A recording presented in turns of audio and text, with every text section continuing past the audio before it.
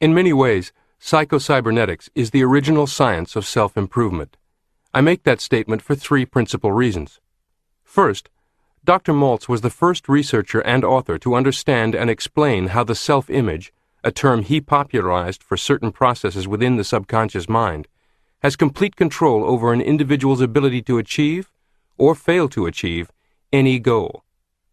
Second, everything written, said, recorded, or taught about self-improvement since Maltz wrote has derived from his work. Try and find any book on success or self-improvement written since 1960, right through to yesterday, that does not include a discussion of self-image and the techniques for improving and managing it, notably including visualization, mental rehearsal, and relaxation, and you'll realize how crucial the work of Maltz still is. The relatively young science of sports psychology, relied on heavily by professional golfers, sports franchises, coaches, and Olympians, owes an enormous debt, occasionally acknowledged, to psychocybernetics. Third, unlike philosophical musings about success, psychocybernetics is, in fact, scientific. It provides practical things to do, not just think about, that yield quantifiable results. What is unique about psychocybernetics is that it offers techniques that help make whatever was once difficult easy.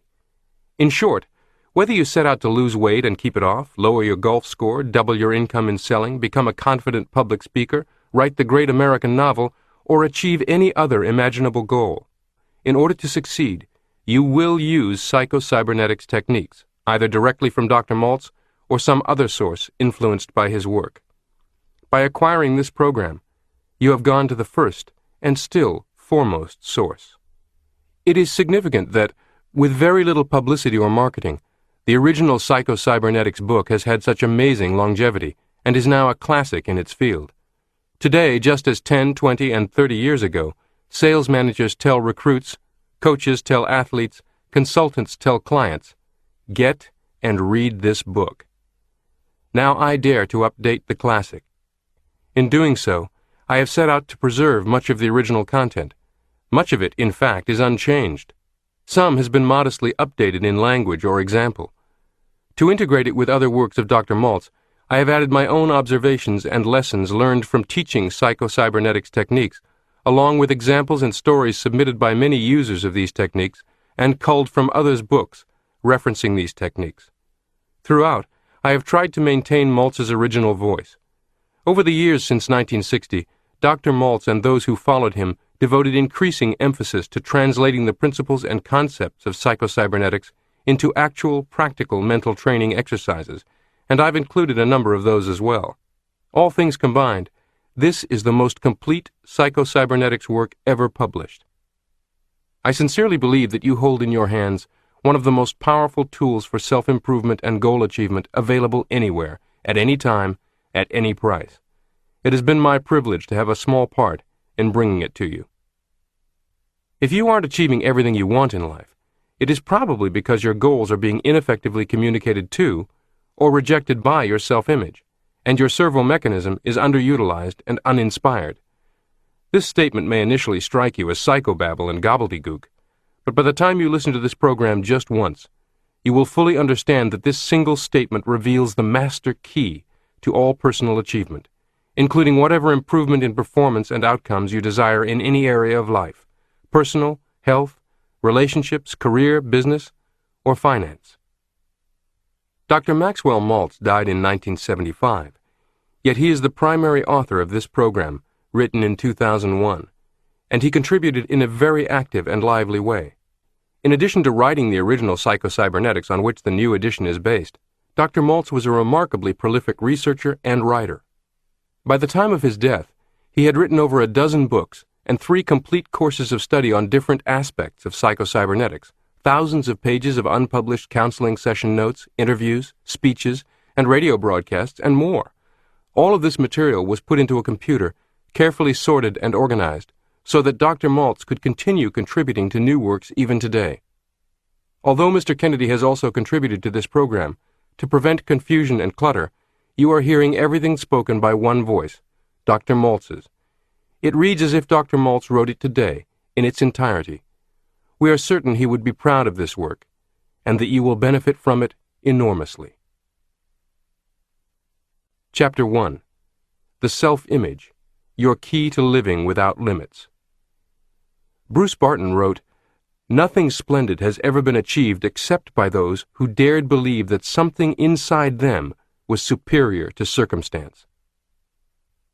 A revolution in psychology began in the late 1960s and exploded in the 1970s. When I wrote the first edition of Psychocybernetics in 1960, I was at the forefront of a sweeping change in the fields of psychology, psychiatry, and medicine. New theories and concepts concerning the self began emerging from the work and findings of clinical psychologists, practicing psychiatrists, and even cosmetic or so-called plastic surgeons like myself. New methods growing out of these findings resulted in dramatic changes in personality, in health, and even in basic abilities and talents. Chronic failures became successful. F students changed into straight-A pupils with no extra tutoring. Shy, retiring, inhibited personalities became happy and outgoing. At the time, I was quoted in the January 1959 issue of Cosmopolitan magazine, in which T.F. James summarized these results obtained by various psychologists and MDs as follows. Quote, "Understanding the psychology of the self can mean the difference between success and failure, love and hate, bitterness and happiness. The discovery of the real self can rescue a crumbling marriage, recreate a faltering career, transform victims of personality failure. On another plane, discovering your real self means the difference between freedom and the compulsions of conformity." Unquote. This was barely predictive of everything that has occurred in the 4 decades that followed. When Psychocybernetics was first published, if you visited a bookstore to obtain a copy, you might have found it nestled on an obscure shelf with only a dozen or so other so-called self-help books. Today, of course, self-help is one of the largest sections in the entire bookstore. Psychologists, psychiatrists, and therapists have proliferated. New specialists have emerged, such as sports psychologists and corporate performance coaches, and the stigma of seeking such help has disappeared to such an extent that in some circles doing so is trendy. Self-help psychology has become so popular it even has found a place in television infomercials. Once difficult, now easy. I'm gratified that much of this modern explosion of ideas, information, and people to assist you with everything from conquering procrastination to shaving strokes off your golf score appears to be based on psychocybernetics. You might say that my original work was ahead of its time, or you might say that it has aged well. Whatever you conclude, the most important thing for you, personally, is that the fundamental promise of psychocybernetics has been proven true beyond any doubt or argument. That is, once difficult, now easy. Whatever is now difficult for you, whatever may have prompted your listening to this program, can be transformed from difficult to easy through the use of certain sound psychological concepts, easily understood and mastered mental training techniques, and a few practical steps. Your secret blueprint. I would argue that the most important psychological discovery of modern times is the discovery of the self-image. By understanding your self-image, and by learning to modify it and manage it to suit your purposes, you gain incredible confidence and power. Whether we realize it or not, each of us carries within us a mental blueprint or picture of ourselves. It may be vague and ill-defined to our conscious gaze. In fact, it may not be consciously recognizable at all, but it is there, complete, down to the last detail. This self-image is our own conception of the sort of person I am. It has been built up from our own beliefs about ourselves. Most of these beliefs about ourselves have unconsciously been formed from our past experiences, our successes and failures, our humiliations, our triumphs, and the way other people have reacted to us, especially in early childhood. From all these, we mentally construct a self, or a picture of a self. Once an idea or a belief about ourselves goes into this picture, it becomes truth, as far as we personally are concerned. We do not question its validity, but proceed to act upon it just as if it were true. The self-image then controls what you can and cannot accomplish, what is difficult or easy for you, even how others respond to you, just as certainly and scientifically as a thermostat controls the temperature in your home. Specifically, all your actions, feelings, behavior, even your abilities, are always consistent with this self-image. Note the word always. In short, you will act like the sort of person you conceive yourself to be. More important, you literally cannot act otherwise, in spite of all your conscious efforts or willpower. This is why trying to achieve something difficult with teeth gritted is a losing battle. Willpower is not the answer. Self-image management is. The snapback effect. The person who has a fat self-image, whose self-image claims to have a sweet tooth, to be unable to resist junk food, who cannot find the time to exercise, will be unable to lose weight and keep it off no matter what he tries to do consciously in opposition to that self-image. You cannot long outperform or escape your self-image. If you do escape briefly, you'll be snapped back, like a rubber band extended between two fingers coming loose from one. The person who perceives himself to be a failure-type person will find some way to fail, in spite of all his good intentions or his willpower, even if opportunity is literally dumped in his lap. The person who conceives himself to be a victim of injustice, one who was meant to suffer, will invariably find circumstances to verify his opinions. You can insert any specific into this: your golf game, sales career, public speaking, weight loss, relationships. The control of your self-image is absolute and pervasive. The snapback effect is universal. The self-image is a premise, a base or a foundation upon which your entire personality, your behavior, and even your circumstances are built.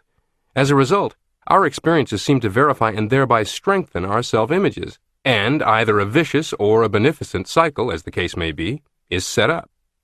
For example, a student who sees himself as an F-type student, or one who is dumb in mathematics, will invariably find that his report card bears him out.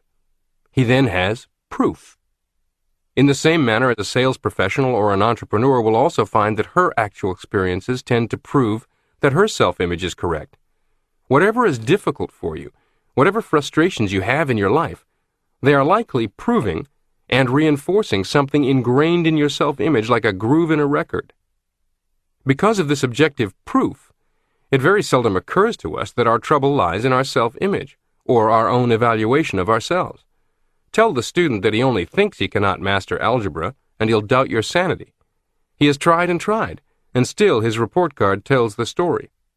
Tell the sales agent that it's only an idea that she cannot earn more than a certain figure, and she can prove you wrong by her order book. She knows only too well how hard she has tried and failed. Yet, as we shall see, almost miraculous changes have occurred, both in grades of students and the earning capacity of salespeople, once they were prevailed upon to change their self-images. Obviously, it's not enough to say, it's all in your head. In fact, that's insulting. It is more productive to explain that it is based on certain ingrained, possibly hidden patterns of thought that, if altered, will free you to tap more of your potential and experience vastly different results. This brings me to the most important truth about the self-image. It can be changed. Numerous case histories have shown that you are never too young or too old to change your self-image and start to live a new, amazingly different life. Here is another illustration of how the self-image operates. Picture yourself living inside two boxes, one smaller than the other. The bigger box, farthest away from you, represents real or realistic limits. The box within, the smaller one that is tightly confining yourself, represents self-imposed limits. The area between the two boxes is your area or range of underutilized potential. As you discover the means of strengthening and liberating your self-image, you expand the smaller box, bringing it closer to the size of the larger one, permitting greater use of your true potential. Success from the inside out, not the outside in. One of the reasons it seems so difficult for a person to change habits, personality, or a way of life has been that nearly all efforts at change have been directed to the circumference of the self, so to speak, rather than to the center.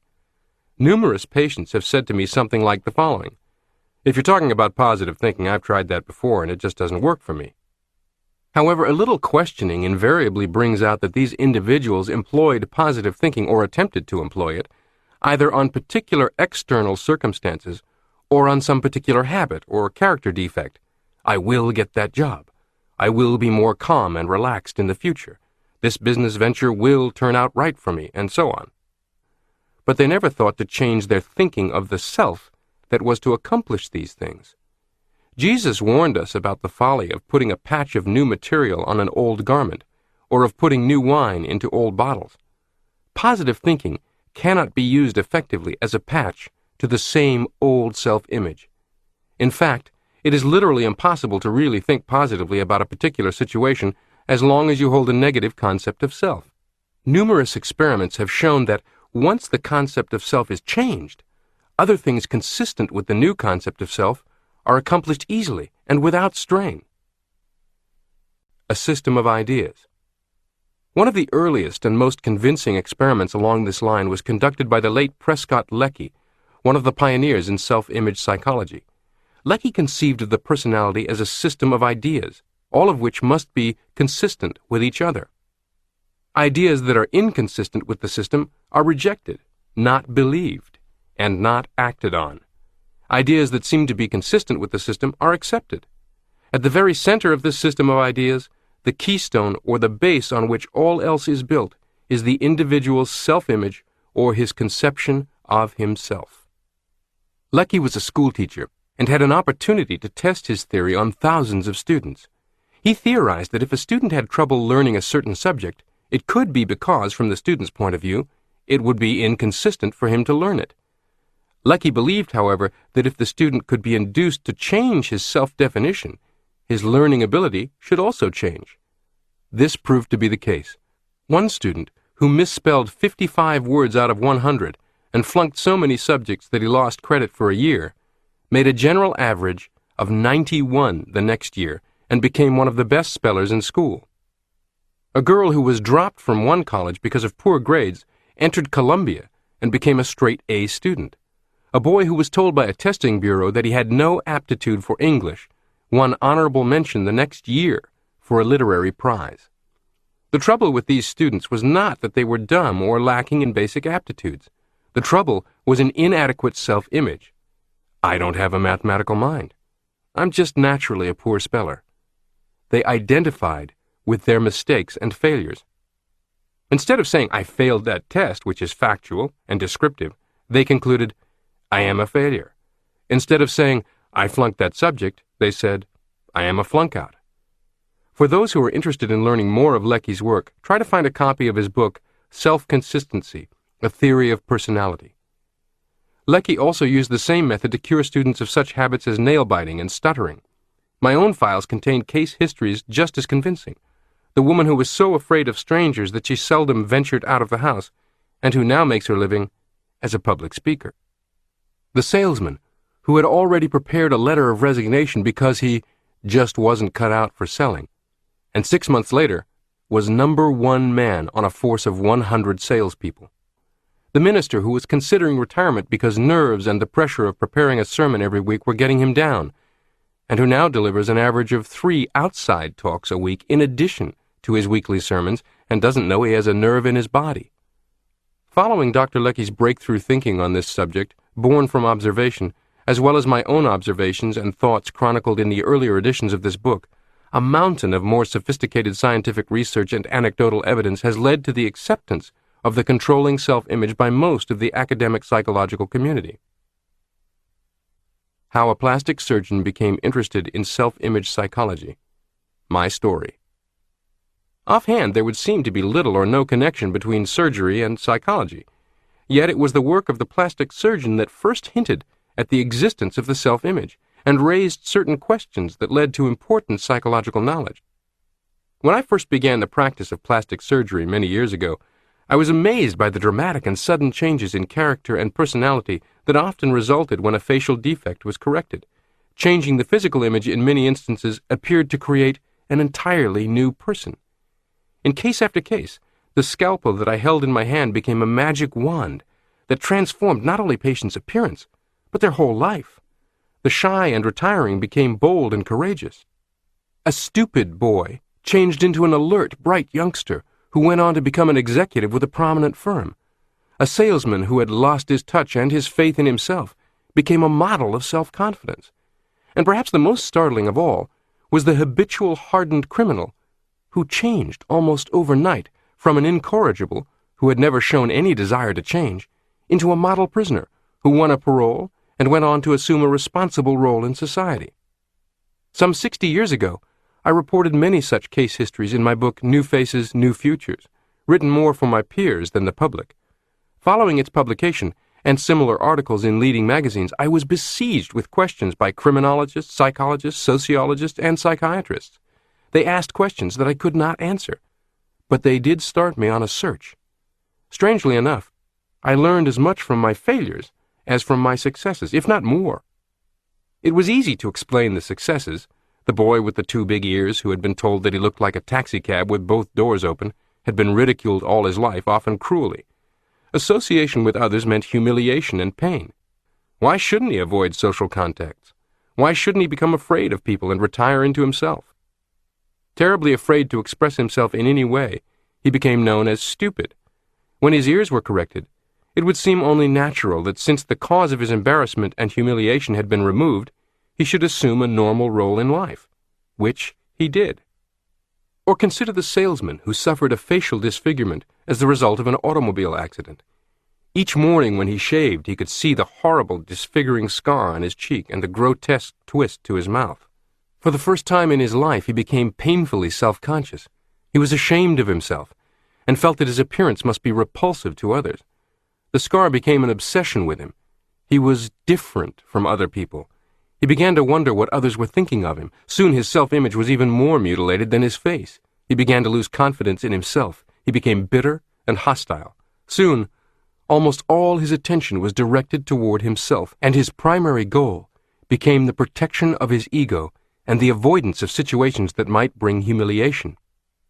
It is easy to understand how the correction of his facial disfigurement and the restoration of a normal face would overnight change this man's entire attitude and outlook, his feelings about himself, resulting in greater success in his work. The mystery inspired me. If the scalpel was magic, why did some people who acquired new faces go right on wearing their old personalities? What about the exceptions, those who didn't change? What about the Duchess, who all her life had been terribly shy and self-conscious because of a tremendous hump in her nose? Although surgery gave her a classic nose and a face that was truly beautiful, she continued to act the part of the ugly duckling, the unwanted sister who could never bring herself to look another human being in the eye. If the scalpel itself was magic, why did it not work on the Duchess? Or what about all the others who acquired new faces, but went right on wearing the same old personality? How to explain the reaction of people who insist that the surgery has made no difference whatever in their appearance? Every plastic surgeon has had this experience and has probably been as baffled by it as I was. No matter how drastic the change in appearance may be, certain patients will insist that, "I look just the same as before, you didn't do a thing." Friends, even family, may scarcely recognize them, may become enthusiastic over their newly acquired beauty, yet the patients themselves insist that they can see only slight or no improvement, or in fact deny that any change at all has been made. Comparison of before and after photographs does little good and may even arouse hostility. By some strange mental alchemy, the patient will rationalize, "Of course, I can see that the hump is no longer in my nose, but my nose still looks just the same." Or, "The scar may not show anymore, but it's still there." Scars that bring pride instead of shame. Still another clue in search of the elusive self-image is the fact that not all scars or disfigurements bring shame and humiliation. When I was a young medical student in Germany, I saw many a student proudly wearing his saber scar, much as an American might wear the Medal of Honor. The duelists were the elite of college society, and a facial scar was the badge that proved you a member in good standing. To these boys, the acquisition of a horrible scar on the cheek had the same psychological effect as the eradication of the scar from the cheek of my salesman patient. I began to see that a knife itself held no magical powers. It could be used on one person to inflict a scar, and on another to erase a scar with the same psychological results. The mystery of imaginary ugliness. To a person handicapped by a genuine congenital defect, or suffering an actual facial disfigurement as a result of an accident, plastic surgery can indeed seemingly perform magic. From such cases, it would be easy to theorize that the cure-all for all neuroses, unhappiness, failure, fear, anxiety, and lack of self-confidence would be wholesale plastic surgery to remove all bodily defects. However, according to this theory, persons with normal or acceptable faces should be singularly free from all psychological handicaps. They should be cheerful, happy, self-confident, free from anxiety and worry. We know only too well this is not true. Nor can such a theory explain the people who visit the office of a cosmetic surgeon and demand a facelift to cure a purely imaginary ugliness. There are, for example, the 35 to 45-year-old women who are convinced that they look old, even though their appearance is perfectly normal, and in many cases unusually attractive. There are the young girls who are convinced that they are ugly merely because their mouth, nose, or bust measurement does not exactly match that of the current reigning Hollywood celebrity, teen pop star, or the most popular girl in their school. There are the men who believe that their ears are too big or their noses too long. Such imagined ugliness is not at all uncommon. Surveys of everyone from teenagers and college students to mature men and women consistently show high numbers, 70, 80, even 90%, dissatisfied in some way with their appearance. If the words normal or average mean anything at all, it is obvious that 90% of our population cannot be abnormal or different or defective in appearance. Yet surveys have shown that approximately the same percentage of our general population find some reason to be ashamed of their body image. Of course, in some cases, this becomes constructive dissatisfaction that motivates healthy weight loss and exercise. Many other times, though, it either stimulates attempts at weight loss or fitness doomed to failure because of strong self-image-based restrictions, or simply cause people profound unhappiness. These people react just as if they suffered an actual disfigurement. They feel the same shame. They develop the same fears and anxieties. Their capacity to really live fully is blocked and choked by the same sort of psychological roadblocks. Their scars, though mental and emotional rather than physical, are just as debilitating. Why are the rich and powerful unhappy? Why do the popular, successful, wealthy, beautiful people of Hollywood, athletes awarded mega-million-dollar contracts and set for life, and enormously influential and powerful business or political leaders engage in amazingly unhappy and self-sabotaging acts of alcohol or drug abuse and addiction, or in all manner of publicly humiliating and destructive behavior? You see it reported every day. They've bought the BMW and they had the $3 million Mill Valley house, and they still wake up in the morning and say, "I don't feel good about myself." That's a quote from Dr. Stephen Goldbart, a psychologist treating many dot-com and tech industry millionaires in Silicon Valley for what is characterized as undeserved wealth syndrome. Wealth, success, power, and celebrity are no more guarantees of happiness and peace of mind than surgical improvement of some personal appearance flaw. The self-image, the real secret. Discovery of the self-image explains all the apparent discrepancies we've been discussing. It is the common denominator, the determining factor in all our case histories, the failures as well as the successes. The secret is this: to really live, that is, to find life reasonably satisfying, you must have an adequate and realistic self-image that you can live with. You must find yourself acceptable to you. You must have a wholesome self-esteem. You must have a self that you can trust and believe in. You must have a self that you are not ashamed to be, and one that you can feel free to express creatively, rather than hide or cover up. You must know yourself, both your strengths and your weaknesses, and be honest with yourself concerning both. Your self-image must be a reasonable approximation of you, being neither more nor less than you are. When this self-image is intact and secure, you feel good. When it is threatened, you feel anxious and insecure. When it is adequate, and one that you can be wholesomely proud of, you feel self-confident. You feel free to be yourself and to express yourself. You function at your optimum. When the self-image is an object of shame, you attempt to hide it rather than express it. Creative expression is blocked. You become hostile and hard to get along with. If a scar on the face enhances the self-image, as in the case of the German duelist, self-esteem and self-confidence are increased. If a scar on the face detracts from the self-image, as in the case of the salesman, loss of self-esteem and self-confidence result. When a facial disfigurement is corrected by plastic surgery, dramatic psychological changes result only if there is a corresponding correction of the mutilated self-image. Sometimes the image of a disfigured self persists even after successful surgery, much the same as the phantom limb may continue to feel pain years after the physical arm or leg has been amputated. I begin a new career. These observations led me into a new career. In 1945 or so, I became definitely convinced that many of the people who consult a plastic surgeon need more than surgery, and that some do not need surgery at all. If I were to treat these people as patients, as a whole person rather than as merely a nose, ear, mouth, arm, or leg, I needed to be in a position to give them something more. I needed to be able to show them how to obtain a psychological, emotional, and spiritual facelift, how to remove emotional scars, how to channel their attitudes and thoughts, as well as modify their physical appearance. This determination launched me on a continuing process of pointed observation, documenting my own case histories, lecturing both to peers and to the public, then writing this book, first published in 1960. This book caught the public's imagination in a special way. It was excerpted in popular magazines including Reader's Digest and Cosmopolitan, purchased by the thousands by corporations for their salespeople and other employees, adopted by top athletes, coaches, and teams, including the Vince Lombardi-coached Green Bay Packers. Its success led quickly to many speaking engagements, seminar tours, radio and television interviews, even my own radio program. Invitations to speak about my discoveries came from churches, colleges, and corporations.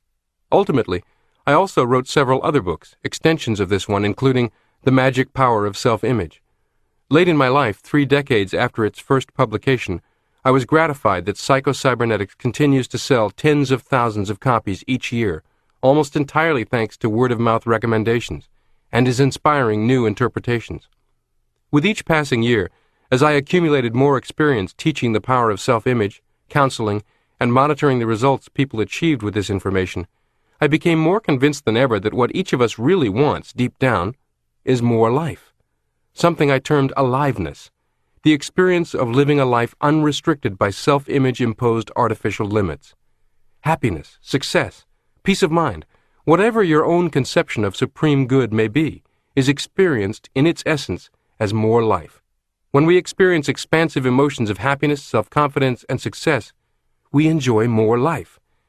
And to the degree that we inhibit our abilities, frustrate our God-given talents, and allow ourselves to suffer anxiety, fear, self-condemnation, and self-hate, we literally choke off the life force available to us and turn our back on the gift that our Creator has made. To the degree that we deny the gift of life, we embrace death.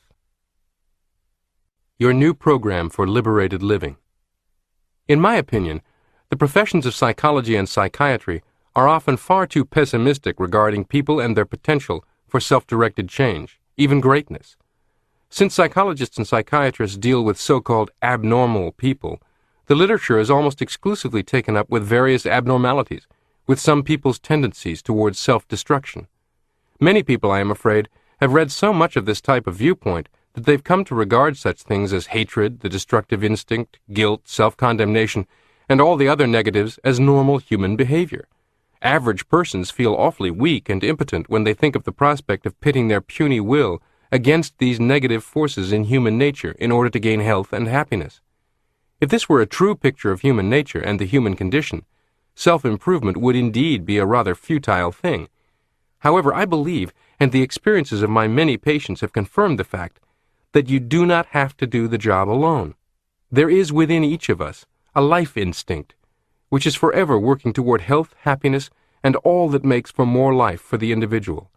This life instinct works for you through what I call the creative mechanism, or when used correctly, the automatic success mechanism that is built into each human being. In this program, I will endeavor to give you very practical ideas and instructions for liberating your own self-image, fully activating your own automatic success mechanism.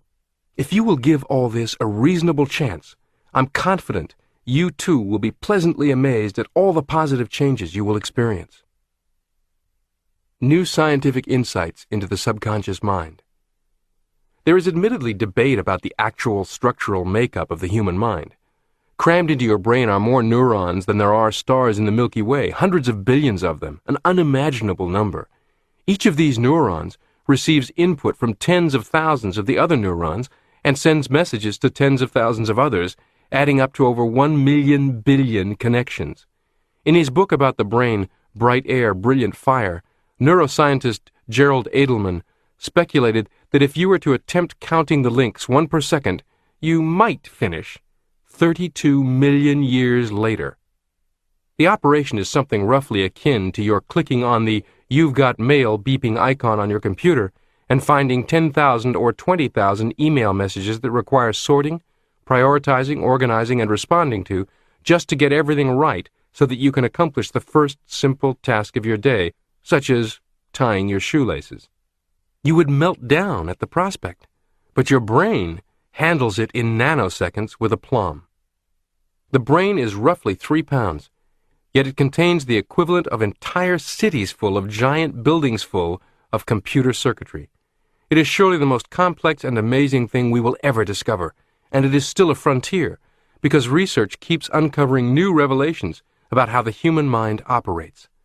On top of the mechanical aspects, there are psychological and spiritual matters, the issue of mind as the pathway to the soul, the conscious and subconscious, the Freudian concept of id, the idea of 3 operating systems rather than 2, reptilian, limbic, and cerebral, left brain, right brain, and on and on.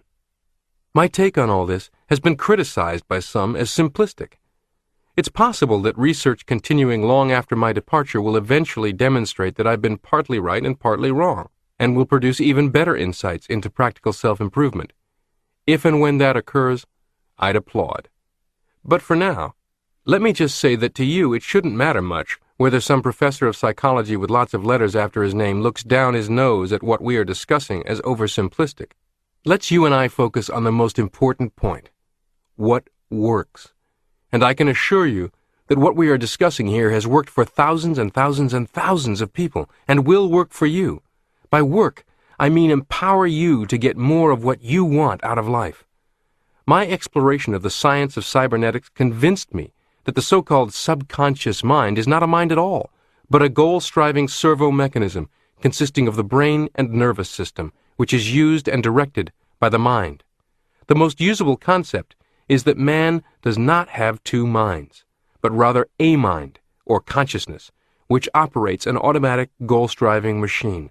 This automatic goal-striving machine functions in much the same way as electronic servo mechanisms function, but it is much more marvelous, much more complex than any electronic brain, computer, or guided missile ever conceived by man. The creative mechanism within you is impersonal. It will work automatically and impersonally to achieve goals of success and happiness, or unhappiness and failure, depending upon the goals you set for it. Present it with success goals, and it functions as a success mechanism. Present it with negative goals, and it operates just as impersonally and just as faithfully as a failure mechanism. Like any other servo mechanism, it must have a clear-cut target, objective, or problem to work upon. In short, the goals you attempt to convey to this mechanism are filtered through the self-image, and if they are inconsistent with the self-image, they are rejected or modified. By discovering how to alter your self-image, you end its conflict with your goals. Then, if you can communicate your goals directly to your creative mechanism, it will do what is necessary for you to achieve them. Like any other servo mechanism, our creative mechanism uses the information and the data that we feed into it, our thoughts, beliefs, interpretations. Through our attitudes and interpretations of situations, we describe the problem to be worked on. If we feed information and data into our creative mechanism to the effect that we ourselves are unworthy, inferior, undeserving, incapable, our negative self-image, this data is processed and acted on as any other data in giving us the answer in the form of objective experience. When someone we know acts, or when we behave in a way that is astoundingly wrong and wonder why, the answer is basically miscommunication with the servo mechanism. The servo mechanism is functioning perfectly, but acting on a severe misunderstanding. Self-image imprinting. This is most controlled by 3 factors: authoritative source, intensity, and repetition. What we hear from a source we accept as authoritative, such as the father we see as omnipotent, from whom we desperately seek acceptance as a child, is given far more weight than the same statements if heard from what is to us at the time a less credible source. What we see, hear, or experience with intensity, such as the Father yelling it at us in front of others, making us humiliated, has added weight. And what we hear repetitively from authoritative sources has even more weight.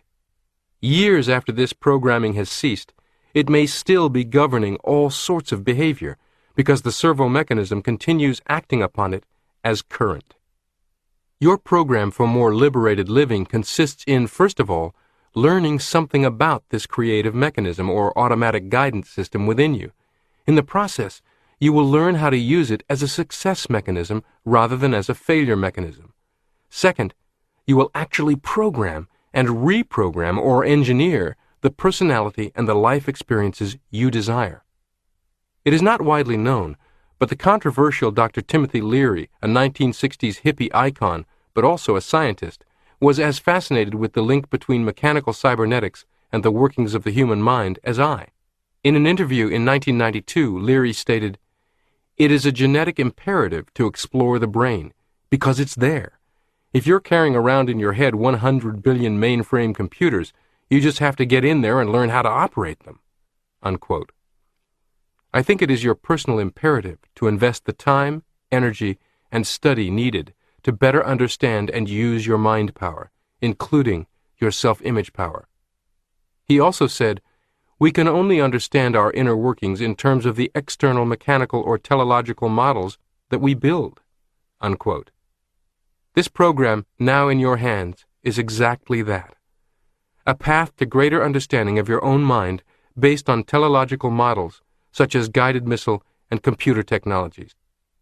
The method itself consists in learning, practicing, and experiencing new habits of thinking, imagining, remembering, and acting in order to 1.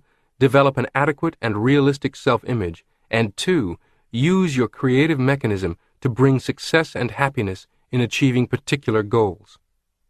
While the human mind is an endlessly complex creation, and while you could read hundreds of texts by neuroscientists and be no further along in improving your use of your own mind, self-improvement with psychocybernetics can be remarkably simple, and it offers rapid results. If you can remember, worry, or tie your shoe, you can succeed with psychocybernetics.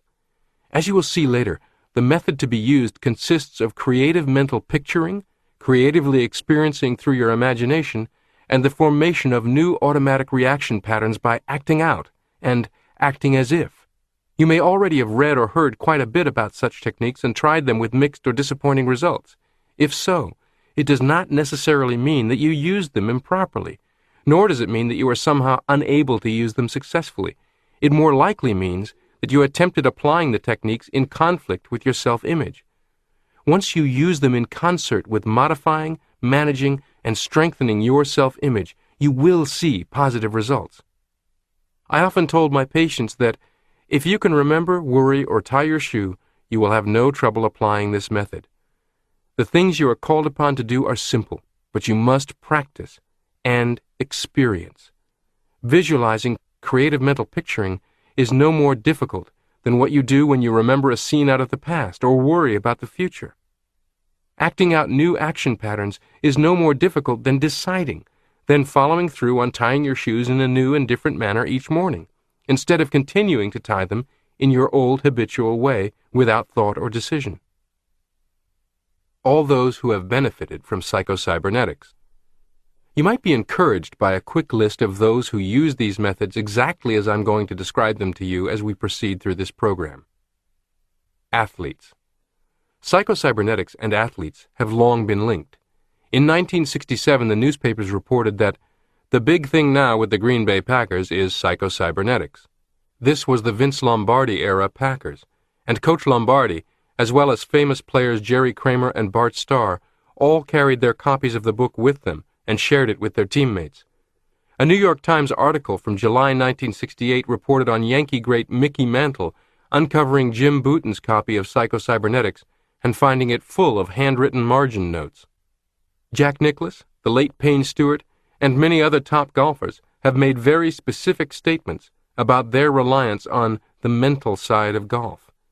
In a foreword to the book Mind Over Golf, referring to his victories in the 1989 PGA Championship and the 1991 U.S. Open, Payne Stewart wrote, "With my old mindset, I don't think I would have been able to prevail in either of those major championships. But with my new mental approach, I was able to raise my game to the highest level when I had to." Unquote. Mind Over Golf, incidentally, is written by Dr. Richard Koop, a professor of educational psychology at the University of North Carolina, a contributing editor to Golf Magazine, and a coach to many golfers. I recommend his book as a companion to this one, Should Golf Be Your Recreation or Vocation? In this program, you will also discover rodeo riders, Olympic athletes, football players, and many coaches who rely on psychocybernetic strategies in general, or specifically by name, to succeed. Coaches. In 1997, the Psychocybernetics Foundation received a letter from Linda Tyler Rollins, Assistant Athletic Director for Academic Affairs at the University of North Texas. She wrote that she had been teaching from psychocybernetics for years and that in a course for incoming scholarship athletes, quote, "The vocabulary they become accustomed to during their academic and athletic careers at UNT is based on the concepts presented by Dr. Maltz before these students were born." Unquote.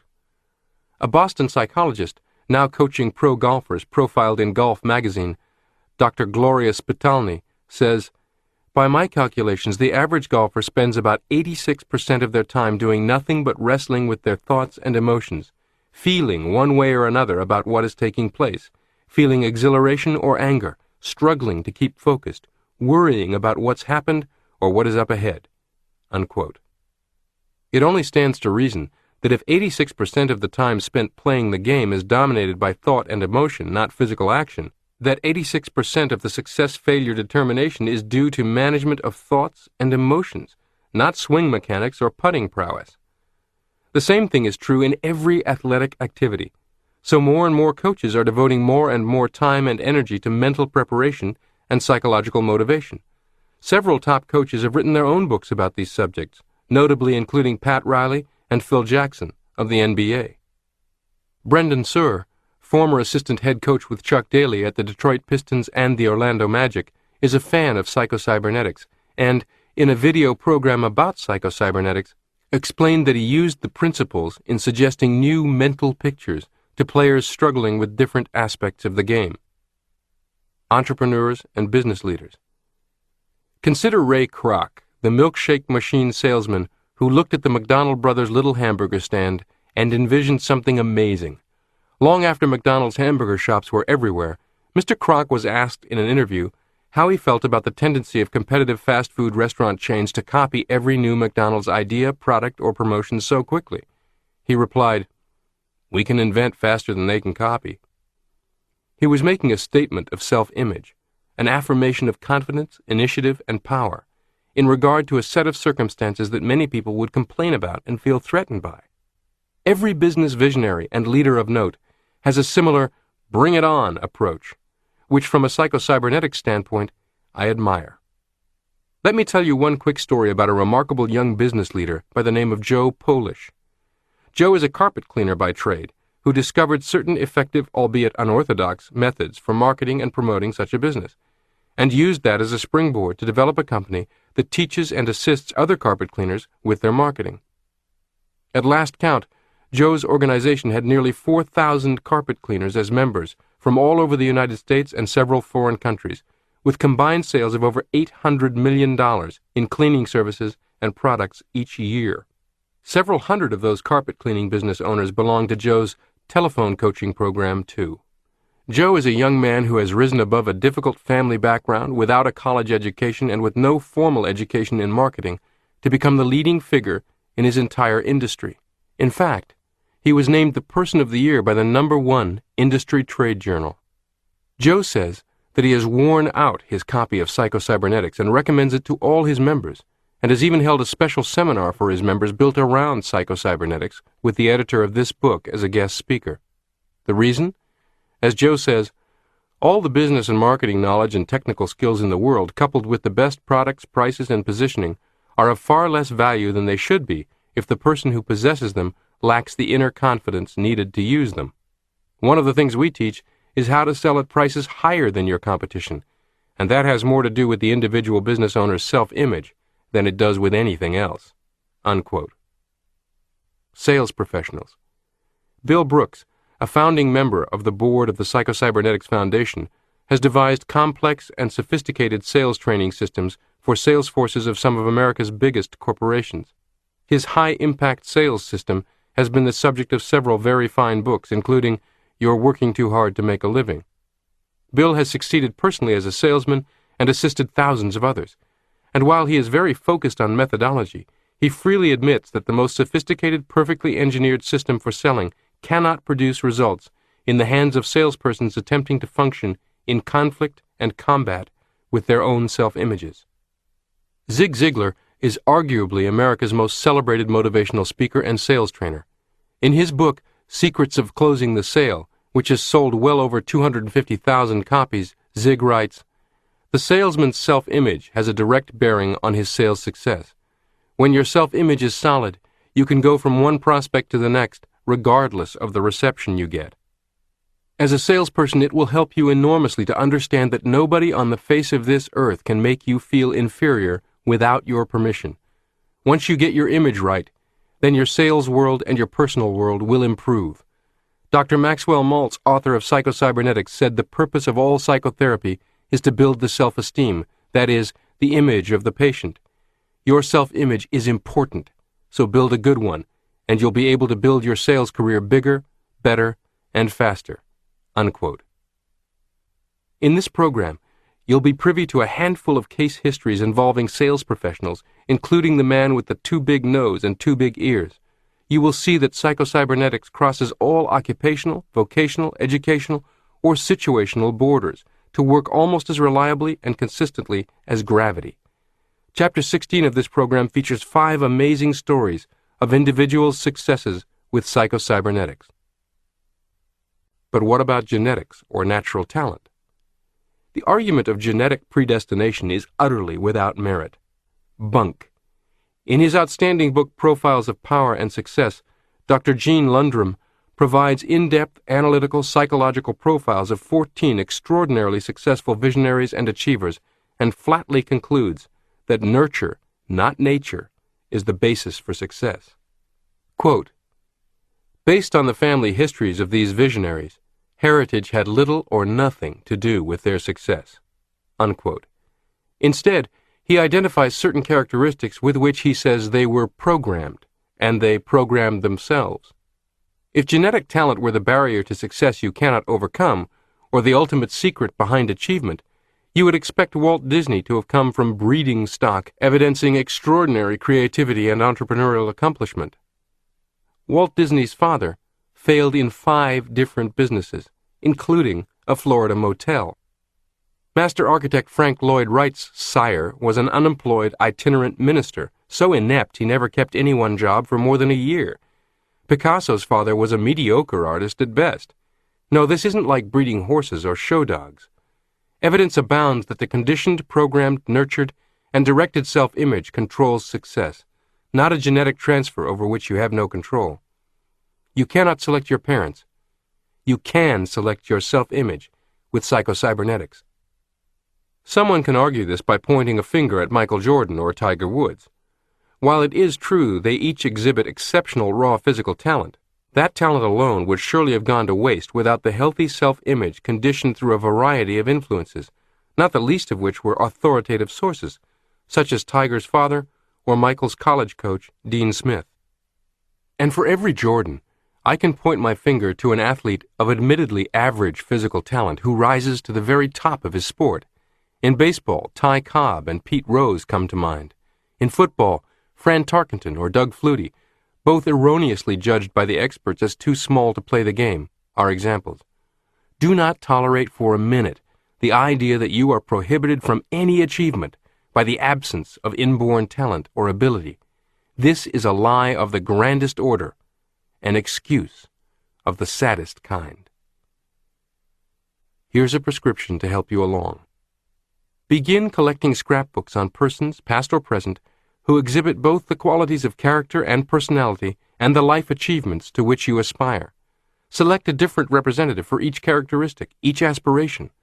Become the reigning expert in these people's lives by collecting and reading their biographies, autobiographies, articles about them, speeches made by them, others analyses of them that can be found in books like Dr. Lundgren's, Napoleon Hill's, and others. Discover the almost universal absence of predisposition from genetics, and often from their early environment and upbringing, for the personality they developed and the accomplishments of their lives. Ferret out the forces, thoughts, and influences that actually shaped them.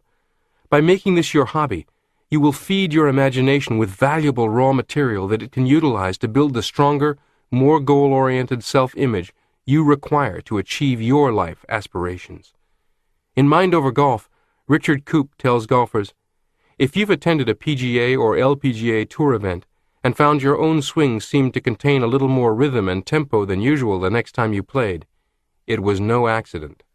By watching the tour professionals swing their clubs with proper pace, you were able to absorb some of their talent, and it showed in your game. This is common for many golfers of all talent levels. Even the most disjointed golfer begins to look rhythmical after observing smooth swingers such as Mark O'Meara, Gene Littler, or Nancy Lopez. The problem is that the newfound tempo doesn't last very long unless you're able to reinforce your visualization by regularly watching the tour pros." Unquote. This is exactly what I'm suggesting you do. Watch the people who best exemplify the characteristics you wish to strengthen, and who are living as you aspire to live, by studying them through every media and source available. Try this mental training exercise. Pick someone to thoroughly study for a month, to get so intimately familiar with the way he or she thinks that you can sit down and have a conversation with the person and solicit advice and coaching in your imagination. Chapter 2. How to Awaken the Automatic Success Mechanism Within You. Henry David Thoreau wrote, "If one advances confidently in the direction of his dreams, and endeavors to live the life which he has imagined, he will meet with a success unexpected in common hours." When I first began getting serious about pondering the inner workings of the mind, I was amused to read an article by R.W. Gerard in the June 1946 issue of Scientific Monthly on the brain and imagination, in which he stated that it was sad but true that most of our understanding of the mind would remain as valid and useful if, for all we knew, the cranium were stuffed with cotton wadding. Since then, of course, understanding of how the human mind operates has expanded exponentially. Much of the thanks goes to the computer industry. When humans set out to build an electronic brain and to construct goal-striving mechanisms within computers, we had to discover and utilize certain basic principles. Having discovered them, scientists began to ask themselves, could this be the way the human brain works also?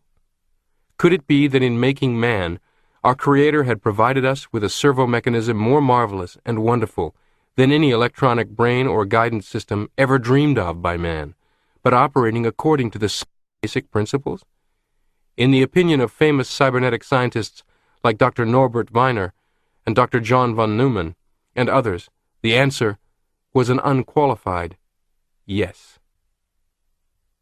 Your built-in guidance system.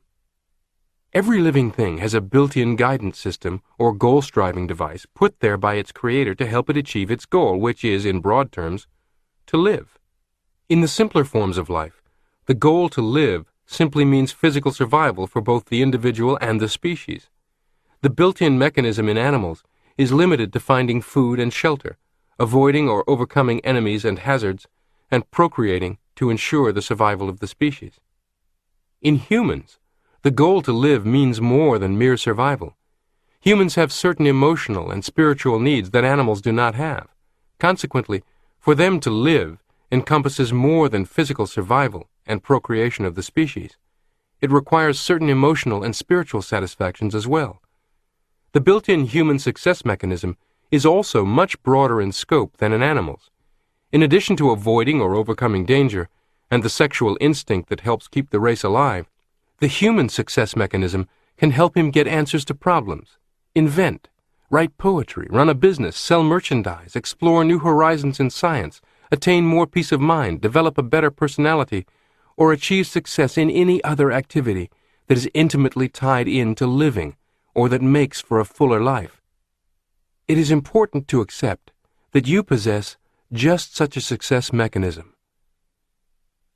The success instinct in action.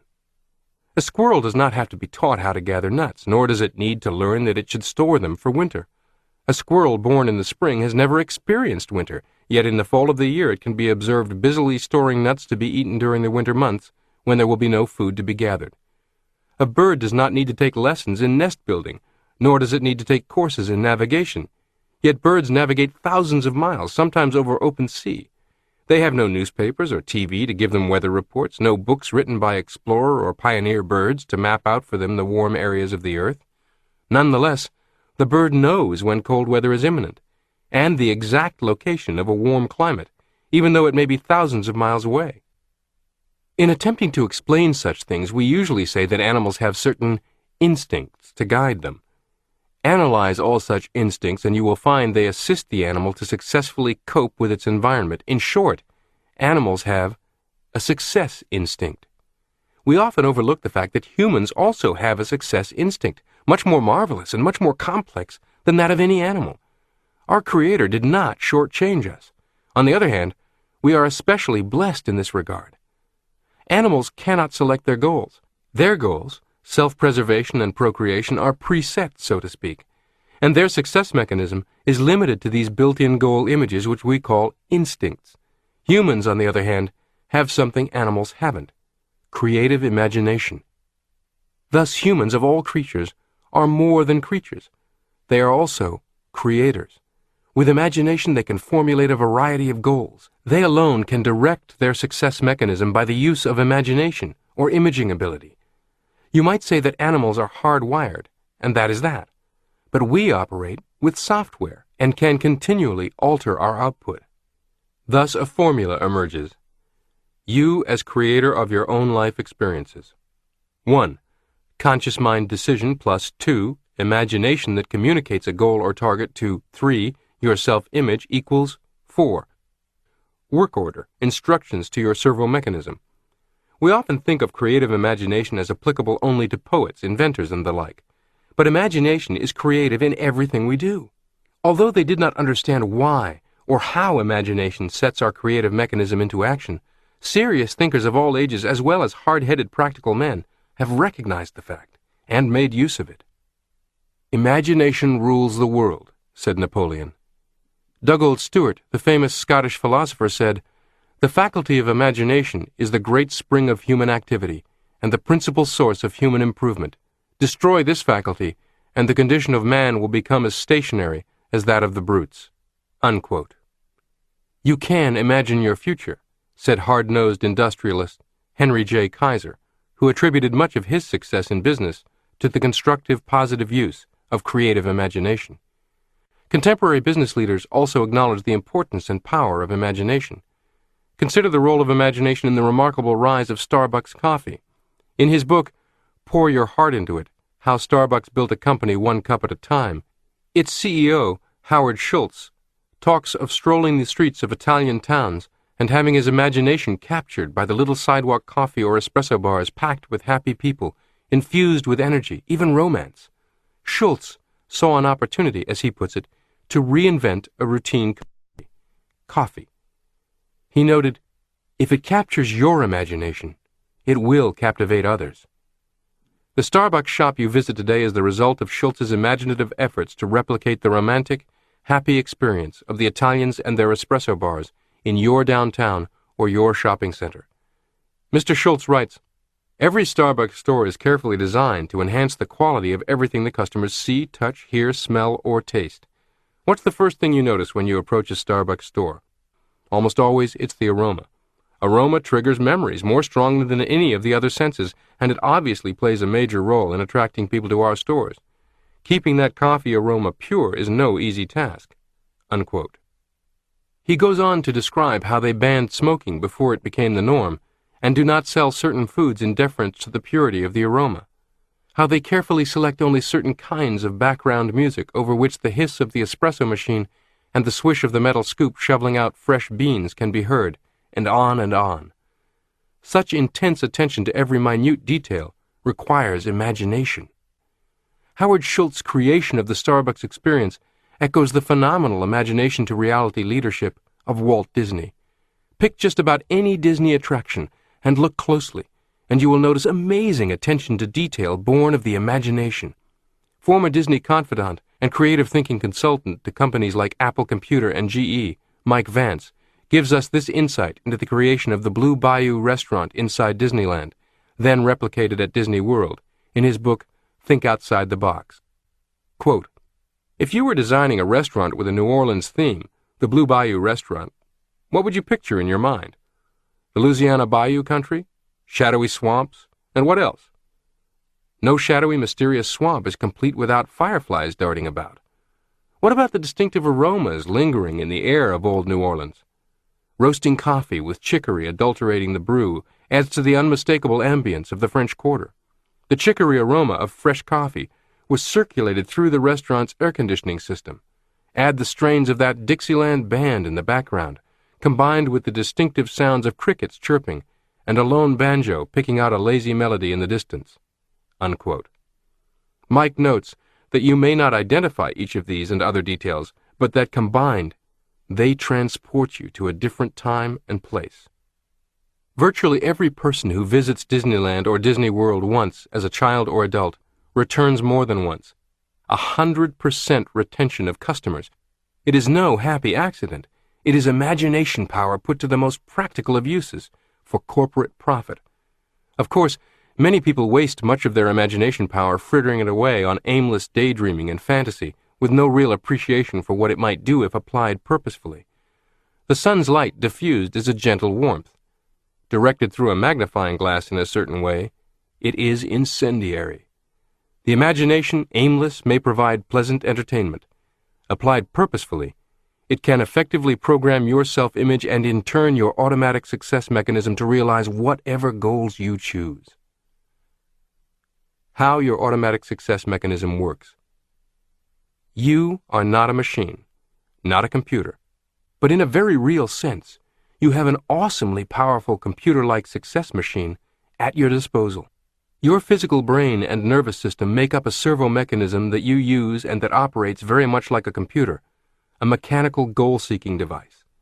Your brain and nervous system constitute a goal-striving mechanism that operates automatically to achieve a certain goal, very much as a self-aiming torpedo or missile seeks out its target and steers its way to it. Your built-in servo mechanism functions both as a guidance system to automatically steer you in the right direction to achieve certain goals or to make correct responses to environment, and also as an electronic brain, which can function automatically to solve problems, give you needed answers, and provide new ideas or inspirations. The word cybernetics comes from a Greek word meaning literally the steersman. Servo mechanisms are so constructed that they automatically steer their way to a goal, target, or answer. In 1948, the physicist Dr. Norbert Wiener began using cybernetics to denote the field of study of control and communication in animals, humans, and machines. In psychocybernetics, we are learning to more effectively communicate with and through the self-image so as to better control the servo mechanism within. Your servo mechanism is capable of being an automatic success mechanism or an automatic failure mechanism. That depends on what marching orders or programming it gets through your self-image. When we conceive of the human brain and nervous system as a form of servo mechanism operating in accordance with cybernetic principles, we gain a new insight into the why and wherefore of human behavior. I chose to call this new concept psychocybernetics, the principles of cybernetics as applied to the human brain. I must repeat, psychocybernetics does not say that a human being is a computer. Rather, it says that we have a computer that we use. Let us examine some of the similarities between mechanical servo mechanisms, such as computers, and the human brain. Understanding the two general types of servo mechanisms. Servo mechanisms are divided into two general types. One, where the target, goal, or answer is known and the objective is to reach it or accomplish it. Two, where the target or answer is not known and the objective is to discover or locate it. The human brain and nervous system operate in both ways. An example of the first type is the self-guided torpedo or the interceptor missile. The target or goal is known, an enemy ship or plane. The objective is to reach it. Such machines must know the target they are shooting for. They must have some sort of propulsion system that propels them forward in the general direction of the target. They must be equipped with sense organs, radar, sonar, heat perceptors, etc., which bring information from the target. These sense organs keep the machine informed when it is on the correct course, positive feedback, and when it commits an error and gets off course, negative feedback. The machine does not react or respond to positive feedback. It is doing the correct thing already, and just keeps on doing what it is doing. There must be a corrective device, however, that responds to negative feedback. When negative feedback informs the mechanism that it is off the beam, for example, too far to the right, the corrective mechanism automatically causes the rudder to move so that it will steer the machine back to the left. If it overcorrects and heads too far to the left, this mistake is made known through negative feedback, and the corrective device moves the rudder so it steers the machine back to the right. The torpedo accomplishes its goal by going forward, making errors, and continually correcting them. By a series of zigzags, it literally gropes its way to the goal. Dr. Norbert Wiener, who pioneered the development of goal-seeking mechanisms in World War II, believes that something very similar to the foregoing happens in the human nervous system whenever you perform any purposeful activity, even in such a simple goal-seeking situation as picking up a pencil from a table. We are able to accomplish the goal of picking up the pencil because of an automatic mechanism, not by will or conscious thinking alone. All that the conscious thought does is to select the goal, trigger it into action by desire, and feed information to the automatic mechanism so that your hand continually corrects its course. In the first place, said Dr. Wiener, only an anatomist would know all the muscles involved in picking up the pencil, and if you knew, you would not consciously say to yourself, I must contract my shoulder muscles to elevate my arm. Now I must contract my triceps to extend my arm, etc. You just go ahead and pick up the pencil, and are not conscious of issuing orders to individual muscles, nor of computing just how much contraction is needed. When you select the goal and trigger it into action, an automatic mechanism takes over. First of all, you have picked up a pencil or performed similar movements before. Your automatic mechanism has learned something of the correct response needed. Next, your automatic mechanism uses feedback data furnished to the brain by your eyes, which tell it the degree to which the pencil is not picked up. This feedback data enables the automatic mechanism to continually correct the motion of your hand until it is steered to the pencil. Picking up a pencil probably isn't very exciting, but it should be, because the little process just described that we use to pick up a pencil or perform any number of other routine, unchallenging tasks is exactly the same process we can use to achieve much more complex and seemingly challenging goals. What's exciting is that you own the process and use it constantly. No new goal-achieving capabilities are needed, and none are lacking. In other words, if you can pick up a pencil, you can speak confidently and persuasively to large audiences, or write compelling advertising, or start a business, or play golf, or you name it. You already own the process. In a baby, just learning to use its muscles, the correction of the hand in reaching for a rattle is very obvious. The baby has little stored information to draw upon.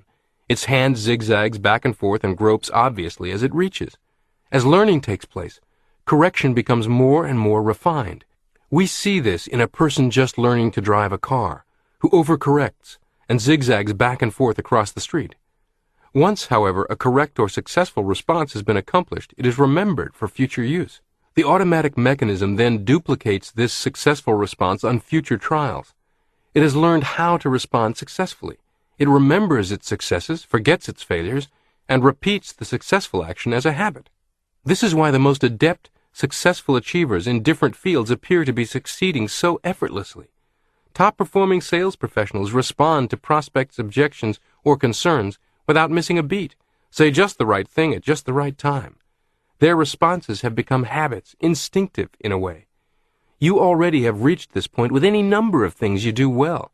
This fact that you have done so guarantees that you can do so again for any other purpose you choose. How your brain finds answers to problems. Let's return to our examination of the process. Now let us suppose that the room is dark, so that you cannot see the pencil. You know or hope there's a pencil on the table, along with a variety of other objects. Instinctively, your hand begins to grope back and forth, performing zigzag motions, or scanning, rejecting one object after another until the pencil is found and recognized. This is an example of the second type of servo mechanism. Recalling a name temporarily forgotten is another example. A scanner in your brain roams through your stored memories until the correct name is recognized. An electronic brain solves problems in much the same way. First, a great deal of data must be fed into the machine. This stored or recorded information is the machine's memory. A problem is posed to the machine. It scans back through its memory until it locates the only answer that is consistent with and meets all the conditions of the problem. Problem and answer together constitute a whole situation or structure. When part of the situation or structure, the problem, is given to the machine, it locates the only missing parts, or the right size brick, so to speak, to complete the structure. You are familiar with this in search engines on the Internet and search functions within computer software. The earliest versions of these in computers were relatively slow, awkward, and inefficient. Today's versions are lightning fast by comparison, but still very limited in scope and power if compared to the equivalent search engine included in your own mind. People who become very committed practitioners of psychocybernetics get very, very good at using their internal search engines. Many writers and speakers, for example, tell me of giving their subconscious instructions about their need for a good anecdote, story, joke, or forgotten details of a story for a writing task or speech, then taking a nap, to awake with exactly the material they wanted on their minds. A look at the automatic mechanism in action. We marvel at the awesomeness of interceptor missiles that can compute in a flash the point of interception of another missile and be there at the correct instant to make contact. The smart bombs we witnessed during the Desert Storm conflict utilized technology of this kind. Today's technology is far superior to what guided torpedoes in World War II submarines, and it is arguably possible for the so-called Star Wars defense system advocated by President Reagan to eventually become a reality. Yet are we not witnessing something just as amazing each time we see a center fielder catch a fly ball? To compute where the ball will fall, or where the point of interception will be, he must take into account the speed of the ball, its curvature of fall, its direction, windage, initial velocity, and the rate of progressive decrease in velocity. He must compute just how fast he must run, and in what direction in order to arrive at the point of interception at the same time or before the ball does. The center fielder doesn't even think about this. His built-in goal-striving mechanism computes it for him from data that he feeds it through his eyes and ears. The computer in his brain takes this information, compares it with stored data, memories of other successes and failures in catching fly balls. All necessary computations are made in a flash, and orders are issued to his leg muscles, and he just runs. Science can build the computer, but not the operator.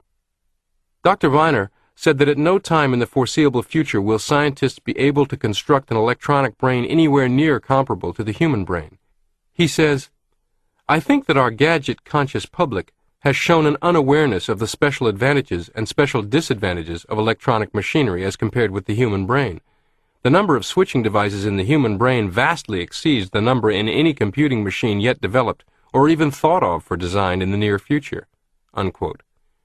His prophecy remains true as of this writing. To be sure, many miraculous computer-type machines and gadgets have come into our hands since Dr. Viner first tinkered with cybernetics. What once consumed rooms of space now fits in a hard drive that sits on your desktop. Still, nothing compares with your system of imagination, self-image, servo mechanism. But even should such a computer be built, it would lack a programmer. A computer cannot pose problems to itself. It has no imagination and cannot set goals for itself. It cannot determine which goals are worthwhile and which are not. It has no emotions. It cannot feel. It works only on new data fed to it by an operator.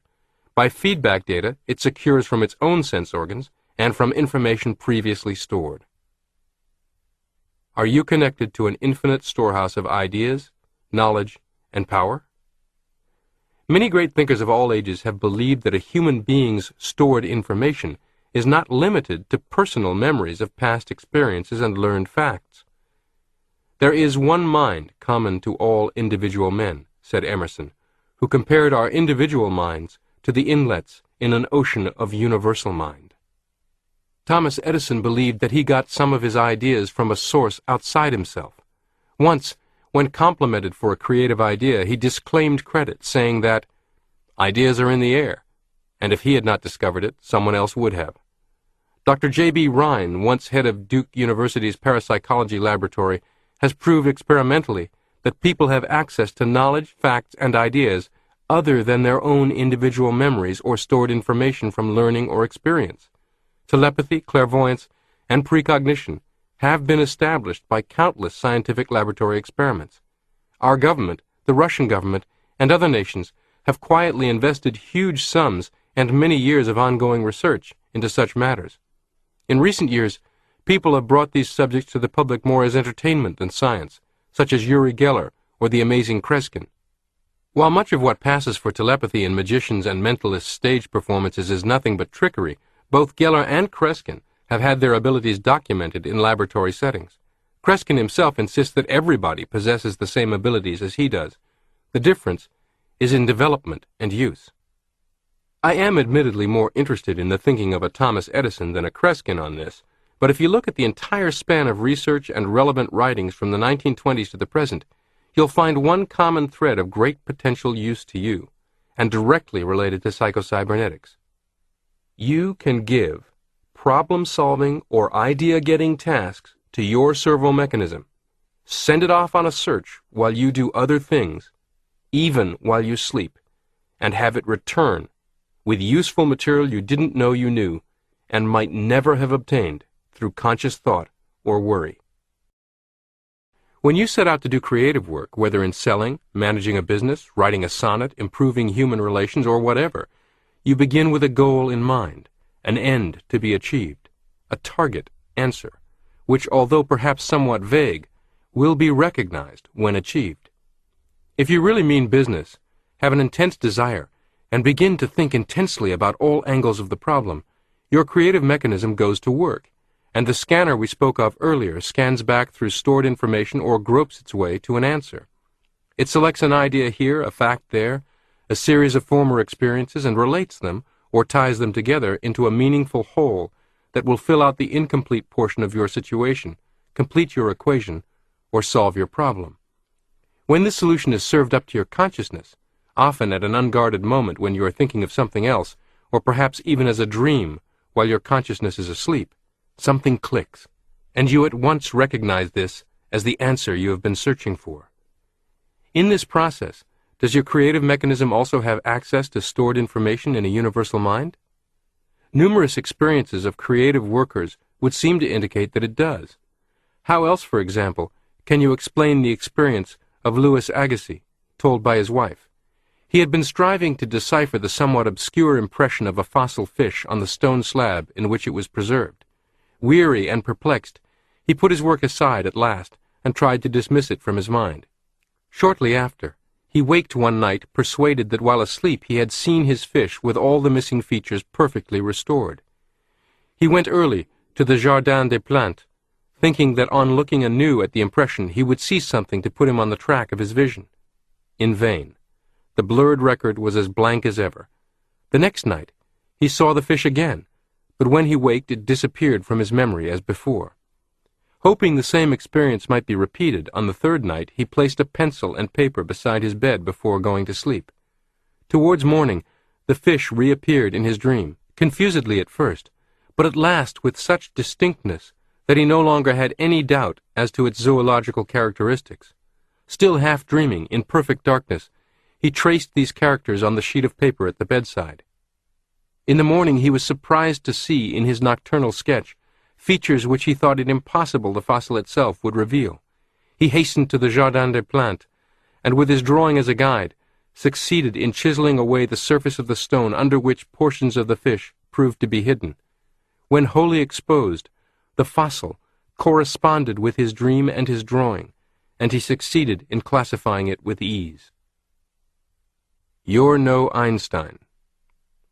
Sometimes a parent or teacher, frustrated at a young person's seeming inability to grasp mathematics, will utter the critical, disparaging, negative affirmation, "He's no Einstein," walking away in disappointment and frustration.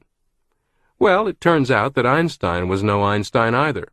In the book Sparks of Genius, researchers and authors Robert and Michelle Root Bernstein disclosed that Einstein's peers knew that Einstein was relatively weak in mathematics, often needing the assistance of mathematicians to do the detail work to push his ideas forward. Einstein wrote to one such person, "Do not worry about your difficulties in mathematics. I can assure you that mine are far greater." Much of Einstein's celebrated success came about in his imagination, in very unscience-like ways. He once described an experiment in which he imagined himself to be a photon moving at the speed of light, imagined what he as a photon saw and felt, then imagined himself as a second photon pursuing the first. What kind of scientific experimentation is this? Where is the blackboard filled with chalky logarithms and formulas we typically associate with Einstein? My own analysis of everything I've read about Albert Einstein is that he was a great practitioner of psychocybernetics. He acted as if a theoretical idea was a factual conclusion, then turned the figuring out over to his own servo mechanism, as well as to other worker bees. I am convinced he connected with intelligence outside the realm of his own stored data through his imagination. He was a brilliant target setter.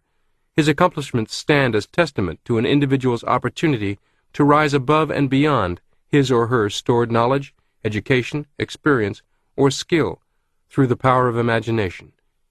You can too. So what exactly is psychocybernetics? You might think of psychocybernetics as a collection of insights, principles, and practical methods that enable you to do all of the following. 1. Conduct an accurate inventory and analysis of the contents of your self-image. 2. Identify erroneous and restrictive programming embedded in your self-image and systematically alter it to better suit your purposes. 3. Use your imagination to reprogram and manage your self-image. 4. Use your imagination in concert with your self-image to effectively communicate with your servo mechanism so that it acts as an automatic success mechanism, moving you steadily towards your goals, including getting back on course when confronted with obstacles. 5. Effectively use your servo mechanism as something like a giant search engine to provide precisely the idea, information, or solution you need for any particular purpose, even reaching beyond your own stored data to obtain it. In a way, psychocybernetics is a communication system for effectively communicating with yourself. Get a new mental picture of yourself. The unhappy failure-type personality cannot develop a new self-image by pure willpower or by arbitrarily deciding to. There must be some ground, some justification, some reason for deciding that the old picture of self is in error and that a new picture is appropriate. You cannot merely imagine a new self-image unless you feel that it is based upon truth. Experience has shown that when people change their self-image, they have the feeling that, for one reason or another, they see or realize the truth about themselves. The truth in this chapter can set you free of an old, inadequate self-image. If you listen to it often, think intently about the implications, and hammer home its truths to yourself. In her book Revolution from Within, A Book of Self-Esteem, Gloria Steinem tells the story of the Royal Knights of Spanish Harlem, a prize-winning championship school chess club improbably made up of a dozen toughs from Spanish Harlem. These kids were hanging out on the street, engaging in minor crime and violence, 1 foot mired in delinquency, experimenting with drugs. Most people who observed them quickly concluded they were useless, hopeless, dangerous, very unlikely to achieve anything much beyond a jail sentence, and unworthy of any investment. But Bill Hall, an ordinary schoolteacher, somehow saw potential here that no one else could see, and through the activity of a chess club, he engineered an environment and a series of experiences that changed the way these kids saw themselves. Quite often, a person voted unlikely to succeed by others and by him or herself fortunately encounters someone who sees a potential no one else sees, believes in him far more than he does in himself, and literally directs a change in that person's self-image through a determined influence. However, there is no need to wait for someone else to do this for you. You can do it for yourself with psychocybernetics, and as you'll discover in this program, thousands have. The fundamental message of psychocybernetics is that every human being has been literally engineered for success by the Creator. Every human being has access to a power greater than him or herself. This means you. If you were engineered for success and happiness, then any old picture of yourself as unworthy of happiness or inherently unable to excel in a certain aspect of life, of a person who was meant to fail, must be in error. Here's a prescription to help you along. Listen to this chapter at least 3 times per week for the first 21 days. Study it and digest it. Listen for examples in your experiences and in the experiences of your friends that illustrate the creative mechanism in action. Think about limiting ideas about yourself that may be held firmly in the self-image, that may be the cause of effects you no longer desire. Try this mental training exercise. Memorize the following basic principles by which your success mechanism operates. You do not need to be a computer genius or a neurophysicist to operate your own servo mechanism, any more than you have to be able to engineer an automobile in order to drive one, or become an electrical engineer in order to turn on the light in your room. You do need to be familiar with the following, however, because having memorized these points, they will throw new light on what is to follow. 1. Aim. Your built-in success mechanism must have a goal or target. This goal or target must be conceived of as already in existence now, either in actual or potential form. It operates either 1. By steering you to a goal already in existence, or 2. By discovering something already in existence. 2. Trust. The automatic mechanism is teleological. That is, it operates on or must be oriented to end results or goals. Do not be discouraged because the means may not be apparent. It is the function of the automatic mechanism to supply the means when you supply the goal. Think in terms of the end result, and the means will often take care of themselves. 3. Relax. Do not be afraid of making mistakes or of temporary failures. All servo mechanisms achieve a goal by negative feedback, or by going forward, making mistakes, and immediately correcting course. Automatic course correction is one of the many benefits of psychocybernetics. 4. Learn. Skill learning of any kind is accomplished by trial and error, mentally correcting your aim after an error until you achieve a successful motion, movement, or performance. After that, further learning and continued success are accomplished by forgetting the past errors and remembering the successful response, so that it can be imitated. 5. Do. You must learn to trust your creative mechanism to do its work, and not jam it by becoming too concerned or too anxious as to whether it will work or not, or by attempting to force it by too much conscious effort. You must let it work, rather than make it work. This trust is necessary because your creative mechanism operates below the level of consciousness, and you cannot know what is going on beneath the surface. Moreover, its nature is to operate spontaneously according to the present need. Therefore, you have no guarantees in advance. It comes into operation as you act, and as you place a demand on it by your actions. You must not wait to act until you have proof. You must act as if it is there, and it will come through. Do the thing, and you will have the power, said Emerson. With all this in mind, select a target, whether it is that thinner, healthier you, a more confident, persuasive you, a you free of constant worry, a sales professional free of procrastination who begins each day with an organized to-do list and ends each day with it completed, or a golfer who hits perfectly straight drives. Devote just 10 or 15 minutes every day to taking that mental picture from a vague idea to a good sketch to a finely detailed, fully fleshed out and colored vision that occurs to you exactly the same way whenever called upon. If it helps to write out descriptions, or to draw illustrations on paper, or to collect relevant pictures from magazines, do so. Just stick to 10 or 15-minute sessions when you close your eyes to the outer world and open them only to this picture's continuing development. Try this little experiment for 21 days and see what happens. The strengthened and empowered automatic success mechanism. You accelerate personal development and goal achievement by providing your ASM with a clear, precisely detailed, vividly imagined, and perfectly communicated target. As the target gets clearer, the ASM responds by doing its job more efficiently. Chapter 3. Imagination, the ignition key to your automatic success mechanism. Industrialist Charles M. Schwab wrote, "To carry on a successful business, a man must have imagination. He must see things as in a vision, a dream of the whole thing." Imagination plays a far more important role in our lives than most of us realize. I have seen this demonstrated many times in my practice. A particularly memorable instance concerned a patient who was literally forced to visit my office by his family.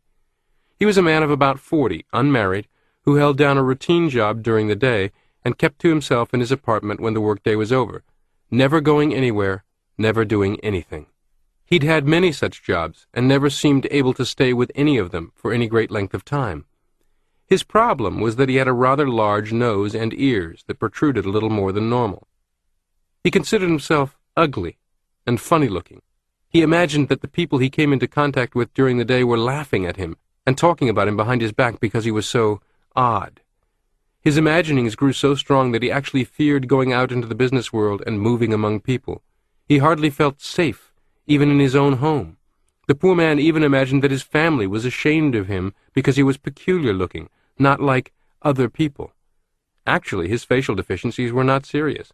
His nose was of the classical Roman type, and his ears, though somewhat large, attracted no more attention than those of thousands of people with similar ears. In desperation, his family brought him to see me to see if I could help him. I saw that he did not need surgery, only an understanding of the fact that his imagination had wrought such havoc with his self-image that he had lost sight of the truth. He was not really ugly. People did not consider him odd and laugh at him because of his appearance. His imagination alone was responsible for his misery. His imagination had set up an automatic negative failure mechanism within him, and it was operating full blast to his extreme misfortune. Fortunately, after several sessions with him, and with the help of his family, he was able gradually to realize that the power of his own imagination was responsible for his plight, and he succeeded in building up a true self-image and achieving the confidence he needed by applying creative imagination rather than destructive imagination. You might say he needed emotional surgery, not physical surgery with an actual scalpel. In the latter years of my surgical practice, I became quite skilled at talking myself out of business. This is an analogy for the experiences of thousands of people, quite possibly in one way or another, including you. No, you may not feel ashamed of your nose or ears or any other physical feature, and you may not be a recluse, but many people believe there is something about them that causes others to look down on them, to ridicule them behind their backs, to reject them, something that prevents them from progressing in certain ways. One of the smartest, most successful, and prolific idea men I've ever known in the advertising field has had a lifelong pattern of rising to high income, then suddenly experiencing circumstances that pull the rug out from under him, so that he must rebuild from scratch his reputation and his finances. One month he was living in a mansion, the next in a motel.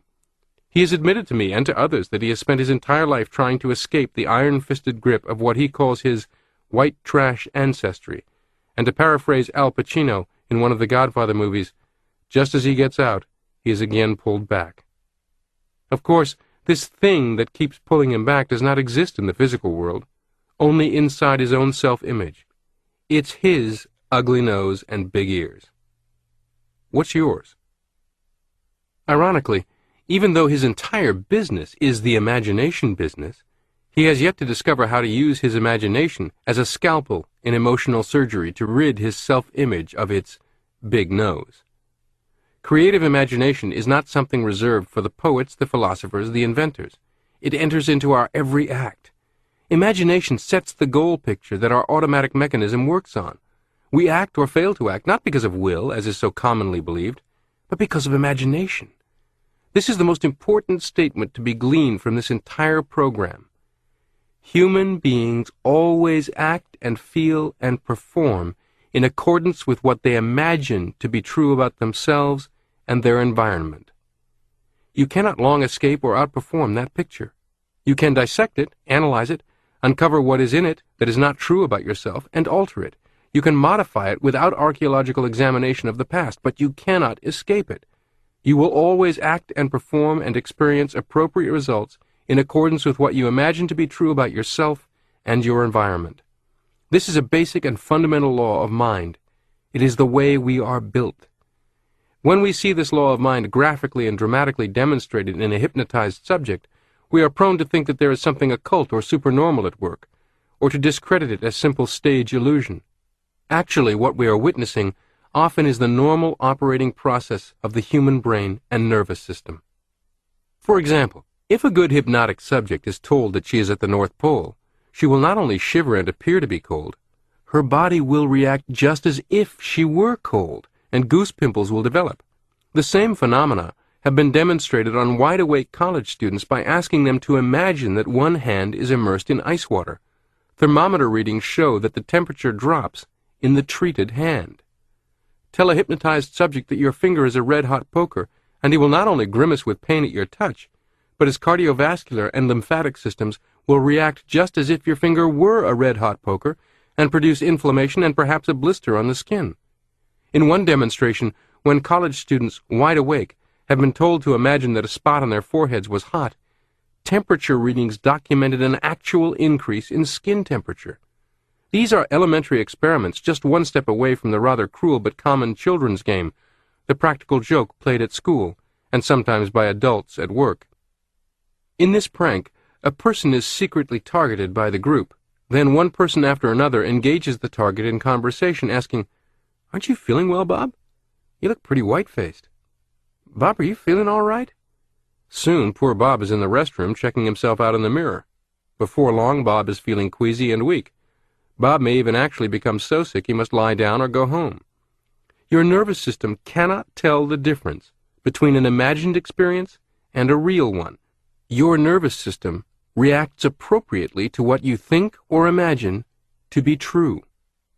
This phenomenon that can be produced as a practical joke or by a hypnotist on stage for entertainment is actually identical to, or illustrative of, the basic process that governs much of our behavior, and that can be taken hold of and deliberately used to advantage. How the hypnotic power of negative imagination can be a fatal disease. When I wrote my book for physicians in 1936, New Faces, New Futures, about the impact of plastic surgery on personality, I reprinted in it a newspaper article from a St. Louis newspaper headlined, "Inferiority Complex Caused by Long Nose Drives College Student to Commit Suicide." This article reported the suicide of a 24-year-old student of Washington University named Theodore Hoffman. Ironically, the article reported that those who knew him considered him popular. Here is the text of this young man's suicide note. Quote, "To the world. When I was a child, other children abused and mistreated me because I was weaker and uglier than they. I was a sensitive, bashful boy, and was teased because of my face and long nose. The more they offended me, the more they teased. I became afraid of people. I knew that many of them hated me for things that I was not responsible for. My sentimental nature, and my appearance. I was unable to speak to anyone. My confidence was gone. A teacher spelled my name with 2 F's, although it has only 1. Yet I became so backward I was unable to correct her, and therefore spelled it with 2 F's throughout my school career. God forgive everyone for this. I am afraid of the world, but I'm not afraid to die." Unquote. At the time, a professor at the university judged this to be the most severe case of an inferiority complex ever known. Nonsense. Believe me, this young man's desperation, which first killed his self-image and then led him to take his own life, mirrors the same desperation affecting thousands and thousands of people, and missed entirely or underestimated in importance by the people around them. In fact, suicide among teenagers in recent years has reached epidemic proportions, though rarely discussed in the media. Anorexia is a chilling demonstration of the hypnotic power of negative imagination. In Battling the Inner Dummy, the authors David Weiner and Dr. Gilbert Hefter describe an encounter with a 15-year-old girl, Ellen, shown on the CBS television program 48 Hours in 1998. Ellen weighed only 82 pounds and looked like a sickly child wasting away, but she was firmly convinced she was fat. As a result, she avoided meals, refused to eat, or would even purge herself after eating. In this child's hospital room, the television reporter interviewing Ellen got her to stand in front of a full-length mirror and asked her if she saw how gaunt and weak she looked. "I think I look fat," Ellen insisted. The reporter then tried fact. "But you now weigh only 82 pounds. Do you think that that is a person who is fat?" Ellen sensibly replied, "No." But then she immediately said that she was fat, and would grow fatter if she ate. So, determined not to eat, Ellen would pull out the intravenous feeding needles if not closely supervised. For parents, teachers, counselors, and coaches, this should be a cautionary tale, a vivid reminder of the need to be ever vigilant for some young person whose self-image is shrinking so dramatically that self-inflicted physical harm is likely to follow. For all, it is a vivid illustration of the incredible power of imagination. A person can so magnify the importance of some flaw and of the world's response to the flaw with his own negative imagination that he commits suicide. A person can similarly so color her perceptions of her strengths and opportunities with her own positive imagination that she accomplishes the most amazing things. The secret of hypnotic power. In the 1950s, Dr. Theodore Xenophon Barber conducted extensive research into the phenomena of hypnosis, both when he was associated with the Psychology Department of American University in Washington, D.C., and also after becoming associated with the Laboratory of Social Relations at Harvard. Writing in the January 1958 issue of Science Digest, he said, "We found that hypnotic subjects are able to do surprising things only when convinced that the hypnotist's words are true statements. When the hypnotist has guided the subject to the point where he is convinced that the hypnotist's words are true statements, the subject then behaves differently because he thinks and believes differently." The phenomena of hypnosis have always seemed mysterious because it has always been difficult to understand how belief can bring about such unusual behavior. It always seemed as if there must be something more, some unfathomable force or power at work. However, the plain truth is that when a subject is convinced that he is deaf, he behaves as if he is deaf. When he is convinced that he is insensitive to pain, he can undergo surgery without anesthesia. The mysterious force or power does not exist." Unquote. Note that his comments were published in 1958. Today, hypnosis as a tool of therapy is widely accepted and used. For many, hypnosis and self-hypnosis to facilitate weight loss makes the surgical quick fix of liposuction unnecessary. A perfect analogy to my examples of emotional surgery versus actual surgery. In these cases, hypnosis is the scalpel.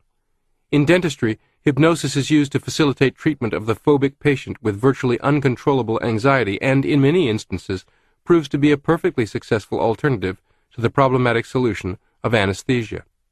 With regard to the links between childhood programming, past experiences, and peer programming on one hand, and the imagination, the self-image, and the servo mechanism on the other, my conclusion is that people are literally hypnotized by their own self-images.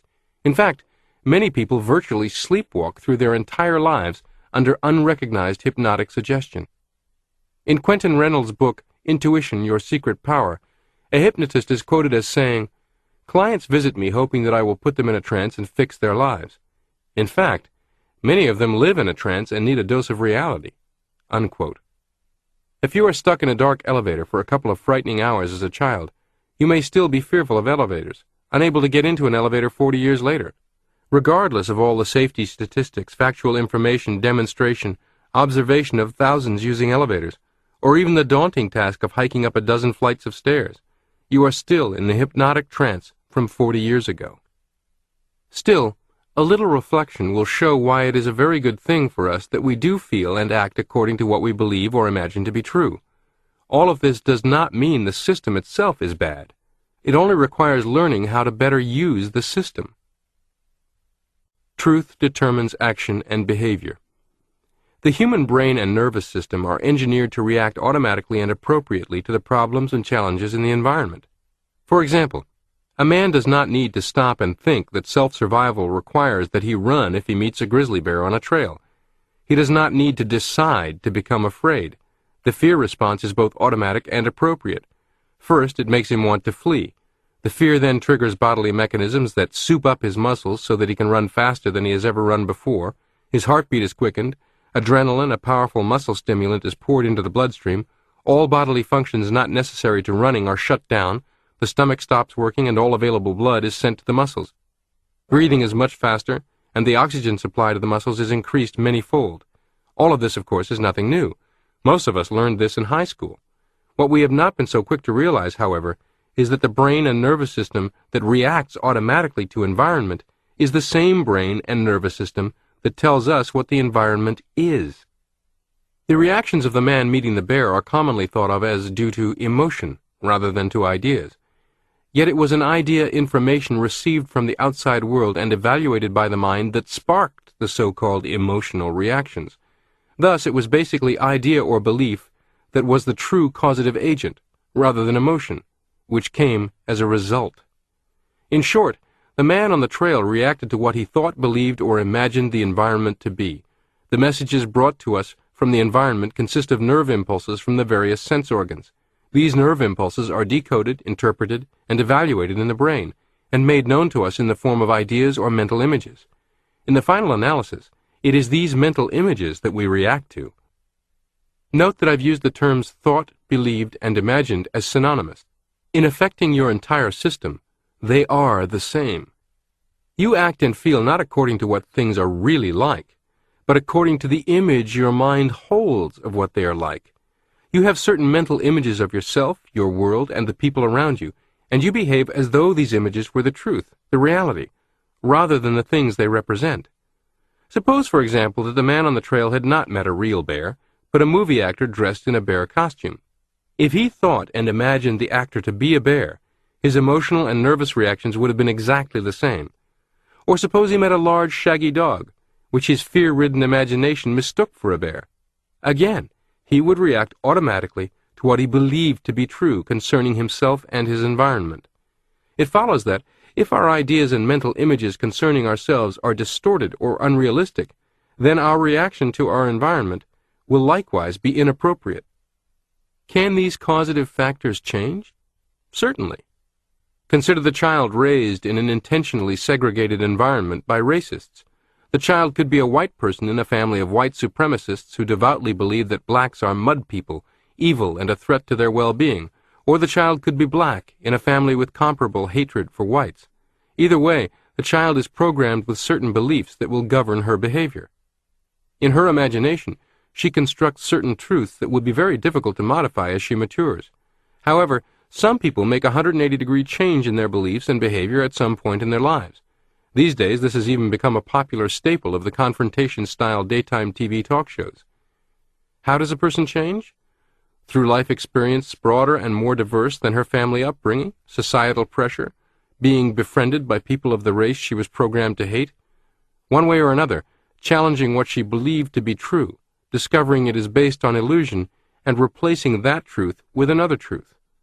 Now consider the child raised in a poor family, made up of people who profoundly believe that their unhappy circumstances are the fault of evil rich people and a corrupt government, who constantly program the child with class warfare ideas, and who insist that they just cannot get ahead no matter what they do. This truth may very well block that person's academic achievement, direct him away from college, have him blindly follow his father to work in the factory or the coal mine. Well, I show my age with coal mine, I suppose, yet even today the basic path of accepting poverty as fact is prevalent in many, many people. But how does one person rise out of such a background to become a highly successful entrepreneur, for example? Through books he's exposed to, people he sees on television, the influence of a mentor, life experiences, one way or another, challenging what he believed to be true, discovering it is based on illusion, and replacing that truth with another truth. Just as the Royal Knights of Spanish Harlem I mentioned earlier transformed from street toughs to chess champions, from likely criminals to model citizens pursuing adult careers as doctors, lawyers, and business persons. You can change from anything to anything by changing your self-image, by providing it with new truth.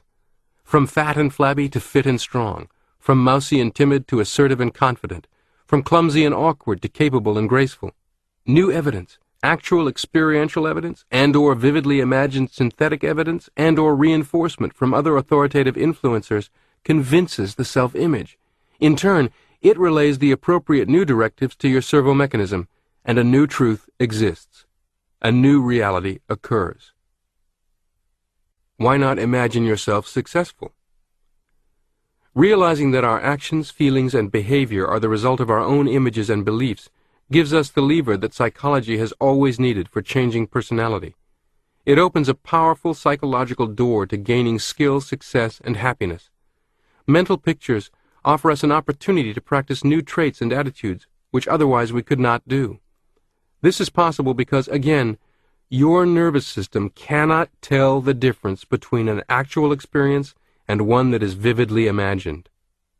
If we picture ourselves performing in a certain manner, it is nearly the same as the actual performance. Mental practice is as powerful as actual practice. When I first made this assertion, and when others began making it, it was a radical idea, that you could practice in your imagination and achieve comparable results to actual physical practice. Today it is widely accepted, having been proved by countless trials and experiments. Athletes of every stripe routinely rely on mental or imagination practice. For example, consider Dr. Richard Koop's advice to golfers as follows. Quote, "Before you play any shot, you need to have a mental picture of how you want the ball to react once you deliver the club head to the ball. You need to have a definite, positive visualization of what your shot will look like. The picture should indicate the trajectory, the direction, the spot where you intend the ball to land, and how far you want the ball to roll when it lands. If the flight of a shot is difficult for you to picture, try visualizing a strip of highway that curves in the manner you wish your ball to travel. Your options in this visualization are limited only by your imagination. You might see the green as a pincushion ready to accept your shot. Pick visual images that work for you. Visualization is one of the most individual aspects of golf psychology." Unquote. Jack Nicklaus has said, "I never hit a golf shot without having a sharp picture of it in my head. First I see where I want the ball to finish. Then I see it going there, its trajectory and landing. The next scene shows me making the swing that will turn the previous images into reality." Unquote. Take note of the striking similarities between the Golden Bear's description of what he actually does, Dr. Koop's instructions, and the instructions in this program. It is important to understand that imagination practice need not be restricted to your golf or tennis swing. The same principles of mental practice apply to virtually anything, including broader behaviors, such as speaking up confidently and asserting your opinions in business meetings versus remaining intimidated and silent and regretting it later, or directly asking prospects for orders rather than leaving sales presentations hanging with wimpy, vague endings, and so on. I have developed a very specific regimen for mental or imagination practice, using what I call the theater of the mind, which I will get to later. Dr. Koop also goes on to describe virtually the same mental movies technique I first began teaching in the late 1950s and wrote about in the original version of this book. Jack Nicklaus uses the word scene. He is playing out his successful shot as a little mental movie, literally stepping out of actual play and into the theater of the mind to watch the movie, then stepping back out to experience the déjà vu effect. In a July 2000 article in Golf magazine, Jack Nicklaus said, "The more deeply you ingrain what I like to call my going to the movies discipline, the more effective you will become at hitting the shots you want to hit." Unquote. In his 4-step process, in step 4 he even says, "Select the club that the completed movie tells you is the right one." Remarkably, Jack Nicklaus has found his way to virtually the same mental movies technique I prescribe, even going so far as to turn the pesky details of correct club selection over to his automatic success mechanism, rather than attempting conscious choice. I say remarkably because, as far as I know, Mr. Nicklaus has never read Psycho-Cybernetics, although he has likely been influenced by the many other golfers and golf coaches who have. However, it's really not all that remarkable, since it seems almost all peak performers find their way to this technique one way or another. In a few moments we'll talk more about the specifics of these mental movies. Let me first tell you about some of the scientific documentation that supports the entire idea of imagination practice. In one of the first controlled experiments I read about, psychologist R.A. Vandal proved that mental practice in throwing darts at a target, wherein the person sits for a period each day in front of the target and imagines throwing darts at it, improves aim just as much as actually throwing darts. Research Quarterly reported an experiment on the effects of mental practice on improving skill in sinking basketball free throws. One group of students actually practiced throwing the ball every day for 20 days, and were scored on the first and last days. A second group was scored on the first and last days, and engaged in no sort of practice in between. A third group was scored on the first day, then spent 20 minutes a day imagining that they were throwing the ball at the goal. When they missed, they would imagine that they corrected their aim accordingly. The first group, which actually practiced 20 minutes every day, improved in scoring 24%. The second group, which had no sort of practice, showed no improvement. The third group, which practiced only in their imagination, improved in scoring 23%. This particular experiment has been widely reported and referenced, and since repeated at many universities over the years. Of course, none of this is infallible. After all, Shaquille O'Neal's problem with foul shots remains a mystery. However, while an inexact science, the use of imagination practice is nevertheless an effective science, a proven and practical means of improving skills or altering embedded truths in order to alter behavior. Mental pictures are powerful medicine. Kay Porter, Ph.D., and Judy Foster, authors of The Mental Athlete, Inner Training for Peak Performance, provided an excellent, detailed prescription for relieving pain and accelerating recovery from injury. In an article in Tennis World magazine, they noted, "An important element of self-healing is a mental image that projects a positive future outcome. This visualization stimulates your mind and body and creates an intention to heal. Through mental imagery, it is possible to alter the body's autonomic physiological responses. When you use imagination, mental pictures, and suggestion, you can communicate with your body and make it respond." Unquote.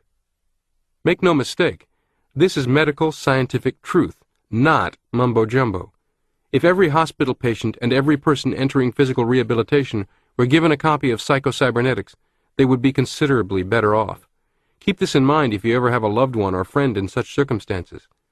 This article is so revealing and useful. We've posted more extensive excerpts at the Psycho-Cybernetics Foundation's website, www.psycho-cybernetics.com, should you care to read it or refer a friend to it. You will also find other articles, book reviews, and book excerpts directly related to this program in a special section of this website. Mental pictures can help you sell at a higher level. In his book, How to Make $25,000 a Year Selling, Charles B. Roth told how a group of salespeople in Detroit who tried a new idea increased their sales 100%. Another group in New York increased their sales by 150%. And individual salespeople using the same idea had increased their sales up to 400%. And what is this magic that accomplishes so much for salespeople? To quote Mr. Roth's book, "It is something called role-playing, and you should know about it, because if you will let it, it may help you to double your sales." What is role-playing? Well, it is simply imagining yourself in various sales situations, then solving them in your mind, until you know what to say and what to do whenever the situation comes up in real life. The reason why it accomplishes so much is that selling is simply a matter of situations. One is created every time you talk to a customer. He says something or asks a question or raises an objection. If you always know how to counter what he says or answer his question or handle the objection, you make sales. A role-playing salesman at night when he is alone will create these situations. He will imagine the prospect throwing the widest kind of curves at him. Then he will work out the best answer to them. No matter what the situation is, you can prepare for it beforehand by means of imagining yourself and your prospect face to face while he is raising objections and creating problems, and you are handling them properly. Use mental pictures to get a better job. The late William Moulton Marston, well-known psychologist, recommended what he called rehearsal practice to men and women who came to him for help in job advancement. If you have an important interview coming up, such as making an application for a job, his advice was, plan for the interview in advance. Go over in your mind all the various questions that are likely to be asked. Think about the answers you're going to give. Then rehearse the interview in your mind. Even if none of the questions you have rehearsed come up, the rehearsal practice will still work wonders. It gives you confidence. And even though real life has no set lines to be recited like a stage play, rehearsal practice will help you to ad-lib and react spontaneously to whatever situation you find yourself in, because you have practiced reacting spontaneously. This should come as no surprise, based on everything I just had to say about mental rehearsal for sales professionals. In a job interview, you are selling yourself. You are the product and its sales representative. Like the negotiator, you may even have the luxury of time, several weeks, maybe even several months, to plan and prepare to search for a new or better position. If so, by all means use it to your advantage by using your imagination to construct and rehearse the perfect job interview, so that when the actual interviews take place, you'll be relaxed, confident, and comfortable. A concert pianist practices in his head. Arthur Schnabel, the world-famous concert pianist, took lessons for only 7 years. He hated practice, and seldom practiced for any length of time at the actual piano keyboard. When questioned about his small amount of practice, as compared with other concert pianists, he said, "I practice in my head." C.G. Kopp of Holland, a recognized authority on teaching piano, recommended that all pianists practice in their heads. A new composition, he says, should be first gone over in the mind. It should be memorized and played in the mind before ever touching fingers to the keyboard. Practicing in the head has actually become the basis for quite a bit of modern piano instruction. Composer, performer, and instructor Patty Carlson achieved considerable fame promoting her How to Play Piano Overnight video program, in which she teaches people how to feel the music rather than learning to read sheet music and engage in tedious practice. Imagination practice can lower your golf score. Golf has become an enormously popular recreation, and there's a long relationship between golf and psychocybernetics. I've already mentioned the great Jack Nicklaus's mental rehearsal as just one example. Time magazine reported that when Ben Hogan was playing in a tournament, he mentally rehearsed each shot just before making it. He made the shot perfectly in his imagination, felt the club head strike the ball just as it should, felt himself performing the perfect follow-through, and then stepped up to the ball and depended on what he called muscle memory to carry out the shot just as he imagined it. Ben Hogan was ahead of the curve of modern golf psychology, which has become an industry unto itself and is largely based on visualization and relaxation techniques.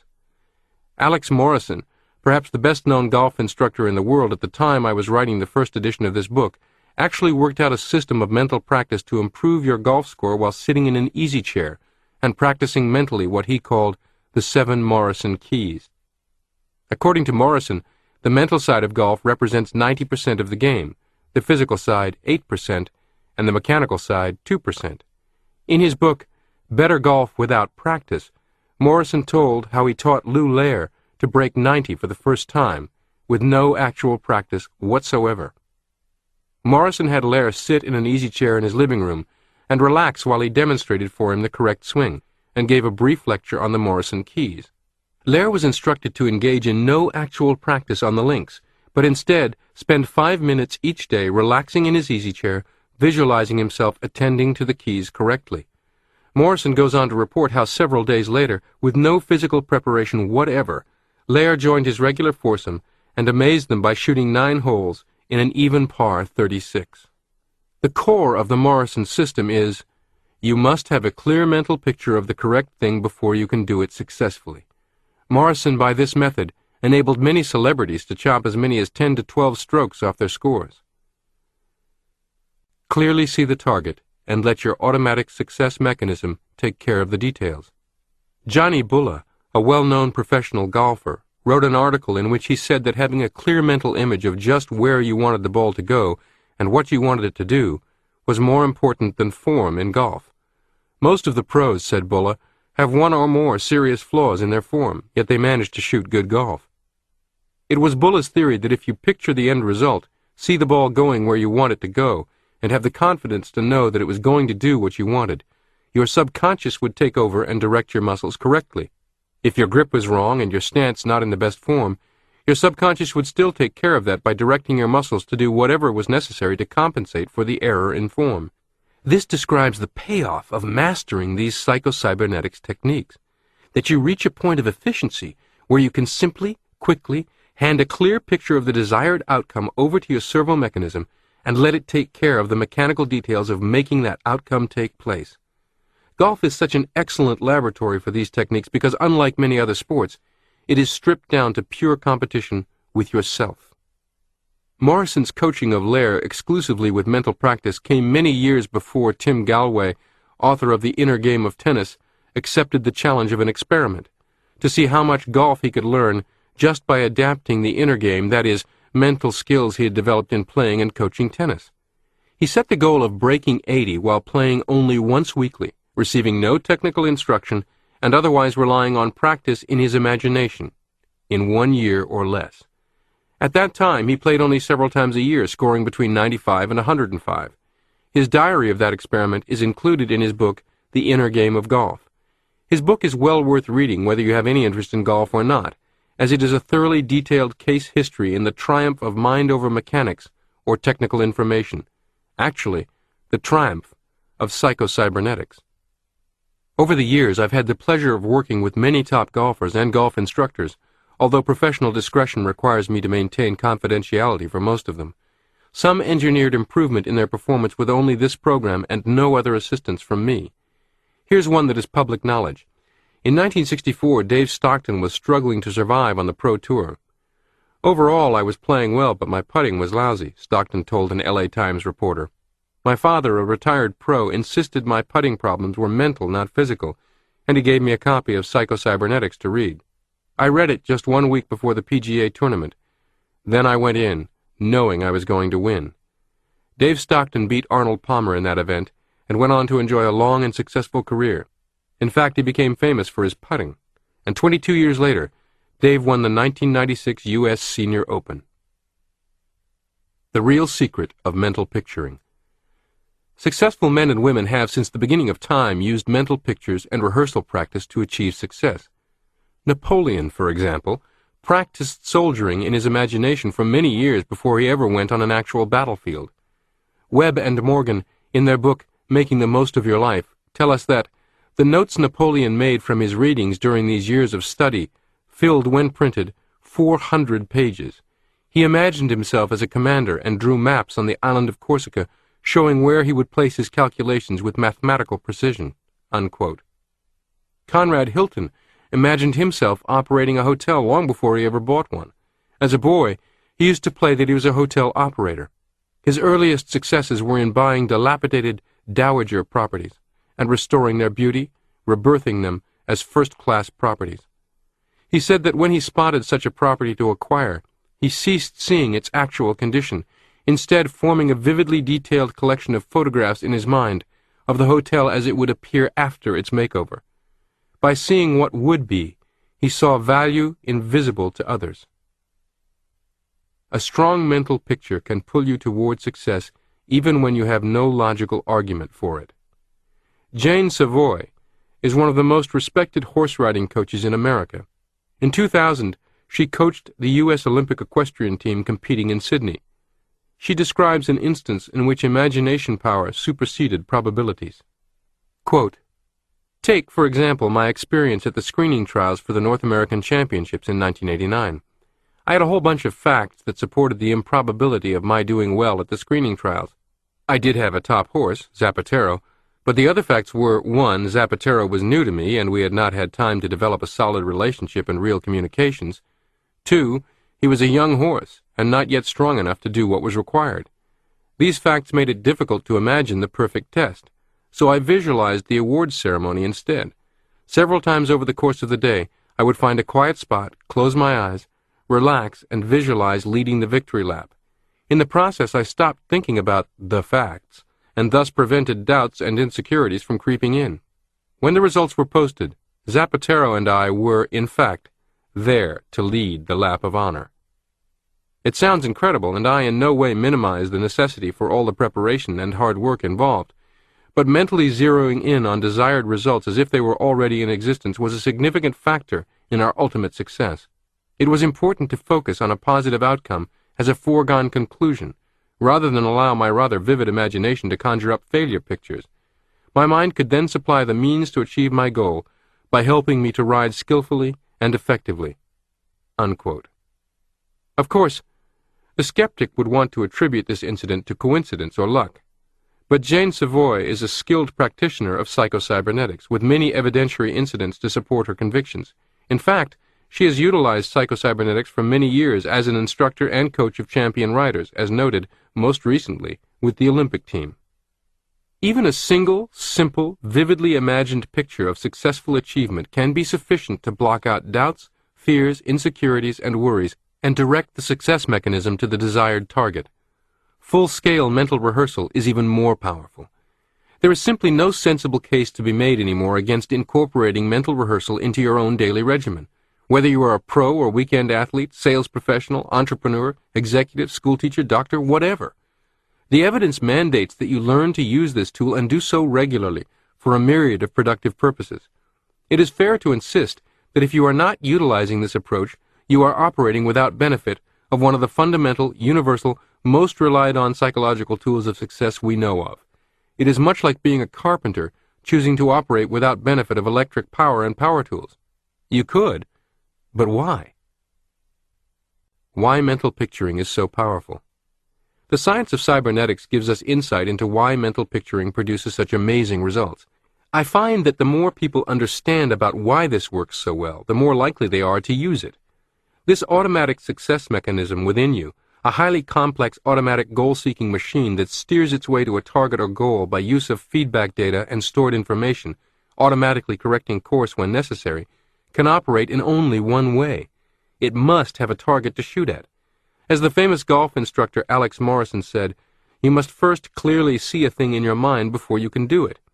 As stated earlier, this new concept does not mean that you are a machine, but that your physical brain and body functions as a machine that you operate.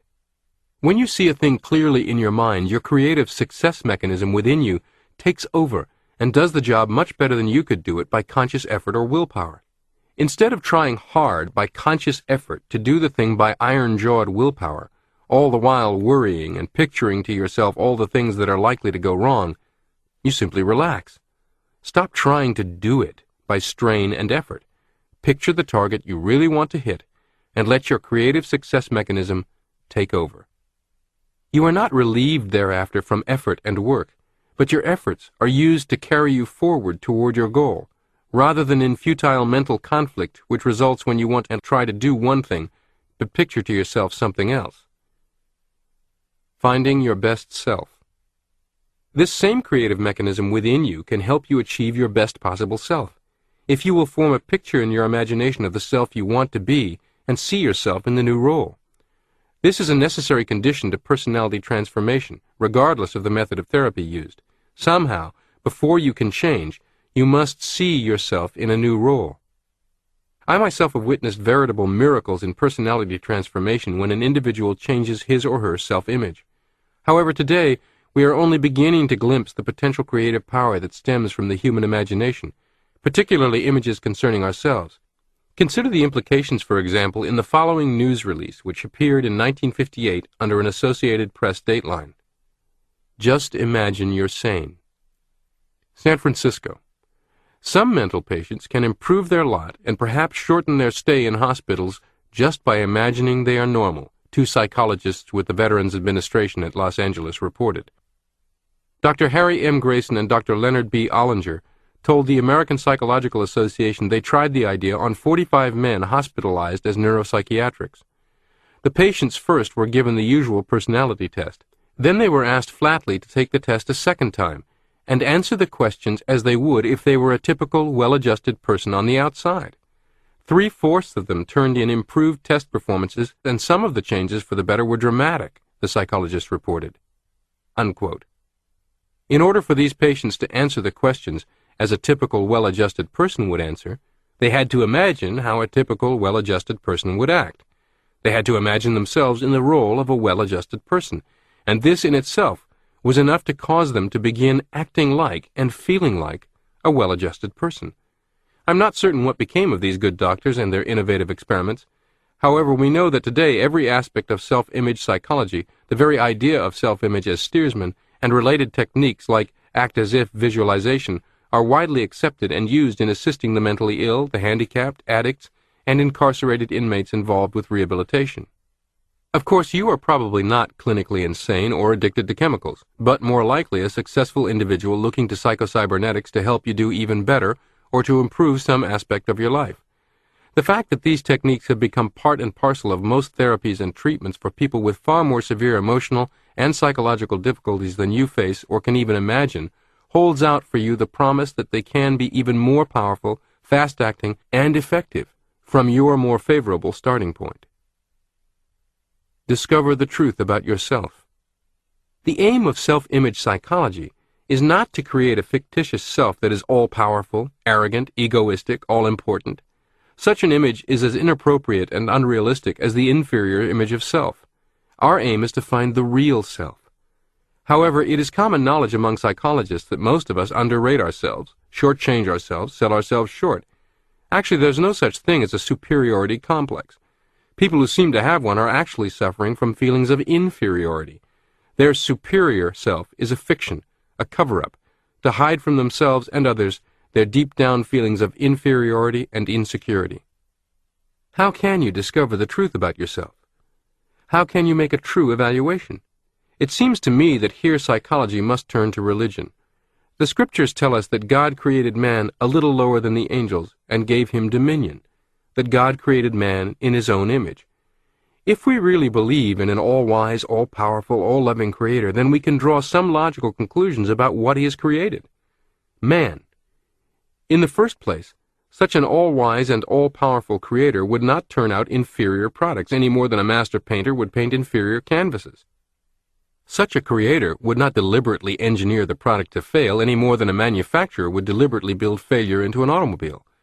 The fundamentalists tell us that man's chief purpose and reason for living is to glorify God, and the humanists tell us that man's primary purpose is to express himself fully. However, if we take the premise that God is a loving creator and has the same interest in creation that an earthly father has in his children, then it seems to me that the fundamentalists and the humanists are saying the same thing. What brings more glory, pride, and satisfaction to a father than seeing his offspring do well, succeed, and express to the full their abilities and talents? Have you ever sat by the father of a football star during a game? Jesus expressed the same thought when he told us not to hide our light under a bushel, but to let our light shine so that your Father may be glorified.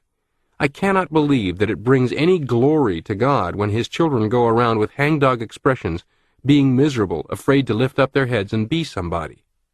Over the years, following the first publication of Psycho-Cybernetics, I've been invited to speak at many different kinds of churches, from evangelical Christian to Baptist to Episcopal to so-called New Thought and Science of Mind. I've had in-depth discussions about psycho-cybernetics with ministers, priests, a Zen monk, agnostics, even atheists.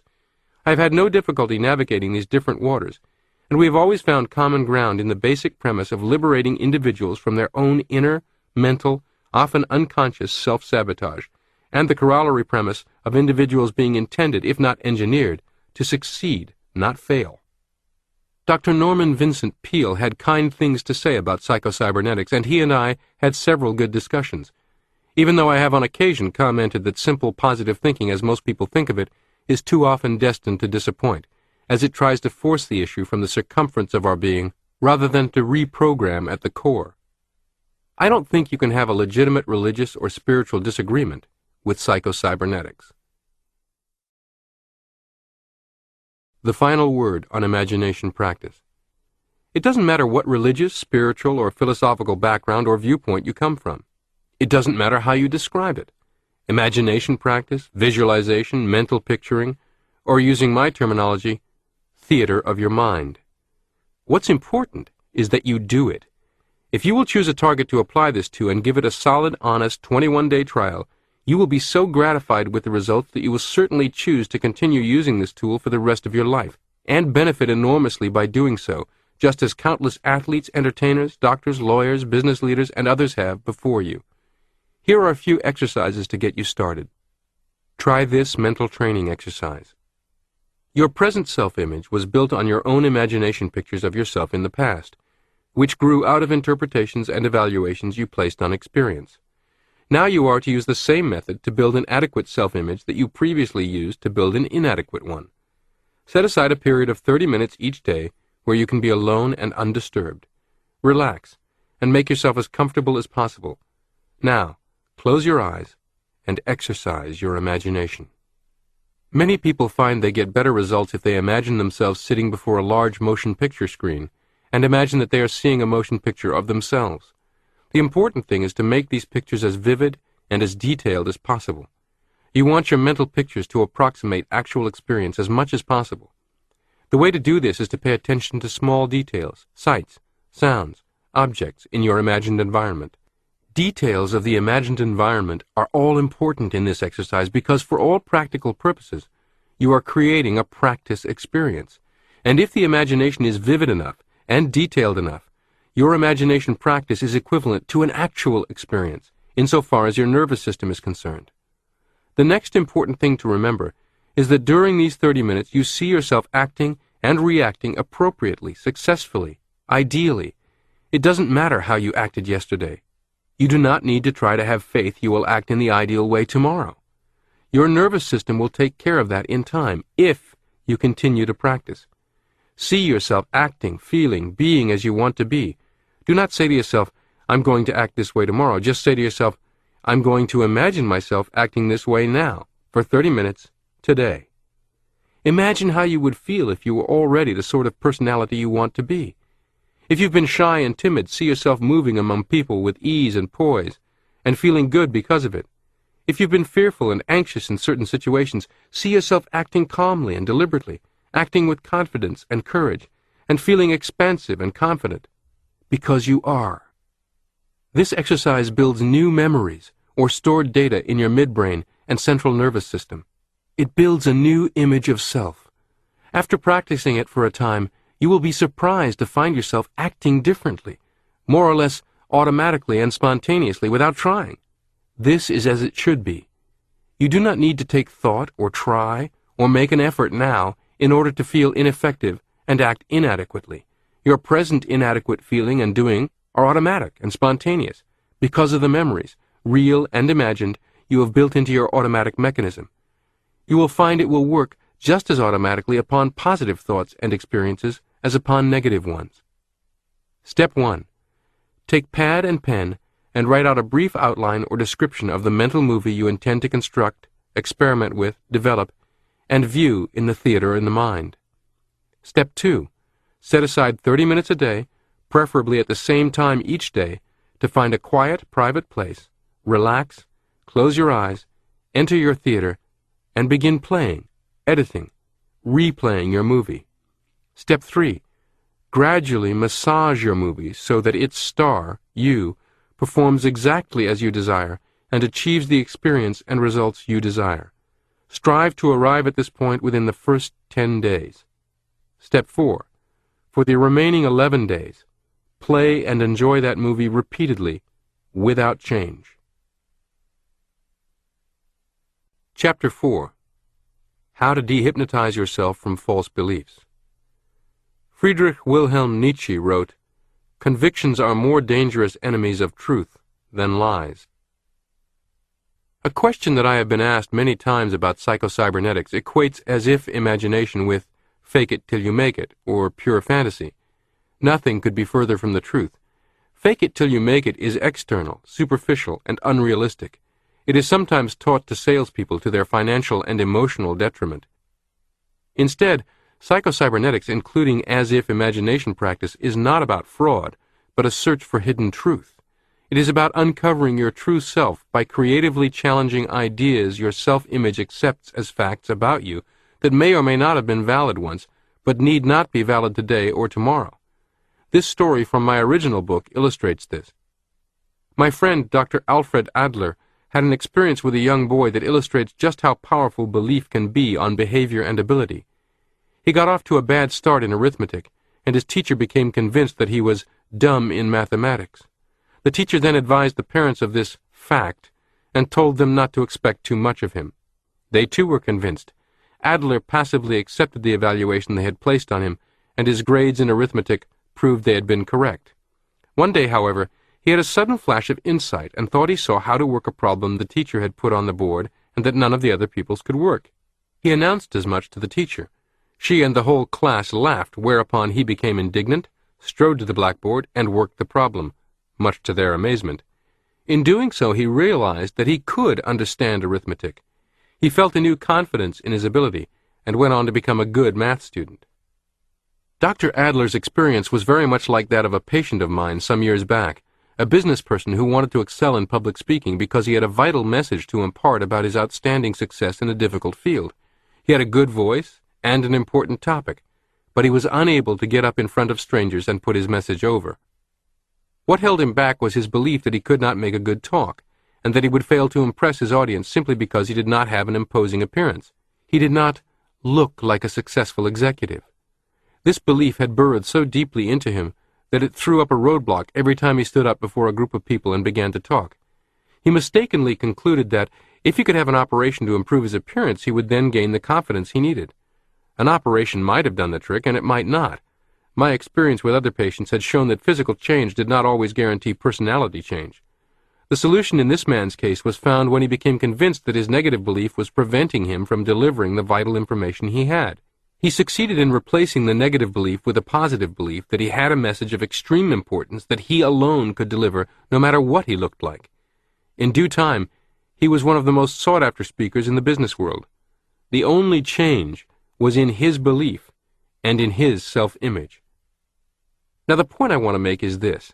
Adler had been hypnotized by a false belief about himself, not figuratively, but literally and actually hypnotized. Remember that we said in the last chapter that the power of hypnosis is the power of belief. Let me repeat here Dr. Barber's explanation of the power of hypnosis. Quote, "We found that hypnotic subjects are able to do surprising things only when convinced that the hypnotist's words are true statements. When the hypnotist has guided the subject to the point where he is convinced that the hypnotist's words are true statements, the subject then behaves differently because he thinks and believes differently." Unquote. The important thing for you to remember is that it does not matter in the least how you got the idea or where it came from. You may never have met a professional hypnotist. You may have never been formally hypnotized. But if you've accepted an idea from yourself, your teachers, your parents, friends, advertisements, or any other source, and further, if you are firmly convinced that idea is true, it has the same power over you as the hypnotist's words have over the hypnotized subject. Scientific research has shown that Dr. Adler's experience was not 1 in a million, but typical of practically all students who make poor grades. In Chapter 1, we told of how Prescott Leckie had brought about almost miraculous improvement in the grades of school children by showing them how to change their self-image. After thousands of experiments and many years of research, Leckie concluded that poor grades in school are in almost every case due in some degree to students' self-conception and self-definition. These students had been literally hypnotized by such ideas as, "I am dumb," "I am poor in arithmetic," "I am a naturally poor speller," "I do not have a mechanical type mind," etc. With such self-definitions, students had to make poor grades in order to be true to themselves. Unconsciously, making poor grades became a moral issue with them. It would be as wrong, from their viewpoint, for them to make good grades as it would be to steal if they defined themselves as honest persons. Remember that this hypnotic programming gains permanence by coming from an authoritative source, through repetition and through intensity.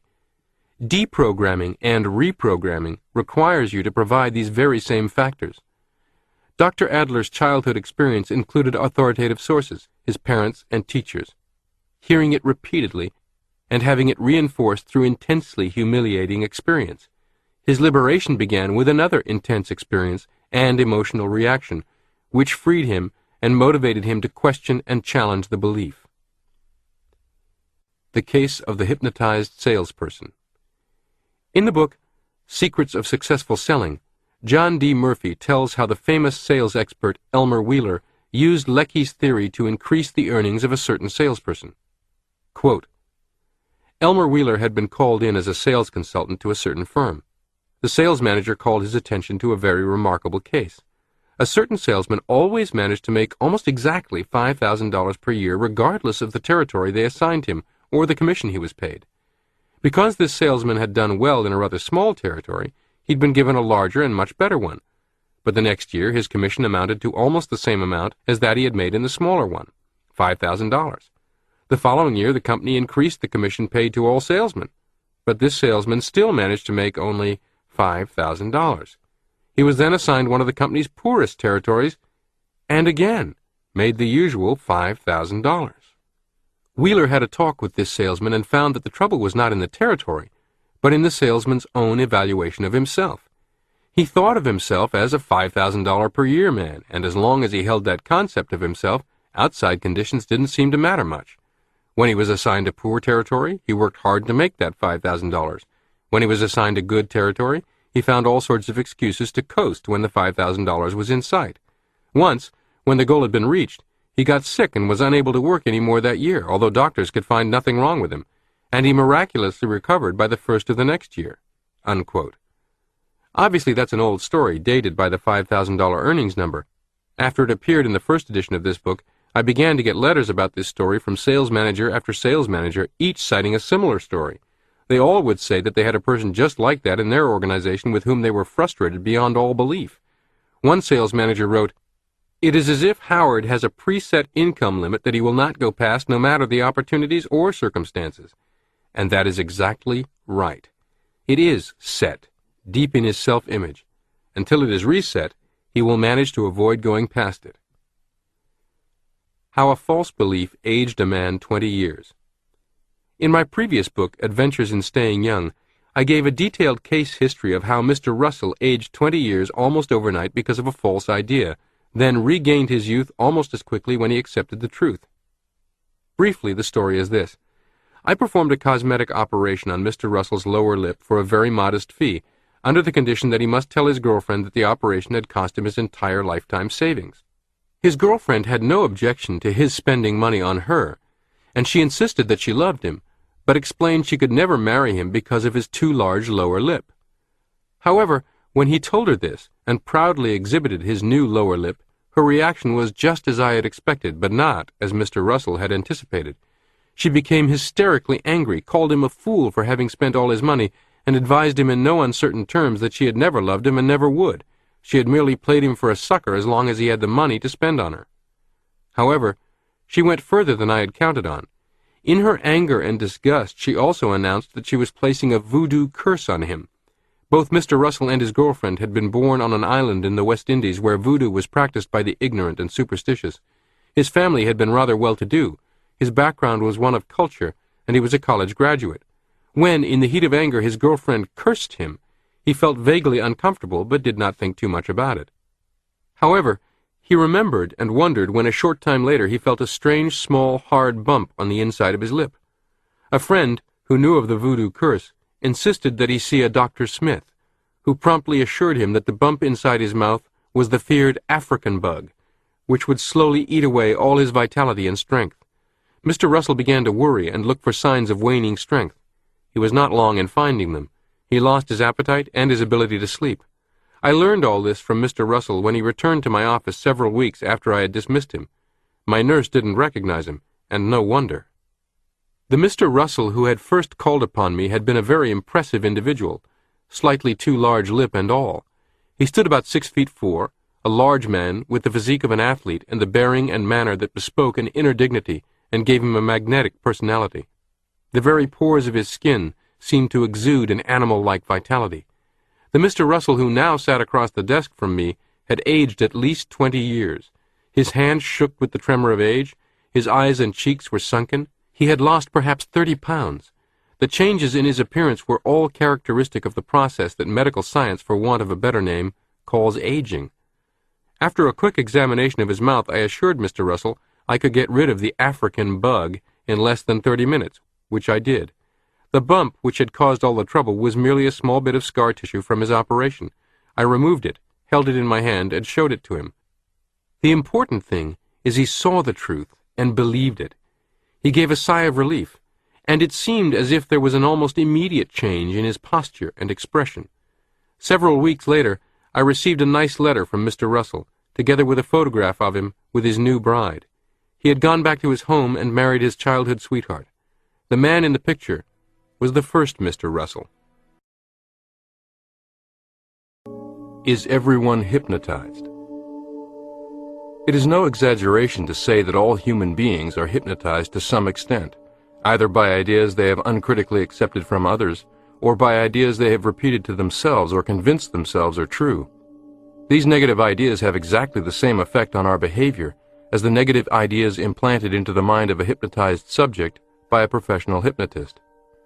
Have you ever seen a demonstration of honest-to-goodness hypnosis? If not, let me describe just a few of the more simple phenomena that result from the hypnotist's suggestion. The hypnotist tells a strong football player that his hand is stuck to the table and that he cannot lift it. It is not a question of the football player not trying. He simply cannot.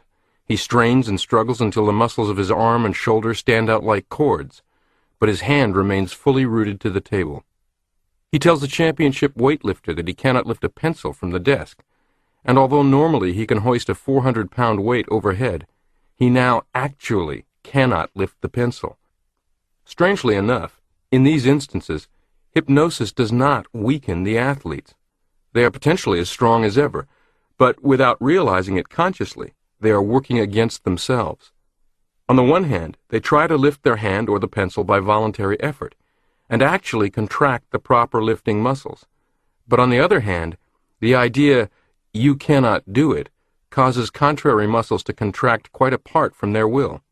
The negative idea causes them to defeat themselves. They cannot express or bring into play their actual available strength.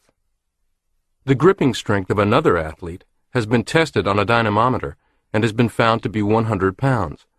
All his effort and straining cannot budge the needle beyond the 100-pound mark. Now he is hypnotized and told, "You are very, very strong, stronger than you have ever been in your life, much, much stronger. You are surprised at how strong you are." Again, the gripping strength of his hand is tested. This time he easily pulls the needle to the 125-pound mark. Again, strangely enough, hypnosis has not added anything to his actual strength. What the hypnotic suggestion did was to overcome a negative idea that had previously prevented him from expressing his full strength. In other words, the athlete in his normal waking state had imposed a limitation on his strength by the negative belief that he could only grip 100 pounds. The hypnotist merely removed this mental block and allowed him to express his true strength. The hypnosis literally de-hypnotized him temporarily from his own self-limiting beliefs about himself. As Dr. Barber has said, it is awfully easy to assume that the hypnotist himself must have some magical power when you see rather miraculous things happen during a hypnotic session. The stutterer talks fluently. The timid, shy, retiring Casper Milquetoast becomes outgoing, poised, and makes a stirring speech. Another individual who is not especially good in adding figures with a pencil and paper when awake multiplies 2 3-digit figures in his head.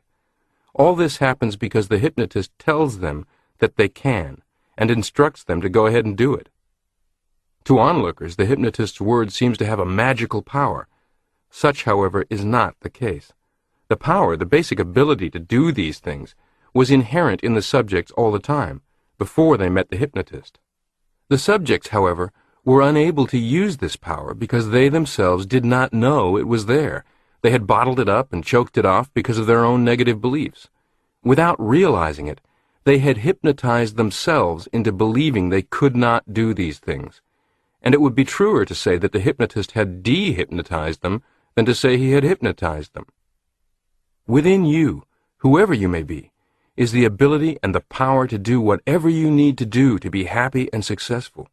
Within you right now is the power to do things you never dreamed possible. This power becomes available to you just as soon as you can change your beliefs. Just as quickly as you can de-hypnotize yourself from the ideas of, "I can't," "I'm not worthy," "I don't deserve it," and other self-limiting ideas. You can cure your inferiority complex. At least 95% of people have their lives blighted by feelings of inferiority to some extent, and to millions this same feeling of inferiority is a serious handicap to success and happiness. Every person on the face of the earth is inferior to some other persons or person. I know that I cannot beat Jack Nicklaus on the links, throw a football as straight and far as any NFL pro quarterback, and the list goes on. Even though I have appeared as a speaker in front of a number of large audiences, I know there's a long list of people who are more polished and stylish and charismatic on the platform. I know this, but it does not induce feelings of inferiority within me and blight my life, simply because I do not compare myself unfavorably with them, and do not feel that I am no good merely because I cannot do certain things as skillfully or as well as they.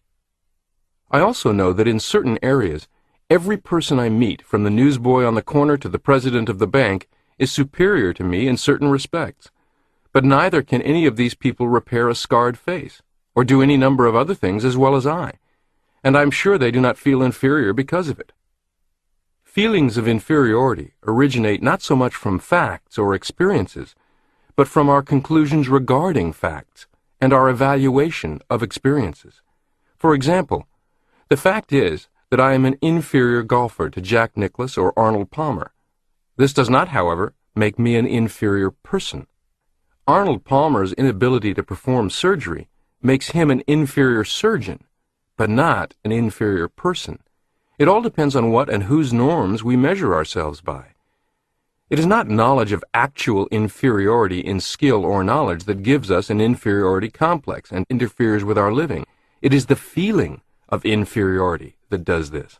And this feeling of inferiority comes about for just one reason. We judge ourselves and measure ourselves not against our own norm or par, but against some other individual's norm. When we do this, we always, without exception, come out second best. But because we think and believe and assume that we should measure up to some other person's norm, we feel miserable and second-rate and conclude that there is something wrong with us. The next logical conclusion in this cockeyed reasoning process is to conclude that we are not worthy, that we do not deserve success and happiness, and that it would be out of place for us to fully express our own abilities and talents, whatever they might be, without apology or without feeling guilty about it. All this comes about because we have allowed ourselves to be hypnotized by the entirely erroneous idea that I should be like so-and-so, or I should be like everybody else. The fallacy of the second idea can be readily seen through, if analyzed, for in truth there are no fixed standards common to everybody else. Everybody else is composed of individuals, no two of whom are alike. Neither a new nose or new shoes guarantee success. Consider the famous advertising campaign constructed around Michael Jordan with the slogan, "I want to be like Mike." The blunt truth is that very few young men have the physical talent to replicate Michael Jordan's performance, even if they replicated his remarkable discipline, commitment, work ethic, and competitive spirit. If this ad campaign harmlessly sells shoes and clothing, so be it. For some, it will serve as positive stimulus and motivation to strive to achieve, and that is constructive. For others, however, sadly, it will serve only to set up an impossible ideal to compare to, or worse, send young people away from the core to the circumference of being, guaranteed disappointment when they discover that a new pair of shoes has no more magic than a new nose provided by my scalpel. The more mature, intelligent observer of Michael and of this ad campaign can choose not to be adversely hypnotized by it, but to be motivated by it, and look past it more thoughtfully at the characteristics and behavior other than innate exceptional physical talent that have contributed most to Michael Jordan's success, that may be uncovered in oneself, strengthened, even emulated. It is even true that a basketball player less innately physically gifted than Jordan could replicate or even surpass his success in the sport, and do so in part thanks to Jordan as inspiration. The person with an inferiority complex invariably compounds the error by striving for superiority. Her feelings spring from the false premise that she is inferior. From this false premise, a whole structure of logical thought and feeling is built. If she feels bad because she is inferior, the cure is to make herself as good as everybody else, and the way to feel really good is to make herself superior. This striving for superiority gets her into more trouble, causes more frustration, and sometimes brings about a neurosis where none existed before. She becomes more miserable than ever, and the harder she tries, the more miserable she becomes. Inferiority and superiority are reverse sides of the same coin. The cure lies in realizing that the coin itself is spurious. The truth about you is this: you are not inferior. You are not superior. You are simply you. You, as a personality, are not in competition with any other personality simply because there is not another person on the face of the earth like you or in your particular class. You are an individual. You are unique. You are not like any other person and can never become like any other person.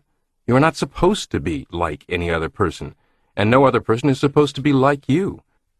God did not create a standard person and in some way label that person by saying, "This is it." He made every human being individual and unique, just as he made every snowflake individual and unique. God created short people and tall people, large people and small people, skinny people and fat people, black, yellow, red, and white people.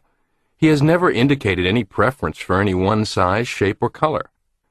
Abraham Lincoln once said, "God must have loved the common people, for he made so many of them." He was wrong.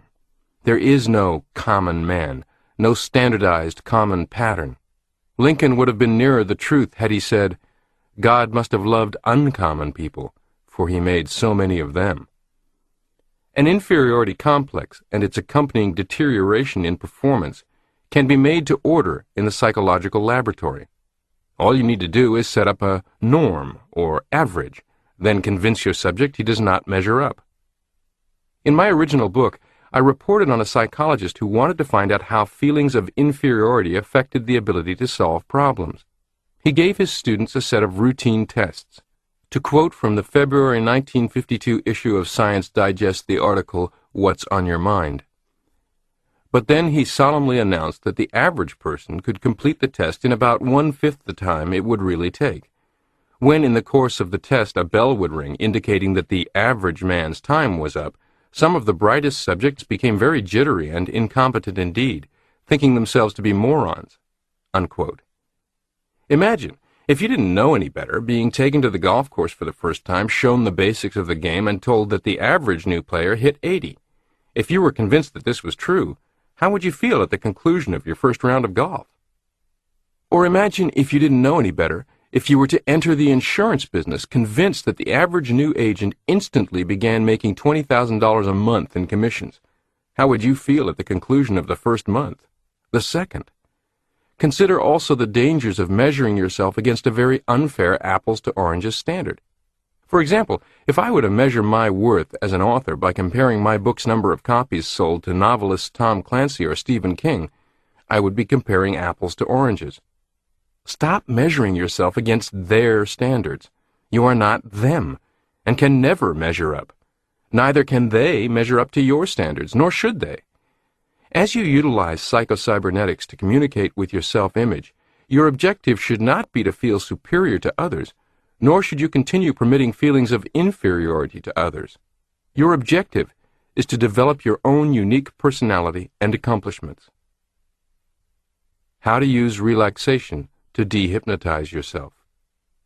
Physical relaxation plays a key role in the dehypnotization process. Our currently held beliefs, whether good or bad, true or false, were formed without effort, with no sense of strain, and without the exercise of willpower. Our habits, whether good or bad, were formed in the same way. It follows that we must employ the same process in forming new beliefs or new habits, that is, in a relaxed condition. Physical relaxation, when practiced daily, brings about an accompanying mental relaxation and a relaxed attitude, which enables us to better consciously control our automatic mechanism. Physical relaxation also in itself has a powerful influence in dehypnotizing us from negative attitudes and reaction patterns. Try this mental training exercise to be practiced for at least 30 minutes daily. Seat yourself comfortably in an easy chair or lie down on your back. Consciously let go the various muscle groups as much as possible without making too much of an effort of it. Just consciously pay attention to the various parts of your body and let go a little. You will find that you can always voluntarily relax to a certain degree. You can stop frowning and let your forehead relax. You can ease up a little on the tension in your jaws. You can let your hands, your arms, your shoulders, your legs become a little more relaxed than they are. Spend about 5 minutes on this, and then stop paying any attention to your muscles. This is as far as you are going to try to go by conscious control. From here on, you will relax more and more by using your creative mechanism to automatically bring about a relaxed condition. In short, you are going to use goal pictures held in your imagination and let your automatic mechanism realize those goals for you. Mental picture 1. In your mind's eye, see yourself lying stretched out upon the bed. Form a picture of your legs as they would look if made of concrete. See yourself lying there with 2 very heavy concrete legs. See these very heavy concrete legs sinking far down into the mattress from their sheer weight. Now picture your arms and hands as made of concrete. They also are very heavy and are sinking down into the bed and exerting tremendous pressure against the bed. In your mind's eye, see a friend come into the room and attempt to lift your heavy concrete legs. He takes hold of your feet and attempts to lift them, but they're too heavy for him. He cannot do it. Repeat this process with your arms, neck, etc. Mental picture 2. Your body is a big marionette doll. Your hands are tied loosely to your wrists by strings. Your forearm is connected loosely by a string to your upper arm. Your upper arm is connected very loosely by a string to your shoulder. Your feet, calves, thighs are also connected together with a single string. Your neck consists of one very limp string. The strings that control your jaw and hold your lips together have slackened and stretched to such an extent that your chin has dropped down loosely against your chest. All the various strings connecting the various parts of your body are loose and limp, and your body is just sprawled loosely across the bed. Mental picture 3. Many people will find this the most relaxing of all. Just go back in memory to some relaxing and pleasant scene from your past. There is always some time in everyone's life when he felt relaxed, at ease, and at peace with the world. Pick out your own relaxing picture from your past and call up detailed memory images. Yours may be a peaceful scene at a mountain lake where you went fishing. If so, pay particular attention to the little incidental things in the environment. Remember the quiet ripples on the water. What sounds were present? Did you hear the quiet rustling of the leaves? Maybe you remember sitting perfectly relaxed and somewhat drowsy before an open fireplace long ago. Did the logs crackle and spark? What other sights and sounds were present? Maybe you choose to remember relaxing in the sun on a beach. How did the sand feel against your body? Could you feel the warm, relaxing sun touching your body, almost as a physical thing? Was there a breeze blowing? Were there gulls on the beach? The more of these incidental details you can remember and picture to yourself, the more successful you will be. Daily practice will bring these mental pictures or memories clearer and clearer. The effect of learning will also be cumulative. Practice will strengthen the tie-in between mental image and physical sensation. You will become more and more proficient in relaxation, and this in itself will be remembered in future practice sessions. Chapter 5. How to Succeed with the Power of Rational Thinking. Bernard Baruch wrote, "I get the facts, I study them patiently, I apply imagination." Many of my patients were plainly disappointed when I prescribed something as simple as using their God-given power of reason as a method of changing negative beliefs and behavior. To some, it seemed incredibly naive and unscientific. Yet it does have one advantage. It works. And as we shall see later, it is based on sound scientific findings. There is a widely accepted fallacy that rational, logical, conscious thinking has no power over unconscious processes or mechanisms, and that to change negative beliefs, feelings, or behavior, it is necessary to dig down and dredge up material from the unconscious. Your automatic mechanism is absolutely impersonal. It operates as a machine and has no will of its own. It always tries to react appropriately to your current beliefs and interpretations concerning environment. It always seeks to give you appropriate feelings and to accomplish the goals that you consciously determine upon. It works only on the data that you feed it in the form of ideas, beliefs, interpretations, opinions. It is conscious thinking that is the control knob of your unconscious machine. It was by conscious thought, though perhaps irrational and unrealistic, that the unconscious machine developed its negative and inappropriate reaction patterns. And it is by conscious rational thought that the automatic reaction patterns can be changed. You can get positive results now. In movies and television programs, therapy is usually portrayed as a psychiatrist guiding a patient into an archaeological dig of distant childhood memories. As a result, it is a popular notion that once in therapy, you stay in therapy. I recall an executive telling me that he had many issues he would like to work on and behavior he would like to change, but that he would never agree to go to a psychiatrist's office week after week, dredging up and endlessly discussing matters from his childhood.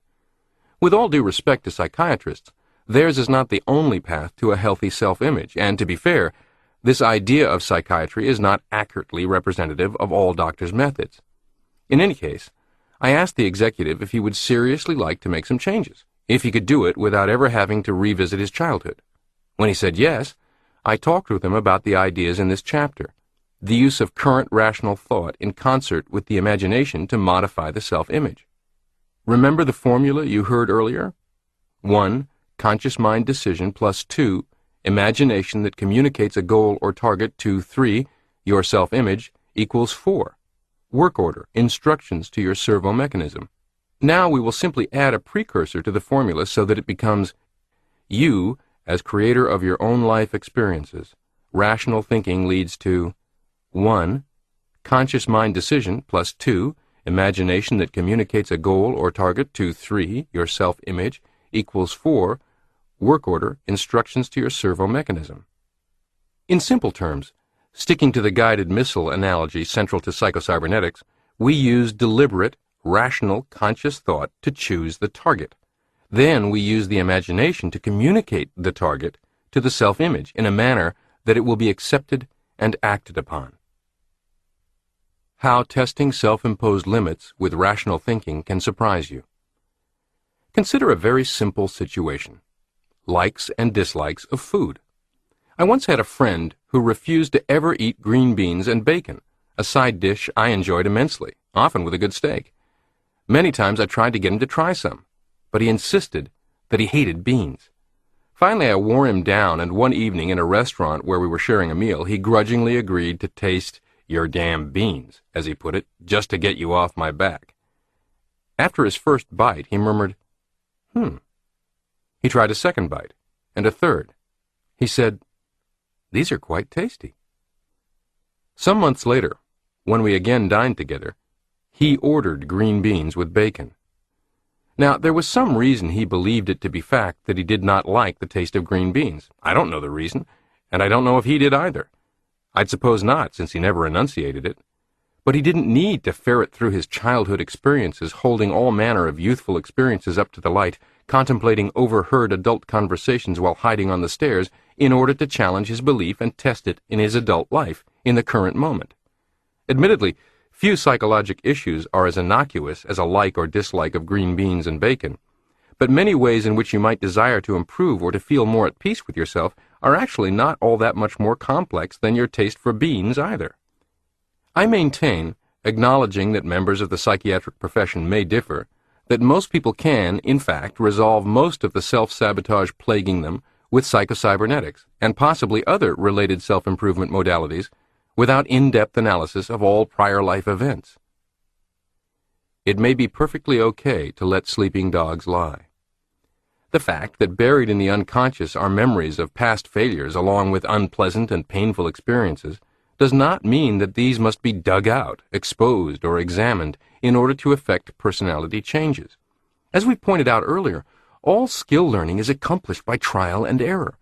By making a trial, missing the mark, consciously remembering the degree of error, and making correction on the next trial until finally a hit or successful attempt is accomplished. The successful reaction pattern is then remembered or recalled and imitated on future trials. This is true for a man learning to pitch horseshoes, throw darts, sing, drive a car, play golf, get along socially with other human beings, or any other skill. Thus, all servo mechanisms, by their very nature, contain memories of past errors, failures, painful and negative experiences. These negative experiences do not inhibit, but contribute to the learning process.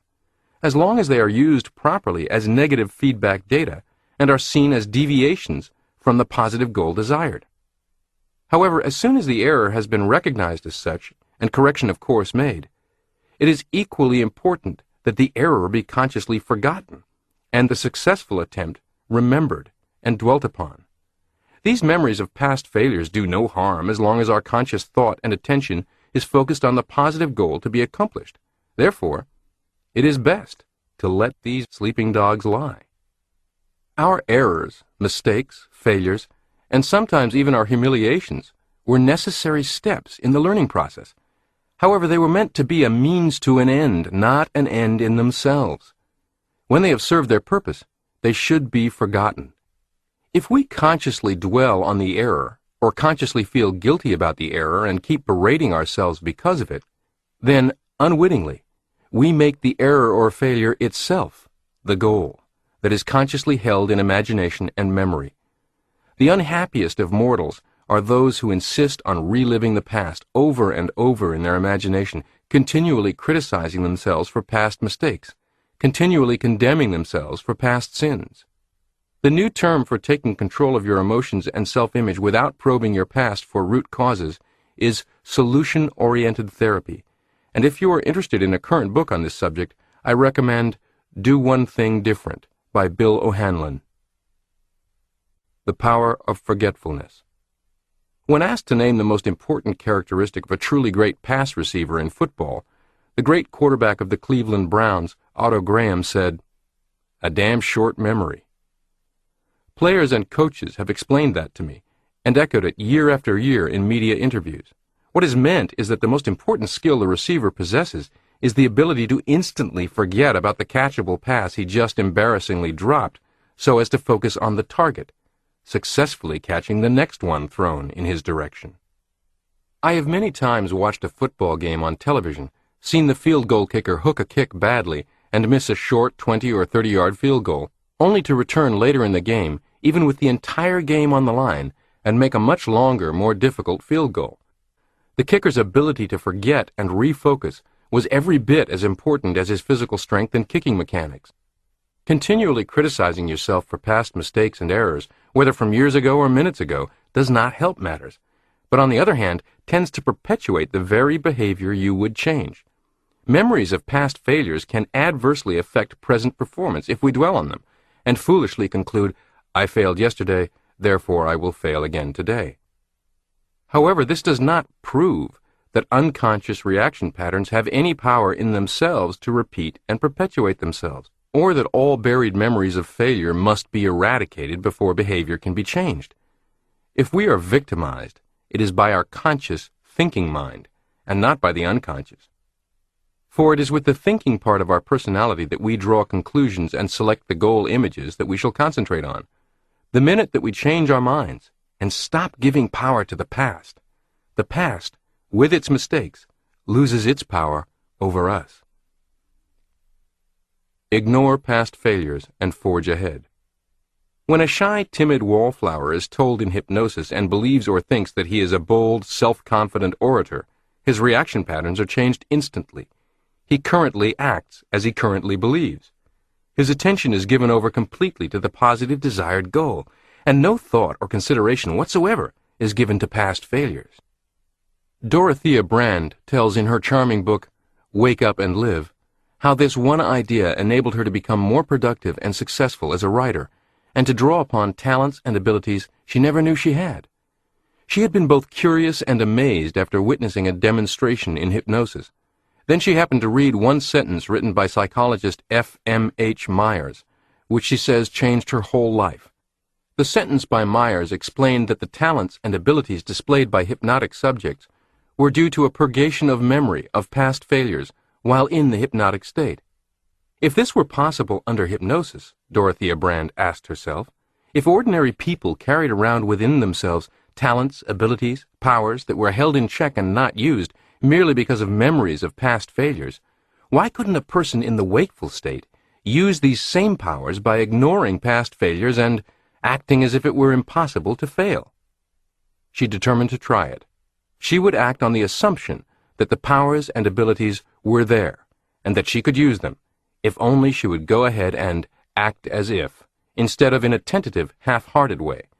Within a year, her production as a writer had increased many times. So had her sales. A rather surprising result was that she discovered a talent for public speaking, became much in demand as a lecturer, and enjoyed it, whereas previously she had not only shown no talent for lecturing, but disliked it intensely. With psychocybernetics exercises like those described in many chapters in this program, as well as even more extensive and sophisticated mental training exercises provided in my 12-week course on psychocybernetics, one of the things I strive for is equipping you with ways to act as if, within your own imagination, and to encourage your doing so repetitively and creatively. Bertrand Russell's method.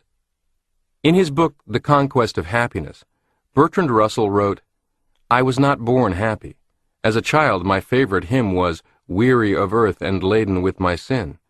In adolescence, I hated life and was continually on the verge of suicide, from which, however, I was restrained by the desire to know more mathematics. Now, on the contrary, I enjoy life. I might almost say that with every year that passes, I enjoy it more, Very largely it is due to a diminishing preoccupation with myself. Like others who had a Puritan education, I had the habit of meditating on my sins, follies, and shortcomings. I seemed to myself, no doubt justly, a miserable specimen. Gradually I learned to be indifferent to myself and my deficiencies.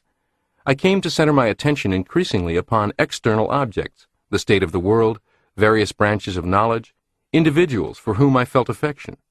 Unquote. In the same book, he describes his method for changing automatic reaction patterns based on false beliefs.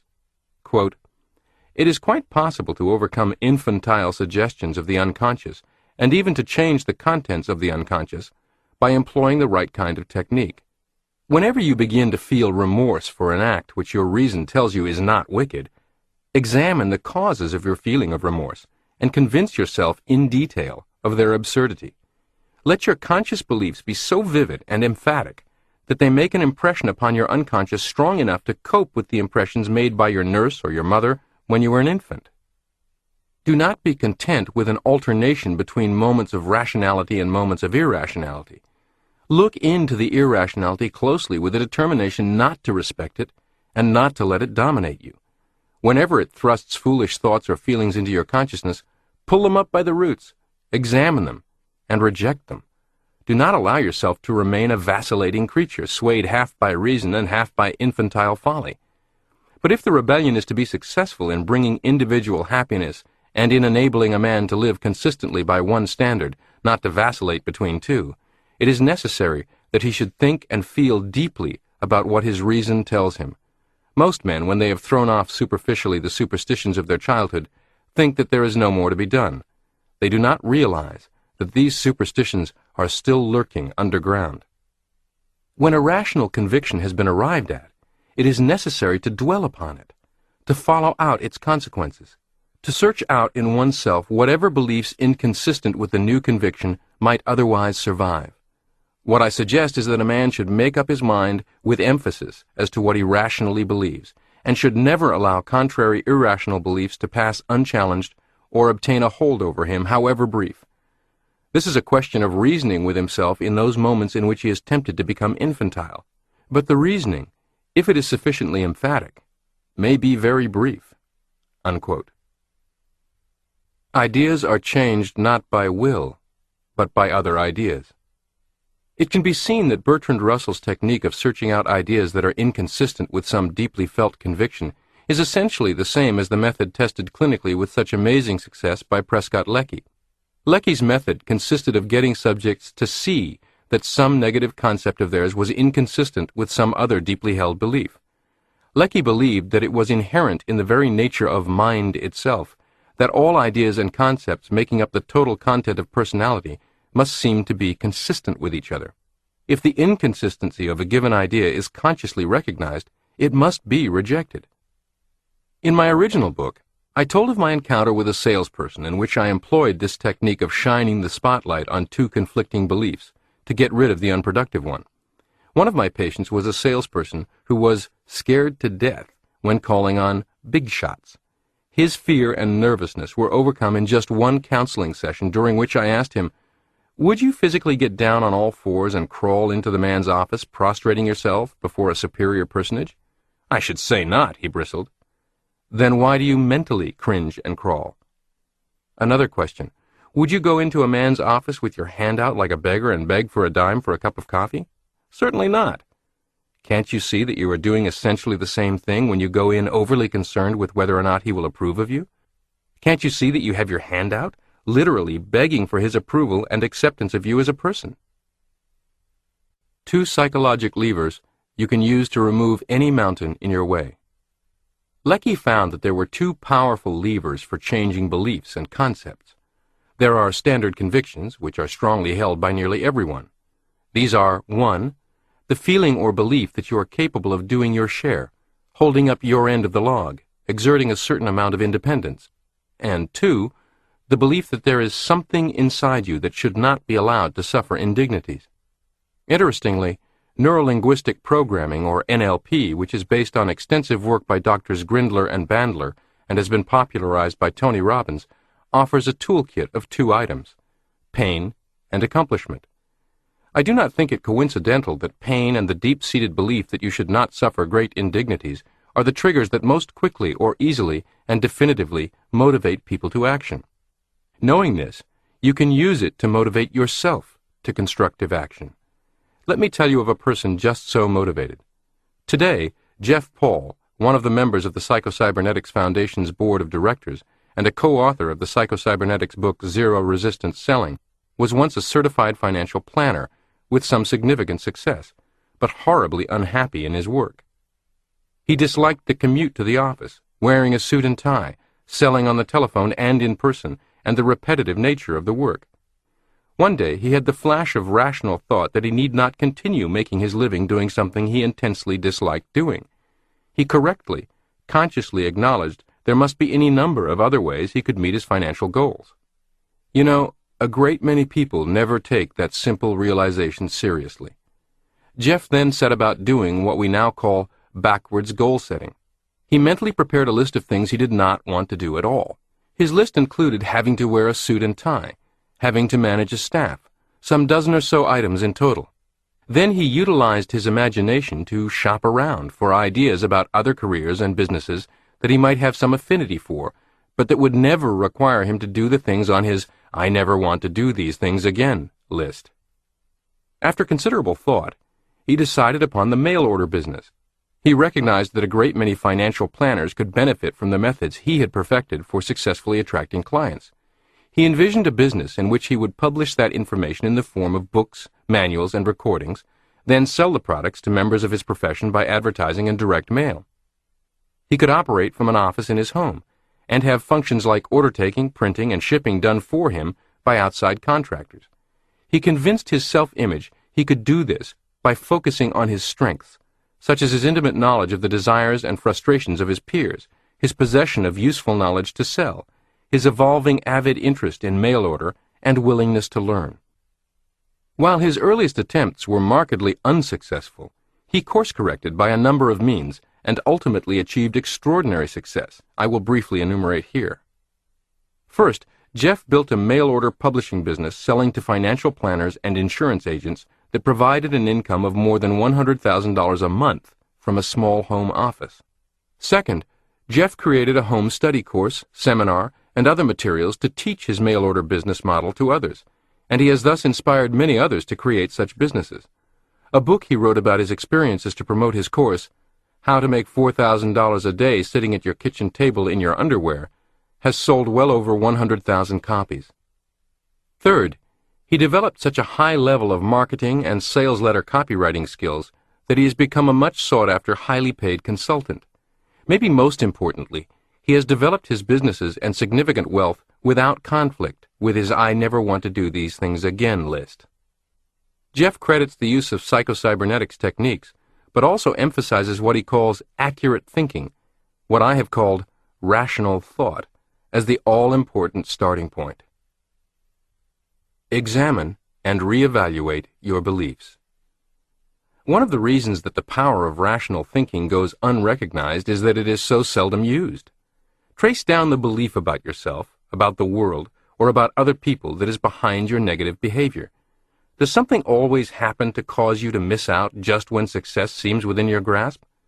Perhaps you secretly feel unworthy of success, or that you do not deserve it. Are you ill at ease around other people? Perhaps you believe you are inferior to them, or that other people, per se, are hostile and unfriendly. Do you become anxious and fearful for no good reason in a situation that is relatively safe? Perhaps you believe that the world you live in is a hostile, unfriendly, dangerous place, or that you deserve punishment. How many people do you suppose would love to have a perfect lifestyle business like Jeff's, but, if asked about it, would quickly produce a laundry list of reasons why they cannot do what he has done? These reasons are not reasons based on current rational thought at all. They're just beliefs, subject to change. Remember that both behavior and feeling spring from belief. To root out the belief responsible for your feeling and behavior, ask yourself, why? Is there some task you would like to do, some channel in which you would like to express yourself, but you hang back feeling that, I can't? Ask yourself, why? Why do I believe that I can't? Then ask yourself, is this belief based on an actual fact, or on an assumption, or a false conclusion? Then ask yourself these 4 questions. 1. Is there any rational reason for such a belief? 2. Could it be that I am mistaken in this belief? 3. Would I come to the same conclusion about some other person in a similar situation? 4. Why should I continue to act and feel as if this were true if there's no good reason to believe it? Don't just pass these questions by casually. Wrestle with them. Think hard on them. Get emotional about them. Can you see that you have cheated yourself and sold yourself short not because of a fact, but only because of an irrational and erroneous belief? If so, try to arouse some indignation or even anger. Indignation and anger can sometimes act as liberators from false ideas. Alfred Adler got mad at himself and at his teacher, and he was enabled to throw off a negative definition of himself. This experience is not uncommon. An old farmer said he quit tobacco for good one day when he discovered he had left his tobacco home and started to walk the 2 miles for it. On the way, he saw that he was being used in a humiliating way by a habit. He got mad, turned around, went back to the field, and never smoked again. Clarence Darrow, the famous attorney, said his success started the day that he got mad when he attempted to secure a mortgage for $2,000 to buy a house. Just as the transaction was about to be completed, the lender's wife spoke up and said, "Don't be a fool. He'll never make enough money to pay it off." Darrow himself had had serious doubts about the same thing, but something happened when he heard her remark. He became indignant, both at the woman and at himself, and determined he would be a success. What rational thought can and cannot do. Remember that your automatic mechanism can as easily function as a failure mechanism as a success mechanism, depending on the data you give it to process and the goals you set for it. It is basically a goal-striving mechanism. The goals it works on are up to you. Many of us unconsciously and unwittingly, by holding negative attitudes and habitually picturing failure to ourselves in our imagination, set up goals of failure. Also remember that your automatic mechanism does not reason about or question the data you feed it. It merely processes it and reacts appropriately to it.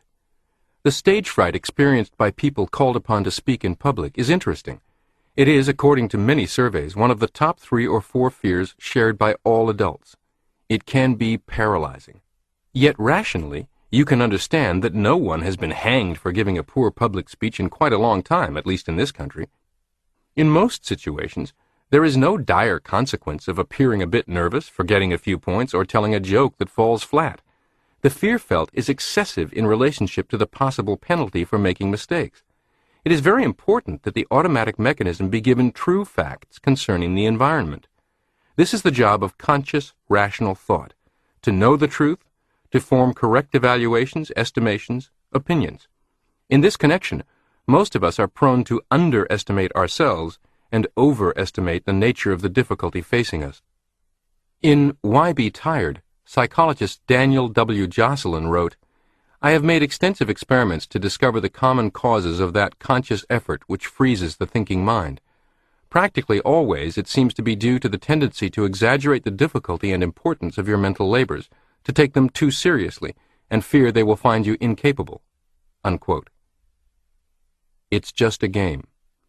In his book Golf's Mental Hazards, Overcome Them and Put an End to the Self-Destructive Round, Dr. Alan Shapiro enumerates 6 mental hazards, the first 4 of which are directly relevant to this discussion and have application far beyond the game of golf.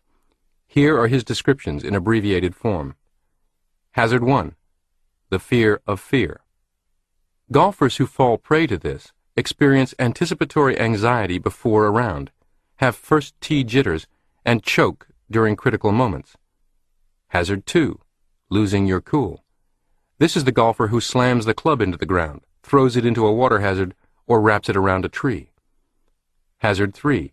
Getting 2 up or 2 down. These golfers are quick to get down on themselves. Their emotions can range from euphoria after making a difficult par to utter despair after knocking a tee shot out of bounds on the very next hole. On the basis of performance on any given day, these golfers can remain elated or depressed for days after a round of golf. Hazard 4. Worry what others think. These individuals dread embarrassment on the golf course, are prone to feelings of inferiority, sensitive to ridicule, and feel that others are always closely watching and judging. Any of these is obviously sufficient to jam the servo mechanism.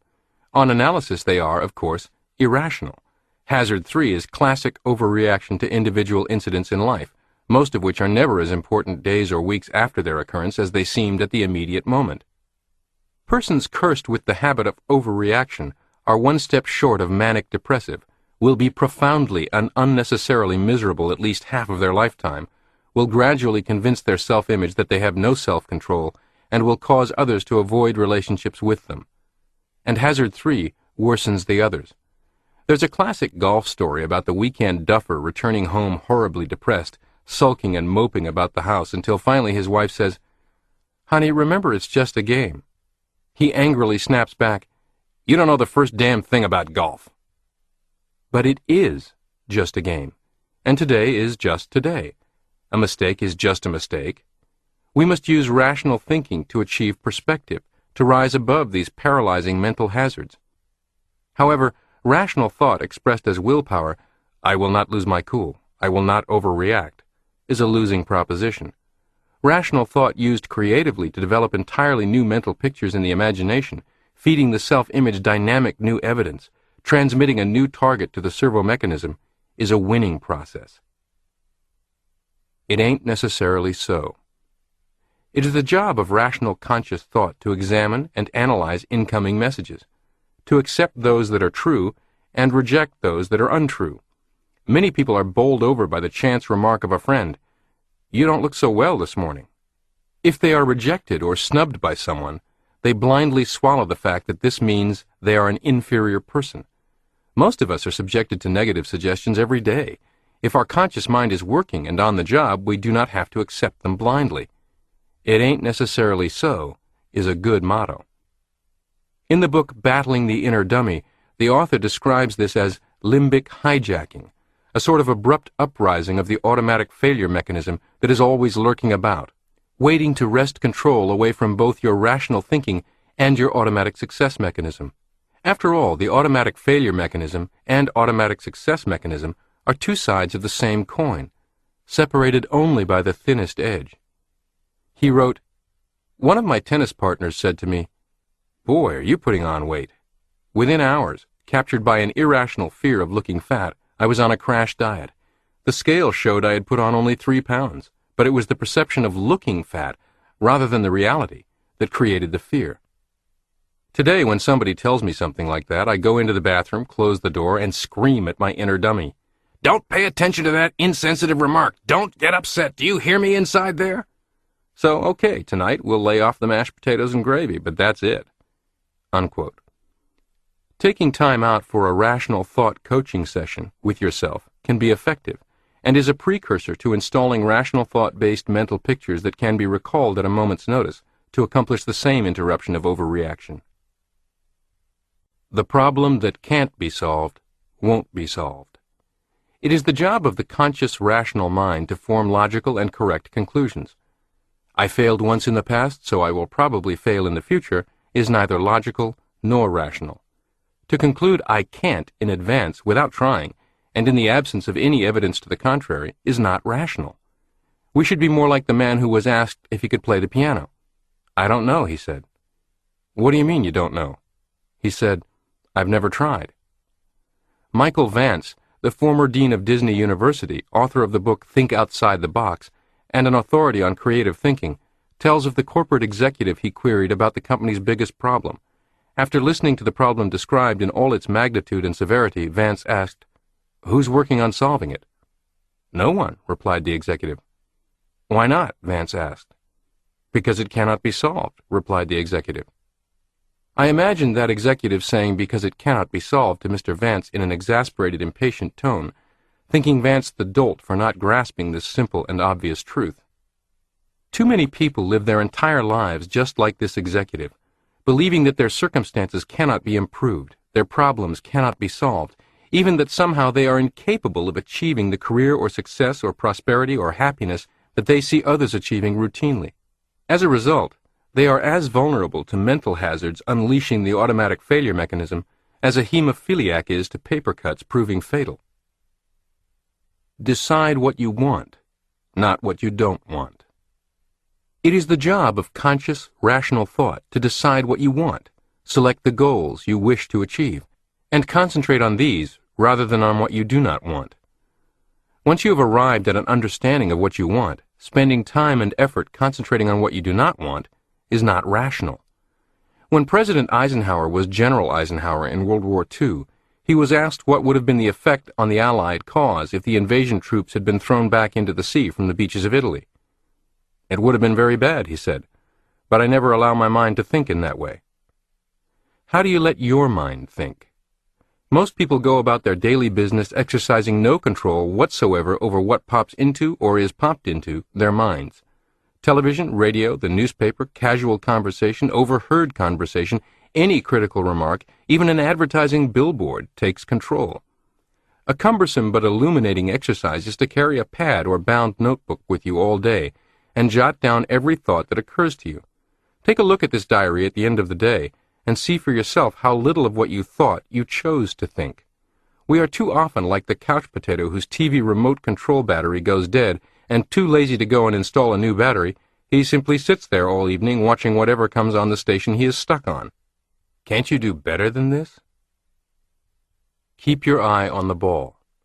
It is the job of your conscious mind to pay strict attention to the task at hand, to what you are doing, and what is going on around you, so that these incoming sensory messages can keep your automatic mechanism currently advised of the environment and allow it to respond spontaneously. In baseball parlance, you must keep your eye on the ball. It is not the job of your conscious rational mind, however, to create or to do the job at hand. We get into trouble when we either neglect to use conscious thinking in the way that it is meant to be used, or when we attempt to use it in a way that it was never meant to be used. We cannot squeeze creative thought out of the creative mechanism by making a conscious effort. We cannot do the job to be done by making strained conscious efforts. And because we try and cannot, we become concerned, anxious, frustrated. The automatic mechanism is unconscious. We cannot see the wheels turning. We cannot know what is taking place beneath the surface. And because it works spontaneously in reacting to present and current needs, we can have no intimation or certified guarantee in advance that it will come up with the answer.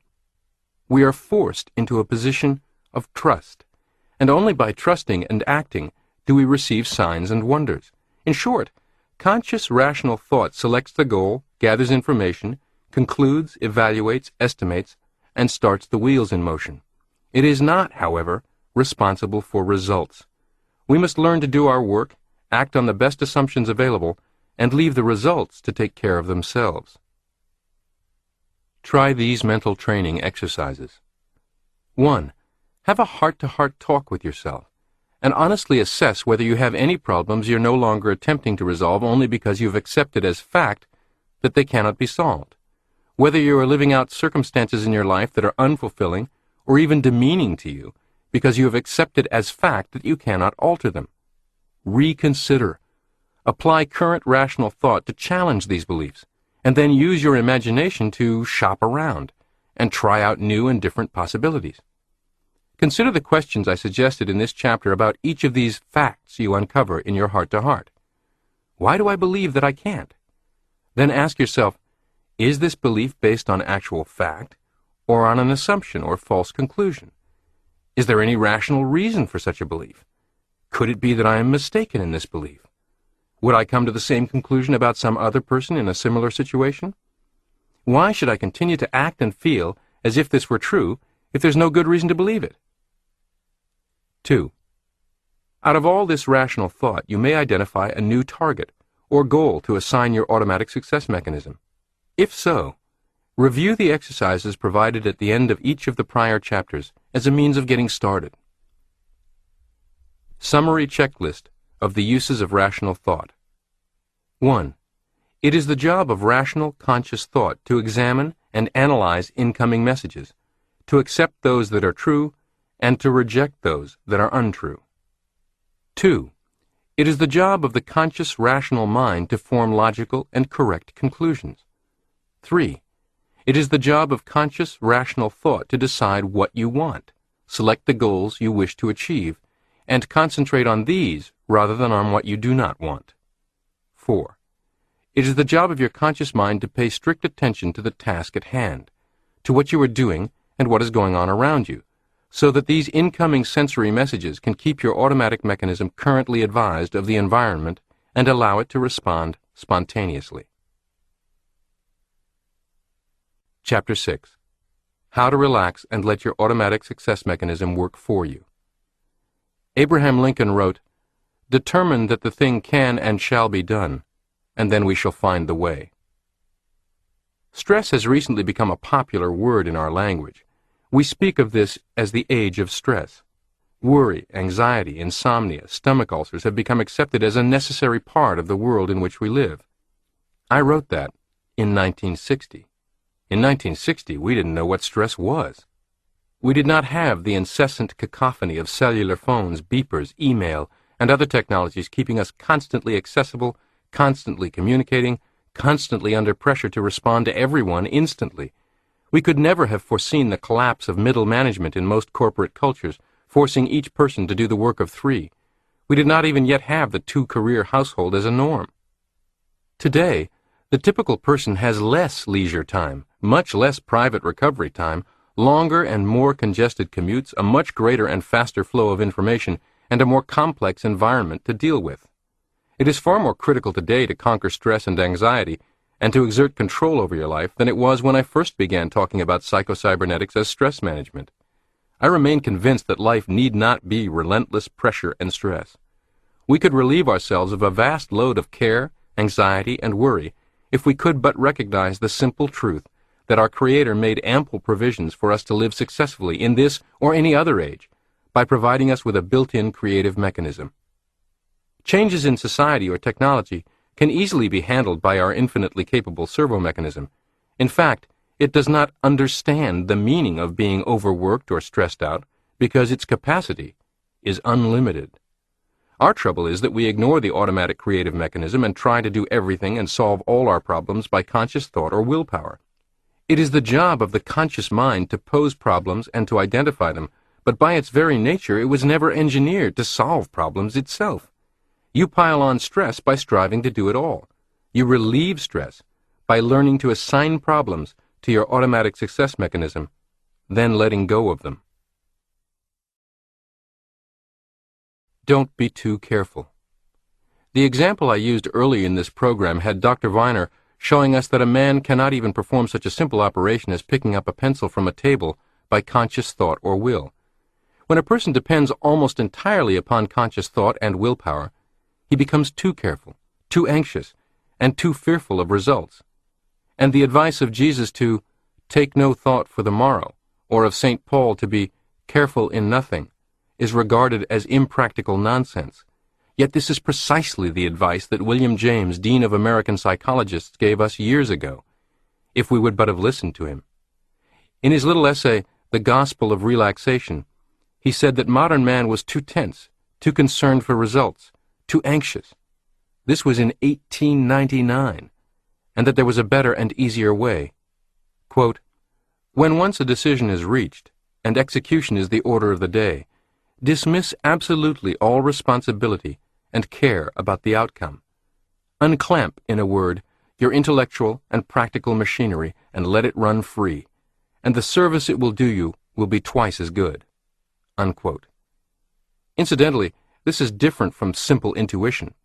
I am well aware that a great many people rebel at the thought of entrusting important decisions and responsibilities to something as ethereal as intuition. What we are talking about, I remind you, is a practical formula beginning with conscious, rational thought, but then delegating, via the imagination in concert with the self-image, to an amazingly powerful search engine and servo mechanism that will work for you toward the resolution of any problem, entirely free of stress. The secret of creative thinking and creative doing. Proof of the fact that what we have been saying is true can be seen in the experience of writers, inventors, and other creative workers. Invariably, they tell us that creative ideas are not consciously thought out by conscious thinking, but come automatically, spontaneously, and somewhat like a bolt out of the blue when the conscious mind has let go of the problem and is engaged in thinking of something else. These creative ideas do not come willy-nilly without some preliminary conscious thought about the problem. All the evidence points to the conclusion that in order to receive an inspiration or a hunch, the person must first of all be intensely interested in solving a particular problem or securing an answer. He or she must think about it consciously, gather all the information available on the subject, consider all the possible courses of action. And above all, there must be a burning desire to solve the problem.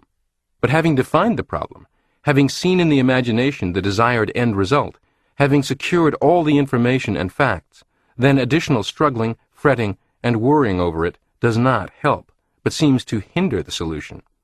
In his classic best-selling book, Think and Grow Rich, Napoleon Hill tells of being put under pressure by his publisher to come up with an appropriate title for his book in just 24 hours.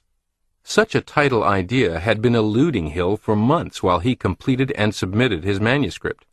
At D-Day, his editor told him he had only 24 hours to come up with a good idea, or the book would go to press with the editor's best idea, a title of Use Your Noodle to Get the Boodle.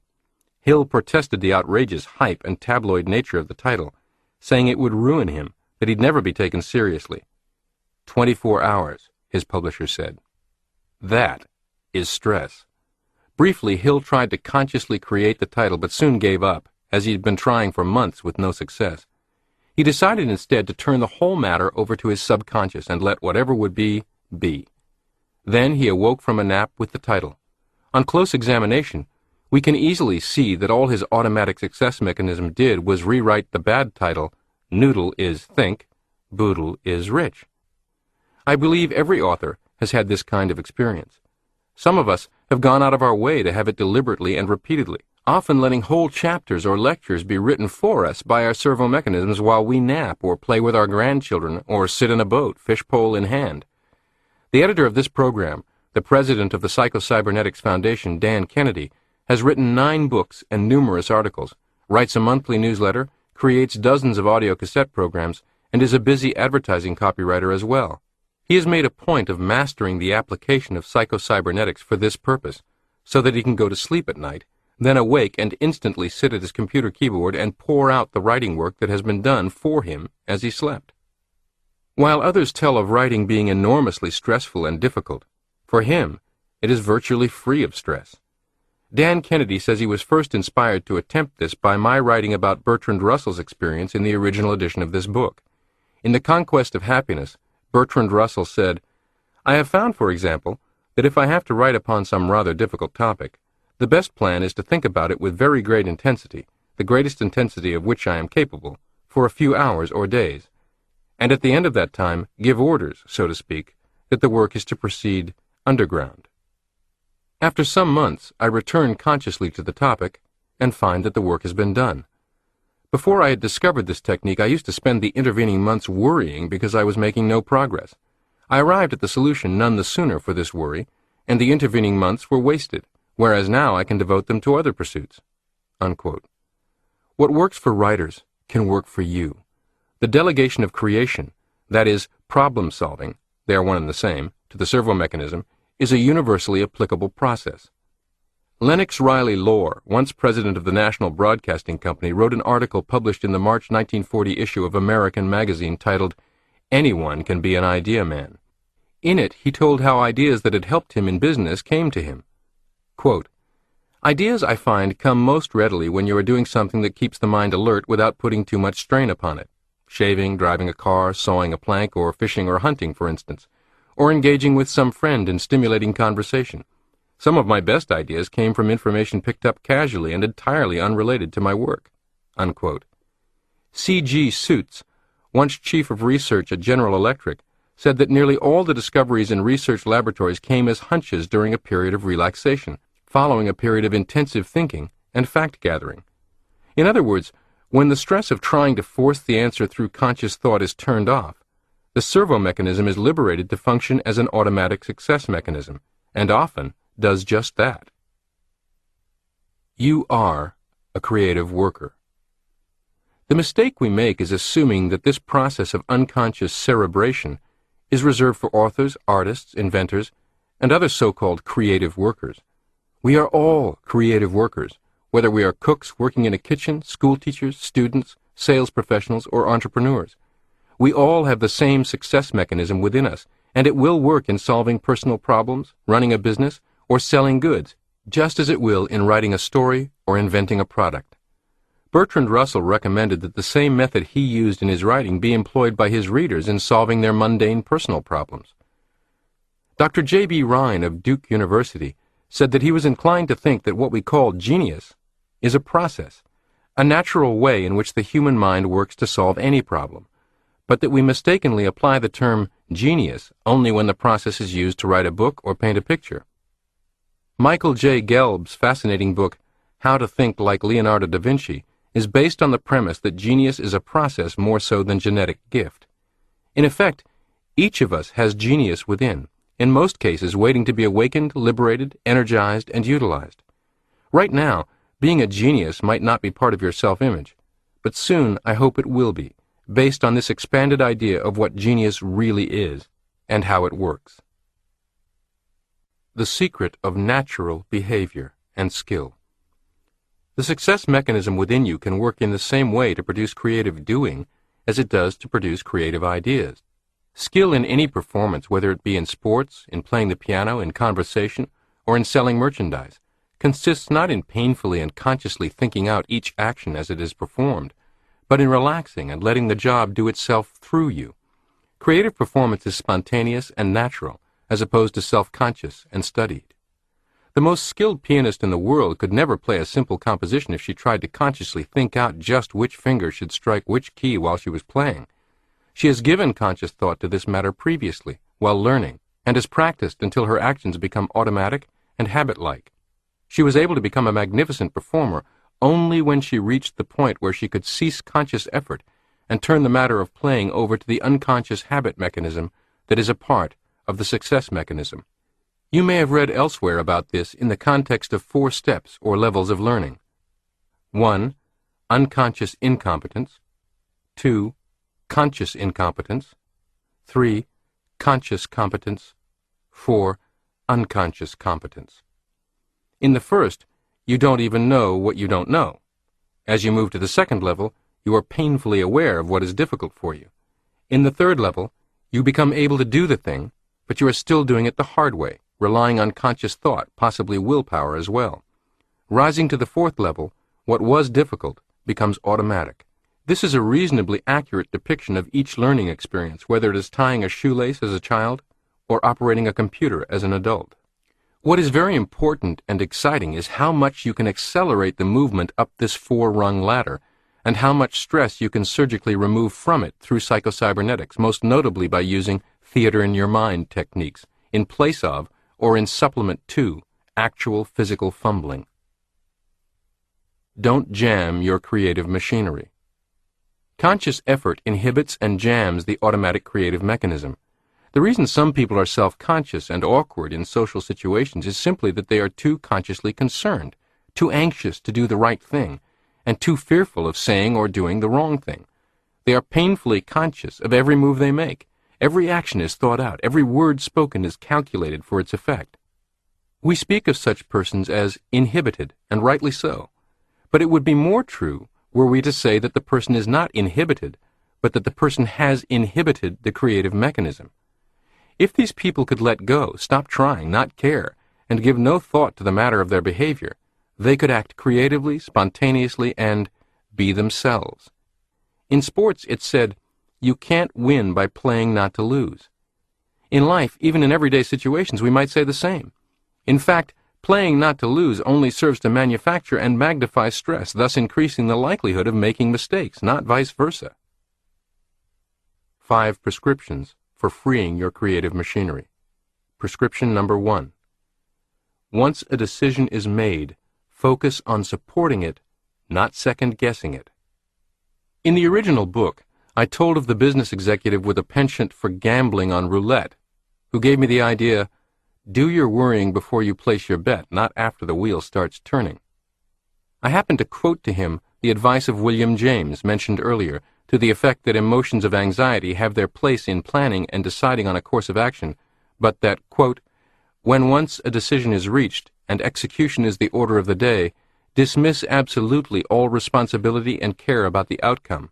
Unclamp, in a word, your intellectual and practical machinery and let it run free." Unquote. Several weeks later, he burst into my office to report, "It hit me all of a sudden," he said, "during a visit to Las Vegas. I've been trying it, and it works." "What hit you, and what works?" I asked. "That advice of William James. It didn't make too much of an impression when you told me, but while I was playing roulette, it came back to me. I noticed any number of people who appeared not to worry at all before placing their bets. Apparently odds meant nothing to them. But once the wheel started turning, they froze up and began to worry whether their number would come up or not. How silly, I thought. If they want to worry or be concerned or figure odds, the time to do that is before the decision is made to place a bet. There's something you can do about it then by thinking about it. You can figure out the best odds possible or decide not to take the risk at all. But after the bets are placed and the wheel starts turning, you might as well relax and enjoy it. Thinking about it is not going to do one bit of good, and it is wasted energy. Then I got to thinking that I myself had been doing exactly the same thing in my business and in my personal life. I often made decisions or embarked upon courses of action without adequate preparation, without considering all the risks involved and the best possible alternative. But after I had set the wheels in motion, so to speak, I continually worried over how it would come out, whether I'd done the right thing. I made a decision right then that in the future I would do all my worrying, all my conscious thinking before a decision was made, and that after making a decision and setting the wheels in motion, I would dismiss absolutely all care or responsibility about the outcome. Believe it or not, it works. I not only feel better, sleep better, and work better, but my business is running much smoother. He continued, I also discovered that the same principle works in 100 different little personal ways. For example, I used to worry and fume about having to go to the dentist and other unpleasant tasks. Then I said to myself, this is silly. You know the unpleasantness involved before you make the decision to go. If the unpleasantness is all that important to cause so much concern, and not worth the worry involved, you can simply decide not to go. But if the decision is that the trip is worth a little unpleasantness and a definite decision is made to go, then forget about it. Consider the risk before the wheel starts turning. I used to worry the night before I had to make a speech at a board meeting. Then I said to myself, I'm either going to make the speech or I'm not. If the decision is to make it, then there's no need in considering not making it or trying to mentally run away from it. I've discovered that much nervousness and anxiety is caused by mentally trying to escape or run away from something that you've decided to go through with physically. If the decision is made to go through with it, not to run away physically, why mentally keep considering or hoping for escape? I used to detest social gatherings and go along only to please my wife or for business reasons. I went, but mentally I resisted it, and was usually pretty grumpy and uncommunicative. Then I decided that if the decision was to go along physically, I might as well go along mentally, and dismiss all thoughts of resistance.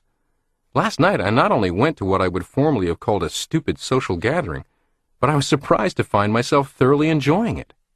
Unquote. One of the many conversations I had with business leaders after the publication of Psycho-Cybernetics focused on this story. I was conducting a seminar for the giant insurance corporation Metropolitan Life, and on a break, one of the top executives mentioned the story of the man who worried too much after his decisions to me. And he said something I believe to be profoundly liberating. Dr. Maltz, the truth is that there are few inherently right decisions or wrong decisions. Instead, we make decisions, then make them right. That's what leadership is all about. The chairman of the world's largest ad agency, McCann Erickson, Nina DeSesa, in 2000 was named by Fortune magazine as one of the 50 most powerful women in American business. You can always correct a poor decision, but if you do nothing, you can never get the time back, she says. Strive for greater decisiveness and finality in small matters, to build the evidence shown to your self-image that you are the kind of person who makes a firm decision, then ceases to worry over it. If in a restaurant with friends, do not be the person who agonizes over choices, even changes his mind after ordering. Pick something and close the menu. If shopping, pick and buy.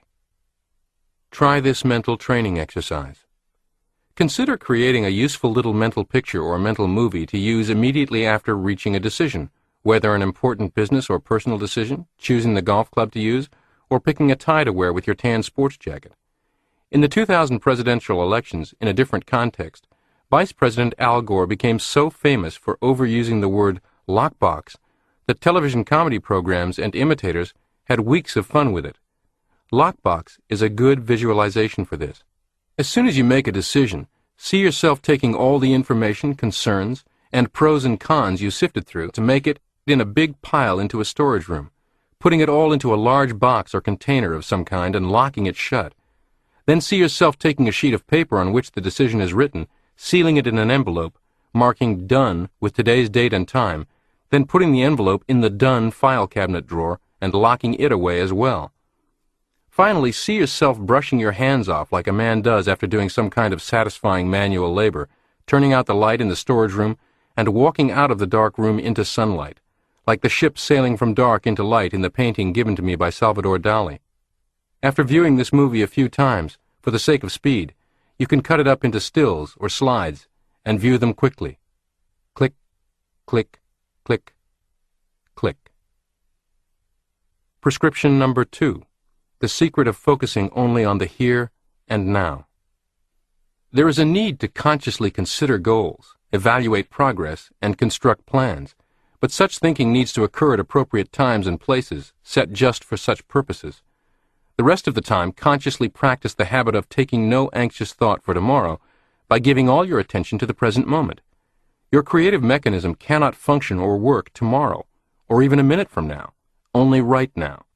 It can only function in the present, today, the present moment. Make plans for tomorrow, but don't try to live in tomorrow or in the past. Creative living means responding and reacting to environment spontaneously. Your creative mechanism can respond appropriately and successfully to present environment only if you have your full attention upon present environment and give it information concerning what is happening now. Plan all you want to for the future, prepare for it, but don't worry about how you will react tomorrow or even 5 minutes from now. Your creative mechanism will react appropriately in the now if you pay attention to what is happening now. It will do the same tomorrow. It cannot react successfully to what may happen, only to what is happening. I once dined with the president of a large corporation in a very pricey gourmet restaurant. He wolfed his dinner down quickly and still had a plate full of food. When I asked him about it, he said, "I never taste food. I'm too busy thinking about other more important things." Well, he might as well get his nutrients from a pill. Someday I imagine it may come to that. But there are 2 troubling things about Mr. Dynamo's approach. First, he is denying himself the great pleasure of a fine dining experience, of sipping the wine, tasting each morsel, relishing how perfectly prepared is the cut of meat, how crisp and fresh the tomato. One can assume he misses out on many other sensual enjoyments of life as well.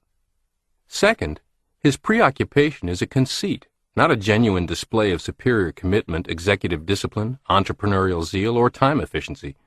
People cannot function at their best if moving at the fastest possible speed all the time without relief or recovery. It is a safe wager that he rarely is in the moment, fully focused, and involved with only one thing or one person. And while that may impress others with his busyness, it will not lead to maximum utilization of his wisdom and capability. The following morning, based on my diagnosis, I called my broker and sold the shares of stock I held in the company captained by this fellow. You will have a far more enjoyable life and be a far more effective individual if you learn to mentally slow yourself down enough to savor your experiences. Try this mental training exercise. After you have left a place, such as a restaurant or shop, stop and see how much of it you can recall and describe in copious, exacting detail. In order to sharpen your powers of observation for this challenge, you will automatically slow yourself down and be more there, wherever you are. If you've read the accounts of the fictional yet fact-based detective Sherlock Holmes, you know that he demonstrated remarkable observatory powers, recalling and analyzing the minutest details. In one of these stories, the author, Arthur Conan Doyle, has the Dr. Watson character say to Holmes, "It seems obvious your faculty of observation and your peculiar facility for deduction are due to your own systematic training." Doyle knew that the person he modeled Holmes after, his pathology professor at Edinburgh University, was well known for his extraordinary powers of observation and had taken great pains to train his mind to capture all the minute detail of a scene, an experience, or a person. Prescription number 3. Try to do only one thing at a time. Another cause of confusion, as well as the resulting feelings of nervousness, hurry, and anxiety, is the absurd habit of trying to do many things at one time. The student studies and watches TV simultaneously. The business person, instead of concentrating on and only trying to do the one letter that he is presently dictating, is thinking in the back of his mind of all the things he should accomplish today, or perhaps this week, and unconsciously trying mentally to accomplish them all at once.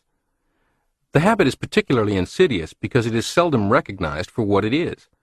When we feel jittery, worried, or anxious in thinking of the great amount of work that lies before us, the jittery feelings are not caused by the work, but by our mental attitude, which is, I ought to be able to do this all at once. We become nervous because we are trying to do the impossible, and thereby making futility and frustration inevitable. The truth is that we can only do one thing at a time. Realizing this, fully convincing ourselves of this simple and obvious truth, enables us to mentally stop trying to do the things that lie next and to concentrate all our awareness, all our responsiveness, on this one thing we are doing now. When we work with this attitude, we are relaxed, we are free from the feelings of hurry and anxiety, and we are able to concentrate and think at our best. If you watch much football on television, you've seen receivers drop balls that pass right through their hands and hear the commentators explain that he was running before he caught the ball, or he must have heard footsteps. In other words, instead of being totally focused on catching and securing the ball, he was worrying about other players converging on him, where he would go once he had the ball, even prematurely moving his body away from the ball. There's a relatively new word for this in the occupational world: multitasking. And for most people, most of the time, it's an empty conceit. Be careful whom you emulate, the herd or the leader. Most of us feel hurried and harried, said Dr. Gilkey, because we form a false mental picture of our duties, obligations, and responsibilities. There seem to be a dozen different things pressing in on us at any given moment, a dozen different things to do, a dozen different problems to solve, a dozen different strains to endure. No matter how hurried or harried our existence may be, said Dr. Gilkey, this mental picture is entirely false. Even on the busiest day, the crowded hours come to us one moment at a time. No matter how many problems, tasks, or strains we face, they always come to us in single file, which is the only way they can come. To get a true mental picture, he suggested visualizing an hourglass, with the many grains of sand dropping one by one. This mental picture will bring emotional poise, just as the false mental picture will bring emotional unrest. Another similar mental device that I have found very helpful to my patients is telling them this: your success mechanism can help you do any job, perform any task, solve any problem. Think of yourself as feeding jobs and problems to your success mechanism as a scientist feeds a problem to an electronic brain. The hopper to your success mechanism can handle only one job at a time. Just as an electronic brain cannot give the right answer if 3 different problems are mixed up and fed in at the same time, neither can your own success mechanism. Ease off on the pressure. Stop trying to cram into the machinery more than one job at a time. Purchase an hourglass and place it where you work most of the time, where it will catch your eye often. Place a small placard on it or next to it, on which you have written, "1 grain at a time." Prescription number 4. Sleep on it. If you have been wrestling with a problem all day without making any apparent progress, try dismissing it from your mind and putting off making a decision until you've had a chance to sleep on it. Remember that your creative mechanism works best when there is not too much interference from your conscious I. In sleep, the creative mechanism has an ideal opportunity to work independently of conscious interference, if you have previously started the wheels turning. Remember the fairy story about the shoemaker and the elves? The shoemaker found that if he cut out the leather and laid out the patterns before retiring, little elves came and actually put the shoes together for him while he was sleeping. Many creative workers have used a very similar technique. Mrs. Thomas A. Edison has said that each evening her husband would go over in his mind those things which he hoped to accomplish the next day. Sometimes he would make a list of the jobs he wanted to do and problems he hoped to solve. Edison's well-known cat naps were far more than mere respites from fatigue. Joseph Rossman, in The Psychology of Invention, says, when stumped by something, he would stretch out in his Menlo workshop and, half dozing, get an idea from his dream mind to help him around the difficulty. Henry Ward Beecher once preached every day for 18 months. His method? He kept a number of ideas hatching, and each night before retiring would select an incubating idea and stir it up by thinking intensely about it. The next morning, it would have fitted itself together for a sermon. Prescription number 5. Relax while you work. Try this mental training exercise. In Chapter 4, you learned how to induce physical and mental relaxation while resting. Continue with the daily practice in relaxation, and you will become more and more proficient. In the meantime, you can induce something of that relaxed feeling and the relaxed attitude while going about your daily activities, if you will form the habit of mentally remembering the nice, relaxed feeling that you induced. Stop occasionally during the day. It need only take a moment, and remember in detail the sensations of relaxation. Remember how your arms felt, your legs, back, neck, face. Sometimes forming a mental picture of yourself lying in bed or sitting relaxed and limp in an easy chair helps to recall the relaxed sensations. Mentally repeating to yourself several times, "I feel more and more relaxed," also helps. Practice this remembering faithfully several times each day. You'll be surprised at how much it reduces fatigue and how much better you are able to handle situations. By relaxing and maintaining a relaxed attitude, you remove those excessive states of concern, tension, and anxiety which interfere with the efficient operation of your creative mechanism. In time, your relaxed attitude will become a habit, and you will no longer need to consciously practice it. Stressless success. Success without stress is, in one sense, as foolish an idea as weight loss without deprivation. However, the popular axiom, "no pain, no gain," is just as foolish an idea. You were not intended to suffer and struggle mightily as if pushing a giant boulder up the side of a steep mountain for every accomplishment or satisfaction in life. Believing that to be true fact or moral imperative is a severely limiting belief, an opinion that guarantees you much misery. Throughout this chapter and elsewhere in this program, I have used the terms creative mechanism, automatic creative mechanism, and servo mechanism interchangeably, and I want to take a moment to clarify things.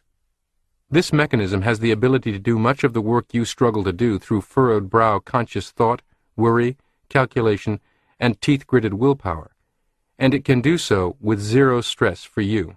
You must learn to direct it and trust it, to delegate to it, and then let go. General George S. Patton said, "Never tell people how to do things. Tell them what to do, and they will surprise you with their ingenuity." The identical leadership principle applies to your relationship with your creative mechanism. Tell it what to do. Let it pleasantly surprise you with its ingenuity. Think of this in terms of two executive styles, macromanagement and micromanagement. The executives I have seen age on the job are the micromanagers.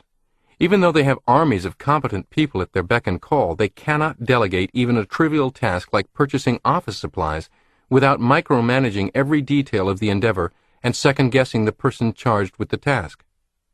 Executives who can carry great responsibility without quickly becoming gray-haired and stooped over physically, mentally, and emotionally learn to delegate and let go, striving to most accurately express their intentions and objectives, then relying on a well-selected associate to carry out their vision or directive. The micromanager often inhibits the growth and prosperity of the organization. The macromanager often liberates it.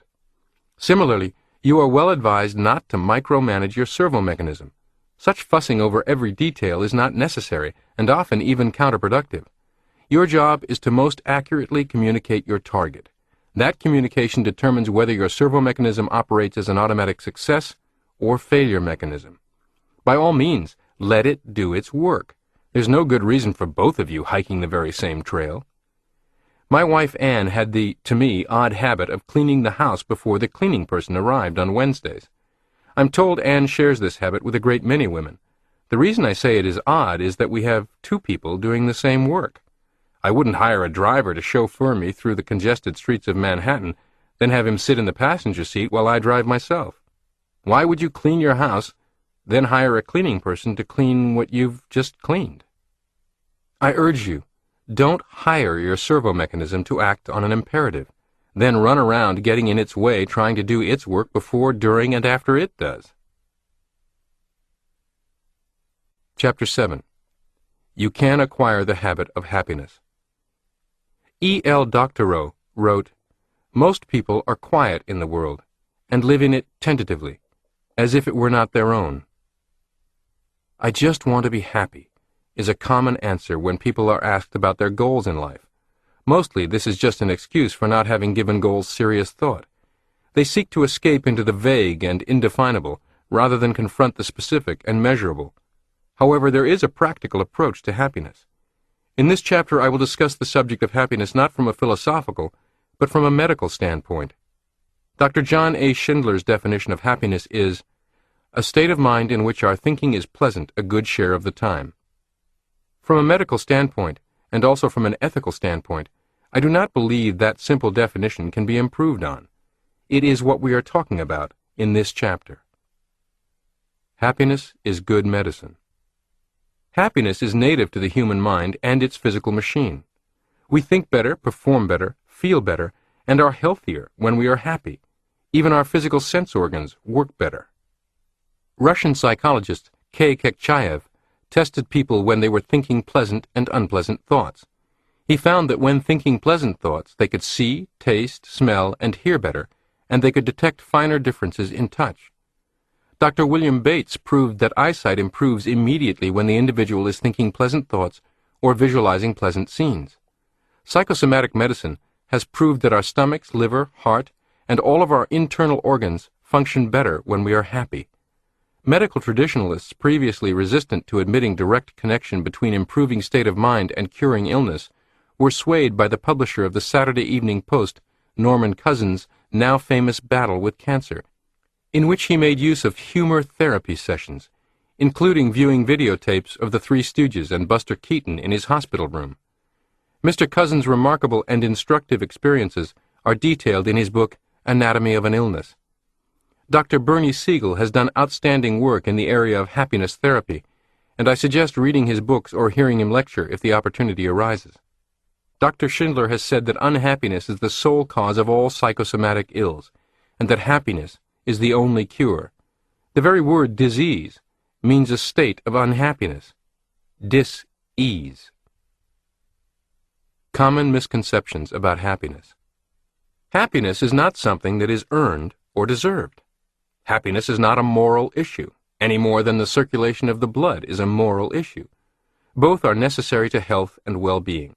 Happiness is simply a state of mind in which our thinking is pleasant a good share of the time. If you wait until you deserve to think pleasant thoughts, you are likely to think unpleasant thoughts concerning your own unworthiness. Happiness is not the reward of virtue, said Spinoza, but virtue itself. Nor do we delight in happiness because we restrain our lusts, but on the contrary, because we delight in it. Therefore, we are able to restrain them. Unquote. The pursuit of happiness is not selfish. Many sincere people are deterred from seeking happiness because they feel that it would be selfish or wrong. Unselfishness does make for happiness, for it not only gets our minds directed outward away from ourselves and our introspection, our faults, sins, troubles, unpleasant thoughts, or pride in our goodness, but it also enables us to express ourselves creatively and fulfill ourselves in helping others. One of the most pleasant thoughts to any human being is the thought that he is needed, that he is important enough and competent enough to help and to add to the happiness of some other human being. However, if we make a moral issue out of happiness and conceive of it as something to be earned as a sort of reward for being unselfish, we are very apt to feel guilty about wanting happiness. Happiness comes from being and acting unselfishly, as a natural accompaniment to the being and acting, not as a payoff or prize. If we are rewarded for being unselfish, the next logical step is to assume that the more self-abnegating and miserable we make ourselves, the more happy we will be. The premise leads to the absurd conclusion that the way to be happy is to be unhappy. There is a line. The best way I know to help the poor is not to be one of them. Whether or not that is the best way, it is difficult to see how you help those in poverty by reducing your own success or standard of living, unless you erroneously believe in a universe of compensating balances rather than unlimited abundance. Similarly, you cannot possibly help the unhappy by being one of them. A woman once told me, "My co-workers are both so miserable and frustrated in their jobs, so visibly unhappy at work. I feel bad about enjoying being there and doing my work, and fight my tendency to go about doing things cheerily so as not to annoy them or make them feel worse." Happiness is not meted out in compensating balances. By being happy, she does not consume such an unfair and selfish quantity of finite available happiness that her co-workers are deprived of their share. By consciously suppressing and reducing her happiness, she does not make available a new supply of happiness that is automatically transferred to them. Happiness or prosperity is not a commodity like the last candy bar on a deserted island populated by 3 castaways, or the last hour of oxygen in a sealed vault in which several people have been locked up. Happiness lies in the present, not in the future. We are never living, but only hoping to live, and looking forward always to being happy. It is inevitable that we never are so, said philosopher Pascal. I have found that one of the most common causes of unhappiness among my patients is that they are attempting to live their lives on the deferred payment plan. They do not live, nor do they enjoy life now, but wait for some future event or occurrence. They will be happy when they get married, when they get a better job, when they get the house paid for, when they get the children through college, when they have completed some task or won some victory. Invariably, they are disappointed. Happiness is a mental habit, a mental attitude, and if it is not learned and practiced in the present, it is never experienced. It cannot be made contingent on solving some external problem. When one problem is solved, another appears to take its place. Life is a series of problems. If you are to be happy at all, you must be happy, period. Not happy because of. Happiness is a mental habit which can be cultivated and developed. Most people are about as happy as they make up their minds to be, said Abraham Lincoln. Happiness is purely internal, says psychologist Dr. Matthew N. Chappell. It is produced not by objects, but by ideas, thoughts, and attitudes which can be developed and constructed by the individual's own activities, irrespective of the environment. Unquote. No one, other than a saint, can be 100% happy all the time, and as George Bernard Shaw quipped, we would probably be miserable if we were. But we can, by taking thought and making a simple decision, be happy and think pleasant thoughts a large share of the time, regarding that multitude of little events and circumstances of daily living that now makes us unhappy. To a large extent, we react to petty annoyances, frustrations, and the like, with grumpiness, dissatisfaction, resentment, and irritability, purely out of habit. We have practiced reacting that way so long, it has become habitual. Much of this habitual unhappiness reaction originated because of some event that we interpreted as a blow to our self-esteem. A driver honks at us unnecessarily. Someone interrupts and doesn't pay attention while we're talking. Someone doesn't come through for us as we think she should. Even impersonal events can be interpreted and reacted to as affronts to our self-esteem. The bus we wanted to catch had to be late. It had to go in rain when we planned to play golf. Traffic had to get into a snarl just when we needed to catch the plane. We react with anger, resentment, self-pity, or, in other words, unhappiness. A chief cause of unhappiness is taking things personally that are not personal at all. Stop letting things push you around. The best cure I have found for this sort of thing is to use unhappiness's own weapon, self-esteem. Have you ever been to a TV show and seen the master of ceremonies manipulate the audience? I asked a patient. He brings out a sign that says applause, and everyone applauds. He brings out another that says laughter, and everyone laughs. They act like sheep, as if they were slaves, and meekly react as they are told to react. You are acting the same way. You are letting outward events and other people dictate to you how you shall feel and how you shall react. You are acting as an obedient slave, and reacting when circumstances signal to you, be angry, get upset. Now is the time to feel unhappy. Learning the happiness habit, you become a master instead of a slave, or as Robert Louis Stevenson said, the habit of being happy enables one to be freed, or largely freed, from the domination of outward conditions. Your opinion can add to unhappy events. Even in regard to tragic conditions and the most adverse environment, we can usually manage to be happier, if not completely happy, by not adding to the misfortune of our own feelings of self-pity, resentment, and our own adverse opinions. "How can I be happy?" the woman of an alcoholic husband asked me. "I don't know," I said. "But you can be happier by resolving not to add resentment and self-pity to your misfortune." "How can I possibly be happy?" asked a businessman. "I've just lost $200,000 on the stock market. I'm ruined and disgraced." "You can be happier," I said, "by not adding your own opinion to the facts. It is a fact that you lost $200,000. It is your opinion that you are ruined and disgraced." I then suggested that he memorize a saying of Epictetus, which has always been a favorite of mine. "Men are disturbed," said the sage, "not by the things that happen, but by their opinion of the things that happen." Happiness versus unhappiness equals facts versus opinions.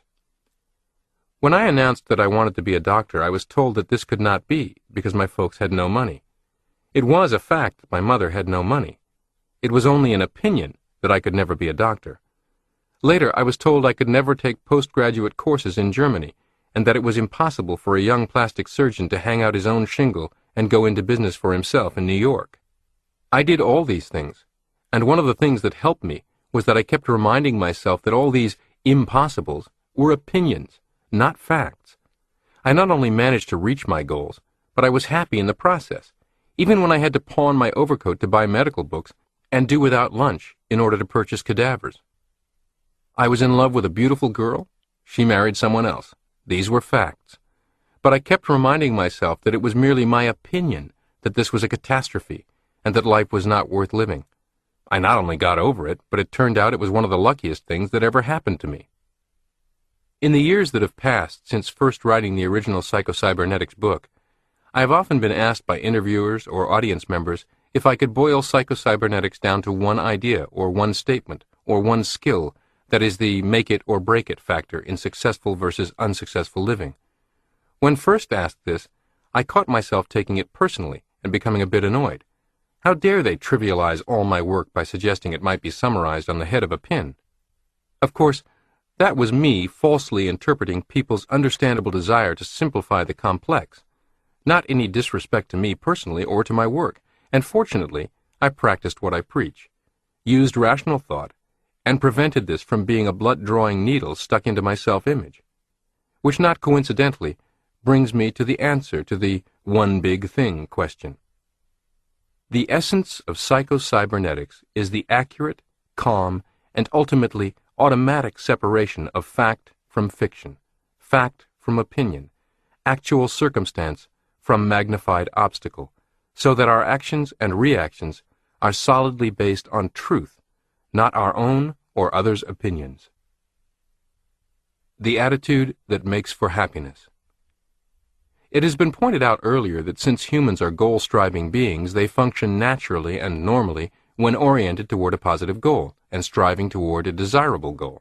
Happiness is a symptom of normal, natural functioning, and when humans are functioning as goal-strivers, they tend to feel fairly happy, regardless of circumstances. My young business executive friend was very unhappy because he had lost $200,000. Thomas A. Edison lost a laboratory worth millions in a fire with no insurance. "What in the world will you do?" someone asked. "We will start rebuilding tomorrow morning," said Edison. He maintained an aggressive attitude. He was still goal-oriented despite his misfortune. And because he did maintain an aggressive goal-striving attitude, it is a good bet that he was never very unhappy about his loss. Looking back on my own life, I can see that some of the happiest years were those when I was a struggling medical student living from hand to mouth in my early days of practice. Many times I was hungry. I was cold and ill-clad. I worked hard, a minimum of about 12 hours a day.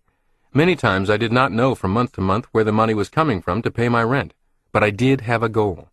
I had a consuming desire to reach it and a determined persistence that kept me working toward it. I related all this to the young business executive and suggested that the real cause of his unhappy feeling was not that he had lost $200,000, but that he had lost his goal.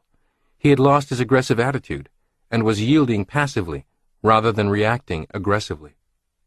"I must have been crazy," he told me later, to let you convince me that losing the money was not what was making me unhappy, but I'm awfully glad that you did." He stopped moaning about his misfortune, faced about, got himself another goal, and started working toward it. Within 5 years, he not only had more money than ever before in his life, but for the first time, he was in a business that he enjoyed. Here's a prescription to help you along. Form the habit of reacting aggressively and positively toward threats and problems. Form the habit of keeping goal-oriented all the time, regardless of what happens. Do this by practicing a positive, aggressive attitude, both in actual everyday situations and in your imagination. See yourself in your imagination taking positive, intelligent action toward solving a problem or reaching a goal. See yourself reacting to threats not by running away or evading them, but by meeting them, dealing with them, grappling with them in an aggressive and intelligent manner. Most people are brave only in the dangers to which they accustom themselves, either in imagination or practice, said Bulwer Lytton, the English novelist. Take responsibility for your own happiness. The idea that happiness, or keeping one's thoughts pleasant most of the time, can be deliberately and systematically cultivated by practicing in a more or less cold-blooded manner strikes many of my patients as rather incredible, if not ludicrous, when I first suggest it. Yet experience has shown not only that this can be done, but this is about the only way that the habit of happiness can be cultivated. In the first place, happiness isn't something that happens to you. It is something you yourself do and determine. If you wait for happiness to catch up with you, just happen, or be brought to you by others, you are likely to have a long wait. No one can decide what your thoughts shall be but yourself. If you wait until circumstances justify your thinking pleasant thoughts, you're also likely to wait forever. Every day is a mixture of good and evil. No day or circumstance is completely 100% good.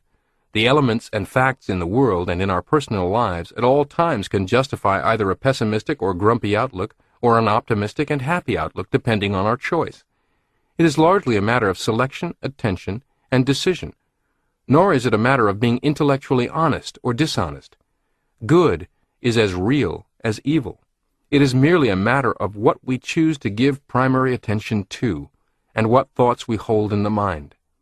In the charming David Mamet film, State and Main, released in early 2001, a young woman with a happy outlook is engaged in conversation with a writer from the big city, somewhat bemused by her small-town life. "You make your own fun?" he asks. "It is only fun if you make it," she patiently explains. "If someone else does it for you, it's entertainment." Similarly, we can make our own happiness because we can choose our own thoughts and even choose our own self-image, and we are well advised to do so, rather than depending on someone else to do it for us. A salesman who needed surgery on his thoughts rather than his nose. In my book for my medical colleagues, New Faces, New Futures, published back in 1936, I included a case history about a salesman named Arthur Williams, who was involved in an automobile accident while traveling in his New England sales territory. A country doctor took care of him and patched up his severely broken nose. When the bandages were removed, his nose had reset in a very distorted manner. It was humped above, depressed in the middle, and twisted to one side. When Mr. Williams resumed work, he soon became conscious of buyers seeming to focus their gaze on his disfigurement, to his and their embarrassment. They seemed eager to rush through meetings with him. His sales volume declined rapidly. After several months of this, Mr. Williams determined he needed to correct this problem, and I operated on his nose, successfully completing plastic surgery that restored his pre-accident appearance. It should come as no surprise that his self-confidence returned, and a natural upturn in his sales followed as day to night. Arthur Williams had a legitimate physical disfigurement, not exaggerated by his own negative imagination, and he accurately assessed others' reactions to it and, in my opinion, acted accordingly in seeking reconstructive and cosmetic surgery. However, for every Arthur Williams, there are 100 men and women who suffer similarly, not because of others' actual reactions to them, but because of their own negative imaginings. Robert Benjamin gave himself Arthur Williams' problem, not in an auto accident, but inside his own self-image. A young salesman, Mr. Benjamin, had made up his mind to quit his job when he consulted me about an operation on his nose. His nose was slightly larger than normal, but certainly not repulsive, as he insisted. He felt that prospects were secretly laughing at his nose or repulsed because of it. It was a fact that he had a large nose. It was a fact that 3 customers had called in to complain of his rude and hostile behavior. It was a fact that his boss had placed him on probation, and that he hadn't made a sale in 2 weeks. Instead of an operation on his nose, I suggested he perform surgery on his own thinking. For 21 days, he was to cut out all these negative thoughts. He was to completely ignore all the negative and unpleasant facts in his situation, and deliberately focus his attention upon pleasant thoughts. We agreed on some specific visualizations and affirmations. Quite honestly, I know that he agreed to the experiment with little belief it would alter anything. He was pacifying me in order to schedule the surgery he wanted. It is interesting that a person does not necessarily have to believe in the efficacy of psychocybernetics in order to test its concepts and find them useful. At the end of 21 days, Mr. Benjamin not only felt better, but he found that prospects and customers had become much more friendly. His sales were steadily increasing, and his boss had publicly congratulated him in a sales meeting. He decided to postpone his surgery. Pattern interrupt. In her book Success is an Inside Job, motivational speaker Lee Milteer describes this interesting technique. Quote, "When your actions or performance does not meet your expectations, don't belittle yourself with negative self-talk. You must replace those images of yourself that do not create value in your life and which you do not want to continue. As an example, how many times have you caught yourself saying, 'I'm always late'? Now think about what you are programming yourself to be. Late. In the future, instead of reinforcing the unwanted habit, say to yourself, 'Cancel. That's not like me. Next time I'll—' Then you want to follow up immediately with statements to imprint a new program. In this case, 'That's not like me to be late. I always leave 10 minutes early and I'm always on time.'" Unquote. Lee points out this is not an instant fix. However, we do need to catch and cancel this reoccurring habitual affirmation of unwanted or unproductive behavior to interrupt unhelpful patterns of thought, just as I cajoled and led Mr. Benjamin into doing. If you cancel the particular reoccurring piece of programming often and repetitively enough, the automatic failure mechanism will stop going to all the trouble of sending it up to the surface. Your self-image will get the message. No point in giving out this information anymore if all she's going to do every time is yell cancel at us. Let's try something else. You see, we are always engaged in an undercurrent of running dialogue with our self-image. Through the use of the pattern interrupt technique and emphatic positive affirmation repeated each time, you become your own authoritative source, repetitively programming the self-image. Remember, authoritative source, repetition, and intensity are the keys to this programming. If happiness is, ultimately, the product of our collection of habits of thought, then the skill of altering a particular habit is extremely useful. Lee Milteer has appeared as a guest expert on hundreds of radio talk shows to talk about habit busting, and has her own psychocybernetics-based audio cassette program on this subject, which you may want to avail yourself of. An exercise for canceling negative thoughts. Martial arts movie star Bruce Lee had an exercise for ridding himself of negative thoughts. He visualized himself writing them down on a piece of paper, crumpling up the paper, lighting it on fire, and burning it to ashes. Actor and entrepreneur Chuck Norris, a close friend of the late Bruce Lee, takes Lee's exercise even further. In his book, The Secret Power Within You, Norris wrote, "I actually write down on a scrap of paper whatever negative thoughts I have and then burn them. When I dispose of the ashes, the thoughts, too, are removed from my mind." Unquote. I would point out that these people, Lee Milteer, a successful businesswoman, and Chuck Norris, a martial arts practitioner and very successful actor, producer, and businessman, are not heads-in-the-clouds type people, not childish or foolish at all. They are pragmatists of the highest order, who have found simple, practical things to do, to take control of their thoughts in a purposeful manner. To be happy, we must make a sacrifice. A sacrifice? Yes, you may need to sacrifice skepticism, cynicism, old habits and beliefs, which, even though they do not serve you well, are comfortable. In Daniel Defoe's classic novel Robinson Crusoe, when Crusoe is shipwrecked on the deserted island, he makes his camp near the place where he washed ashore. But as he began exploring the entire island, he soon recognized that for all practical purposes, he had camped on the wrong side of the island. The opposite side offered a better supply of food, it was easier to create shelter there, and so forth. But even though Crusoe saw this to be true, he was still reluctant to move. We cannot let our reluctance to move imprison our self-image and servo-mechanism. When our rational thought tells us something is not working for us, we have to move forward to try something else. A popular axiom defines insanity as the insistence on doing the same thing over and over while hoping for different results. My friend, you are not a tree, deeply rooted in any one psychological or behavioral place, unable to move to a sunnier spot. Like Crusoe, you may be reluctant to uproot yourself, but you can. A scientist tests the theory of happiness and uproots himself from unhappiness. Dr. Elwood Worcester, in his book Body, Mind, and Spirit, relates the testimony of a world-famous scientist. Quote, "Up to my 50th year, I was an unhappy, ineffective man. None of the works on which my reputation rests were published.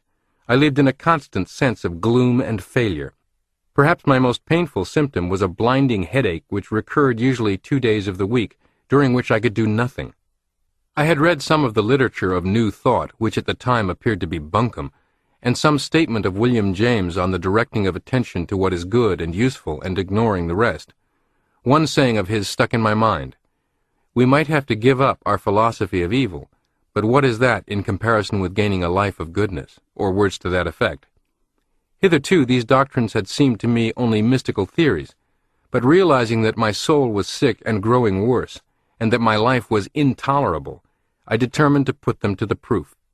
I decided to limit the period of conscious effort to 1 month, as I thought this time long enough to prove its value or its worthlessness to me. During this month I resolved to impose certain restrictions on my thoughts. If I thought of the past, I would try to let my mind dwell only on its happy, pleasing incidents, the bright days of my childhood, the inspiration of my teachers, and the slow revelation of my life work. In thinking of the present, I would deliberately turn my attention to its desirable elements, my home, the opportunities my solitude gave me to work, and so on, and I resolved to make the utmost use of these opportunities and to ignore the fact that they seemed to lead to nothing. In thinking of the future, I determined to regard every worthy and possible ambition as within my grasp.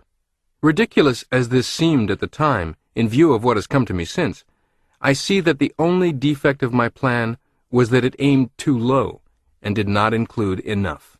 Unquote. He then tells how his headaches ceased within 1 week, and how he felt happier and better than ever before in his life.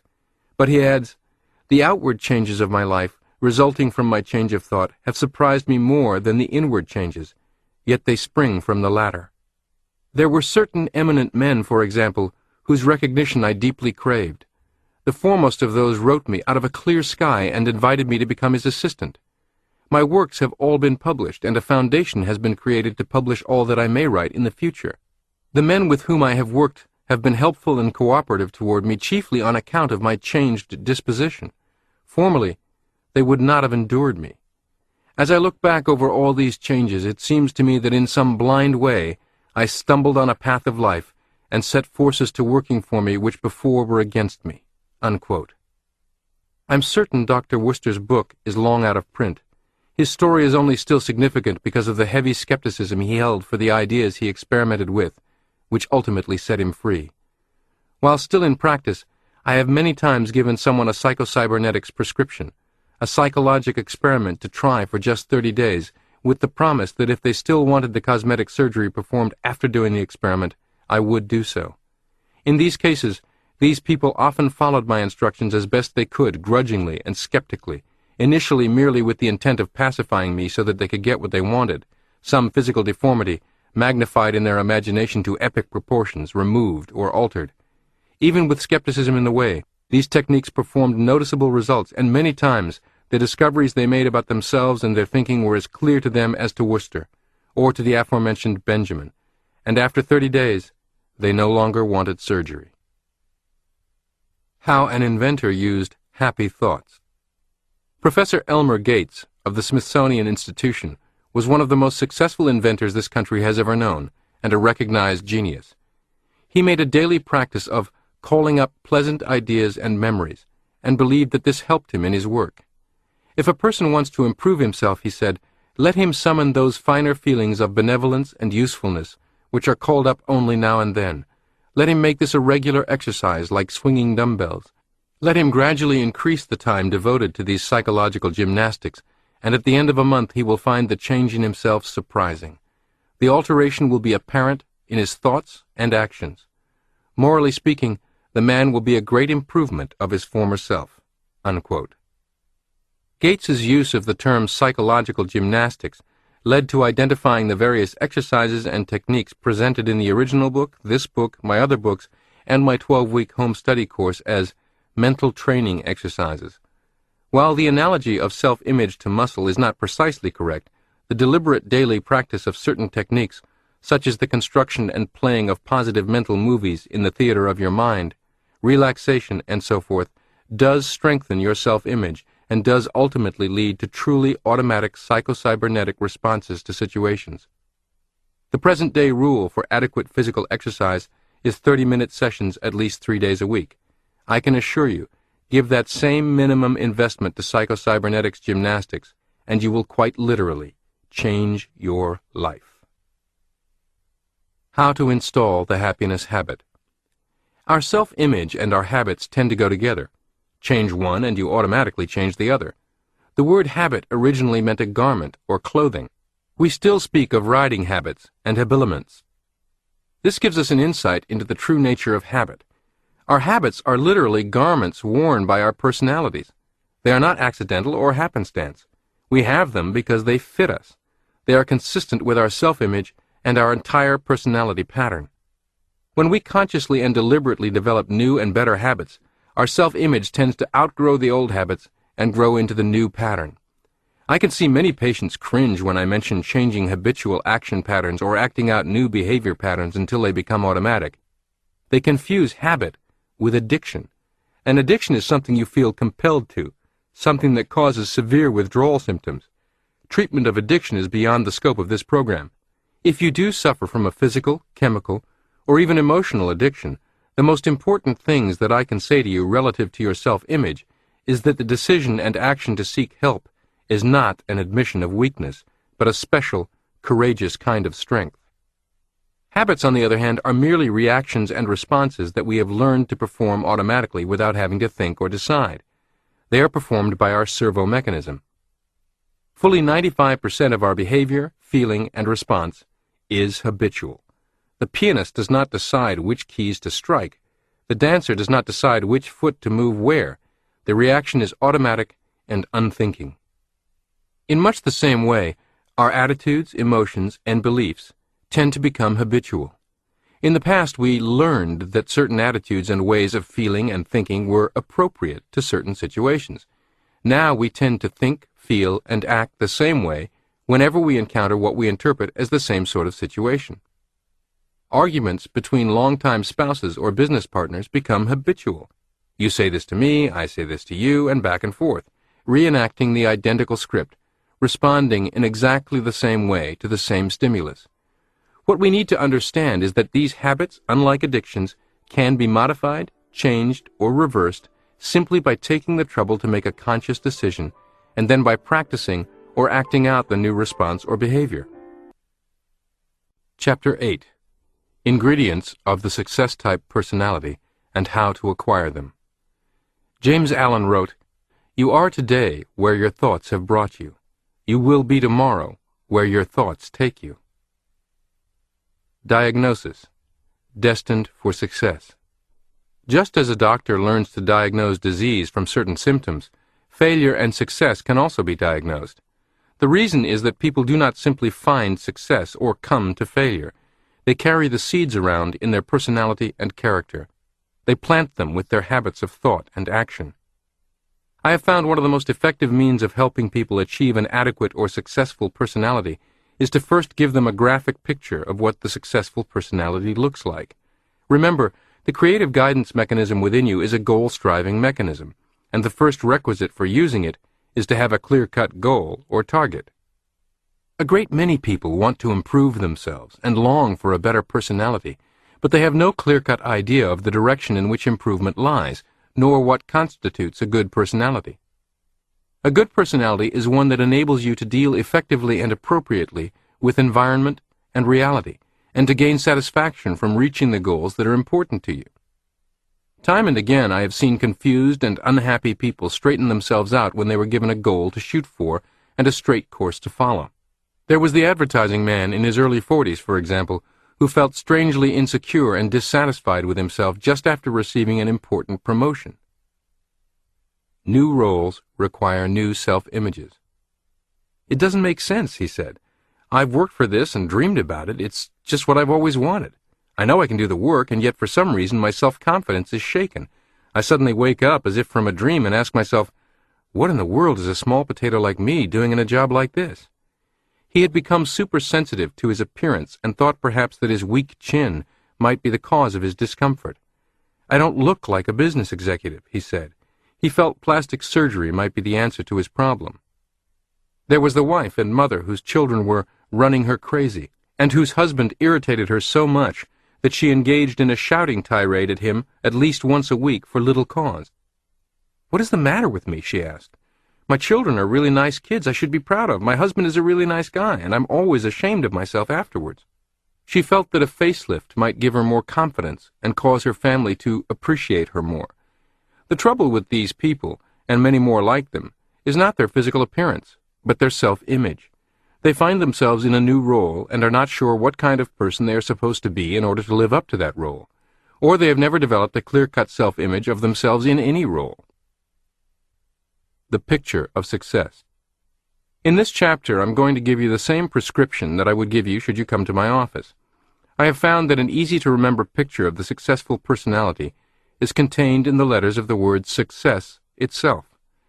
The success-type personality is composed of S, sense of direction; U, understanding; C, courage; C, charity or compassion; E, esteem; S, self-confidence; and S, self-acceptance. The first letter of success is S, sense of direction. The advertising executive straightened himself out and regained his confidence within a short time, once he saw clearly that for several years he had been motivated by strong personal goals that he wanted to attain, including securing his present position. These goals, which were important to him, kept him on the track. However, once he got the promotion, he ceased to think in terms of what he wanted, but in terms of what others expected of him, or whether he was living up to other people's goals and standards.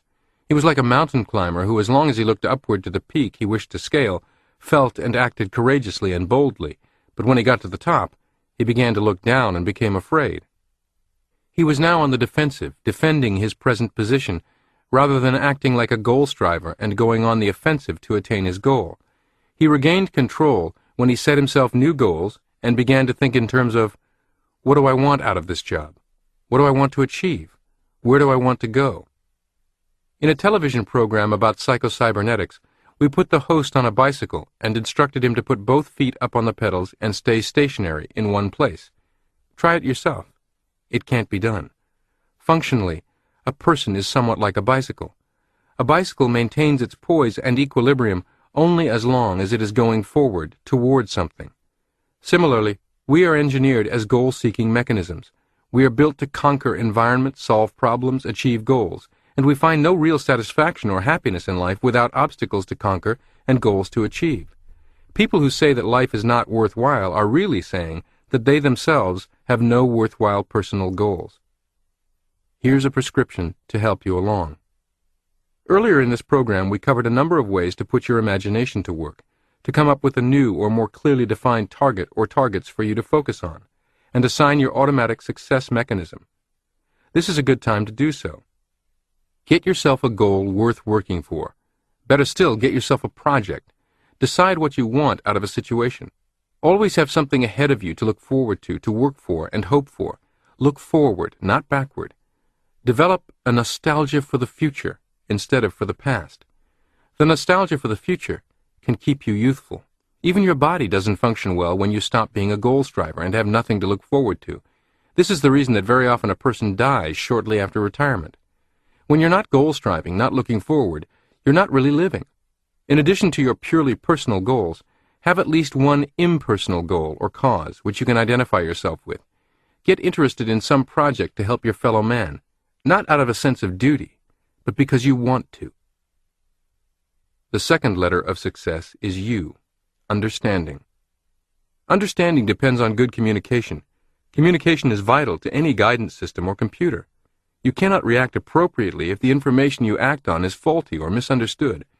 Many doctors believe that confusion is the basic element in neurosis.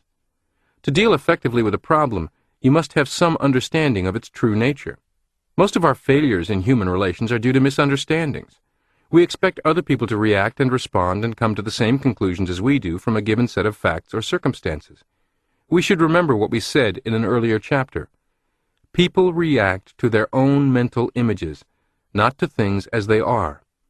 Most of the time, others' reactions or positions are not taken to make us suffer, to be hard-headed or malicious, but because they understand and interpret the situation differently from us.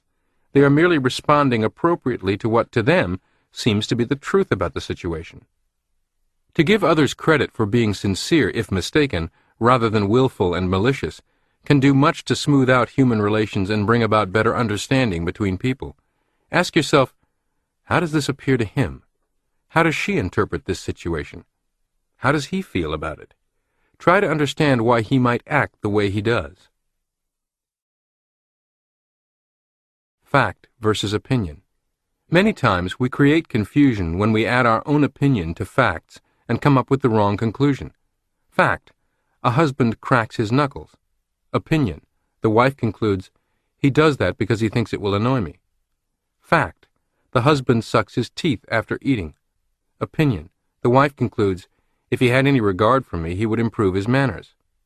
Fact: two friends are whispering when you walk up. Suddenly they stop talking and look somewhat embarrassed. Opinion: they must have been gossiping about me. The wife, if able to understand that her husband's annoying mannerisms were not deliberate and willful acts on his part for the purpose of annoying her, if able to stop reacting as if she had been personally insulted, is able to pause, analyze the situation, and select an appropriate, even productive response. Be willing to see the truth. Often we color incoming sensory data by our own fears, anxieties, or desires. But to deal effectively with environment, we must be willing to acknowledge the truth about it. Only when we understand what it is can we respond appropriately. We must be able to see the truth and accept it, good or bad. Bertrand Russell said one reason Hitler lost World War II was that he did not fully understand the situation. Bearers of bad news were punished. Soon, no one dared to tell him the truth. Not knowing the truth, he could not act appropriately. We can be glad this occurred. The shoot-the-messenger mentality has doomed any number of military leaders, business leaders, coaches, parents.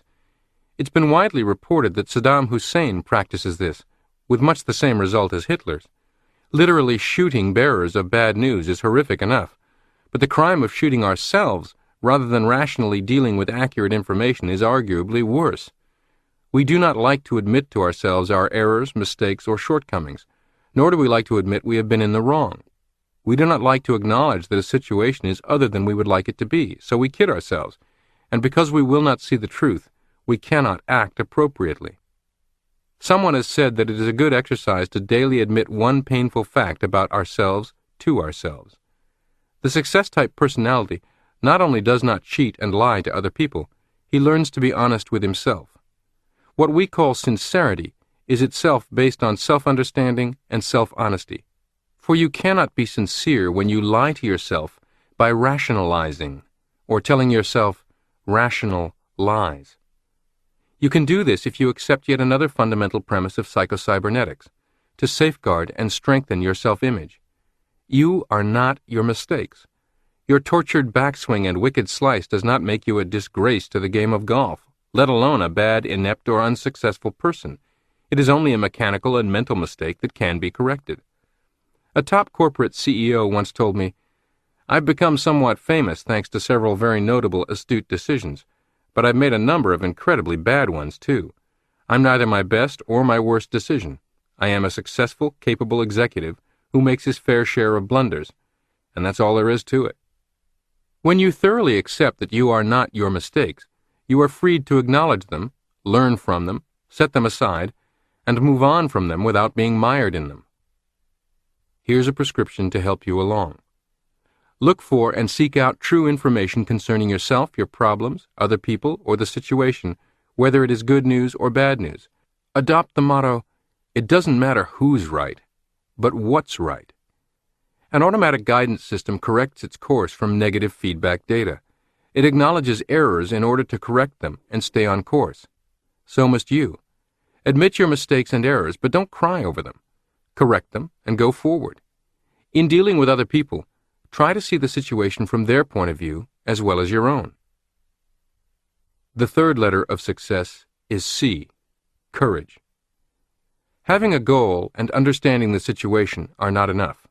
You must have the courage to act, for only by actions can goals, desires, and beliefs be translated into realities. Admiral William F. Halsey's personal motto was a quotation from Nelson: "No captain can do very wrong if he places his ship alongside that of an enemy." "The best defense is a strong offense," is a military principle, said Halsey, but its application is wider than war.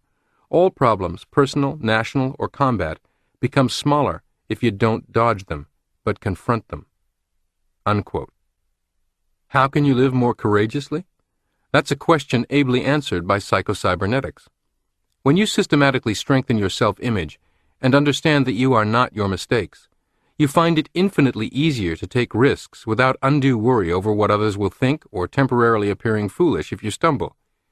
How can you be more assertive and forceful in advocating your ideas in the workplace? How can you more clearly and assertively ask for the order at the conclusion of a sales presentation?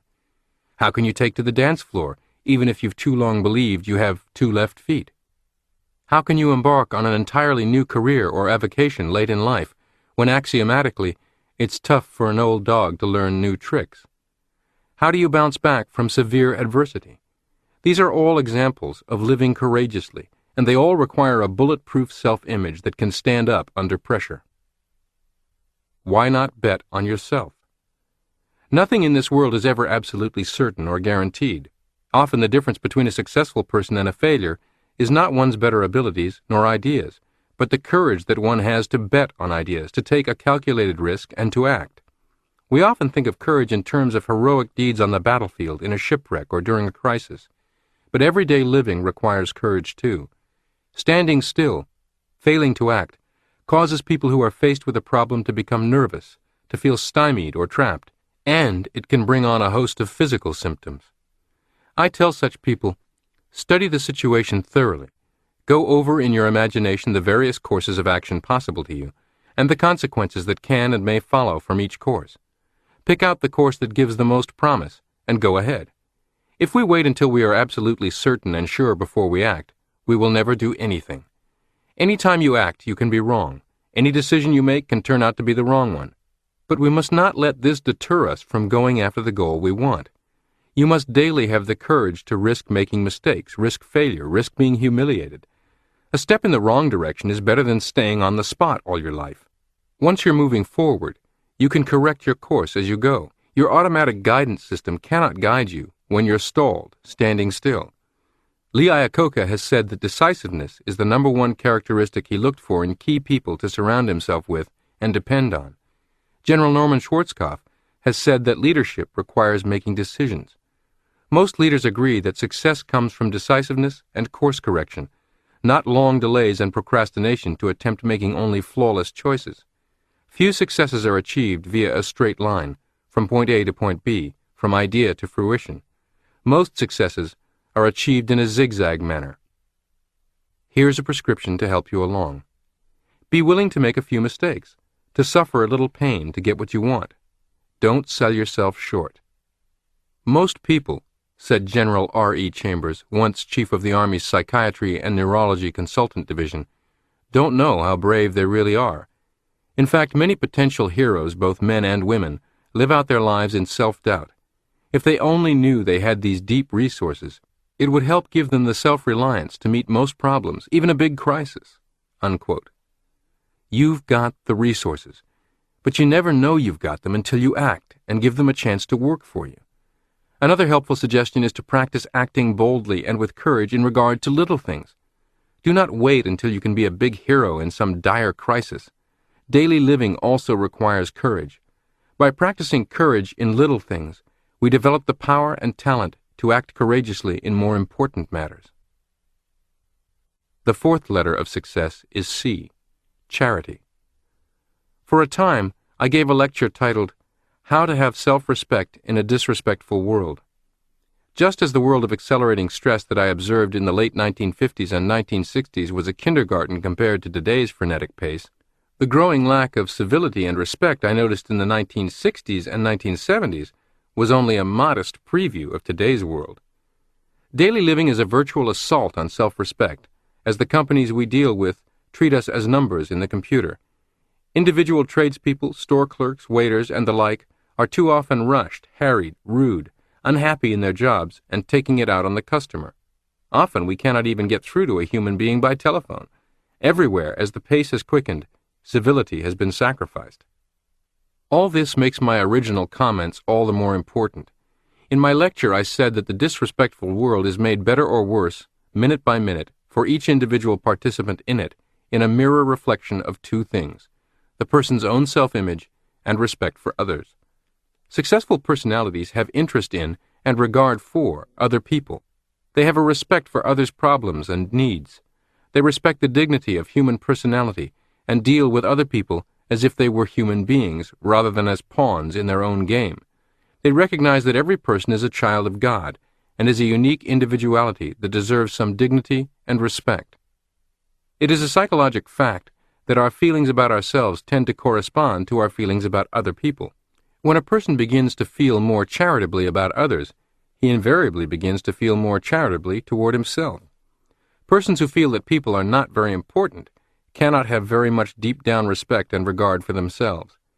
One of the best-known methods of getting over a feeling of guilt is to stop condemning other people in your own mind. Stop judging them, stop blaming them, and stop hating them for their mistakes. You will develop a better and more adequate self-image when you begin to feel that other people are more worthy. Another reason that charity toward other people is symptomatic of the successful personality is that it means the person is dealing with reality. People are important. People cannot for long be treated like animals or machines or as pawns to secure personal ends. Treating everyone with respect is charity because it is not always instantly, individually reciprocated. You cannot view it as transactional. Instead, you must see the big picture and act in this manner as a means of strengthening your own self-image and as your contribution to society in general. Here's a prescription to help you along. The prescription for charity is threefold. 1. Try to develop a genuine appreciation for people by realizing the truth about them. They are children of God, unique personalities, creative beings. 2. Take the trouble to stop and think of the other person's feelings, viewpoints, desires, and needs. Think more of what the other fellow wants and how he must feel.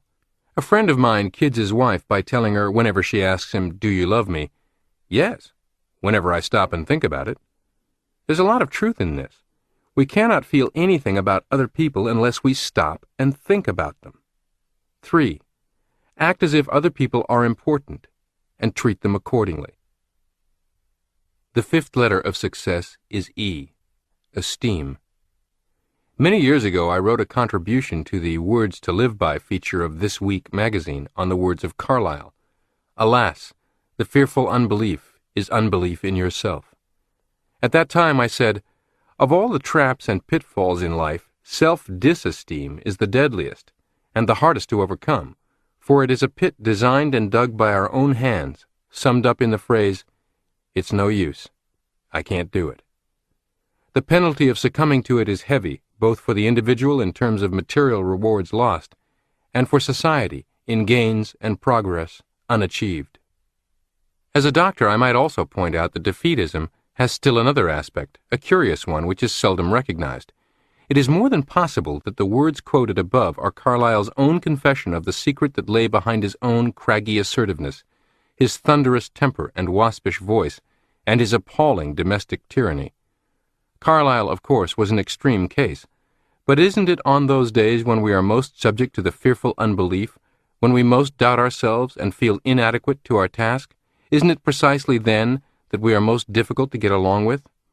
We simply must get it through our heads that holding a low opinion of ourselves is not a virtue, but a vice. Jealousy, for example, which is the scourge of many a marriage, is nearly always caused by self-doubt. Persons with adequate self-esteem don't feel hostile towards others. They aren't out to prove anything.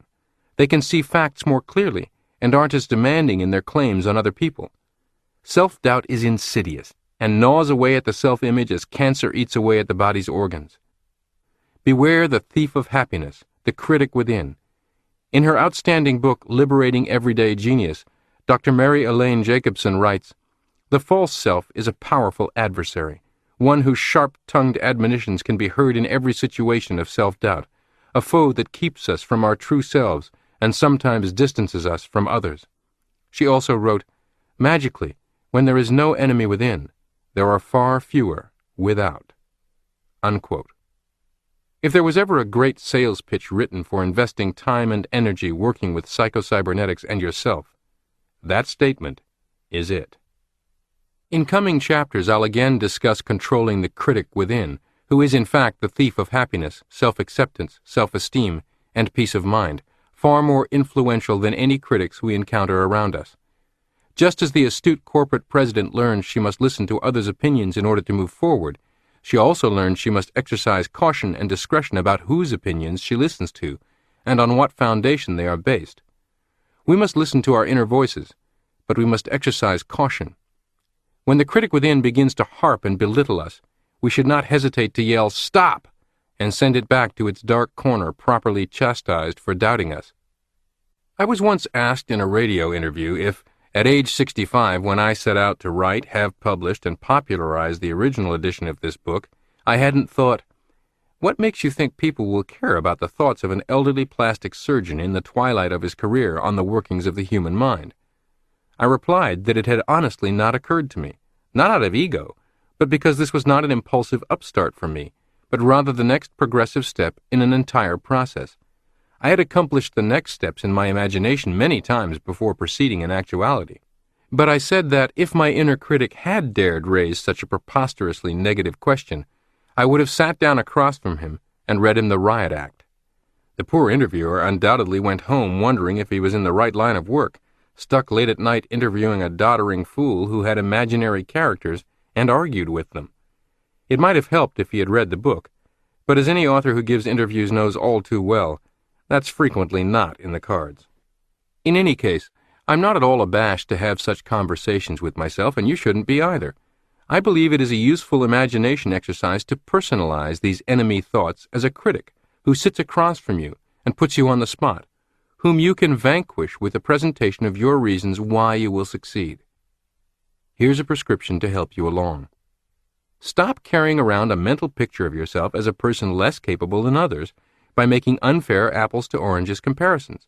Celebrate your victories, small or large, recognize and build on your strengths, and continually remind yourself you are not your mistakes. The word esteem literally means to appreciate the worth of. Why do men stand in awe of the stars, the moon, the immensity of the sea, the beauty of a flower or a sunset, and at the same time downgrade themselves?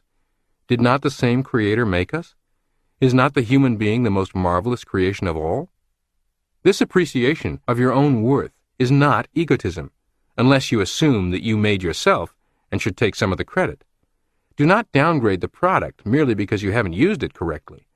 Don't childishly blame the product for your own errors like the schoolboy who said, "This typewriter can't spell." But the biggest secret of self-esteem is this: begin to appreciate other people more. Show respect for any human being merely because he or she is a child of God and therefore a thing of value. Stop and think when you're dealing with people. You're dealing with unique, individual creations of the Creator of all. Practice treating other people as if they had value, and surprisingly, your own self-esteem will go up. Real self-esteem is not derived from the great things you've done, the things you own, the mark you've made, but from an appreciation of yourself for what you are, a child of God. When you come to this realization, however, you must necessarily conclude that all other people are to be appreciated for the same reason. The sixth letter of success is S, self-confidence. Confidence is built on an experience of success. When we first begin any undertaking, we are likely to have little confidence because we have not learned from experience that we can succeed. This is true of learning to ride a bicycle, speak in public, or perform surgery. It is literally true that success breeds success. Even a small success can be used as a stepping stone to a greater one. Managers of boxers are very careful to match them so they can have a graduated series of successful experiences. We can use the same technique, starting gradually and experiencing success at first on a small scale. Another important technique is to form the habit of remembering past successes and forgetting failures. This is the way both an electronic computer and the human brain are supposed to operate. Practice improves skill and success in basketball, golf, horseshoe pitching, or salesmanship, but not because repetition has any value in itself. If it did, we would learn our errors instead of our hits. A person learning to pitch horseshoes, for example, will miss the stake many more times than he will hit it. If mere repetition were the answer to improved skill, his practice should make him more expert at missing, since that is what he has practiced most. However, although his misses may outnumber hits 10-1, through practice, his misses gradually diminish, and his hits come more and more frequently. This is because the computer in his brain remembers and reinforces his successful attempts and forgets the misses. This is the way that both an electronic computer and our own success mechanisms learn to succeed. Yet what do most of us do? We destroy our self-confidence by remembering past failures and forgetting all about past successes. We not only remember failures, we impress them on our minds with emotion. We condemn ourselves. We flay ourselves with shame and remorse. Both are highly egotistical, self-centered emotions, and self-confidence disappears. It doesn't matter how many times you've failed in the past. What matters is the successful attempt, which should be remembered, reinforced, and dwelt on. The great inventor and industrialist Charles Kettering said that any man who wants to be a scientist must be willing to fail 99 times before he succeeds once, and suffer no esteem damage because of it. This could be said of just about any field of endeavor. That does not mean you must actually operate at that ratio, by the way, but you must be willing to, if need be, and, as he suggested, suffer no self-image damage by doing so. When we observe others' successes, we often never see or take note of the many zigzags they took to arrive. When the famous Hollywood actress takes the Oscar in hand and delivers her acceptance speech, we forget all about the string of clinker movies she appeared in that were ridiculed by critics and quickly rejected by the public. When the best-selling author's book is the talk of the airwaves and selling like hotcakes, we never contemplate the shoebox full of rejection slips stored in his home, or the mountains of torn-up paper from unsatisfactory drafts, rewrites, drafts, and more rewrites that preceded this book now on the shelf. Almost every bright and shining success has in its shadow a long list of disappointments, frustrations, and humiliations. Why should you expect otherwise? The success personality takes such things in stride. Here's a prescription to help you along. Use errors and mistakes as a way to learning. Then dismiss them from your mind. Deliberately remember and picture to yourself past successes. Everyone has succeeded sometime at something. Especially when beginning a new task, call up the feelings you experienced in some past success, however small it might have been. And the last letter of success is S, self-acceptance. In the book made into the popular movie The Talented Mr. Ripley, the main character is a tortured and inferiority complex-laden young man, so unhappy with himself, so unwilling to accept himself, and so envious of others, that he murders another man of greater financial means and attempts to take over his life, even to step into his relationships with the dead man's girlfriend and family. Fortunately, few people act on their lack of self-acceptance in such a violent and antisocial manner.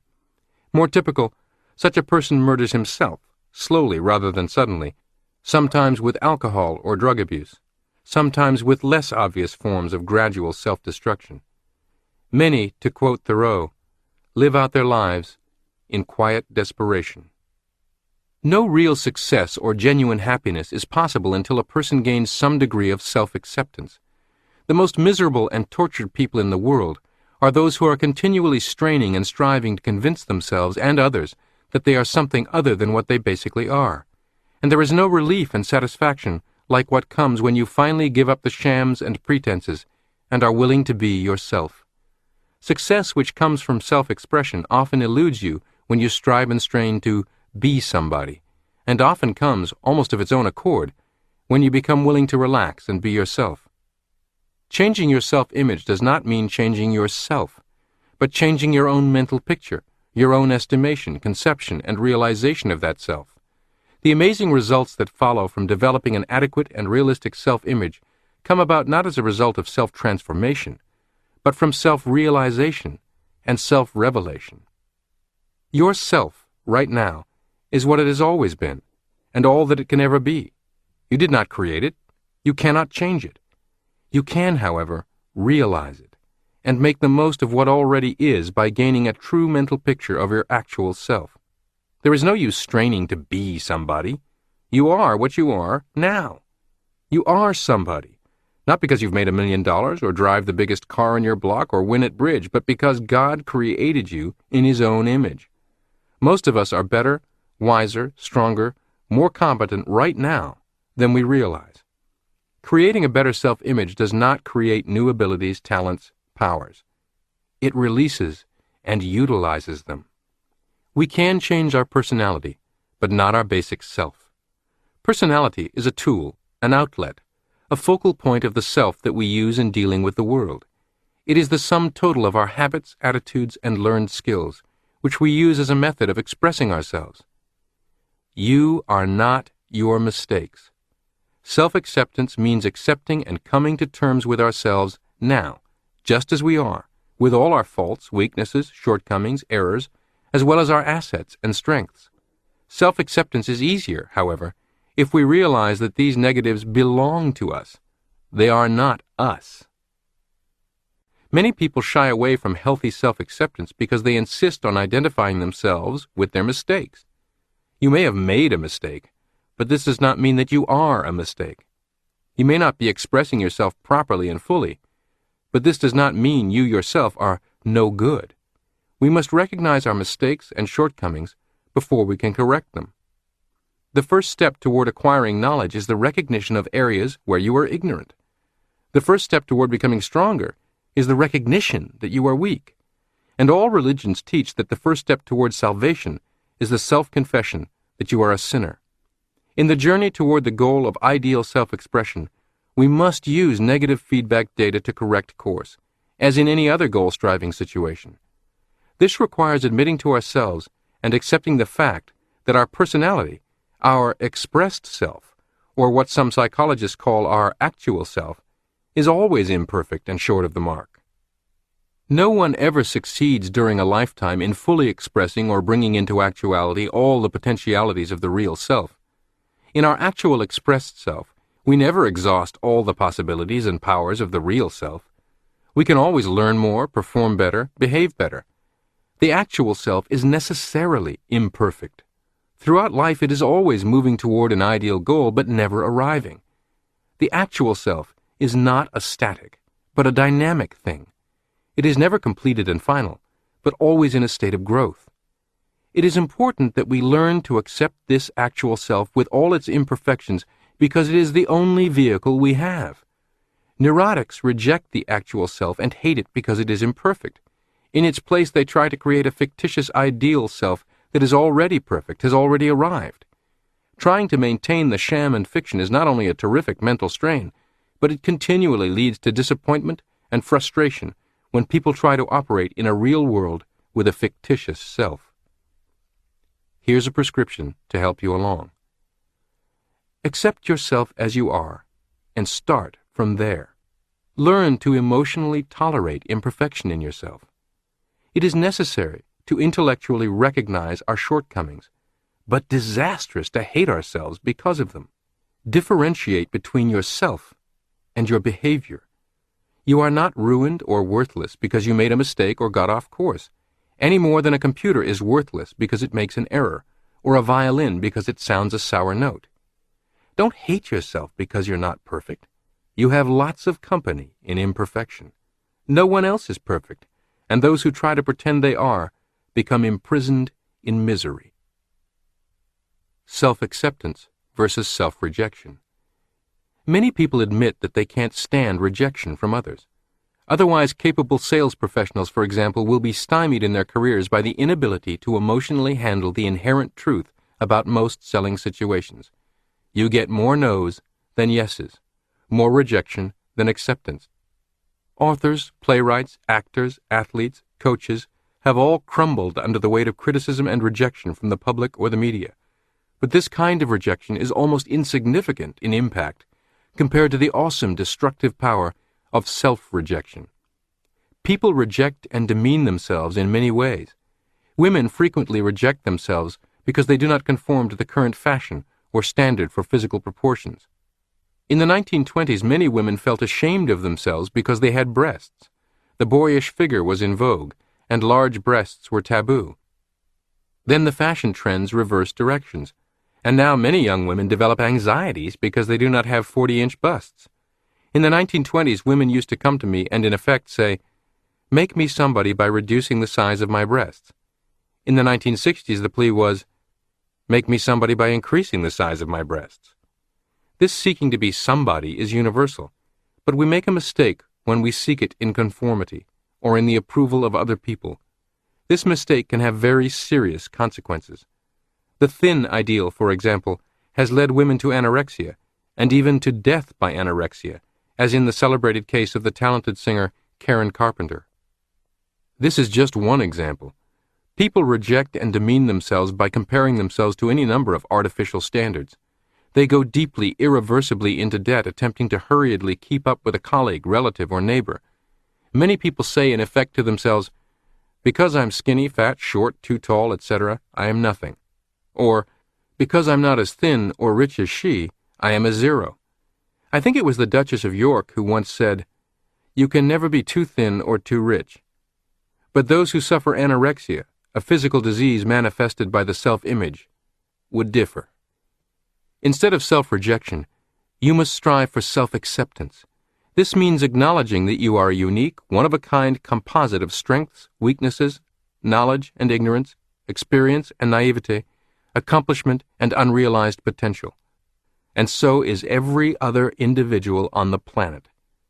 Carefully peel back the layers of the life of any person you might envy and view yourself as inferior to, and you will find a set of flaws and frustrations different from your own, but guaranteed to rival your own.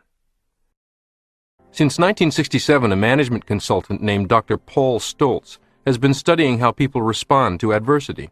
Through his in-depth work with over 100 companies, he has evaluated what he calls the adversity quotient of more than 100,000 people. Adversity quotient is a measurement of how people perceive challenges and how well they deal with them. Dr. Stoltz says that having a high AQ is increasingly important as the world gets more difficult to operate in. He routinely surveys his clients regarding the number of adverse events they confront each day, whether a delayed or canceled airline flight or a key client defecting to a competitor. He says that 10 years back the average number was 7. 5 years ago, 13, nearly doubled. In 1999, 23. Dr. Stoltz defines people with high AQs 3 ways. 1. They do not blame others for the adversities or setbacks they confront. 2. They do not blame themselves either. They do not see setbacks that occur as reflecting poorly on themselves. 3. They believe the problems they face are limited in size and duration and can be dealt with. If you compare these characteristics with what we've just discussed in terms of the success personality as a trigger for the automatic success mechanism, you will see the compatibility of my ideas and Dr. Stoltz's findings. Can you raise your AQ? Absolutely. Dr. Stoltz's entire business at the corporate level is in providing training programs that help entire organizations of people raise their AQs. His approach includes unburdening people of low AQ assumptions, such as helplessness, self-doubt, insurmountability of problems, and blame or guilt. This is much the same as modifying or strengthening the self-image. Unburdening or liberating is strengthening. You do not necessarily need to add to strengthen. You can strengthen by subtraction. This, not coincidentally, is in total harmony with everything I've observed regarding people diagnosed with very serious diseases. Some people easily accept that their problem is of such overwhelming magnitude they are helpless. They feel shame and guilt, and they blame themselves for being weak, and they blame others, God, or destiny for their condition.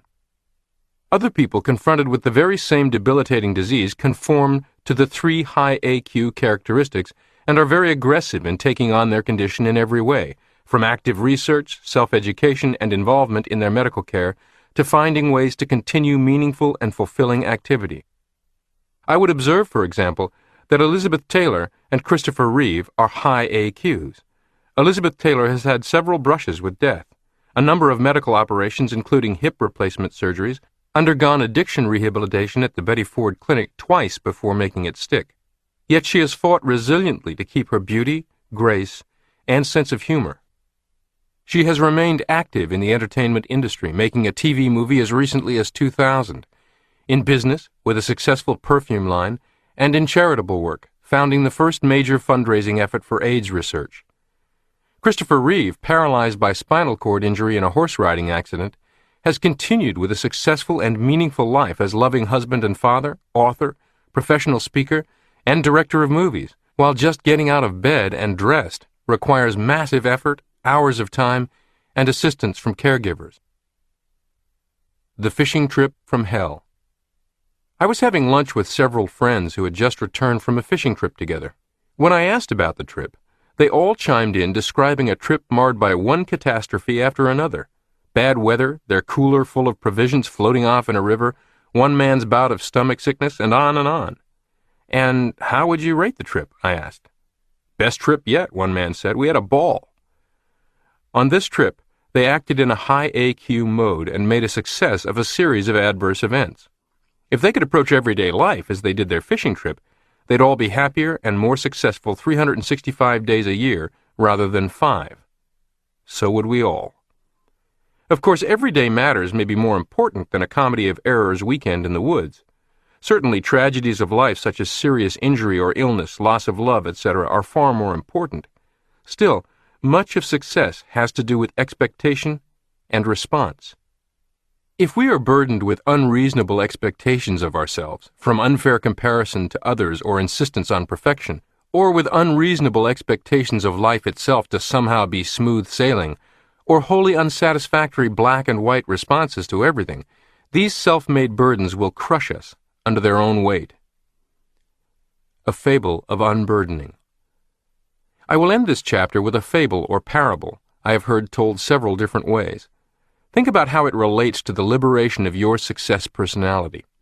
The story is told of an obviously weary traveler walking down a dusty road with a large boulder hoisted on one shoulder, a knapsack full of bricks on his back, a huge pumpkin precariously balanced on his head, and a nest of sturdy weeds and vines wound around his legs so that he could only take short, hobbling steps. As you might imagine, this human pack horse was hobbling along, uncomfortably stooped over, his progress slow and tedious, his physical struggle great. A person sitting by the roadside called his hello and asked, "Say, traveler, why do you burden yourself with that big, heavy rock on your shoulder?" Incredibly, the traveler said, I never noticed just how heavy it was before, and until you mentioned it, I hadn't given much thought to my reasons for taking it with me." After a few moments pondering, the traveler set the boulder down, left it by the side of the road, and walked on, a bit straighter, a bit quicker. A little further along, he encountered another bystander who queried him about the knapsack full of bricks. "I'm glad you made mention of it," said the traveler. "I really hadn't paid any attention to what was in the knapsack." He took out all the bricks, left them at the roadside, and walked on. A little further along, a curious child playing by the road called out to him, "Hey, mister, why do you have all those weeds wrapped around your legs?" The traveler took out his pocket knife and sliced away the weeds. One by one, the bystanders made the traveler aware of his needless burdens. So one by one, he accepted the new awareness, rejected the old burdens, and abandoned them by the side of the road. Finally, he was a truly free man, and walked straight and tall, like such a man. Were his problems the boulder, the bricks, the weeds? No, not at all. The one problem was his lack of awareness of them. Try this mental training exercise. Make a short list of the bricks and rocks you are carrying around. Get actual bricks and with a marking pen, Write one emotional burden on each brick. Put all the bricks in a knapsack or duffel bag, and put it in the back seat of your automobile. When you leave your home each morning, take the bag out and heft it a few times and say to yourself, "Today, I'm leaving my bricks in the car. I will go about my day without carrying these heavy bricks around with me." When you arrive home in the evening, get your briefcase or belongings out of your car, but leave the bag of bricks there and say to yourself, "I will relax and enjoy my evening by leaving my bricks behind." Chapter 9. How to avoid accidentally activating your automatic failure mechanism. Alexander Dumas wrote, "A person who doubts himself is like a man who would enlist in the ranks of his enemies and bear arms against himself." Humans have boiling points. In my day, many businesses and factories were heated with steam boilers, which were actually one step away from being bombs. Properly regulated, they provided necessary heat economically, but they also had destructive potential. Such boilers had pressure gauges to show when the pressure was reaching the danger point. By recognizing the potential danger, corrective action could be taken and safety assured. Today, similarly, we have nuclear power plants, carefully monitored and regulated by computers and humans, to prevent the kind of boiling point accident that occurred in Chernobyl. I am told that one of the worst nuclear power plant disasters that almost happened, but was averted in the nick of time, the 3 Mile Island event, was begun by a worker spilling a cup of coffee. Always, power incorporates danger. The servo mechanism you possess is powerful far beyond your past experience would lead you to believe. The more you learn about it and experiment with it, the more amazed you'll be at its capabilities.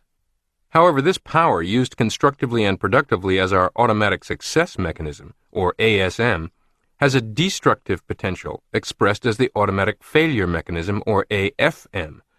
We must regulate this power in ourselves, always vigilant and alert for the red marker on its gauge slipping over into AFM territory. Negative emotions are alarms. Frustration, rage, overwhelming anxiety, unshakable depression, jealousy and resentment, sloth and the demanding of something for nothing, intolerance and disrespect, and of course, self-rejection, are all signs that the servo mechanism's gauge is in the red zone. The human body has its own red light signals and danger signs, which doctors refer to as symptoms or syndromes. Patients are prone to regard symptoms as malevolent. A fever, a pain, or the like is bad. Actually, these negative signals function for patients and for their benefit if they recognize them for what they are and take corrective action. Symptoms or syndromes are the pressure gauges and red lights that help maintain the body in health.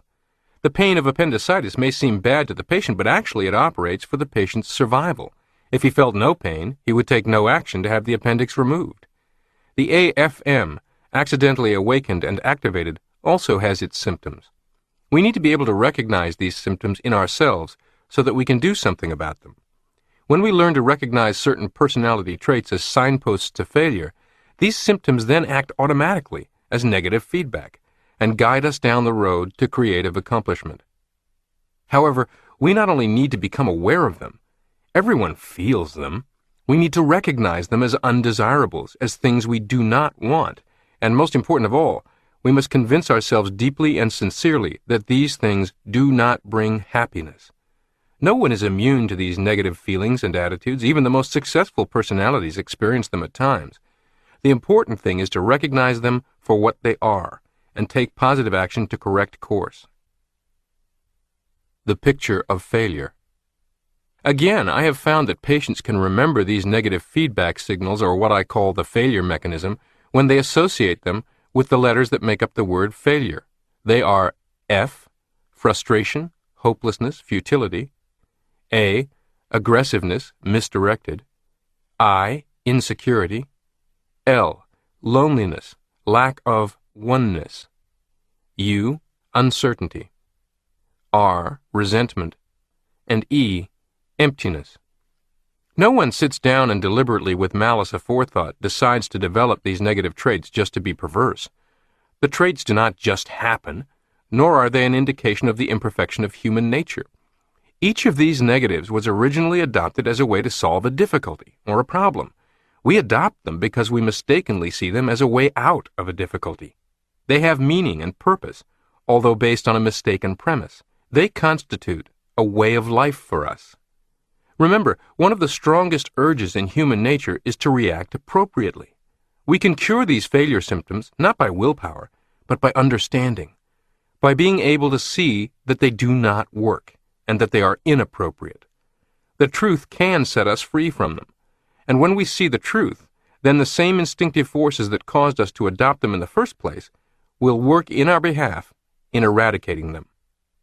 For example, consider the martyr complex or victim complex.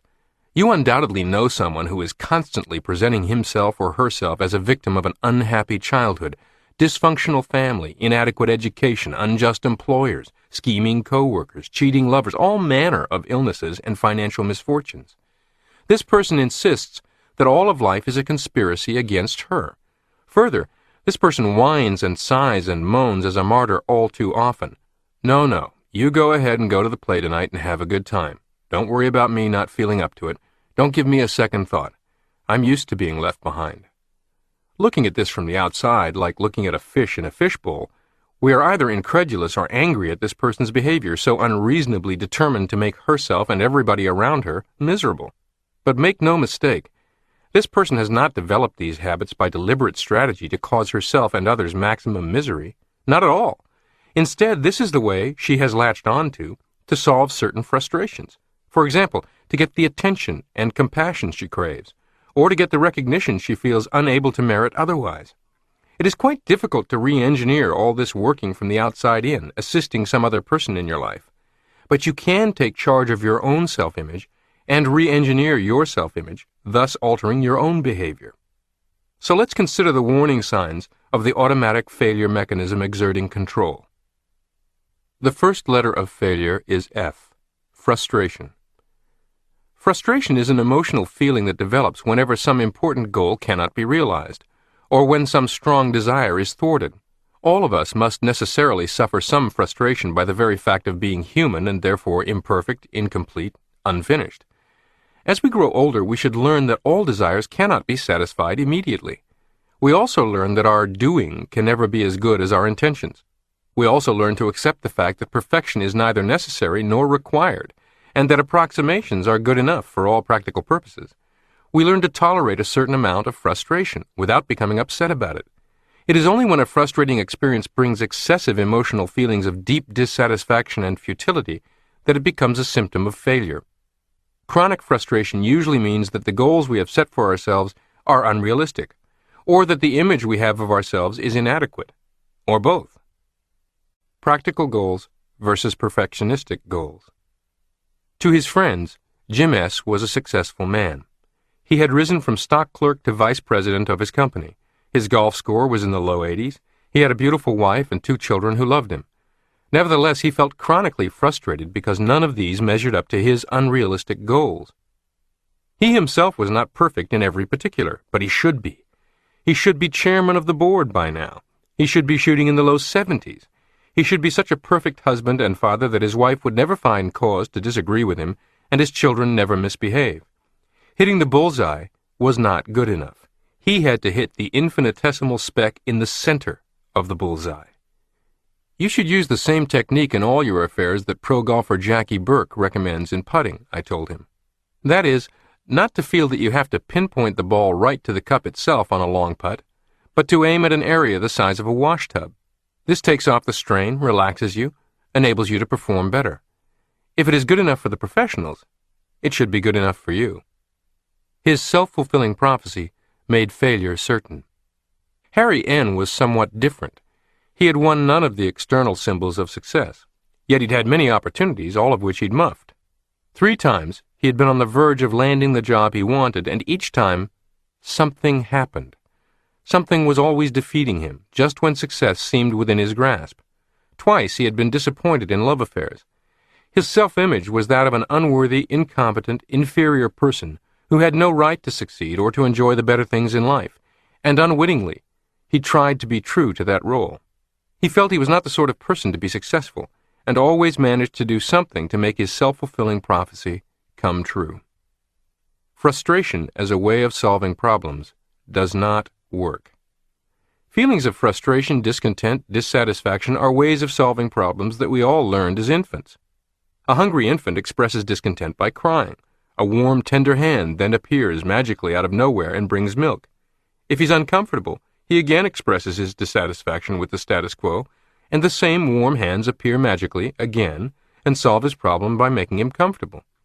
Many children continue to get their way and have their problems solved by overindulgent parents merely by expressing their feelings of frustration. All they have to do is feel frustrated and dissatisfied, and the problem is solved. This way of life works for the infant and for some small children. It does not work in adult life. Yet many of us continue to try it by feeling discontented and expressing our grievances against life, apparently in the hope that life itself will take pity, rush in, and solve our problem for us, if only we feel badly enough. Jim S. was unconsciously using this childish technique in the hope that some magic would bring him the perfection he craved. Harry N. had practiced feeling frustrated and defeated so much that feelings of defeat became habitual with him. He projected them into the future and expected to fail. His habitual defeatist feelings helped create a picture of himself as a defeated person. Thoughts and feelings go together. Feelings are the soil that thoughts and ideas grow in. This is the reason that you have been advised throughout this program to imagine how you would feel if you succeeded, and then feel that way now. Infant behavior is inappropriate for adult life, and you must rise above it by setting goals and working toward them. When you zig or zag off course in any way, you dare not lie there in the weeds crying like a baby, demanding and waiting for some warm hands to come along, gently brush you off, and put you back on your path, headed in the right direction. You must exhibit strength of self-image and determine to pick yourself up, replot your course, and restart your travel toward your chosen goals. You must exhibit self-acceptance, so that you can acknowledge having made mistakes, having zigged when you should have zagged, rather than self-rejection, which requires the masquerade of placing blame.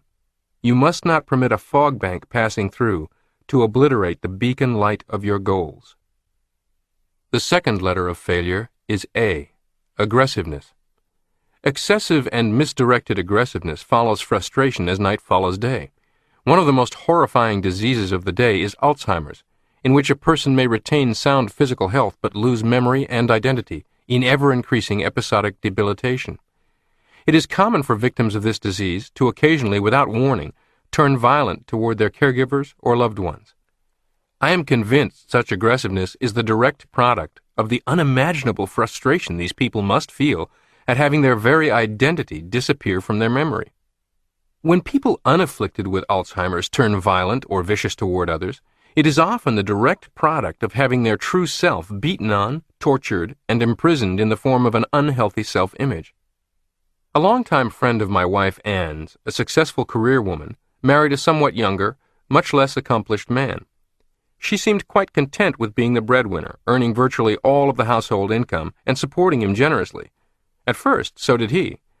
But others' tacit disapproval, his friends making jokes at his expense, her family's criticism, all built up as a weight of frustration.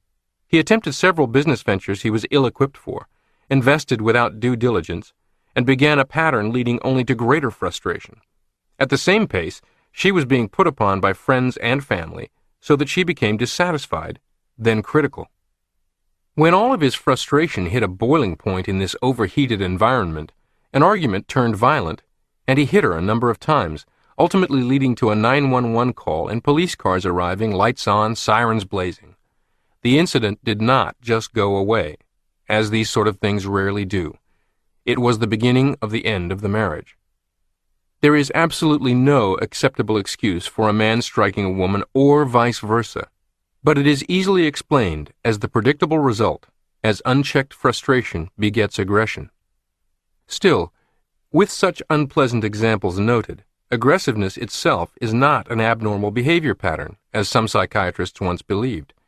Aggressiveness and emotional steam are very necessary in reaching a goal. We must go out after what we want in an aggressive rather than in a defensive or tentative manner. We must grapple with problems aggressively. The mere fact of having an important goal is enough to create emotional steam in our boiler and bring aggressive tendencies into play. However, trouble ensues when we are blocked or frustrated in achieving our goal. The emotional steam is then dammed up, seeking an outlet. Misdirected or unused, it becomes a destructive force. The worker who wants to punch his boss in the nose but doesn't dare goes home and snaps at his wife and kids or kicks the cat. Or he may turn his aggressiveness on himself in much the same way that a certain scorpion in South America will sting itself and die of its own poison when angered. Don't lash out blindly. Concentrate your fire. The automatic failure mechanism does not direct aggressiveness toward the accomplishment of a worthwhile goal. Instead, it is used in such self-destructive channels as ulcers, high blood pressure, worry, excessive drinking, or compulsive overwork. Or it may be turned on other persons in the form of irritability, rudeness, gossip, nagging, fault-finding, or even violence. The answer to aggression is not to eradicate it, but to understand it, and to provide proper and appropriate channels for its expression. When we recognize aggressiveness rearing its head, we want to turn it around on the frustration that birthed it, to use all this energy in taking productive action to resolve the frustration itself. Knowledge gives you power. Merely understanding the mechanism involved helps a person handle the frustration-aggression cycle. Misdirected aggression is an attempt to hit one target, the original goal, by lashing out at any target. It doesn't work. Recall the children's cartoon of Elmer Fudd trying to hunt the wily rabbit. After shooting at him and missing several times, Fudd blasts wildly away in a dozen different directions. I suspect human duck and geese hunters sometimes succumb to the same temptation. You don't solve one problem by creating another. If you feel like snapping at someone, stop and ask yourself, is this merely my own frustration at work? What has frustrated me? Am I just shooting in a dozen different directions? When you see that your response is inappropriate, you've gone a long way toward controlling it. It also takes much of the sting away when someone is rude to you, if you realize that it is probably not a willful act but an automatic mechanism at work. The other fellow is letting off steam that he could not use in achieving some goal. Many automobile accidents are caused by the frustration-aggression mechanism. Today it's been given the name road rage. There's also airline passenger rage. These names simply label the outcome of unchecked frustration building to aggression. The next time someone is rude to you in traffic, try this. Instead of becoming aggressive and thus a menace to yourself, say to yourself, the poor fellow has nothing against me personally. Maybe his wife burned the toast this morning, he can't pay the rent, or his boss chewed him out. Safety valves for emotional steam. When you are blocked in achieving an important goal, you are somewhat like a steam locomotive with a full head of steam with nowhere to go. You need a safety valve for your excess of emotional steam. All types of physical exercise are excellent for draining off aggression. Long, brisk walks, push-ups, dumbbell exercises are good. Especially good are those games where you hit or smash something. Golf, tennis, bowling, punching the bag. Another good device is to vent your spleen in writing. Write a letter to the person who has frustrated or angered you. Pull out all the stops, leave nothing to the imagination, then burn the letter. The best channel of all for aggression is to use it up as it was intended to be used, in working towards some goal. Work remains one of the best therapies and one of the best tranquilizers for a troubled spirit. The third letter of failure is I, insecurity. The feeling of insecurity is based on a concept or belief of inner inadequacy. If you feel that you do not measure up to what is required, you feel insecure. A great deal of insecurity is due not to the fact that our inner resources are actually inadequate, but to the fact that we use a false measuring stick. We compare our actual abilities to an imagined ideal, perfect, or absolute self. Thinking of yourself in terms of absolutes induces insecurity. The insecure person feels that he should be good, period. He should be successful, period. He should be happy, competent, poised, period. These are all worthy goals, but they should be thought of, at least in their absolute sense, as goals to be achieved, as something to reach for, rather than as shoulds. A friend of mine who heads up a large management consulting firm talked with me once about a popular business book entitled The Peter Principle, espousing the theory that business bureaucracies always err in eventually promoting people to their level of incompetence with disastrous results. I have seen this occur many times myself. The good, effective doctor, happy in his work, once promoted by the hospital to head of a department, turns out to be a miserable manager. The hospital loses a great doctor and gains an incompetent administrator. My friend differed with this as an absolute. There is no doubt the so-called Peter Principle explains or at least provides a convenient shorthand label for such situations, he said, but then it fails to explain the exact same situation with a much different outcome. What about the person who gets promoted far beyond his level of experience, knowledge, preparation, or confidence, and is even expected to fail by those around him, who rises to the occasion and succeeds?" Unquote. As we discussed this further, I realized this was much like the earliest observations and questions that led me to psychocybernetics. Two unhappy people with nearly identical physical flaws magnified in importance by their own imaginations get virtually the same cosmetic surgery. One behaves as you and I would anticipate, but the other retains all the same negative feelings about herself as if the scar still existed. Why?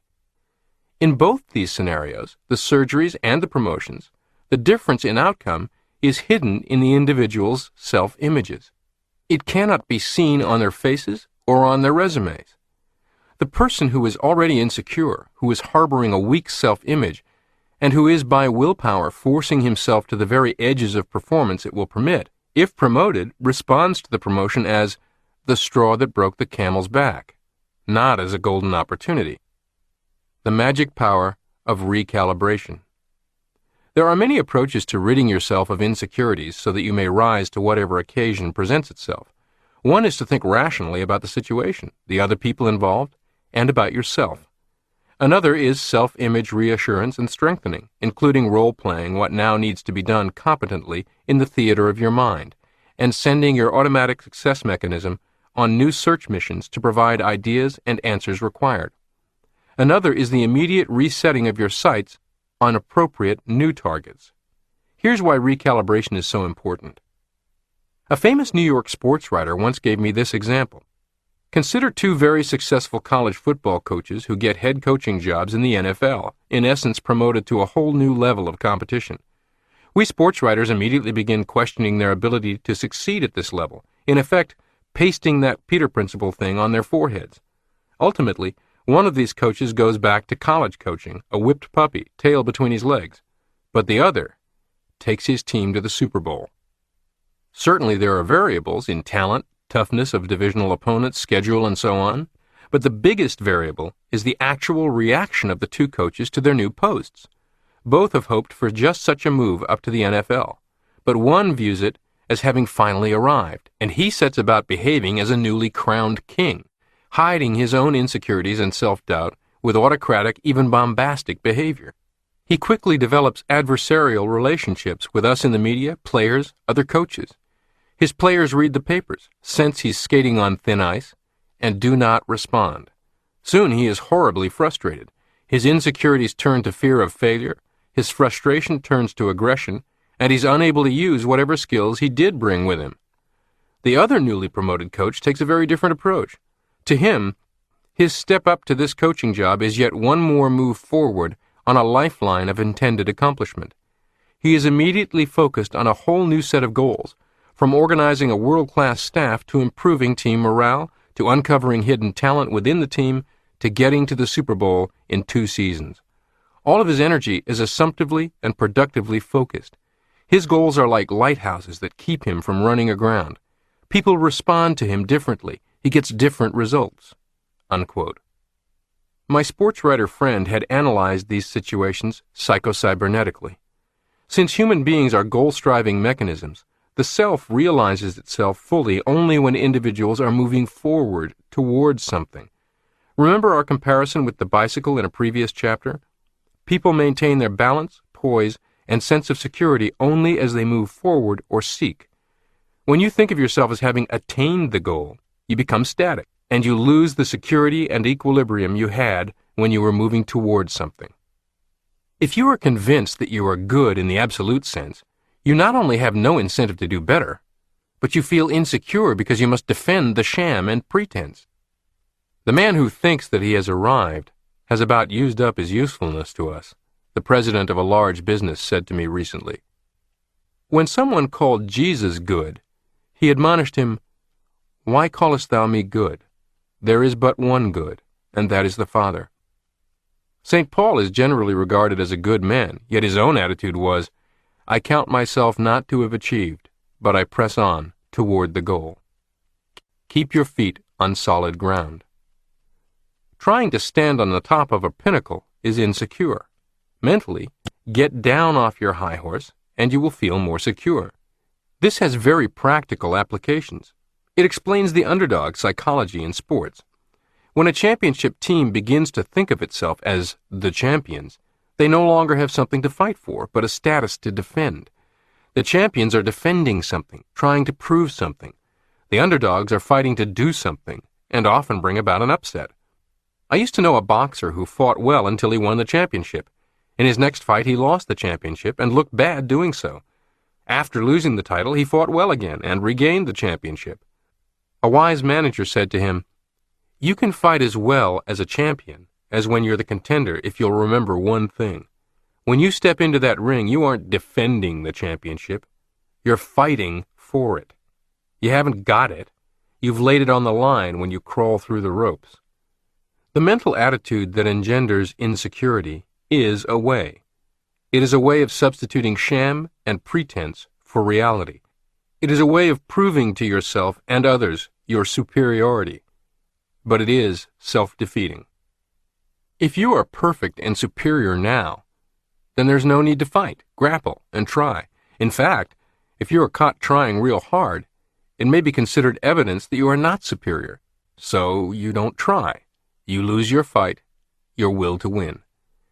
In business, secure leaders attempt surrounding themselves with a team of individuals wiser, more capable, and often older and more experienced than they are.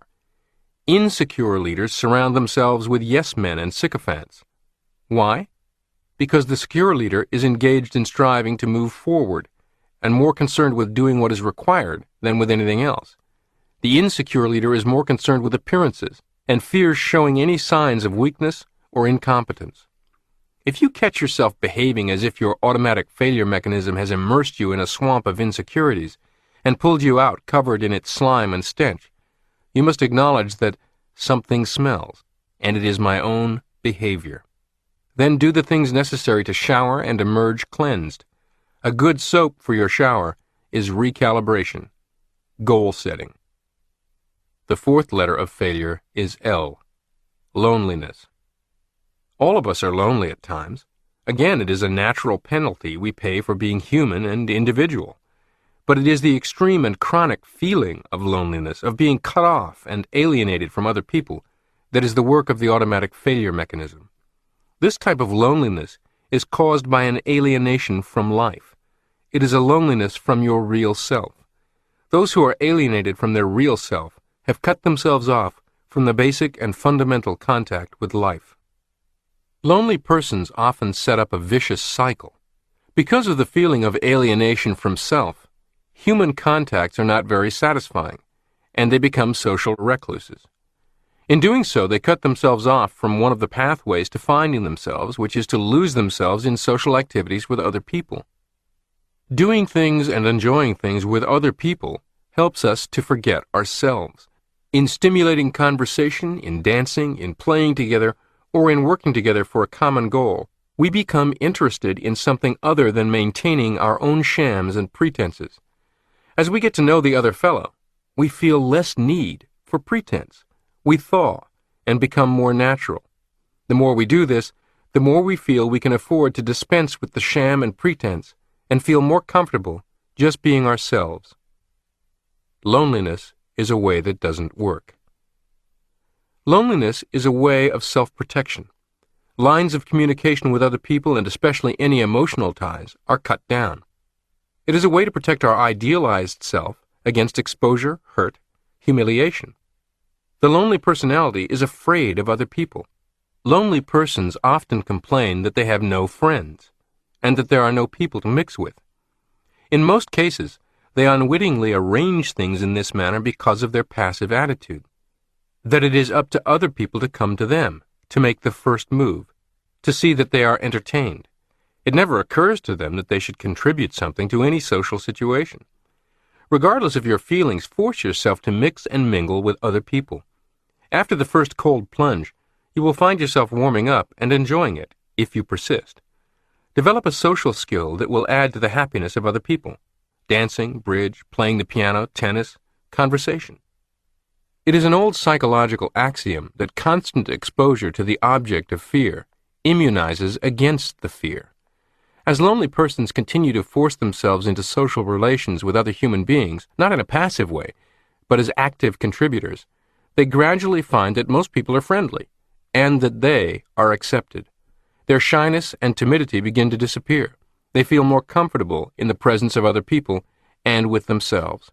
The experience of their acceptance enables them to accept themselves. The top executive who allows herself to become isolated in her ivory tower will soon inevitably find herself with the personal belongings from her office in the trunk of her car, her final check in hand, outside, looking in. The high and mighty topple through isolation. The man who insulates himself from the riskiness of relationships in work alone will one day awaken to the shocking fact that he has no reason to work. Isolation and loneliness are forces that destroy kings and presidents as well as mere mortals. It was said of President Nixon's White House as the Watergate scandal unfolded that a bunker mentality consumed him. He sought security through ever-increasing isolation. Compare his behavior to, say, that of Lee Iacocca at the helm of Chrysler, his ship full of holes, in imminent danger of financial capsizing. Instead of retreating into isolation, living with only his mounting crisis in a dark room, alone, he marched into the public eye as never before, cajoling, negotiating, selling, and organizing Wall Street, Washington, and the buying public, and leading a dramatic corporate turnaround. When you are tempted by aloneness, you must substitute aliveness. Think of the wonderful painting given to me as a gift by Salvador Dali, in which he depicted psychocybernetics as a steadfast ship choosing to sail toward the light rather than remain in a dark but arguably safer harbor. While you cannot stub your toe standing still in the dark, you cannot escape a burning building, get the refreshing drink in the refrigerator, or otherwise achieve anything by standing safe and still in the dark either.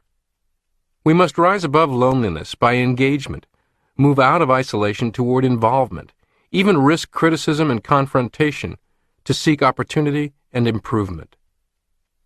The fifth letter of failure is U, uncertainty. Philosopher Elbert Hubbard said, "The greatest mistake a man can make is to be afraid of making one." Being wrong holds untold horrors to the person who tries to conceive of himself as perfect. He is never wrong, and always perfect in all things.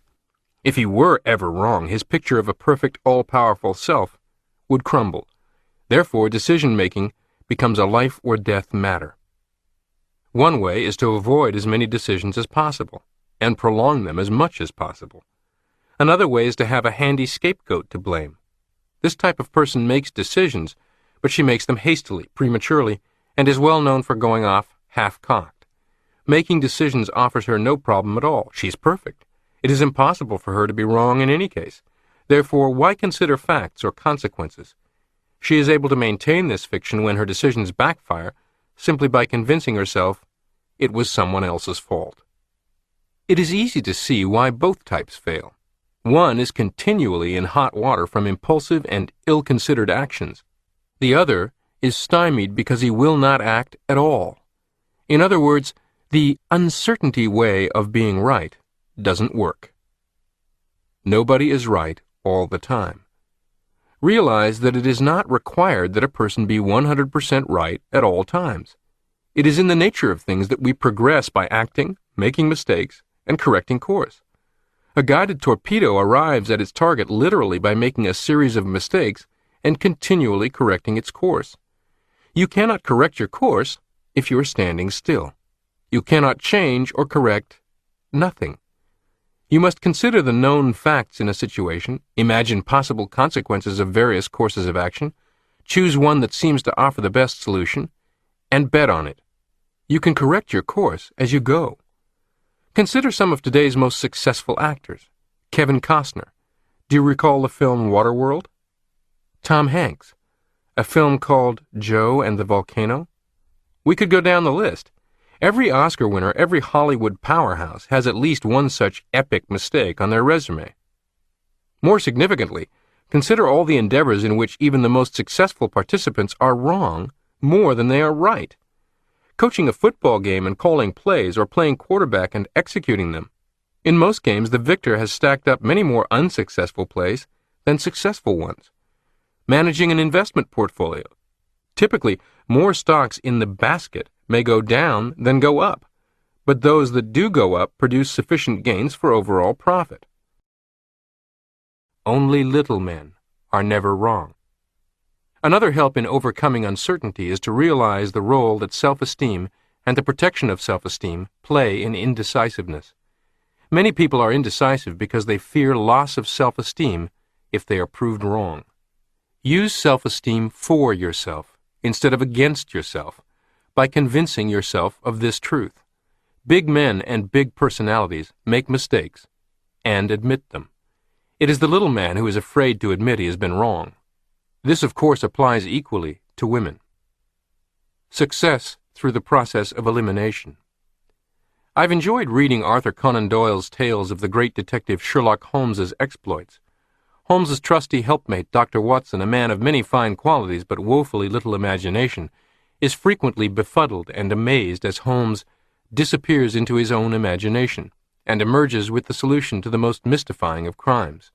In his imagination, Holmes engages in the pedantic, dogged process of elimination, ultimately arriving at the one best conclusion he cannot eliminate. Then that becomes his target, engaging all of the powers of his automatic success mechanism in uncovering the clues, facts, and evidence that prove it true. That is, he arrives at the target. A lesser detective would, instead, remain mired in the massive difficulty of the task and the confusing, even conflicting testimonies, thus engaging his automatic failure mechanism instead of his automatic success mechanism. It is also worth noting that Holmes is willing to be wrong, and when his first attempts at and proclamations of deduction prove far off course, he does not collapse in embarrassment or humiliation or give control over to frustration and aggression, nor does he retreat into isolation. He virtually shrugs off his mistakes and quickly refocuses, zigging and zagging his way toward his ultimate objective. Thomas Edison's wife once observed that Mr. Edison worked endlessly on a problem, using the method of elimination. If a person asked him whether he were discouraged because so many attempts proved unavailing, he would say, "No, I'm not discouraged, because every wrong attempt discarded is another step forward." If outcomes were preordained and certain, no one would play a game, nor would thousands of spectators tune into television to watch it contested. We must learn to embrace the short-term uncertainties of the game, while staying connected to the targets we choose, and trusting that we will achieve our overriding objectives, albeit by zigging and zagging rather than a straight line. Reassure yourself that you are not your mistakes, so that you can freely acknowledge them, extract whatever useful feedback can be found in them, correct course, and continue moving forward. The sixth letter of failure is R. Resentment. When the automatic failure mechanism looks for a scapegoat or excuse for failure, it often serves up society, the system, life, the breaks, luck, the boss, the spouse, even the customer.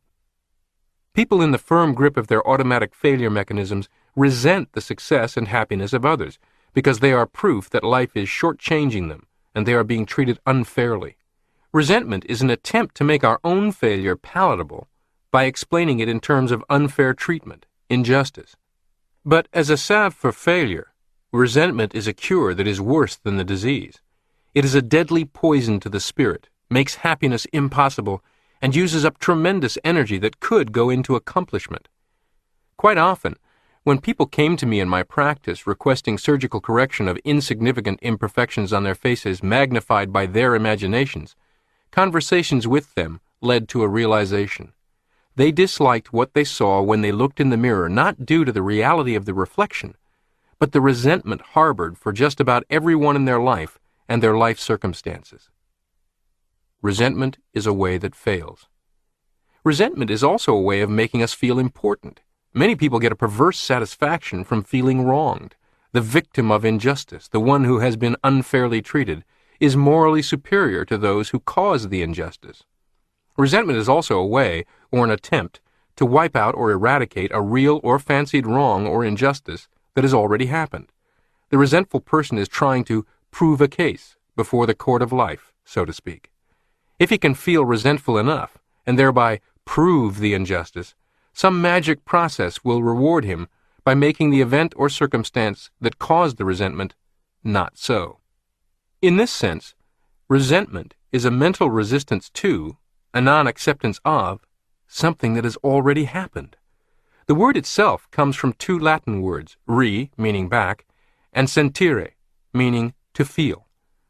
Resentment is an emotional rehashing or refighting of some event in the past. You cannot win, because you are attempting to do the impossible. Change the past. Resentment creates an inferior self-image. Resentment, even when based on real injustices and wrongs, is not the way to win. It soon becomes an emotional habit. Habitually feeling that you are a victim of injustice, you begin to picture yourself in the role of a victimized person. You carry around an inner feeling that is looking for an external peg to hang itself on. It is then easy to see evidence of injustice, or fancy you have been wronged, in the most innocent remark or neutral circumstance. Habitual resentment invariably leads to self-pity, which is the worst possible emotional habit anyone can develop. When these habits have become firmly ensconced, a person does not feel right or natural when they are absent. They then literally begin to search for and look for injustices. Someone has said that such people feel good only when they are miserable. Emotional habits of resentment and self-pity also go with an ineffective, inferior self-image. You begin to picture yourself as a pitiful person, a victim, who was meant to be unhappy. The real cause of resentment. Remember that your resentment is not caused by other persons, events, or circumstances. It is caused by your own emotional response, your own reaction. You alone have power over this, and you can control it if you firmly convince yourself that resentment and self-pity are not ways to happiness and success, but ways to defeat and unhappiness. As long as you harbor resentment, it is literally impossible for you to picture yourself as a self-reliant, independent, self-determining person who is the captain of his soul, the master of his fate. The resentful person turns over his reins to other people. They are allowed to dictate how he shall feel, how he shall act.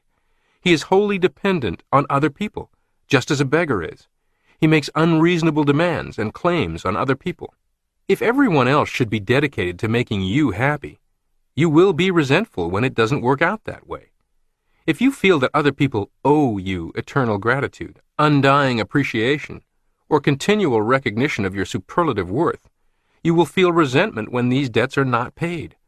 If life owes you a living, you become resentful when it isn't forthcoming. Resentment is therefore inconsistent with creative goal striving. In creative goal striving, you are the creator, not the passive recipient. You set your goals. No one owes you anything.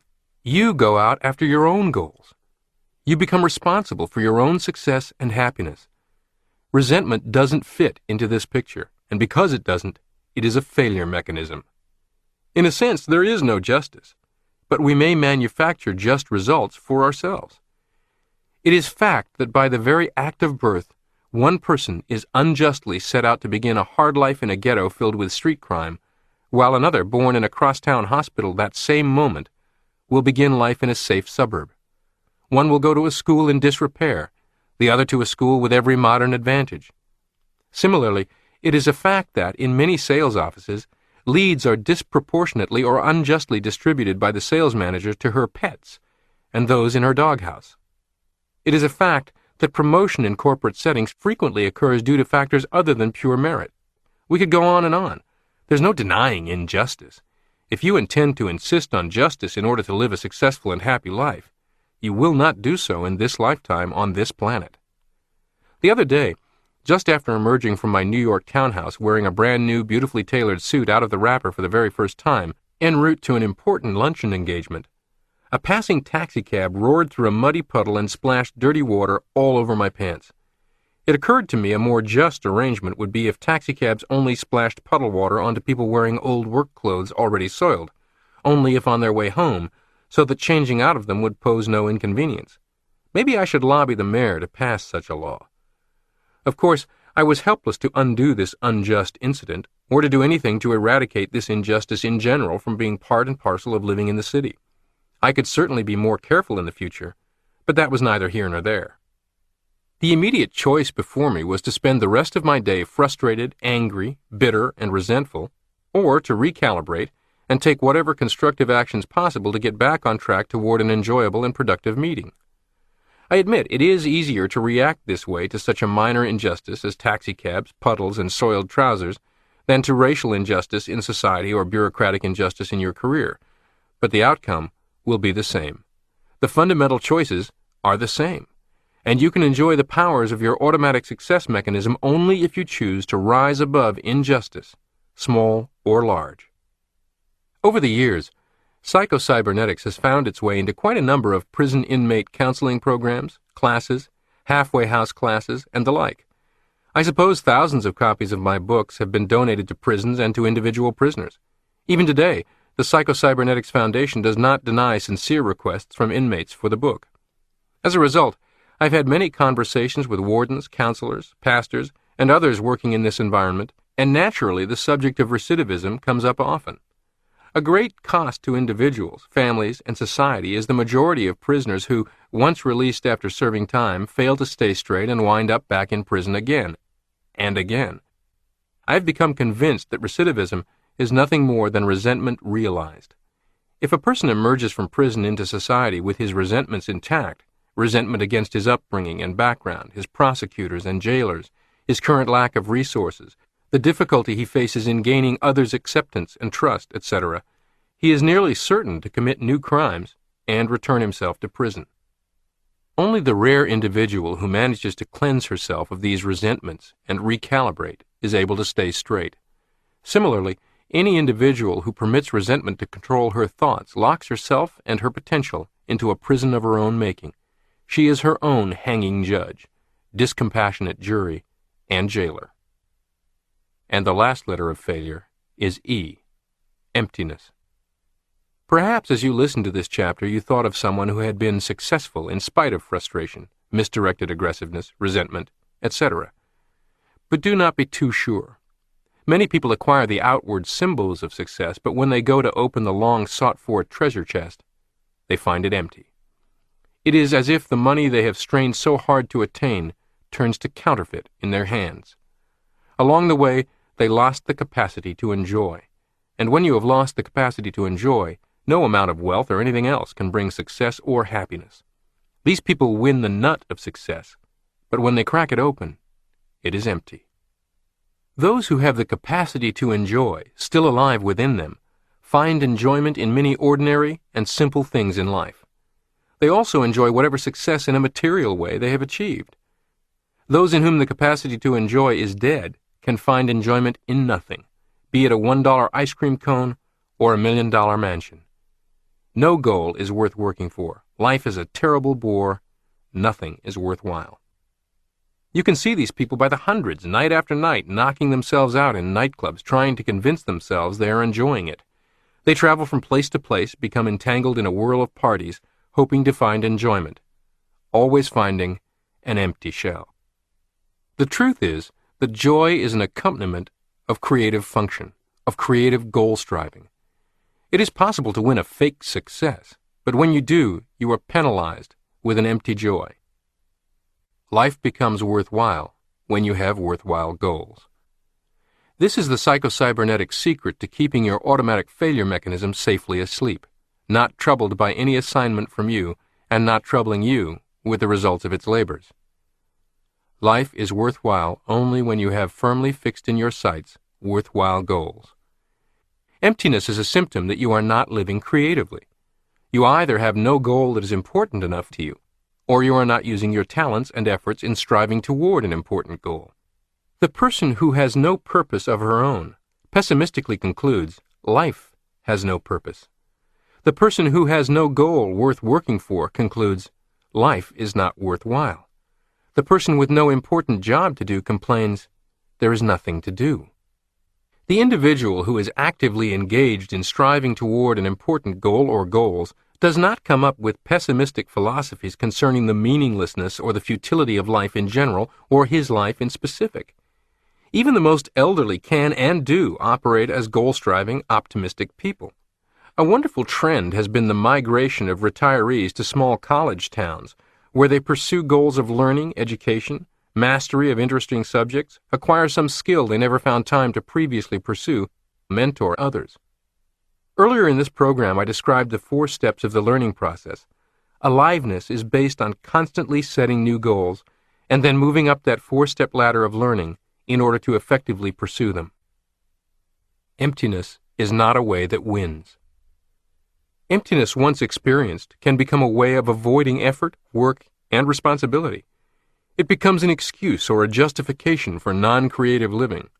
If all is vanity, if there is no new thing under the sun, if there is no joy to be found anyway, why bother? Why try? If life is just a treadmill, if we work 8 hours a day so that we can afford a house to sleep in, so that we can sleep 8 hours to become rested for another day's work, why get excited about it?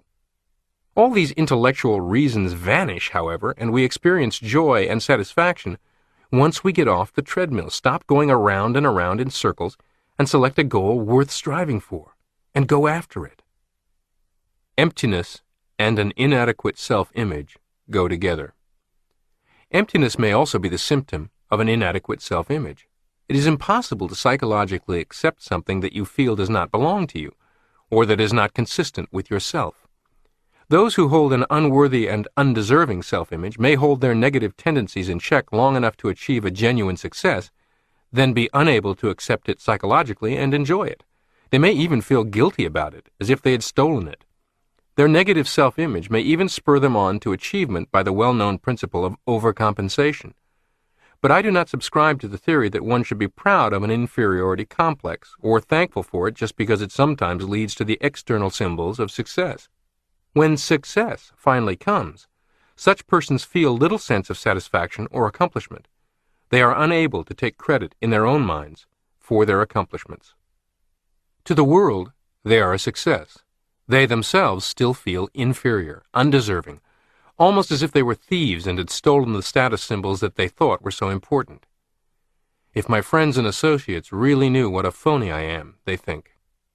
This reaction is so common that psychiatrists refer to it as the success rejection syndrome, the man who feels guilty, insecure, and anxious when he realizes he has succeeded. Only striving for goals that are important to you, not as status symbols, but because they are consistent with your own deep inner wants, is healthful. Striving for real success, for your success through creative accomplishment, brings a deep inner satisfaction. Striving for a phony success to please others brings a phony satisfaction. Try this mental training exercise. Awareness, acknowledgement, and prompt reaction to a slumbering automatic failure mechanism awakening and attempting to distract you with failure is important.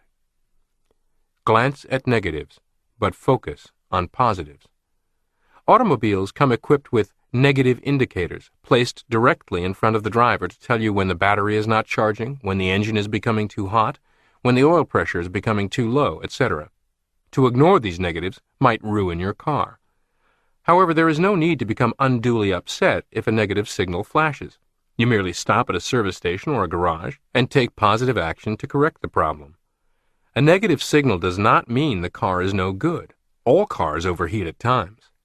However, the driver of the automobile does not look at the control panel exclusively and continuously. To do so might be disastrous. She must focus her gaze through the windshield, look where she is going, and keep her primary attention on her goal, where she wants to go. She merely glances at the negative indicators from time to time. When she does not fix on them or dwell on them. She quickly focuses her sight ahead again and concentrates on the positive goal of where she wants to go. How to use negative thinking. We should adopt a similar attitude about our own negative symptoms.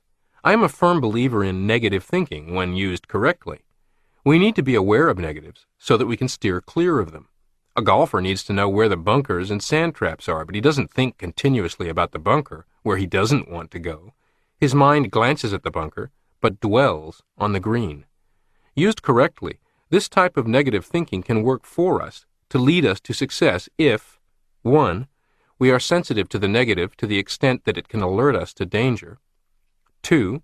We recognize the negative for what it is, something undesirable, something we don't want, something that does not bring genuine happiness. 3. We take immediate corrective action and substitute an opposite positive factor from the success mechanism.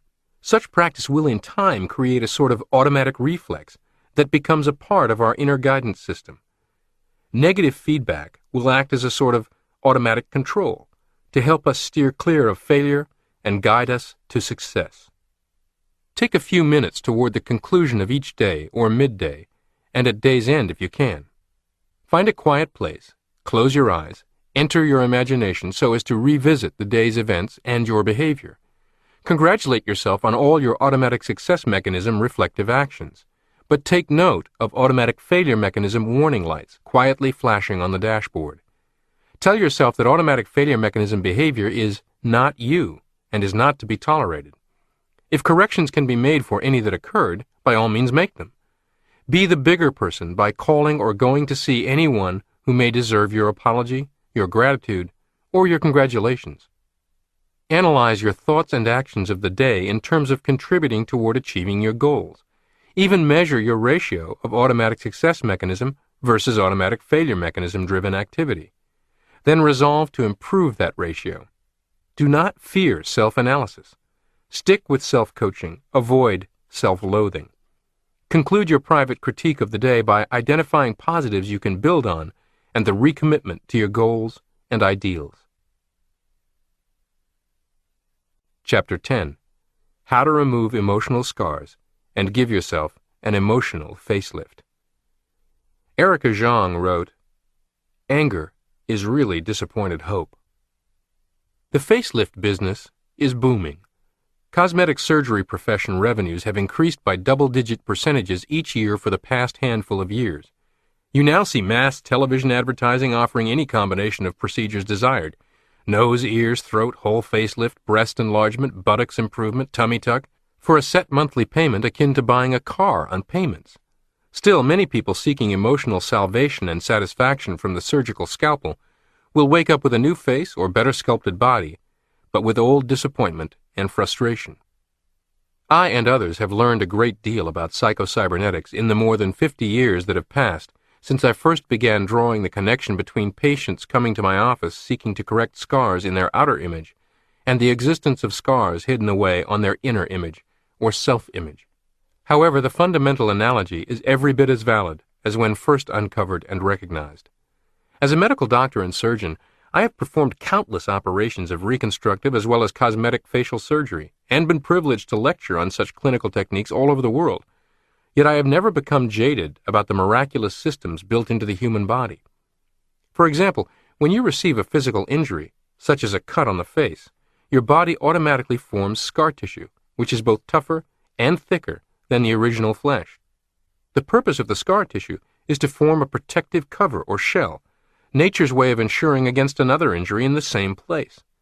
If an ill-fitting shoe rubs against a sensitive part of your foot, the first result is pain and sensitiveness. But again, nature protects against further pain and injury by forming a callus, a protective shell. We are inclined to do very much the same thing whenever we receive an emotional injury, when someone hurts us or rubs us the wrong way. We form emotional or spiritual scars for self-protection. We are very apt to become hardened of heart, callous toward the world, and to withdraw within a protective emotional shell of one kind or another. What we can learn when nature needs an assist. In forming scar tissue, it is nature's intention to be helpful. In our modern society, however, scar tissue, especially on the face, can work against us instead of for us. Take George T., for example, a promising young attorney. He was affable, personable, and well on his way to a successful career when he had an automobile accident, which left him with a horrible scar from midway on his left cheek to the left corner of his mouth. Another cut, just over his right eye, pulled his upper eyelid up tightly when it healed, which gave him a grotesque, glaring appearance. Every time he looked in the bathroom mirror, he saw a repulsive image. The scar on his cheek gave him a perpetual leer, or what he called an evil look. After leaving the hospital, he lost his first case in court, and was sure that his evil and grotesque appearance had influenced the jury. He felt that old friends were repelled and repulsed by his appearance. Was it only his imagination that even his own wife flinched slightly when he kissed her? George T. began to turn down cases. He started drinking during the day. He became irritable, hostile, and something of a recluse. The scar tissue on his face formed a tough protection against future automobile accidents. But in the society in which George lived, physical injuries to his face were not the primary hazard. He was more vulnerable than ever to social cuts, injuries, and hurts. His scars were a liability instead of an asset. Had George been a primitive man and suffered facial scars from an encounter with a bear or a saber-toothed tiger, his scars would have probably made him more acceptable to his fellows. Even in fairly recent times, old soldiers have proudly displayed their scars of battle. I suspect the same is true of young toughs in inner-city gangs. In George's case, nature had good intentions, but nature needed an assist. I gave George back his old face by plastic surgery, which removed the scar tissue and restored his features. Following the surgery, the personality change in him was remarkable. He became his good-natured, self-confident self again. He stopped drinking. He gave up his lone wolf attitude, moved back into society, and became a member of the human race again. He literally found a new life. This new life, however, was brought about only indirectly by plastic surgery on physical tissue. The real curative agent was the removal of emotional scars, the security against social cuts, the healing of emotional hurts and injuries, and the restoration of his self-image as an acceptable member of society, which in his case, surgery made possible. Most people build up a considerable amount of scar tissue on their self-images with no correlation whatsoever to actual physical disfigurement that can be solved by a skilled surgeon with a scalpel. How emotional scars alienate you from life. Many people have inner emotional scars who have never suffered physical injuries, and the result on personality is the same. These people have been hurt or injured by someone in the past. To guard against future injury from that source, they form a spiritual callus, an emotional scar to protect their ego. This scar tissue, however, protects them not only against the individual who originally hurt them, but also all other human beings. An emotional wall is built through which neither friend nor foe can pass. Zig Ziglar tells an amusing story about a cat who innocently traipses across a stovetop and lands on a burner still hot from recent use. With a loud yelp, the cat leaps off the stove and sulks away to nurse its tender paws. Zig says, "Not only won't that cat ever climb up on that stove again, he'll never even go into the kitchen." Emotional scar tissue built up on the self-image affects people like scorched paws affect that cat. Given several repeats of an unpleasant, embarrassing, or frustrating scarring experience, the affected individual not only avoids the precise situation, he avoids the general area in which it might occur. For example, I once counseled a very capable executive rising up the ranks in a big corporation who had been repeatedly chastened by his mentor and boss for sitting as quiet as a church mouse through meeting after meeting, only a spectator, not a participant. This fellow had very good ideas and input to offer, often did so privately, and often missed any credit for his contributions. In fact, most of his colleagues viewed him as dead wood, and wondered about the boss's motives for having this fellow on the payroll. You can probably do your own diagnosis at this point and guess right. This fellow had, throughout his junior and senior high school years, stuttered nervously if called on in class, suffered ridicule from other students, and, as a result, withdrawn from active participation in his classes, doing his level best to be invisible at all times. Call that the first layer of self-image scar tissue. Fast forward to his first marriage. Both his ex-wife and ex-mother-in-law were domineering personalities, quite possibly abusive, both constantly criticizing this fellow's ideas, whether choice of clothes, political opinion, even an opinion about a book or TV program. Early in this marriage, he adopted a keep-it-to-himself attitude. This became a second layer of scar tissue. Fast forward to a very recent year when, active in his community association, He found himself at odds over an issue with a very influential, egotistical, uncompromising, bullying, and far more persuasive neighbor. His adversary attacked any idea this fellow proposed thoroughly and aggressively, and turned enough others against this fellow that he was summarily voted off the council at the end of his first year's term, layer number 3. It didn't matter now that he was not dealing with school children, an abusive mother-in-law, or neighbors, that he was in a very different environment, that he had the full support of a powerful mentor and boss, that his suggestions would be listened to with respect, and that it was far more important for him to assert himself than at any of these other times. It didn't matter that this situation was very different from the others. Like the entire kitchen is to one stovetop burner, this situation was still in the general area of the others, close enough to be threatening to his self-image. Consequently, instead of representing the self-image of the smart, competent, promising executive he was, in these circumstances, he represented the self-image of a scaredy cat. Putty, not plaster. Could this man scrape away all this scar tissue and liberate his self-image? Absolutely. Using all the tools of psychocybernetics we have discussed, awareness, rational thought, deliberate decision, that is, establishing the target, purposeful use of the imagination, including the theater of the mind mental rehearsal techniques. In his fine book, Profiles of Success and Power, Dr. Gene Lundrum writes, "Self-image is not set in plaster. It is set in putty." Unquote. I'm known as a plastic surgeon, but as an amateur sculptor for many years, I enjoy taking scalpel to clay and have often sculpted, unsculpted, and resculpted a face in clay until it was exactly as I imagined. The clay or putty-like material stays soft and malleable enough to do so many, many times. In His infinite wisdom, God manufactured the self-image of similar material, so it remains malleable throughout our entire lives. No one is ever too old, too jaded, too frightened, or too traumatized to wet the clay and begin remaking it as they imagine and desire. Do not overprotect yourself. As in the case of a facial scar, excessive protection against the original source of injury can make us more vulnerable and do us even more damage in other areas. The emotional wall that we build as protection against one person or one situation cuts us off from all other human beings, from many opportunities, even from our real selves. As we have pointed out previously, the person who feels lonely or out of touch with other human beings also feels out of touch with his real self and with life.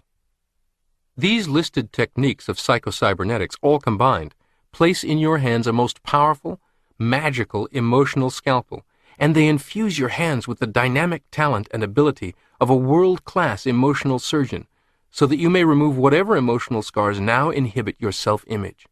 But to do so, you must take a risk. You must risk bumps in the road, disappointment, rejection, and mistakes, with the certainty that they will occur, but will not deter you from your overriding goals. Don't underestimate the power of emotional scars. Built-up emotional scars, one atop the other, make the self-image a threatened and vulnerable entity that triggers survival mode behavior from the servo mechanism, flee or fight, fear or pugnacious aggressiveness, whenever confronted with a situation it senses might harm it, in the same way as the past incidents that left scars. In a book titled Anxiety Disorders and Phobias, the authors, including a cognitive therapist, state that the same apparatus that prevents a person from venturing into physical danger also deters him from exposing himself to psychological danger. Unquote. In other words, the servo mechanism may not be able to accurately assess the relativity of dangers. For example, you are not in any physical danger due to social embarrassment at a dinner party by not being able to hold up your end of the conversation. Perhaps because you make less money than the other guests and feel inferior because of it, and are therefore fearful of being asked about your job or investments. Yet the situation may trigger the same kind of anxiety and inhibition as being confronted by a mugger in a dark alley. In the case of the mugger, meekly taking out your wallet and throwing it toward or past the mugger and running as fast as you can in the opposing direction may be appropriate. In the social situation, throwing away all opportunity for a pleasant evening and fleeing into silence or monosyllabic responses is wholly inappropriate and may lead to the exact result you were worried about, being perceived badly by hosts and other guests alike. The social situation is most likely to trigger this survival reaction if it closely resembles some situations that have left scar tissue on the self-image. I would like to make one point addressed earlier in the program. You do not necessarily have to painstakingly revisit every incident or influence all the way to early childhood in order to perform the emotional surgery needed to liberate a scarred self-image from this compulsive triggering of survivalist behavior in situations where it is inappropriate and counterproductive. You can begin with fresh programming, using recall of successes, mental movies, mental rehearsal, and other psychocybernetics techniques. Acceptance of the new by the self-image will automatically remove the old scars.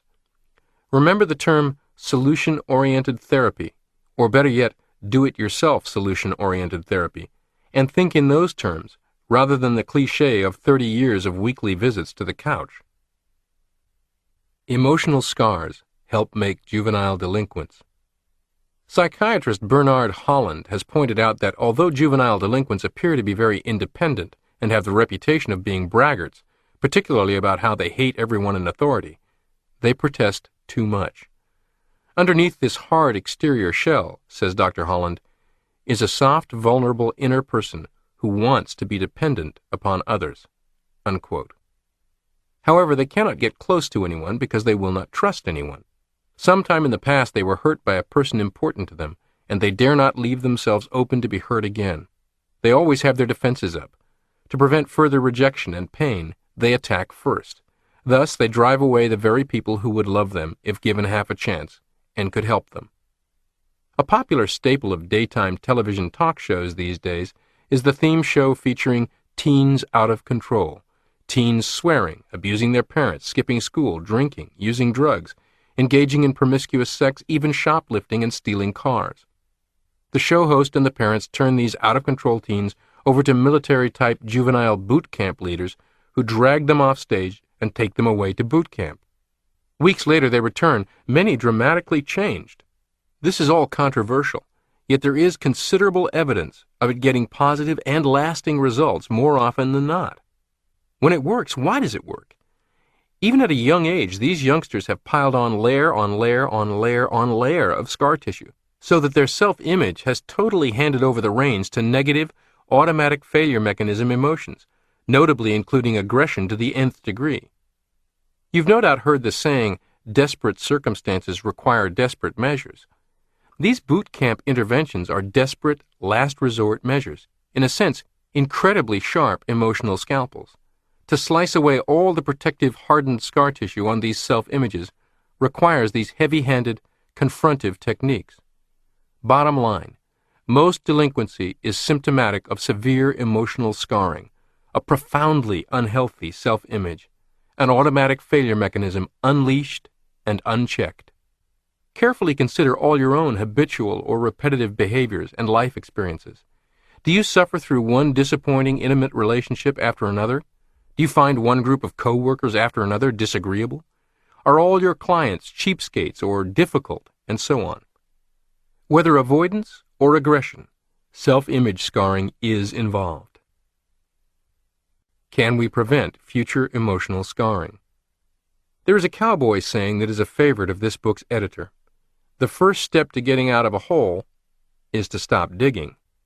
We might say that the first step to liberating a scarred self-image is to stop piling on more scar tissue. Can we do so? Certainly. New knowledge about why you respond to certain stimuli as you do, heightened emphasis on rational thinking, and maturity can be your allies. Just as there are smart things you can do that are within your sphere of control to strengthen your physical immune system, such as eating certain foods and avoiding others, taking antioxidant vitamin supplements, regularly exercising, there are things you can do to strengthen your emotional immune system as well. 3 prescriptions for immunizing yourself against emotional hurts. Prescription 1. Be too big to feel threatened. Many people become hurt terribly by tiny pinpricks, or what we call social slights. Everyone knows someone in the family, office, or circle of friends who is so thin-skinned and sensitive that others must be continually on guard lest offense be taken at some innocent word or act. It is a well-known psychological fact that the people who become offended the easiest have the lowest self-esteem. We are hurt by things we conceive of as threats to our ego or self-esteem.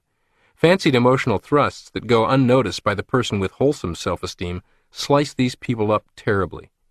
Even real digs and cuts, which inflict a terrible injury to the ego of the person with low self-esteem, do not make a dent in the ego of those who think well of themselves. The person who feels undeserving, who doubts his own capabilities, and who has a poor opinion of himself becomes jealous at the drop of a hat.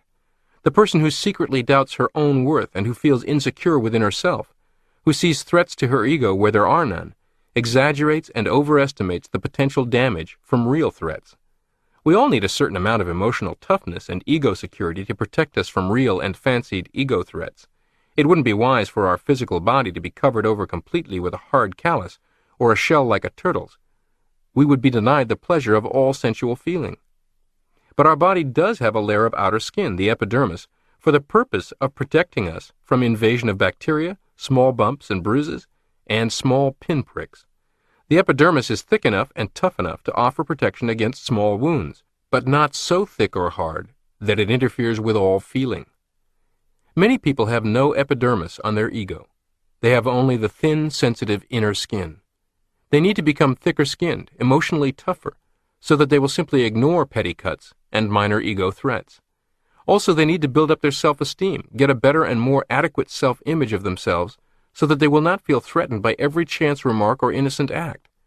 A big, strong person does not feel threatened by a small danger.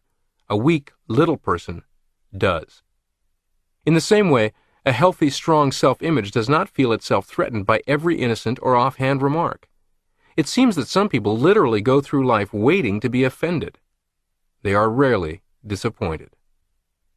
When you habitually personalize every slight, every overheard conversation, even things you read or hear in media, you reveal a very thin-skinned self-image with the weakest of immunities.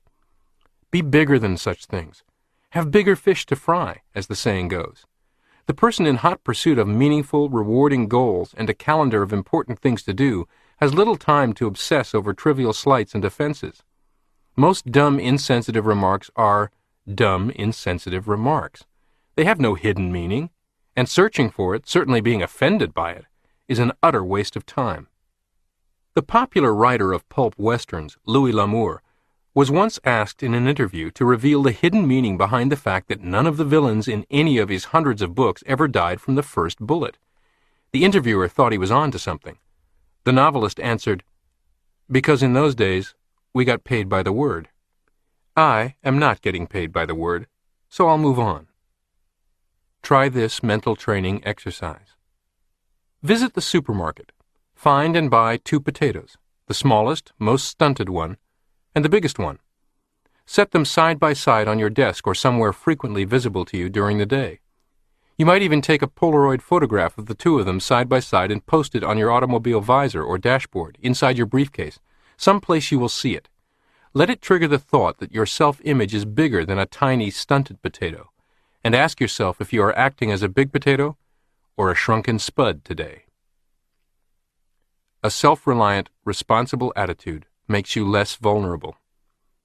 As Dr. Holland has pointed out, the juvenile delinquent with the hard outer shell has a soft, vulnerable inner person who wants to be dependent on others and wants to be loved by others.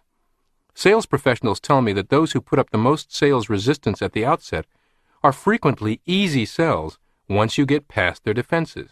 That people who feel called on to put up "No salesman allowed" signs do so because they know they are soft touches and need protection. The person with the hard, gruff exterior usually develops it because instinctively he realizes that he is so soft inside that he needs protection. The person who has little or no self-reliance, who feels emotionally dependent on others, makes herself most vulnerable to emotional hurts. Every human being wants and needs love and affection. But the creative, self-reliant person also feels a need to give love. Her emphasis is as much or more on the giving as on the getting. She doesn't expect love to be handed to her on a silver platter, nor does she have a compulsive need that everybody must love her and approve of her. The passive dependent person turns her entire destiny over to other people, circumstances, luck. Life owes her a living, and other people owe her consideration, appreciation, love, happiness. She makes unreasonable demands and claims on other people and feels cheated, wronged, hurt when they aren't fulfilled. Because life just isn't built that way, she is seeking the impossible and leaving herself wide open to emotional hurts and injuries. Once, while speaking to a large convention of salespeople, I met another professional speaker I had heard quite a bit about. He was very successful and in considerable demand in the sales world, but he told me that he rarely got fan mail and almost never got rounds of hearty applause when he concluded his presentations, and he seemed oddly proud of the fact. When I asked him about this, he explained, "It's because I make 'em mad." He went on to quote the Harry Truman "give 'em hell" quote. Truman reportedly said, "I don't give 'em hell. I tell them the truth and they think it's hell," or something like that. Anyway, this fellow was one of the busiest, highest paid, least beloved speakers in the business, and proud of it. His corporate clients who paid his fees loved having him lay into the troops. Often, his pot stirring of indignation converted into heightened sales performance immediately, as many of the salespeople determined to show that SOB something. This is somewhat the equivalent of the football coach posting a newspaper clipping in the locker room, quoting players from the next opposing team, dissing them. I'll freely admit, it's not a role as a speaker I would seek out or enjoy, but it is interesting how self-reliant and immune his self-image is to the lack of love in the room. It is up to you to develop a more self-reliant attitude. Assume responsibility for your own life and emotional needs. We have a saying, "Give yourself your own gold stars." As emotionally immature children, we look to parents and teachers for gold stars. Draw or color a picture, immediately race to take it to Mom, who oohs and ahs over it and proudly displays it on the refrigerator door with magnets. As an adult, you must graduate from such urgent neediness. You must be able to admire your own good work and recognize your own achievements. This loops back to the discussion about your AQ in Chapter 8. The refusal to blame ourselves or others, or to accept a problem as beyond our influence, gives us resiliency in the face of adversity. Relax away emotional hurts. I once had a patient ask me, if the forming of scar tissue is a natural and automatic thing, why doesn't scar tissue form when a plastic surgeon makes an incision? The answer is that if you cut your face and it heals naturally, scar tissue will form, because a certain amount of tension in the wound and just underneath the wound pulls the surface of the skin back, creates a gap, which is filled in by scar tissue.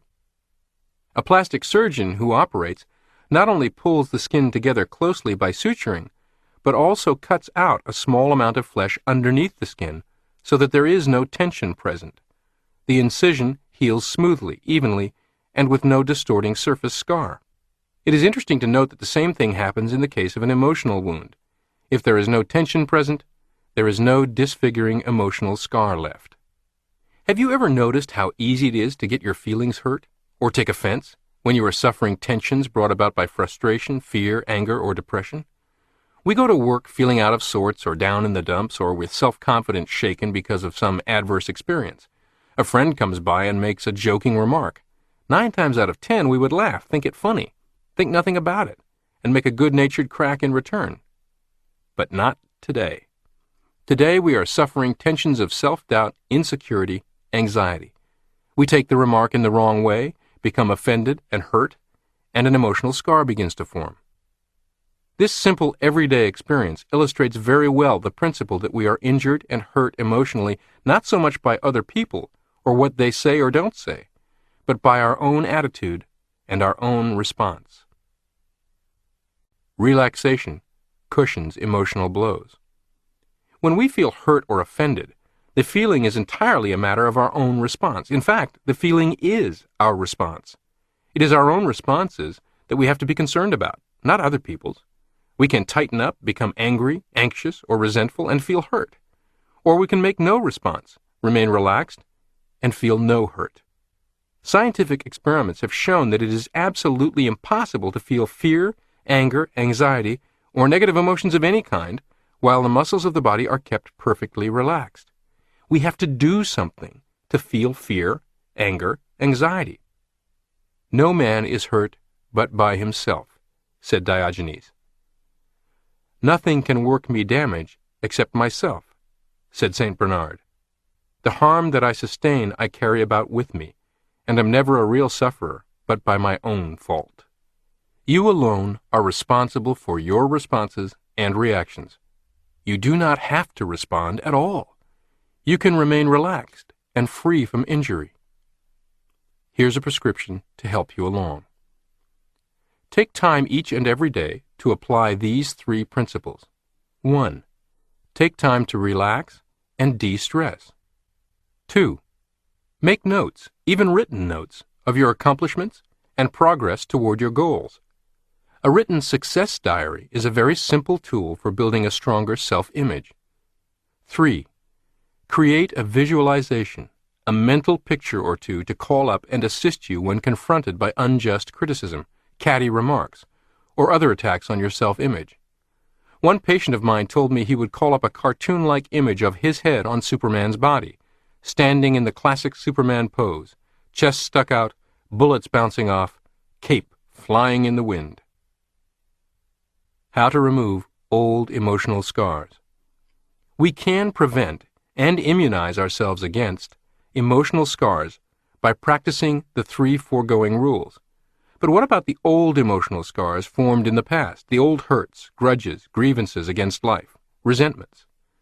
Once an emotional scar has formed, there is but one thing to do, and that is to remove it by surgery, the same as a physical scar. Give yourself a spiritual facelift. In removing old emotional scars, you alone can do the operation. You must become your own plastic surgeon and give yourself a spiritual facelift. The results will be new life and new vitality, a newfound peace of mind and happiness. To speak of an emotional facelift and the use of mental surgery is more than a simile. Old emotional scars cannot be doctored or medicated. They must be cut out, given up entirely, eradicated. Many people apply various kinds of salve or balm to old emotional wounds, but this simply does not work. They may self-righteously forego overt and physical revenge, yet take it out or get even in many subtle ways. A typical example is the wife who discovers her husband's infidelity. Upon the advice of her minister and/or psychiatrist, she agrees she should forgive him. Accordingly, she does not shoot him. She does not leave him. In all overt behavior, she is a dutiful wife. She keeps the house neatly. She prepares meals well, and so on. But she makes his life hell on earth in many subtle ways by the coldness of her heart and by flaunting her moral superiority. When he complains, her answer is, "Well, dear, I did forgive you, but I cannot forget." Her very forgiveness becomes a thorn in his side because she is conscious of the fact that it is proof of her moral superiority. She would have been more kind to him and been happier herself had she refused this type of forgiveness and left him. Forgiveness is a scalpel that removes emotional scars. "I can forgive, but I cannot forget," is only another way of saying, "I will not forgive," said Henry Ward Beecher. Forgiveness ought to be like a canceled note, torn in two and burned up, so that it never can be shown against one. Unquote. Forgiveness, when it is real and genuine and complete and forgotten, is the scalpel which can remove the pus from old emotional wounds, heal them, and eliminate scar tissue. Forgiveness which is partial or half-hearted works no better than a partially completed surgical operation on the face. Pretended forgiveness, which is entered into as a duty, is no more effective than a simulated facial surgery. Your forgiveness should be forgotten, as well as the wrong which was forgiven. Forgiveness which is remembered and dwelt upon reinfects the wound you are attempting to cauterize. If you're too proud of your forgiveness, or remember it too much, you are very apt to feel that the other person owes you something for forgiving him. You forgive him one debt, but in doing so he incurs another, much like the operators of small loan companies who cancel one note and make out a new one every 2 weeks. Forgiveness is not a weapon. There are many common fallacies regarding forgiveness, and one of the reasons that its therapeutic value has not been more recognized is the fact that real forgiveness has been so seldom tried. For example, many writers have told us that we should forgive to make us good. We have seldom been advised to forgive that we might be happy. Another fallacy is that forgiveness places us in a superior position, or is a method of winning out over our enemy. This thought has appeared in many glib phrases such as, "Don't merely try to get even," "Forgive your enemy, and you get ahead of him." Tillotson, the former Archbishop of Canterbury, tells us, "A more glorious victory cannot be gained over another man than this, that when the injury began on his part, the kindness should begin on ours." Unquote. This is just another way of saying that forgiveness itself can be used as an effective weapon of revenge, which it can. Revengeful forgiveness, however, is not therapeutic forgiveness. Therapeutic forgiveness cuts out, eradicates, cancels, makes the wrong as if it had never been. Therapeutic forgiveness is like surgery. Give up grudges as you would a gangrenous arm. First, the wrong, and particularly our own feeling of condemnation of it, must be seen as an undesirable thing rather than a desirable thing. Before anyone can agree to have an arm amputated, he must cease to see the arm as a desirable thing to be retained, but as an undesirable, damaging, and threatening thing to be given up. In facial surgery, there can be no partial, tentative, or halfway measures. The scar tissue is cut out completely and entirely. The wound is allowed to heal cleanly, and care is taken to see that the face will be restored in every particular just as it was before injury, and just as if the injury had never been. You can forgive if you're willing. Therapeutic forgiveness is not difficult. The only difficulty is to secure your own willingness to give up and do without your sense of condemnation, your willingness to cancel out the debt with no mental reservations. We find it difficult to forgive only because we like our sense of condemnation. We get a perverse and morbid enjoyment out of nursing our wounds. As long as we can condemn others, we can feel superior to them. No one can deny that there is also a perverse sense of satisfaction in feeling sorry for yourself. Your reasons for forgiveness are important. In therapeutic forgiveness, we cancel out the debt of the other person not because we have decided to be generous, do a favor, or we are a morally superior person. We cancel the debt, mark it null and void, not because we have made the other person pay sufficiently for the wrong, but because we have come to recognize that the debt itself is not valid. True forgiveness comes only when we are able to see and emotionally accept that there is and was nothing for us to forgive. We should not have condemned or hated the other person in the first place. Not long ago I went to a luncheon also attended by a number of clergy. The subject of forgiveness came up in general, and then the case of the adulterous woman, whom Jesus forgave in particular. I listened to a very learned discussion of why Jesus was able to forgive the woman, how he forgave her, how his forgiveness was a rebuke to the churchmen of his time, who were ready to stone her, etc., etc. Jesus didn't forgive the adulterous woman. I resisted the temptation to shock these gentlemen by pointing out that actually Jesus never forgave the woman at all. Nowhere in the narrative, as it appears in the New Testament, is the word forgive or forgiveness used, or even hinted at, nor can it be reasonably implied from the facts as given in the story. We are told merely that after her accusers had left, Jesus asked the woman, "Hath no man condemned thee?" When she answered in the negative, he said, "Neither do I condemn thee. Go and sin no more."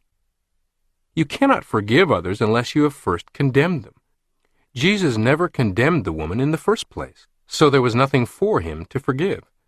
He recognized her sin or her mistake, but did not feel called on to hate her for it. He was able to see, before the fact, what you and I must see after the fact in practicing therapeutic forgiveness.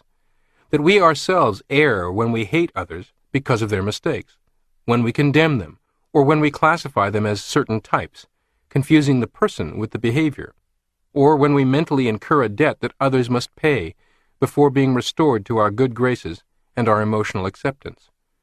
Whether you ought to do this, whether you should do it, or whether you can reasonably be expected to do it is a matter outside the scope of this program and my own field.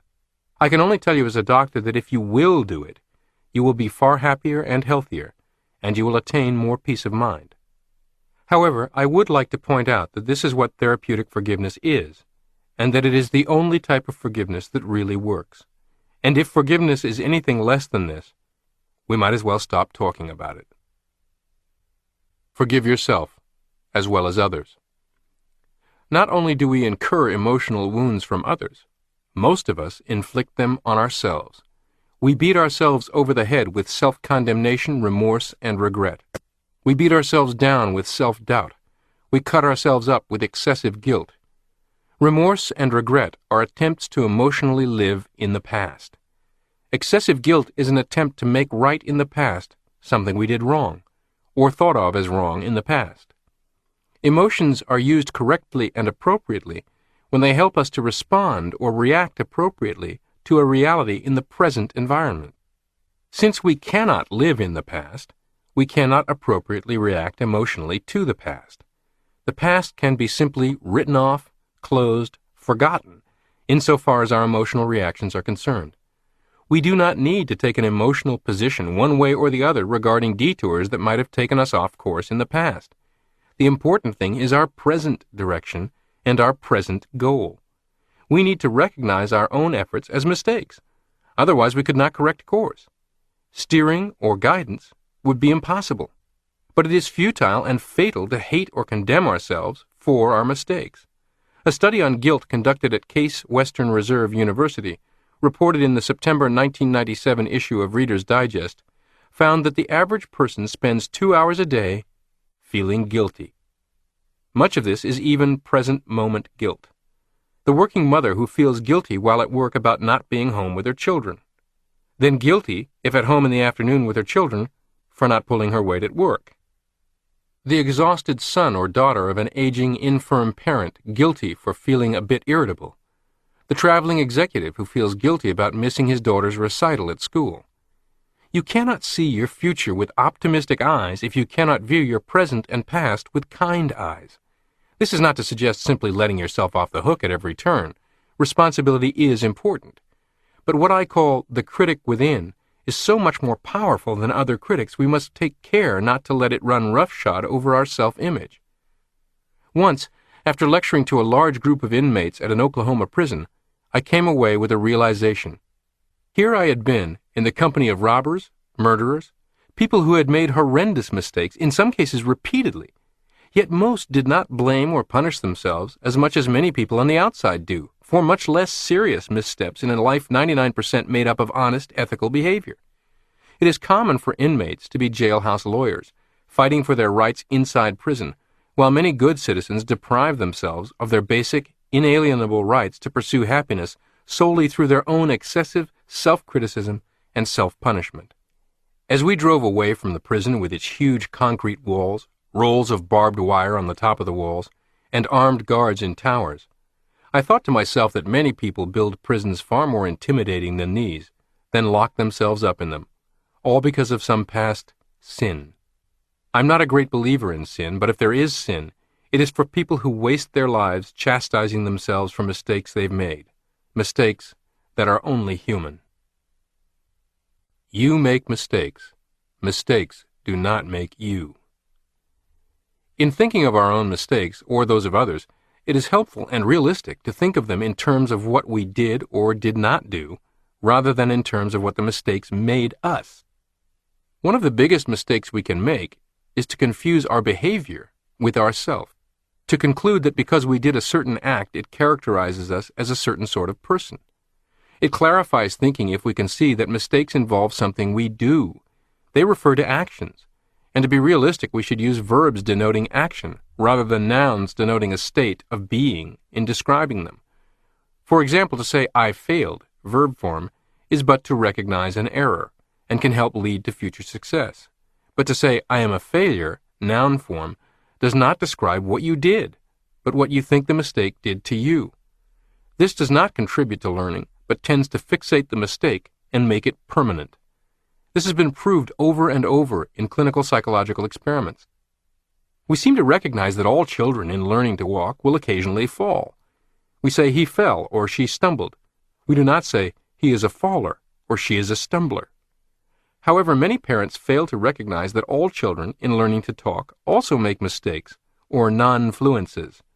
Hesitation, blocking, repetition of syllables and words. It is a common experience for an anxious, concerned parent to conclude, he is a stutterer. Such an attitude or a judgment, not of the child's actions but of the child, gets across to the child, who begins to think of himself as a stutterer. His learning is fixated, and the stutter tends to become permanent. According to Dr. Wendell Johnson, the nation's foremost authority on stuttering at the time I wrote the original edition of this book, this sort of thing is the cause of stuttering. He found that the parents of non-stutterers are more likely to use descriptive terms such as, "he did not speak," whereas the parents of stutterers were inclined to use judgmental terms such as, "he could not speak." Writing in the Saturday Evening Post, January 5, 1957, Dr. Johnson said, "Slowly we begin to comprehend the vital point that had been missed for so many centuries. Case after case had developed after it had been diagnosed as stuttering by over-anxious persons unfamiliar with the facts of normal speech development. The parents, rather than the child, the listeners, rather than the speakers, seemed to be the ones most requiring understanding and instruction." Unquote. Dr. Knight Dunlap, who made a 20-year study of habits, their making, unmaking, and relation to learning, discovered that the same principle applied to virtually all bad habits, including bad emotional habits. It was essential, he said, that patients learn to stop blaming themselves, condemning themselves, and feeling remorseful over their habits if they were to cure them. He found particularly damaging the conclusion, "I am ruined," or "I am worthless," because the patient had done or was doing certain acts. So remember, you make mistakes. Mistakes don't make you anything. What you do need not define who you are or what you will do. You are not your mistakes. Who wants to be an oyster? One final word about preventing and removing emotional hurts. To live creatively, we must be willing to be a little vulnerable. We must be willing to be hurt a little, if necessary, in creative living. A lot of people need a thicker and tougher emotional skin than they have, but they need only a tough emotional hide or epidermis, not a shell. To trust, to love, to open ourselves to emotional communication with other people is to run the risk of being hurt. If we are hurt once, we can do one of two things. We can build a thick protective shell or scar tissue to prevent being hurt again, live like an oyster, and not be hurt. Or we can turn the other cheek, remain vulnerable, and go on living creatively. An oyster is never hurt. It has a thick shell that protects it from everything. It is isolated. An oyster is secure, but not creative. It cannot go after what it wants. It must wait for it to come to it. An oyster knows none of the hurts of emotional communication with the environment, but neither can an oyster know the joys. An emotional facelift makes you look and feel younger. As this edition is being written, the so-called baby boomer generation is hitting the 50-year-old mark and is more obsessed with stopping the clock, even turning back the clock, than any generation before. Fortunes are spent on cosmetic surgery, liposuction, fitness gyms and devices, personal trainers, lotions and potions, growth hormone injections, on and on. I have a different prescription.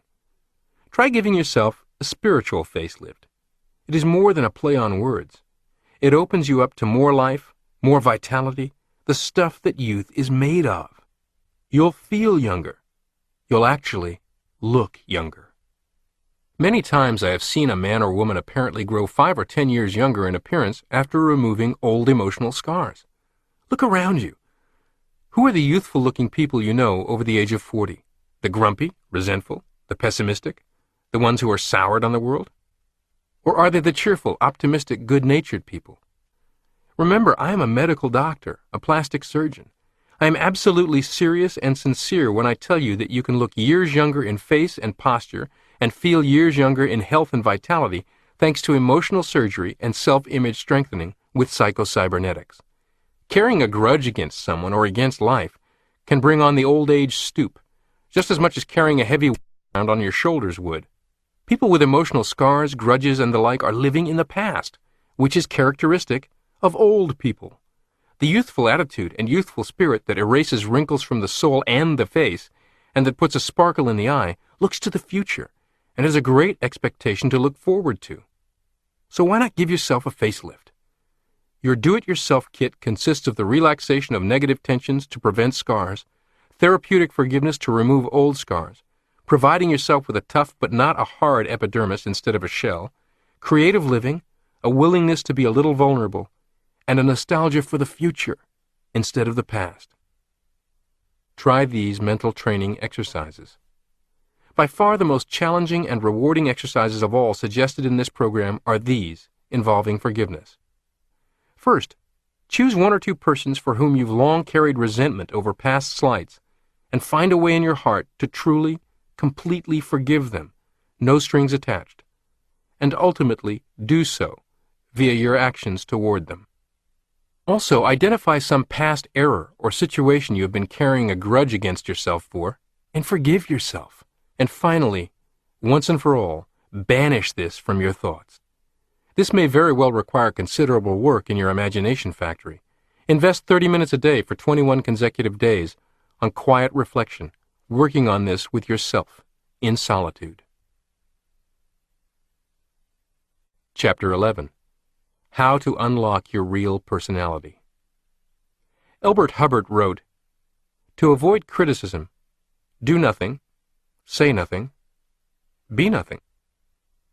Personality, that magnetic and mysterious something that is easy to recognize but difficult to define, is not so much acquired from without as released from within. What we call personality is the outward evidence of that unique and individual creative self, made in the image of God, that spark of divinity within us, or what might be called the free and full expression of your real self. This real self within every person is attractive. It is magnetic.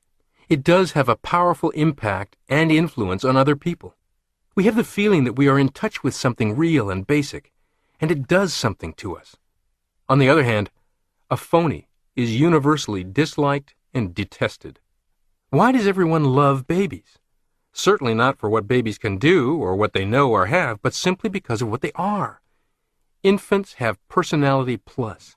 There is no superficiality, no phoniness, no hypocrisy. In their own language, which consists mostly of either crying or cooing, they express their real feelings. They say what they mean. There is no guile. Babies are emotionally honest. They exemplify to the nth degree the psychological dictum, be yourself. They have no qualms about expressing themselves. They are not in the least inhibited. Babies are proof that all inhibition is learned, taught to the self-image, not born within the self-image. Everyone has a dynamic personality locked up within him. Every human being has the mysterious something we call personality. When we say that people have a good personality, what we really mean is that they have freed and released the creative potential within them and are able to express their real self. Poor personality and inhibited personality are one and the same. Individuals with a poor personality do not express the creative self within. They have restrained it, handcuffed it, locked it up, and thrown away the key. The word inhibit literally means to stop, prevent, prohibit, restrain. The inhibited personality has imposed a restraint on the expression of the real self. For one reason or another, the person is afraid to express himself, afraid to be himself, and has locked up his real self within an inner prison. The symptoms of inhibition are many and varied. Shyness, timidity, self-consciousness, hostility, feelings of excessive guilt, insomnia, nervousness, irritability, inability to get along with others. Frustration is characteristic of practically every area and activity of the inhibited personality. The real and basic frustration is the failure to be himself, and the failure to adequately express himself. But this basic frustration is likely to color and overflow into all that he does. Excessive negative feedback equals inhibition. The science of cybernetics gives us a new insight into the inhibited personality and shows us the way toward disinhibition, freedom, and how to release our spirits from self-imposed prisons. Negative feedback in a servo mechanism is equivalent to criticism. Negative feedback says, in effect, you are wrong, you're off course. You need to take corrective action to get back on the beam. The purpose of negative feedback, however, is to modify response and change the course of forward action, not to stop it altogether. If negative feedback is working properly, a missile or a torpedo reacts to criticism just enough to correct course and keeps going forward toward the target. This course will be, as we have previously explained, a series of zigzags. However, if the mechanism is too sensitive to negative feedback, the servo mechanism overcorrects. Instead of progressing toward the target, it will perform exaggerated lateral zigzags or stop all forward progress altogether. Our own built-in servo mechanism works in the same way. We must have negative feedback in order to operate purposely, in order to steer our way or be guided to a goal. Negative feedback always says, in effect, stop what you're doing or the way you're doing it and do something else. Its purpose is to modify response or change the degree of forward action, not to stop all action. Negative feedback does not say, stop, period. It says, what you are doing is wrong. But it does not say, it is wrong to do anything. Yet where negative feedback is excessive, or where our own mechanism is too sensitive to negative feedback, the result is not modification of response, but total inhibition of response. Inhibition and excessive negative feedback are one and the same. When we overreact to negative feedback or criticism, we are likely to conclude that not only is our present course slightly off beam or wrong, but that it is wrong for us even to want to go forward. A hiker or a hunter often gets back to the automobile by picking out some prominent landmark near the car, such as an extra tall tree that can be seen for miles. When returning to the car, the hiker looks for the tree or target and starts walking toward it. From time to time, the tree may be lost from his view, but the course can be checked by comparing the hiker's direction with the location of the tree. If the course is 15 degrees to the left of the tree, what the hiker is doing is wrong. He immediately corrects the course and again walks directly toward the tree. He does not, however, conclude that it is wrong for him to walk. Yet many of us are guilty of just so foolish a conclusion. When it comes to our attention that our manner of expression is off course, missing the mark, or wrong, we conclude that self-expression itself is wrong, or that success for us, reaching our target tree, is wrong. Keep in mind that excessive negative feedback has the effect of interfering with or stopping completely the appropriate response.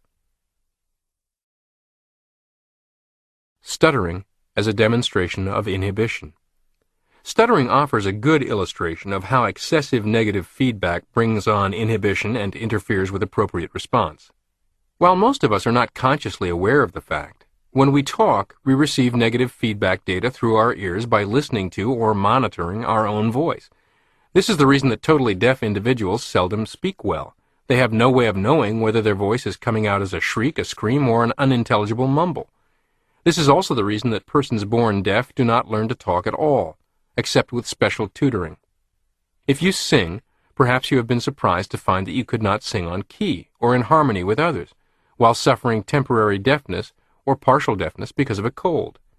Thus, negative feedback itself is no bar or handicap to speech. On the contrary, it enables us to speak and speak correctly. Voice teachers advise that we record our own voices on a tape recorder and listen to them as a method of improving tone, enunciation, etc. By doing this, we become aware of errors in speech that we had not noticed before. We are able to see clearly what we are doing wrong, and we can make correction. However, if negative feedback is to be effective in helping us talk better, it should 1. Be more or less automatic or subconscious. 2. It should occur spontaneously, or while we're talking. And 3. Response to feedback should not be so sensitive as to result in inhibition. If we are consciously overcritical of our speech, or if we are too careful in trying to avoid errors in advance, rather than reacting spontaneously, stuttering is likely to result. If the stutterer's excessive feedback can be toned down, or if it can be made spontaneous rather than anticipatory, improvement in speech will be immediate. Videotape has provided an extraordinarily valuable feedback tool for people seeking to improve their communication effectiveness. Chiropractors and dentists role-play their case presentations to patients on video, with consultants acting as the skeptical patients, then study the video replay. Sales professionals do the same. Speakers, seminar leaders, politicians, and their speech coaches make similar use of it. Golfers' swings can be better analyzed, and the golfers better coached by videotaping the swing. Football players study film. This is extremely valuable only to the person with a sufficiently healthy self-image not to obsess over every mistake and flaw observed, and able to focus on course correction through observation. What many people and coaches do not fully understand about such feedback, about capturing performance on tape for careful observation and analysis, is that it is equally important and often more useful to identify, focus on, and imprint the positives rather than the negatives. Care must be taken not to overly emphasize a flaw in performance to such a degree that it becomes mistakenly received by the servo mechanism as the target. You might think of this in the context of the old mind trick. Tell people to close their eyes for 60 seconds and think of anything but a dancing pink elephant in red boxer shorts on roller skates. Invariably, what mental picture dominates? Be careful you do not manufacture pink elephants for yourself, or permit coaches to do it for you. Conscious self-criticism makes you do worse. This has been proved by Dr. E. Colin Cherry of London, England. Writing in the British scientific journal Nature, Dr. Cherry stated his belief that stuttering was caused by excessive monitoring. To test his theory, he equipped 25 severe stutterers with earphones through which a loud tone drowned out the sound of their own voices.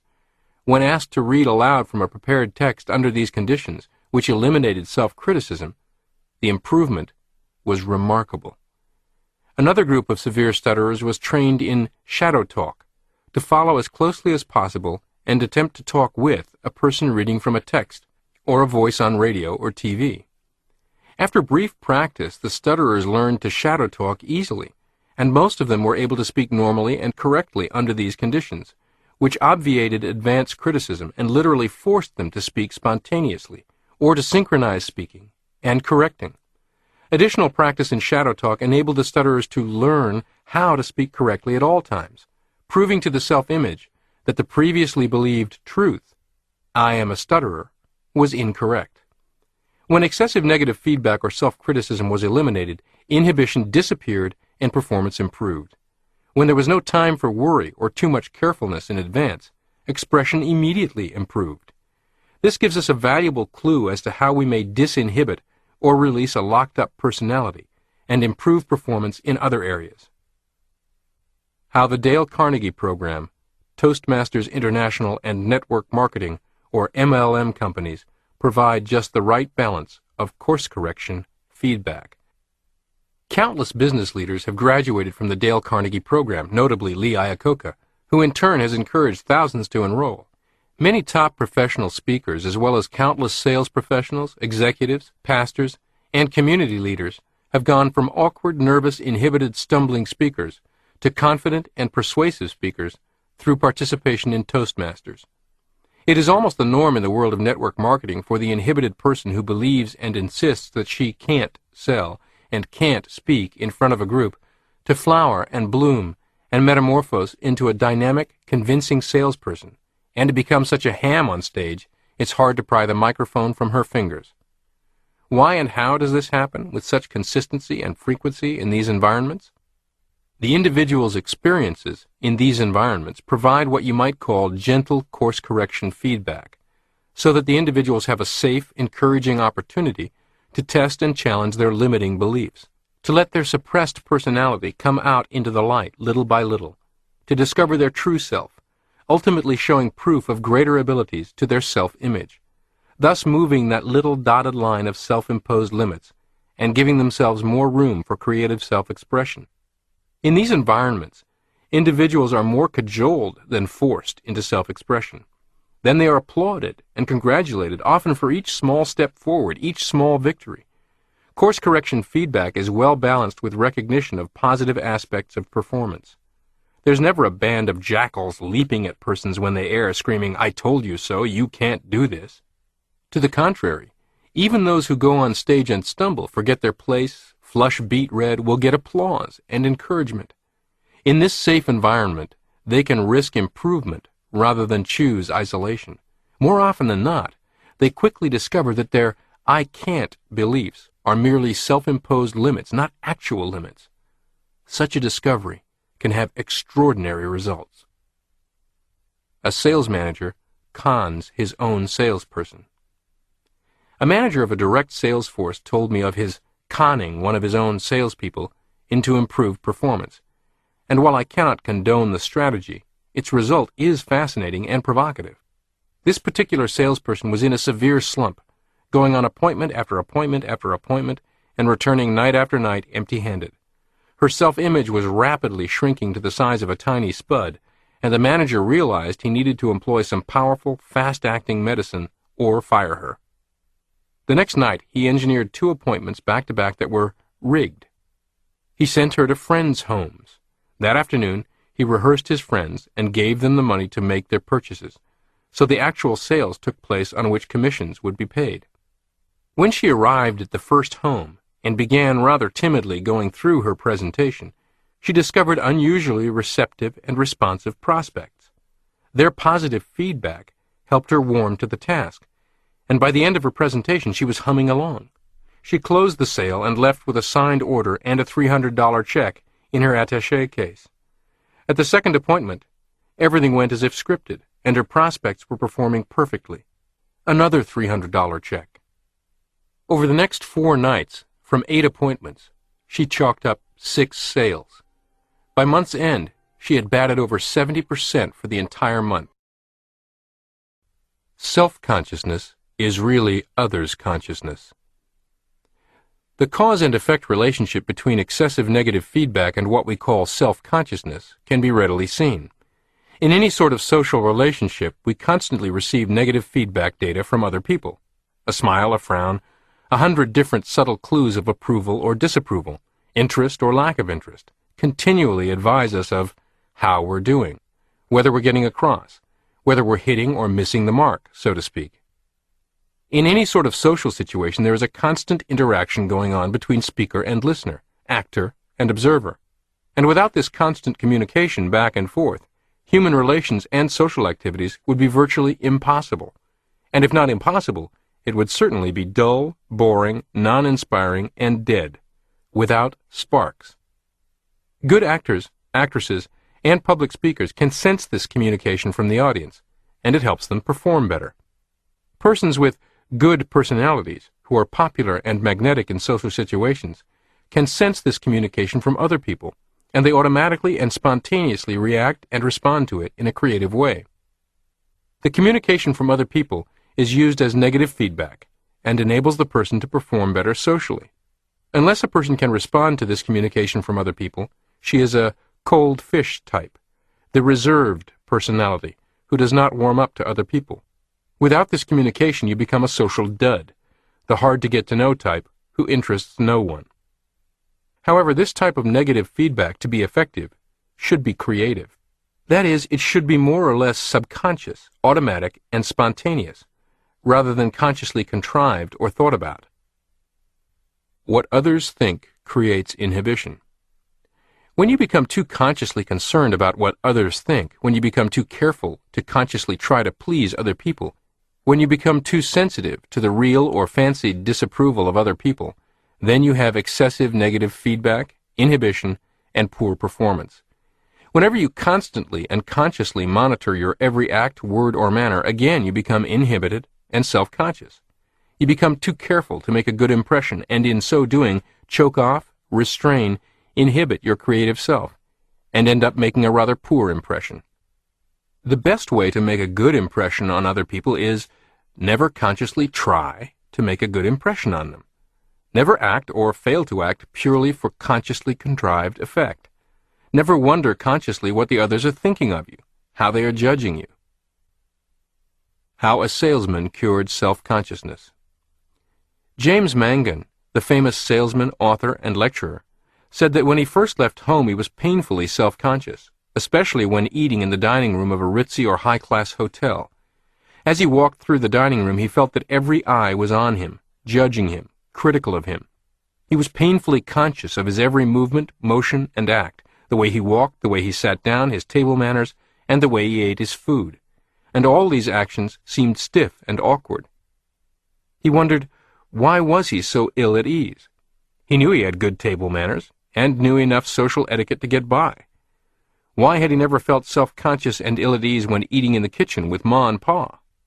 He decided it was because when he was eating with Ma and Pa, he did not think or bother to wonder how he was acting. He was neither careful nor self-critical. He was not concerned about producing an effect.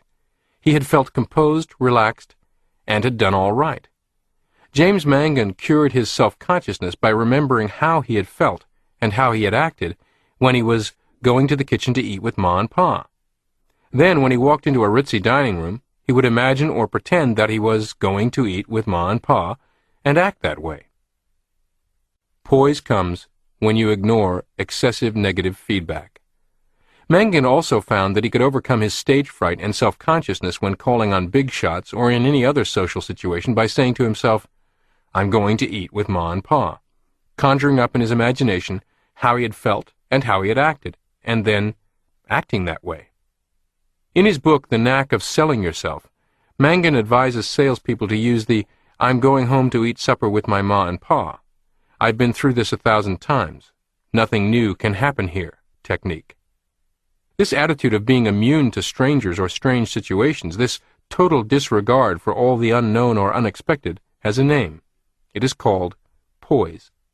Poise is the deliberate shunting aside of all fears arising from new and uncontrollable circumstances. You need to be more self-conscious. The late Dr. Albert Edward Wigham, famous educator, psychologist, and lecturer, said that in his early years he was so painfully self-conscious he found it all but impossible to recite in school. He avoided other people and could not talk to them without hanging his head. He constantly fought his self-consciousness and tried hard to overcome it, all to no avail. Then one day he got a new idea. His trouble was not self-consciousness at all. It was really excessive others' consciousness. He was too painfully sensitive to what others might think of everything he said or did, every move he made. This tied him up in knots. He could not think clearly, and he could think of nothing to say. He did not feel this way when alone with himself. When alone, he was perfectly calm and relaxed, at ease, poised, and he could think of lots of interesting ideas and things to say. And he was also perfectly aware of and at home with himself. Then he stopped fighting and trying to conquer his self-consciousness, and instead concentrated on developing more self-consciousness, feeling, acting, behavior, thinking as he did when he was alone, without any regard to how some other person might feel about or judge him. This total disregard for the opinion and judgment of other people did not result in his becoming callous, arrogant, or entirely insensitive to others. There is no danger of entirely eradicating negative feedback, no matter how hard you may try. But this effort in the opposite direction did tone down his overly sensitive feedback mechanism. He got along better with other people, and went on to make his living counseling people and making public speeches to large groups, without the slightest degree of anxiety. The most liberating of all thoughts is disregard or disconcern for what other people think. Famous mail-order impresario and entrepreneur J. Peterman wrote in his autobiography, Peterman Rides Again, "Once you realize that most people are keeping up appearances and putting on a show, their approval becomes less important." Unquote. Excessive concern over what other people think inhibits personality more than any other factor. Truth be told, we tend to believe other people think about us far more than they ever actually do. In the popular TV sitcom Frasier, about a psychologist, the main character, Dr. Frasier, is receiving a Lifetime Achievement Award and receives a floral arrangement and a congratulatory note from his old college professor. The note reads, "Congratulations, you must be very proud." At first, Frasier is pleased to have received the congratulations from his old mentor. But then he begins to analyze it for its hidden meaning. Why didn't it read, "I'm very proud of you," instead of, "You must be very proud," etc.? Soon he is off to the professor's office and confronts him with a long-winded series of questions and interpretations of what the professor meant by his terse note. When Frasier finally runs out of steam and the professor can get a word in edgewise, he sheepishly tells Frasier, "Actually, I just told my secretary to send flowers and a card. She wrote the note." You do the same. So do I. One evening on a drive home after a party at a friend's home, I was mulling over an offhand remark someone there had made to me, trying to discern its hidden meaning and asking my wife, Anne, "Do you think he meant this? Or did he mean that? Why would he think that about me?" Anne finally said, "Maxie, he wasn't thinking anything at all. He was drunk." How many times have you obsessed over what somebody's remark or even their glance meant, devoting hours to it? While you stew, the other person forgot the matter within seconds and moved on to a myriad of other people, places, and things. An athlete's comeback based on a liberated self-image. Her name is Jennifer Capriati. once a 14-year-old tennis phenom growing up in the spotlight of massive media attention under the pressure of adult competition. In the first phase of her career between 1990 and 1993, she reached 3 Grand Slam semifinals and captured the 1992 Olympic gold medal at Barcelona. But then her career and confidence took such a dramatic downturn, she left the tour for 2 years and seriously considered giving up tennis altogether. In 1994, she made news with a drug arrest and a shoplifting incident. Despite winning the Olympic gold medal in 1992, she traces her frustration and disillusionment to a year earlier, when she lost the Grand Slam semifinal to Monica Seles, in a close match she initially controlled. "I never played well after that, except for the Olympics," she said. After a 2-year hiatus, Capriati returned, competing at top levels, this time proclaiming peace of mind instead of unbearable pressure. A journalist reporting on her return wrote in USA Today, "There seemed to be 2 key reasons for Capriati's renaissance, concluding it didn't matter what people believed about her, and learning to stop believing bad things about herself." Unquote. In 2001, she beat Martina Hingis in the final of the Australian Open, winning her first ever Grand Slam tournament. You too can experience the same lifting of emotional weight from your shoulders that this young tennis star has, by rationally concluding that others' opinions about you, real or magnified by imagination, are far less important than your own opinions about yourself. What makes you think you can do that? On November 4, 1998, the Attorney General of Minnesota, longtime professional politician Skip Humphrey, son of Hubert Humphrey, and Norman Coleman, mayor of St. Paul, were shocked as their opponent Jesse the Body Ventura had whipped them in the election and now took claim to the governor's mansion. The long shot, third-party candidate, better known for his outrageous outfits and antics as a pro wrestler than for more cerebral pursuits, campaigning with far fewer resources, took 37% of the vote, more than enough to win in a tightly contested 3-candidate election. What on earth made Jesse Ventura imagine he could actually beat the 2 parties' credible and experienced candidates? If you've ever been asked, "What makes you think you can do that?" you might have taken some satisfaction in Jesse Ventura's underdog upset victory. All too often this question is asked of us by people who should be in our corner, building us up. Often they ask it with sincere concern for our well-being, sometimes with more concern for themselves, but it doesn't matter. The adverse effect is the same. I can remember everyone I knew but my mother repeatedly asking me what made me think I could jump right into private practice and succeed. Wouldn't I be better advised to seek a position on the bottom rung in someone else's practice or in a hospital? My mother, bless her soul, never raised such doubt, and unwaveringly voiced her confidence that I could do anything I set my mind to do. Whether she had private, silent doubts or concerns I do not know, and I'm glad I did not know. You will be asked this question, what makes you think, just about any and every time you attempt anything of significance? Fortunately, you can succeed no matter what others' doubts may be, as long as you are not controlled by them. Your strong self-image that counsels you that you can do anything you set your mind to is a most important ally. Many a person with a cheering section of 1 has confounded critics, baffled skeptics, amazed even close friends and family members in achieving remarkable things. It is only when your cheering section's bleachers are devoid of the one true believer who matters most, yourself, that you are in truly dire straits. Your opinion matters most of all. In his book, 6 Pillars of Self-Esteem, expert Dr. Nathaniel Brandon defined self-esteem as the reputation we acquire with ourselves. Einstein had a reputation as a daydreamer and a dullard in school. Today, he'd likely be diagnosed with attention deficit disorder and given a drug.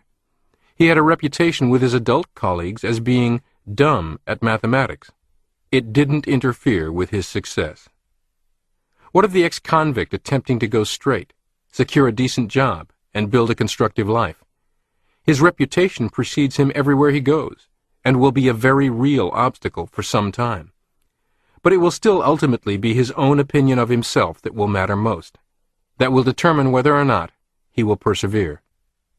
Recidivism is unfortunately high, but fortunately not 100%. People do emerge from criminal pasts and incarceration to build worthy lives. Certainly you can liberate your self-image from any prison of your own making, built of bricks from the past, to live a more fulfilling life. Your reputation with others cannot jettison past mistakes, often gives unfair weight to mistakes while ignoring many other accomplishments and attributes, and is even colored by the biases of the people making judgments. You cannot change that except through time and performance. But you certainly do not have to accept that same reputation. You know better. You have all the facts, and only you know the current level of commitment to certain ideals. Determine for yourself what your reputation will be with yourself tomorrow, and live up to it today. As the axiom goes, one day at a time. Conscience doth make cowards of us all. So said Shakespeare, and so say modern-day psychiatrists and enlightened ministers. Conscience itself is a learned negative feedback mechanism having to do with morals and ethics. If the learned and stored data is correct concerning what is right and what is wrong, and if the feedback mechanism is not overly sensitive but realistic, the result, just as with any other goal-striving situation, is that we are relieved from the burden of having to decide constantly as to what is right and wrong.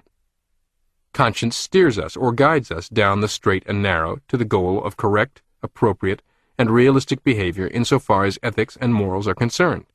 Conscience works automatically and subconsciously, as does any other feedback system. However, as Dr. Harry Emerson Fosdick says, your conscience can fool you. Unquote. Your conscience itself can be wrong. It depends on your own basic beliefs concerning right and wrong. If your basic beliefs are true, realistic, and sensible, conscience becomes a valuable ally in dealing with the real world and in sailing on the ethical sea. It acts as a compass that keeps you out of trouble, as a mariner's compass keeps the ship off the reefs. But if your basic beliefs are themselves wrong, untrue, unrealistic, or irrational, these declinate your compass and push it off true north, just as magnetic bits of metal can disturb the compass of the mariner and guide the ship into trouble rather than away from it. Conscience can mean many things to many people. If you are brought up to believe, as some people are, that it is sinful to wear buttons on your clothes, your conscience will bother you when you do. If you are brought up to believe that cutting off another human's head, shrinking it, and hanging it on your wall is right, proper, and a sign of manhood, then you will feel guilty, unworthy, and undeserving if you haven't managed to shrink a head. Head-shrinking savages would no doubt call this a sin of omission. Conscience's job is to make you happy, not miserable. The purpose of conscience is to help make us happy and productive, not the other way around. But if we are to let our conscience be our guide, our conscience must be based on truth. It must point to true north. Otherwise, blindly obeying conscience can only get us into trouble, rather than out of it, and make us unhappy and unproductive in the bargain. Self-expression is not a moral issue. Much mischief results from our taking a moral position on matters that are not basically moral matters at all. For example, self-expression, or the lack of it, is not basically an ethical question, aside from the fact that it is our duty to use the talents our Creator gave us. Yet self-expression may become morally wrong as far as your conscience is concerned if you were squelched, shut up, shamed, humiliated, or perhaps punished as a child for speaking up, expressing your ideas, showing off. Such a child learns that it is wrong to express herself, to hold herself out as having any worthwhile ideas, or perhaps to speak at all. If a child is punished for showing anger or shamed too much for showing fear or perhaps made fun of for showing love, she learns that expressing her real feelings is wrong. Some children learn that it is sinful or wrong only to express the bad emotions, anger and fear. But when you inhibit bad emotions, you also inhibit the expression of good emotions, and the yardstick for judging emotions is not goodness or badness as such, but appropriateness and inappropriateness. It is appropriate for the man who meets the bear on the trail to experience fear. It is appropriate to experience anger if there is a legitimate need to destroy an obstacle by sheer force and destructiveness. Properly directed and controlled, anger is an important element of courage. If every time a child comes up with an opinion she is squelched and put in her place, she learns that it is right for her to be a nobody and wrong to want to be a somebody. Such a distorted and unrealistic conscience does indeed make cowards of us all. We can become overly sensitive and too carefully concerned with whether we have a right to succeed in even a worthwhile endeavor. We become too carefully concerned about whether or not I deserve this. Many people, inhibited by the wrong kind of conscience, hold back or take a back seat in any kind of endeavor, even church activities. They secretly feel it would not be right for them to hold themselves out as a leader or presume to be somebody, or they are overly concerned with whether other people might think they were showing off. Stage fright is a common phenomenon. It becomes understandable when seen as excessive negative feedback coming from a declinated conscience. Stage fright is the fear that we will be punished for speaking up, expressing our own opinion, presuming to be somebody, or showing off, things that most of us learned were wrong and punishable as children. Stage fright illustrates how universal is the suppression and inhibition of self-expression. Disinhibition, a long step in the opposite direction. If you are among the millions who suffer unhappiness and failure because of inhibition, you need to deliberately practice disinhibition. You need to practice being less careful, less concerned, less conscientious. You need to practice speaking before you think instead of thinking before you speak, acting without thinking instead of thinking or considering carefully before you act. Commonly, when I advise a patient to practice disinhibition, and the most inhibited object the most, I am likely to hear something like this. But surely you do not think that we need to exercise no care at all, no concern, no worry about results. It seems to me that the world needs a certain amount of inhibition, otherwise we would live like savages and civilized society would collapse. If we express ourselves without any restraint, freely expressing our feelings, we would go around punching people in the nose who disagreed with us. Yes, I say, you are correct. The world does need a certain amount of inhibition, but not you. The key words are a certain amount. You have such an excessive amount of inhibition, you are like a patient running a temperature of 108 degrees who says, "But surely body heat is necessary for health. Man is a warm-blooded animal and could not live without a certain amount of temperature. We all need temperature, yet you are telling me that I should concentrate completely and entirely on reducing my temperature and ignore completely the danger of not having any temperature." The stutterer, who is already so tied up with moral tensions, excessive negative feedback, self-critical analysis, and inhibition that he cannot talk at all, is prone to argue in the same way when told to totally ignore negative feedback and self-criticism.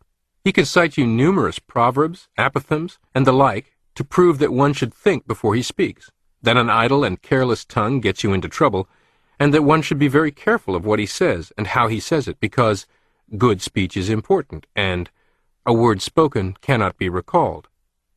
All that he is saying in effect is that negative feedback is a useful and beneficial thing, but not for him. When he totally ignores negative feedback, by either being deafened by a loud tone or by shadow talk, he speaks correctly.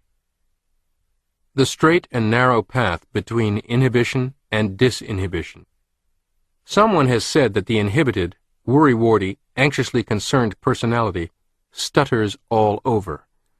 Balance and harmony are what is needed. When the temperature has gone too high, the doctor attempts to lower it. When it is sunk too low, he attempts to raise it. When a person cannot sleep enough, a prescription is given to make the patient sleep more. When a person sleeps too much, a stimulant is prescribed to keep him awake, etc. It is not a question of which is best, a hot or cold temperature, or sleepfulness, or wakefulness. The cure lies in taking a long step in the opposite direction. Here, the principle of cybernetics enters into the picture again. Our goal is an adequate, self-fulfilling, creative personality. The path to the goal is a course between too much inhibition and too little. When there is too much, we correct course by ignoring inhibition and practicing more disinhibition. How to tell whether you need disinhibition. Here are the feedback signals which can tell you whether you are off course because of too much or too little inhibition. If you continually get yourself into trouble because of overconfidence, if you habitually rush in where angels fear to tread, if you habitually find yourself in hot water because of impulsive, ill-considered actions, if projects backfire on you because you always act first and ask questions later, if you can never admit you're wrong, if you are a loud talker and a blabbermouth, then you probably have too little inhibition. You need to think more of the consequences before acting. You need to stop acting like a bull in a china shop and plan your activities more carefully. However, the great majority of people do not fall in this category. If you are shy around strangers, if you dread new and strange situations, if you feel inadequate, worry a lot, are anxious, overly concerned, if you are nervous and feel self-conscious, if you have any nervous symptoms such as facial tics, blinking your eyes unnecessarily, tremor, or difficulty in going to sleep, if you feel ill at ease in social situations, if you hold yourself back and continually take a back seat, then these are all symptoms showing that you have too much inhibition. You are too careful in everything. You plan too much. You need to practice St. Paul's advice to the Ephesians. Be careful in nothing. Try these mental training exercises. 1. Don't wonder in advance what you are going to say. Just open your mouth and say it. Improvise as you go along. Jesus advises us to give no thought as to what we would say if delivered up to counsels, but that the Spirit would advise us what to say at the time. 2. Don't plan. Take no thought for tomorrow. Don't think before you act. Act and correct your actions as you go along. This advice may seem radical, yet it is actually the way all servo mechanisms must work. A torpedo does not think out all its errors in advance and attempt to correct them in advance. It must act first, start moving toward the goal, then correct any errors that may occur. 3. Stop criticizing yourself. The inhibited person indulges in self-critical analysis continually. After each action, however simple, she says to herself, "I wonder if I should have done that." After she has gotten up courage enough to say something, she immediately says to herself, "Maybe I shouldn't have said that. Maybe the other person will take it the wrong way." Stop tearing yourself apart. Useful and beneficial feedback works subconsciously, spontaneously, and automatically. Conscious self-criticism, self-analysis, and introspection is good and useful if undertaken perhaps once a year. But the continual, moment-by-moment, day-by-day sort of second-guessing yourself or playing Monday morning quarterback to your past actions is defeating. Watch for this self-criticism. Pull yourself up short and stop it. 4. Make a habit of speaking louder than usual. Inhibited people are notoriously soft-spoken. Raise the volume of your voice. You don't have to shout at people and use an angry tone. Just consciously practice speaking louder than usual. Loud talk in itself is a powerful disinhibitor. Experiments have shown that you can exert up to 15% more strength and lift more weight if you shout, grunt, or groan loudly as you make the lift. The explanation of this is that loud shouting disinhibits and allows you to exert all your strength, including what has been blocked off and tied up by inhibition. 5. Let people know when you like them. The inhibited personality is as afraid of expressing good feelings as bad ones. If he expresses love, he is afraid it will be judged sentimentality. If he expresses friendship, he is afraid it will be considered fawning or apple polishing. If he compliments someone, he is afraid the other will think him superficial or suspect an ulterior motive. Totally ignore all these negative feedback signals. Compliment at least 3 people every day. If you like what people are doing or wearing or saying, let them know it. Be direct. "I like that, Joe." "Mary, that is a very pretty hat." "Jim, that proves to me you're a smart person." And if you're married, just say to your spouse, "I love you," at least twice a day. Chapter 12. Do-it-yourself tranquilizers that bring peace of mind. Charles W. Mayo wrote, "Worry affects the circulation, the heart, the glands, the whole nervous system, and profoundly affects health." Tranquilizer drugs, which have become so popular, bring peace of mind and calmness.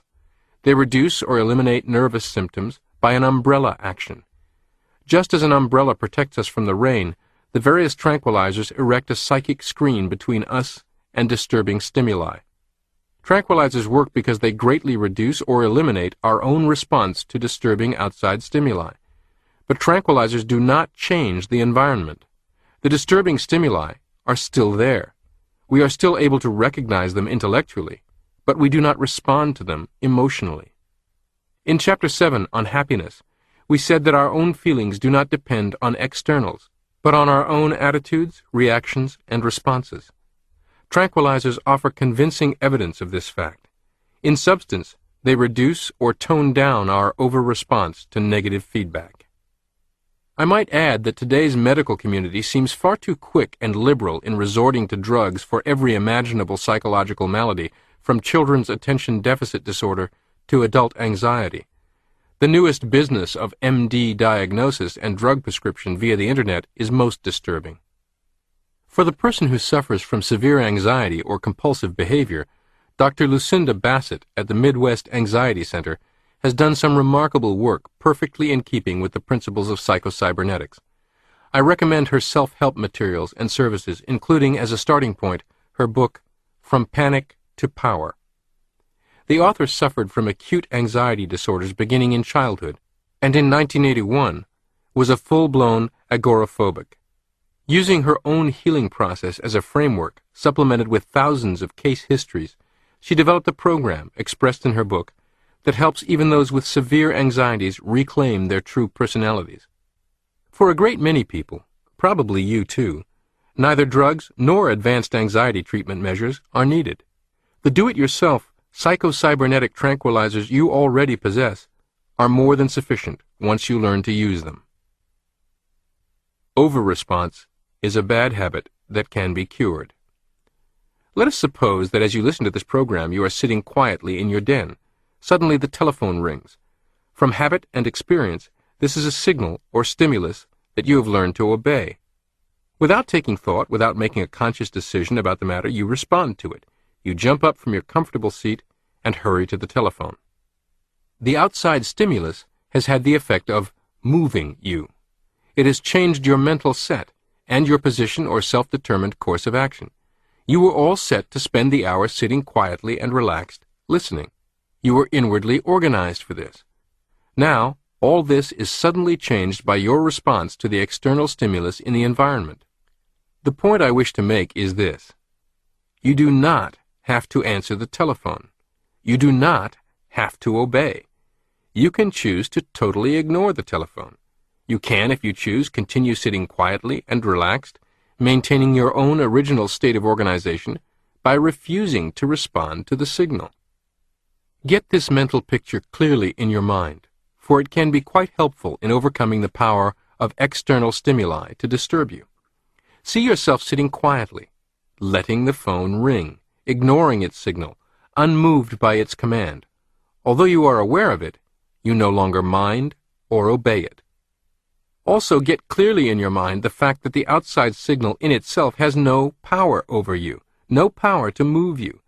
In the past, you have obeyed it, responded to it, purely out of habit. You can, if you wish, form a new habit of not responding. Also notice that your failure to respond does not consist in doing something or making an effort or resisting or fighting, but in doing nothing, in relaxation from doing. You merely relax, ignore the signal, and let its summons go unheeded. The telephone ringing is a symbolic analogy to any and every other outside stimulus you might habitually give control over to and now choose to very intentionally alter that habit. So-called road rage is nothing more than giving up control of your own emotional state to an outside stimulus.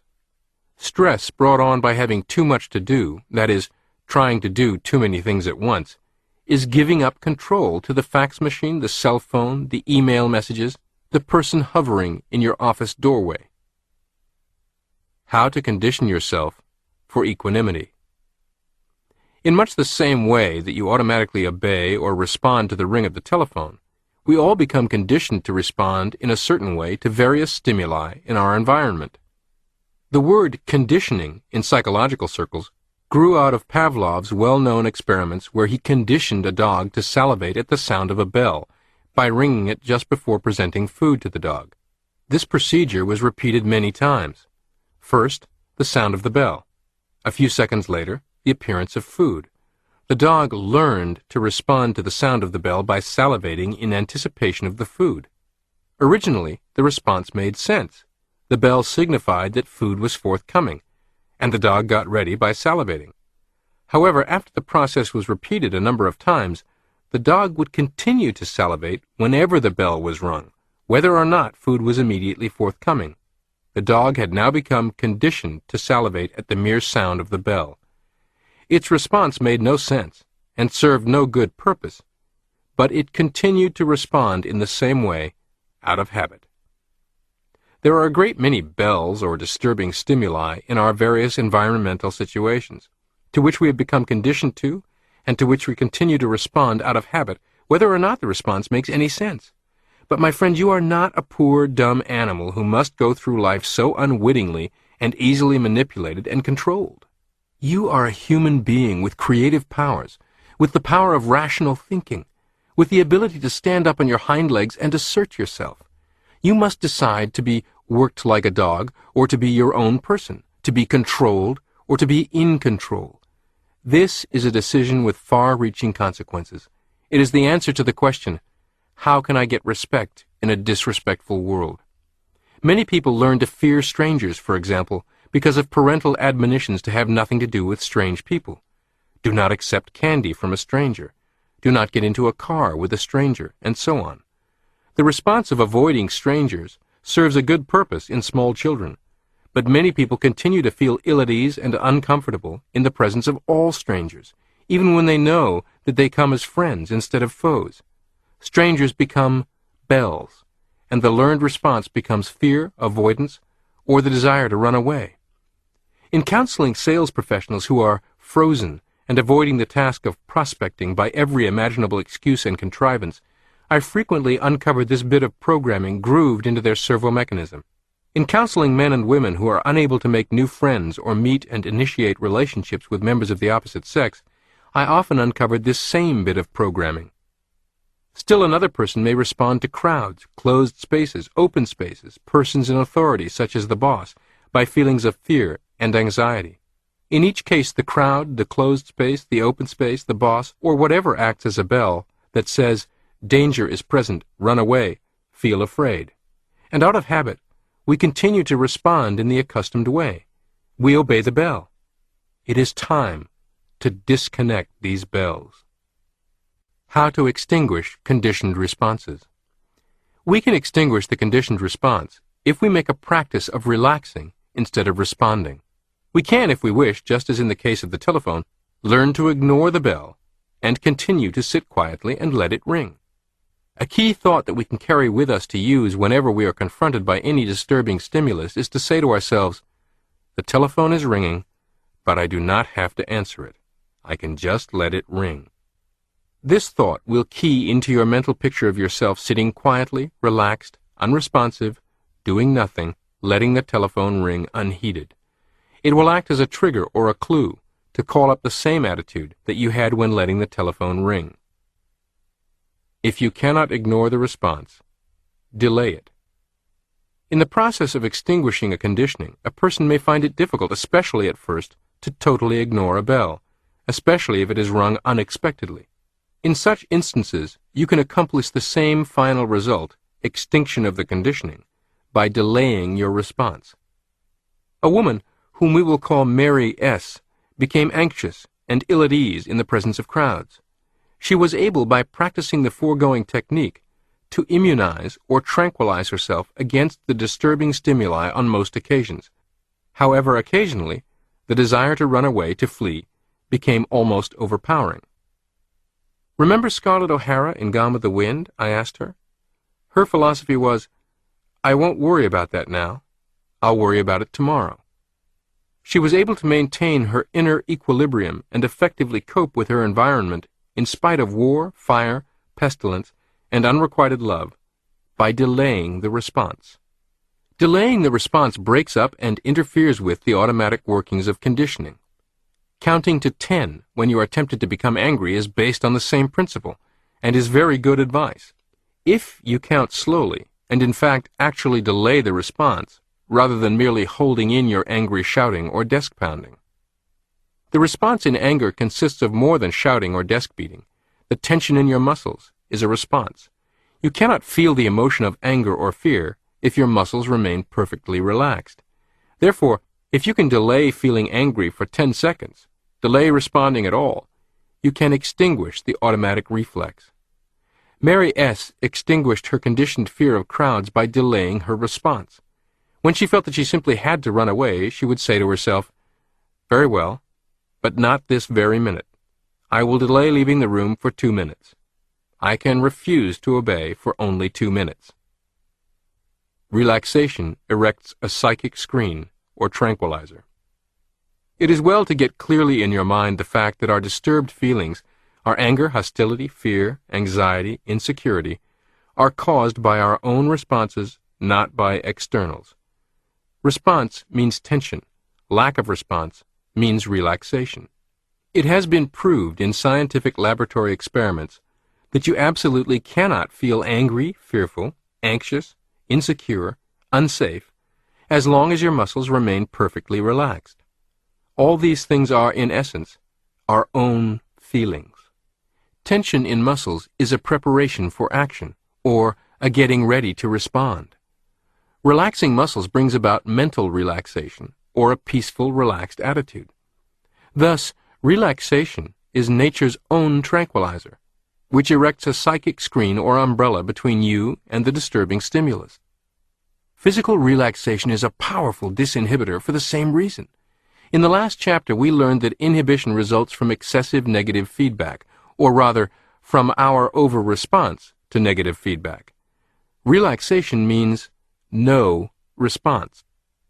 Therefore, in your daily practice of relaxation, you are learning disinhibition as well as providing yourself with nature's own do-it-yourself tranquilizer, which you can take with you into your daily activities. Protect yourself from disturbing stimuli by maintaining the relaxed attitude. We have a saying in psychocybernetics training: calm mind, calm body. Calm body, calm mind. It doesn't matter which end of the thread you start with, physical or mental relaxation. The result is the same. The trick is to develop a pre-shot routine for whatever you do that calms and relaxes, not heightens anxiety. Build yourself a quiet room in your mind. In his Meditations, Marcus Aurelius wrote, "Men seek retreats for themselves, houses in the country, seashores, and mountains, and thou too art wont to desire such things very much. But this is altogether a mark of the most common sort of men, for it is in thy power, whenever thou shalt choose, to retire into thyself. For nowhere, either with more quiet or more freedom from trouble, does a man retire than into his soul, particularly when he has within him such thoughts, that by looking into them he is immediately in perfect tranquillity. And I affirm that tranquillity is nothing else than the good ordering of the mind. Constantly, then, give to thyself this retreat, and renew thyself." Unquote. The foregoing translation was by George Long, published by Peter Pauper Press, Mount Vernon, New York. During the last days of World War II, someone commented to President Harry Truman that he appeared to bear up under the stress and strain of the presidency better than any previous president, that the job did not appear to have aged him or sapped his vitality, and that this was rather remarkable, especially in view of the many problems that confronted him as a wartime president. His answer was, "I have a foxhole in my mind." He went on to say that just as a soldier retreated into his foxhole for protection, rest, and recuperation, he periodically retired into his own mental foxhole, where he allowed nothing to bother him. I cannot urge you strongly enough to invest time and utilize your imagination to build your own foxhole in your mind. Your own decompression chamber. Some people attempt to obtain this benefit by physical relocation. I know one corporate CEO here in New York who has the habit of suddenly disappearing from the office and going to the Bronx Zoo. He leaves behind his cell phone. He is not anywhere someone can come and disturb him. He is lost in the crowds walking about the zoo, intentionally distracted and inaccessible. This strategy apparently works well for him, as he has risen up the corporate ranks and become a multimillionaire thanks to his stock options and success at growing companies' profits. However, doesn't it seem a bit inconvenient to have to depart the office and take a cab across the city to walk around the zoo in order to decompress? It is a much shorter, convenient commute to a readily accessible decompression chamber constructed within your own imagination. The harried mother, besieged all day by two young children, if one is quiet for a moment, the other is not, needs only a brief opportunity, possibly their nap time, to step into the decompression chamber she has built in her imagination for recovery. The stressed-out salesperson can stop the car in a parking lot between appointments for a quick visit to his or her decompression chamber. Each of us needs a quiet room inside the mind, a quiet center within, like the deep of the ocean that is never disturbed, no matter how rough the surface waves may become. This quiet room within, which is built in imagination, works as a mental and emotional decompression chamber.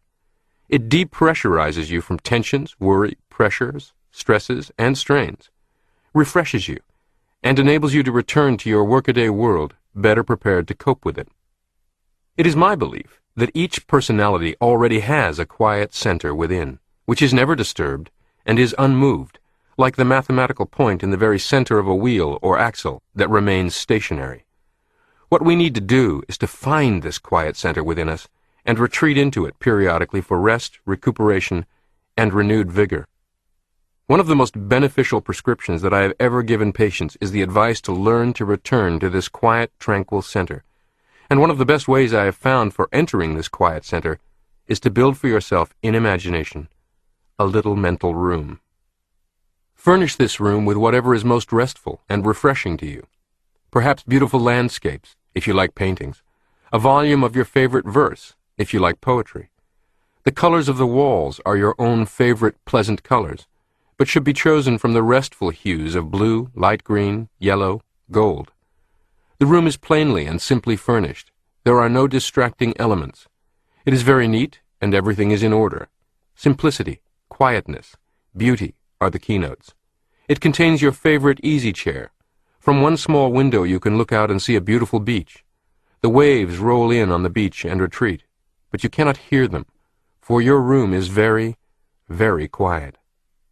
Take as much care in building this room in your imagination as you would in building an actual room. Be thoroughly familiar with every detail. Do not permit the thought that this is childish to stop you in your tracks. The power of this technique lies in its careful and thorough construction, its vivid detail, its realness as a place of retreat, rather than just a vague idea. A little vacation every day. Whenever you have a few spare moments during the day between appointments, perhaps riding the bus, retire into your quiet room. Whenever you begin to feel tension mounting or feel hurried and harried, retire into your quiet room for a few moments. Just a very few minutes taken from a very busy day in this manner will more than pay for themselves. It is not time wasted, but time invested. Say to yourself, I'm going to rest a bit in my quiet room. Then, in imagination, see yourself climbing the stairs to your room. Say to yourself, I am now climbing the stairs. Now I'm opening the door. Now I'm inside. In imagination, notice all the quiet, restful details. See yourself sitting down in your favorite chair, utterly relaxed and at peace with the world. Your room is secure. Nothing can touch you here. There's nothing to worry about.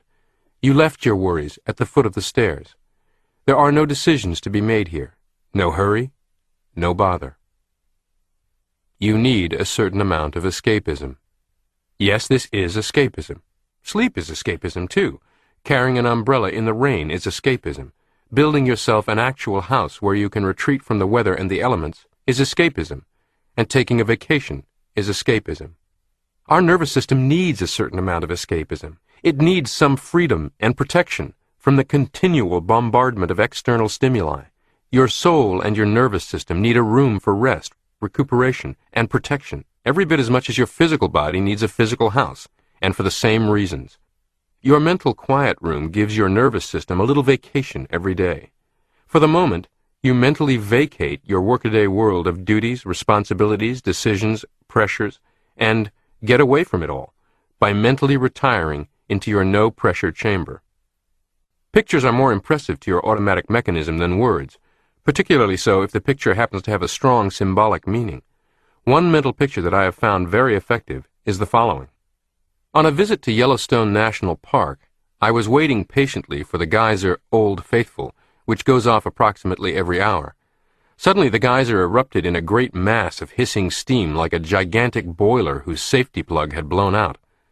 A small boy standing near me asked his father, "What makes it do that?" "Well," said his father, "I guess old Mother Earth is like the rest of us. She builds up a certain amount of pressure, and every once in a while just has to blow off steam to stay healthy." Wouldn't it be wonderful, I thought to myself, if we humans could blow off steam harmlessly like that, when emotional pressures build up inside us? I didn't have a geyser or a steam valve in the top of my head, but I did have an imagination. So I began to use this mental picture when I would retire into my mental quiet room. I would remember Old Faithful and form a mental picture of emotional steam and pressure coming out of the top of my head and evaporating harmlessly. Try this mental picture on yourself when you're wrought up or tense. The ideas of blowing off steam and blowing your top have powerful associations built into your mental machinery. Incidentally, many psychologists and performance coaches now talk about these same ideas and techniques in the context of recovery. In the new Psychocybernetics, you will find this discussion continued under that topic. Clear your mechanism before undertaking a new problem. If you are using an adding machine or an electronic computer, you must clear the machine of previous problems before undertaking a new one. Otherwise, parts of the old problem or the old situation carry over into the new one and give you a wrong answer. This exercise of retiring for a few moments into your quiet room in your mind can accomplish the same sort of clearing of your success mechanism. For that reason, it is very helpful to practice it between tasks, situations, or environments that require different moods, mental adjustments, or mental sets. A common example of carryover or failure to clear your mental machinery is the following. A business executive carries his workaday worries and his workaday mood home with him. All day he has been harried, hurried, aggressive, and set to go. Perhaps he has felt a bit of frustration, which tends to make him irritable. He stops working physically when he goes home, but he carries with him a residue of his aggressiveness, frustration, hurry, and worry. He is still set to go and cannot relax. He is irritable with his wife and family. He keeps thinking about problems at the office, although there is nothing he can do about them. Insomnia, rudeness, are often emotional carryovers. Many people carry their troubles to bed with them when they should be resting.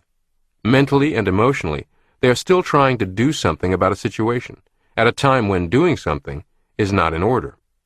All during the day, we need many different types of emotional and mental organizations. You need a different mood and mental organization for talking with your boss and talking with a customer. And if you have just talked with an irate and irritable customer, you need a change in mindset before talking with a second customer. Otherwise, emotional carryover from the one situation will be inappropriate in dealing with the other. Emotional carryover causes accidents. Insurance companies and other agencies that do research on the cause of accidents have found that emotional carryover causes many automobile accidents. If the driver has just had a spat with her spouse or boss, if she has just experienced frustration, or if she has just left a situation that called for aggressive behavior, she is much more likely to have an accident. She carries over inappropriate attitudes and emotions into her driving. She is really not angry at the other drivers. She is somewhat like someone who wakes up in the morning from a dream in which she experienced extreme anger. She realizes that the injustice heaped on her happened only in a dream, but she's still angry, period. Fear can carry over in the same manner. Carryover is the opposite of concentration. The popular television detective Lieutenant Columbo, played brilliantly by actor Peter Falk, once said, "Sometimes my thoughts, it gets like a traffic jam up here." Successful performers in all fields know that they cannot function well with a traffic jam going on in their head. In fact, peak performers virtually worship at the altar of focus and concentration, working tirelessly to achieve it for very good reason. Concentration is a major key to minute-by-minute success in any endeavor. John Lyons, one of the world's most celebrated trainers of horses and riders, as well as editor of the Perfect Horse newsletter, states, The hardest thing about training horses isn't knowing what to do, or having enough strength or courage to do it. It is learning to stay focused." Unquote. The same statement may be made about golf, or selling, or parenting, or you name it. The hardest thing is not the mechanics. It's staying focused. Mr. Lyons went on to say, "If I don't zero in on one thing at a time, I can't help my horse." If you don't zero in on one thing at a time, you cannot help yourself, help a team, or succeed. Create your own quick distractions eraser and use it as often as needed. The visualization I taught for many years, which I called clearing the calculator, depicted clearing or storage for later work one mathematical problem on the calculator's little screen before you could attempt work on another. Hitting the clear button takes problem 1 completely off your screen.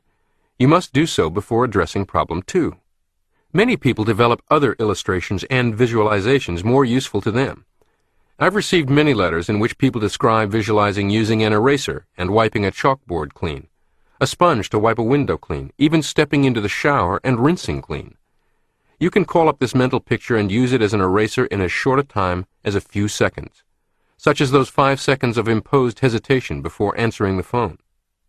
Olympic champion high diver Greg Louganis reportedly mentally rehearsed each dive 40 times immediately prior to the dive. In reality, what he was doing was 1. Stopping to clear the calculator, 2. Pushing all distractions aside by, in quick succession, replaying a mini mental movie 1, 2, 3, 4, 5, 6, 7, 38, 39, 40 times, so that there was nothing left on his screen but the successful mental picture. 3. Letting his servo mechanism deliver the 41st as actual experience. Most people never adopt this simple but profoundly effective approach. Instead, they enter into a challenging activity, say an important meeting at the office, with traffic jam, complete with horns blaring, people shouting, going on in their thoughts. They attempt to function without focus. With a whole pot of thought and emotional stew boiling over, worries about this or that, a disagreeable conversation with spouse or friend, distraction by things that need to be addressed an hour or two down the road, they give their servo mechanism 50 different things to do, thus dissipating its power. An athlete like Louganis must put a firm lid not only on that bubbling stew, but also on another pot on the next burner over, where perhaps thoughts recognizing stiffness or soreness in a limb, tension in a muscle, worry over form, all threatens to boil up as well. All of this must first be replaced with single focus to permit relaxed performance. You, too, need to put the lids firmly on the pots, turn down the heat, and successfully ignore them altogether in favor of concentration on one vivid, successful mental picture at a time. Here's a prescription to help you along. Develop your own equivalent of the clear the calculator ritual to erase distractions instantly on command and practice its use.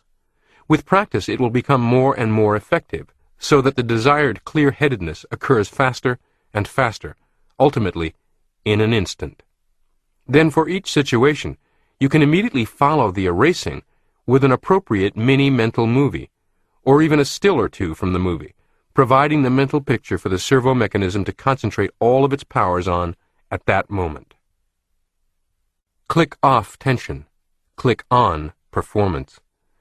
I was once backstage at a television talk show chatting with the host of the program. The show's director stuck his head in the green room door and said, "1 minute." "Excuse me, Dr. Maltz," the host said. He closed his eyes firmly, snapped his fingers loudly once, stood still and silent for a few seconds, snapped his fingers again, and stood silent again for a few seconds.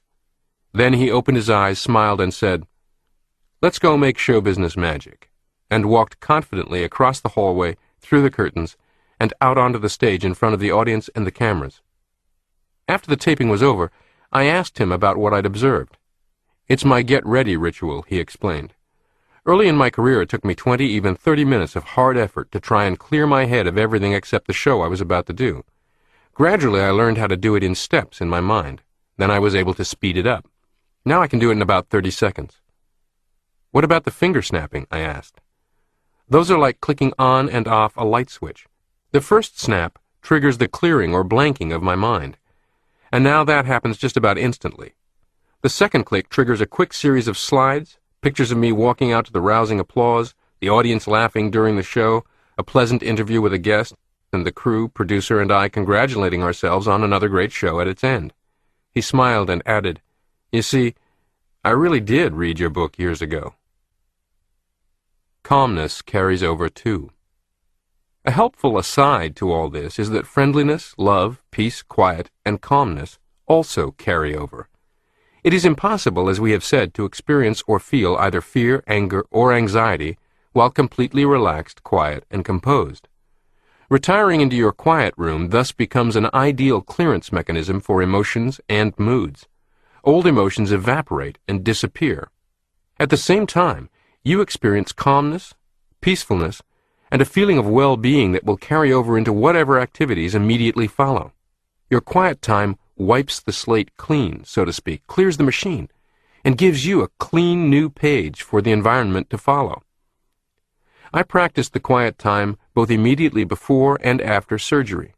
Surgery requires a high degree of concentration, calmness, and control. It would be disastrous to carry over into the surgical situation feelings of hurry, aggressiveness, or personal worries. Therefore, I always deliberately cleared my mental machinery by spending a few moments completely relaxed in my quiet room. On the other hand, the high degree of concentration, purpose, and obliviousness to surroundings which are so necessary to the surgical situation would be most inappropriate to a social situation, whether the social situation be an interview in my office or a grand ball. Therefore, upon leaving surgery, I also make it a point to spend a couple of minutes in my quiet room, to clear the decks, so to speak, for a new type of action. Dr. Ira Charlip, a San Francisco surgeon, talks about running a mental movie from initial incision to final suturing.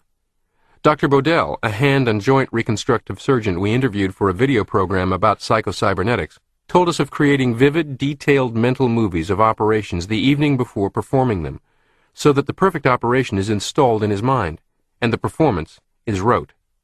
It seems we are all using nearly identical approaches to create a carryover of calmness into the operatory. Build your own psychic umbrellas. By practicing the techniques in this chapter, you can build your own psychic umbrellas, which will screen out disturbing stimuli, bring you more peace of mind, and enable you to perform better. Prepare your own mental tranquilizers, which can be consumed without side effects or expense. Above all, keep in mind and hammer it home to yourself that the key to the matter of whether you are disturbed or tranquil, fearful or composed, is not the external stimulus, whatever it may be, but your own response and reaction. Your own response is what makes you feel fearful, anxious, insecure.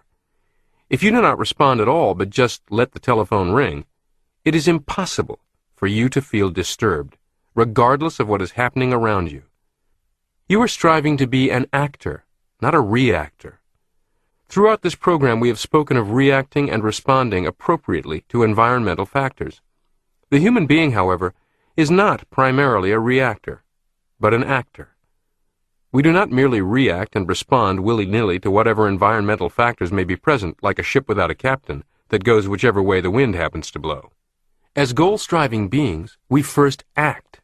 We set our own goal, determine our own course, then within the context of this goal-striving structure, we respond and react appropriately, that is, in a manner that furthers our progress and serves our own ends.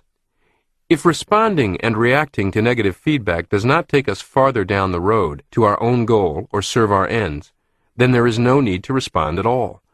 And if response of any kind gets us off course or works against us, then no response is the appropriate response. Your emotional stabilizer. In almost any goal-striving situation, our own inner stability is in itself an important goal to maintain.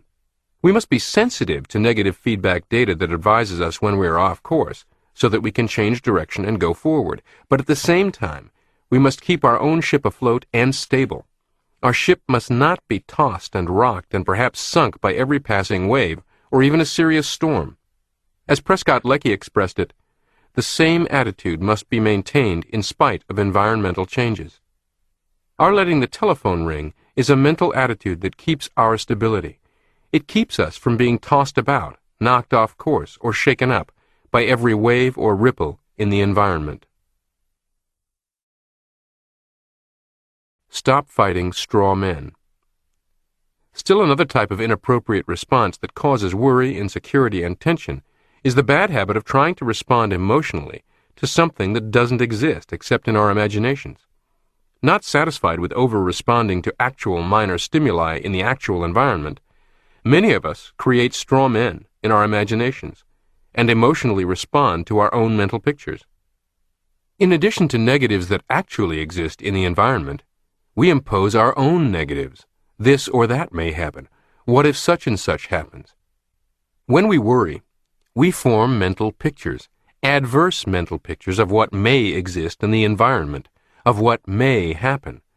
We then respond to these negative pictures as if they were present reality. Remember, your nervous system cannot tell the difference between a real experience and one that is vividly imagined. Doing nothing is the proper response to an unreal problem. Again, you can tranquilize yourself against this sort of disturbance, not by something you do, but by something you don't do. Your refusal to respond. As far as your emotions are concerned, the proper response to worry pictures is to totally ignore them. Live emotionally in the present moment. Analyze your environment. Become more aware of what actually exists in your environment, and respond and react spontaneously to that. To do this, you must give all your attention to what is happening now. You must keep your eye on the ball. Then your response will be appropriate, and you will have no time to notice or respond to a fictitious environment. Your first aid kit. Carry these thoughts with you as a sort of first aid kit. Inner disturbance, or the opposite of tranquility, is nearly always caused by over-response, a too sensitive alarm reaction. You create a built-in tranquilizer or psychic screen between yourself and the disturbing stimulus when you practice not responding, letting the telephone ring. You cure old habits of over-response.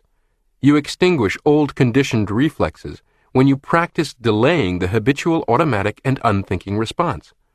Relaxation is nature's own tranquilizer. Relaxation is non-response. Learn physical relaxation by daily practice. Then, when you need to practice non-response in daily activities, just do what you're doing when you relax. Use the quiet room in your mind, both as a daily tranquilizer to tone down nervous response and as a way to clear your emotional mechanism of carryover emotions that would be inappropriate in a new situation.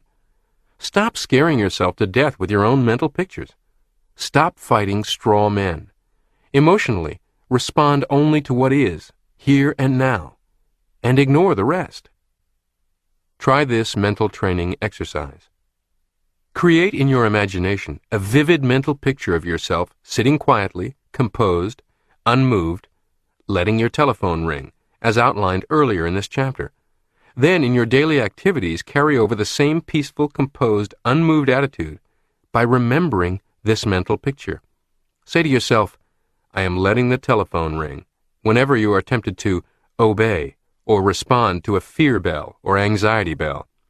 Next, use your imagination to practice non-response in various sorts of situations. See yourself sitting quietly and unmoved while an associate rants and raves. See yourself going through your daily tasks one by one, calmly, composed, unhurried, in spite of the pressures of a busy day. See yourself maintaining the same constant, stable course, in spite of the various hurry bells and pressure bells in your environment. See yourself in various situations that have in the past upset you, only now you remain settled, poised, by not responding. Chapter 13. How to Turn a Crisis into a Creative Opportunity.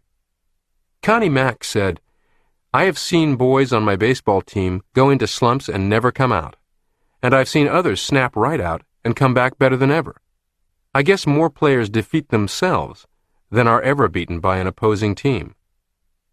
Clutch player. Money player. Oh, to be able to handle all the pressure that comes your way and still perform. I knew a young golfer who for many years held the all-time course record for his home course, yet has never even placed in a really big tournament.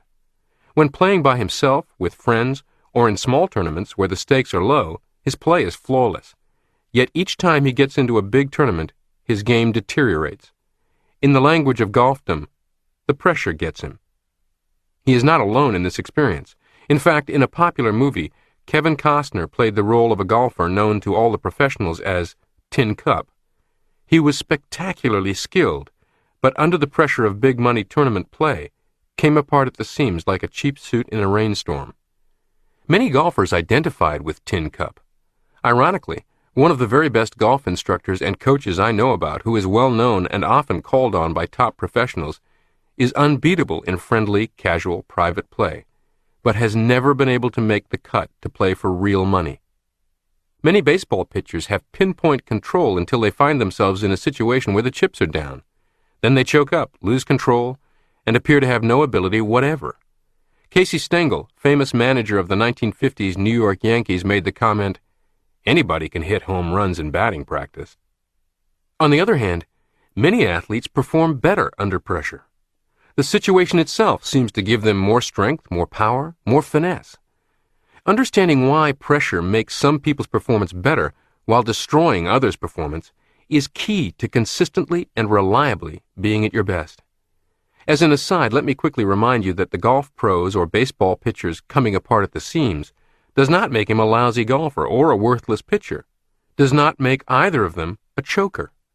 Such labels quickly slapped on by the media, by kibitzing fans, even by colleagues, are not only reinforcing and damaging, they are fundamentally untrue, because a person is never his mistakes.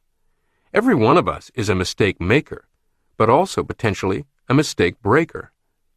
We most certainly possess the capacity to rise above our mistakes. In this case, these players have not yet discovered their true selves, not yet learned how to successfully manage their self-images and servo-mechanisms so as to respond positively to pressure. While what they do not know and have not mastered does control them at the moment, it does not define them. And whether it is of days, months, or years in duration, it can be changed. People who come into their own in a crisis. One basketball player's foul shot average may be significantly better during practice than regular games, and better in regular games than in playoffs, while another exhibits the reverse behavior.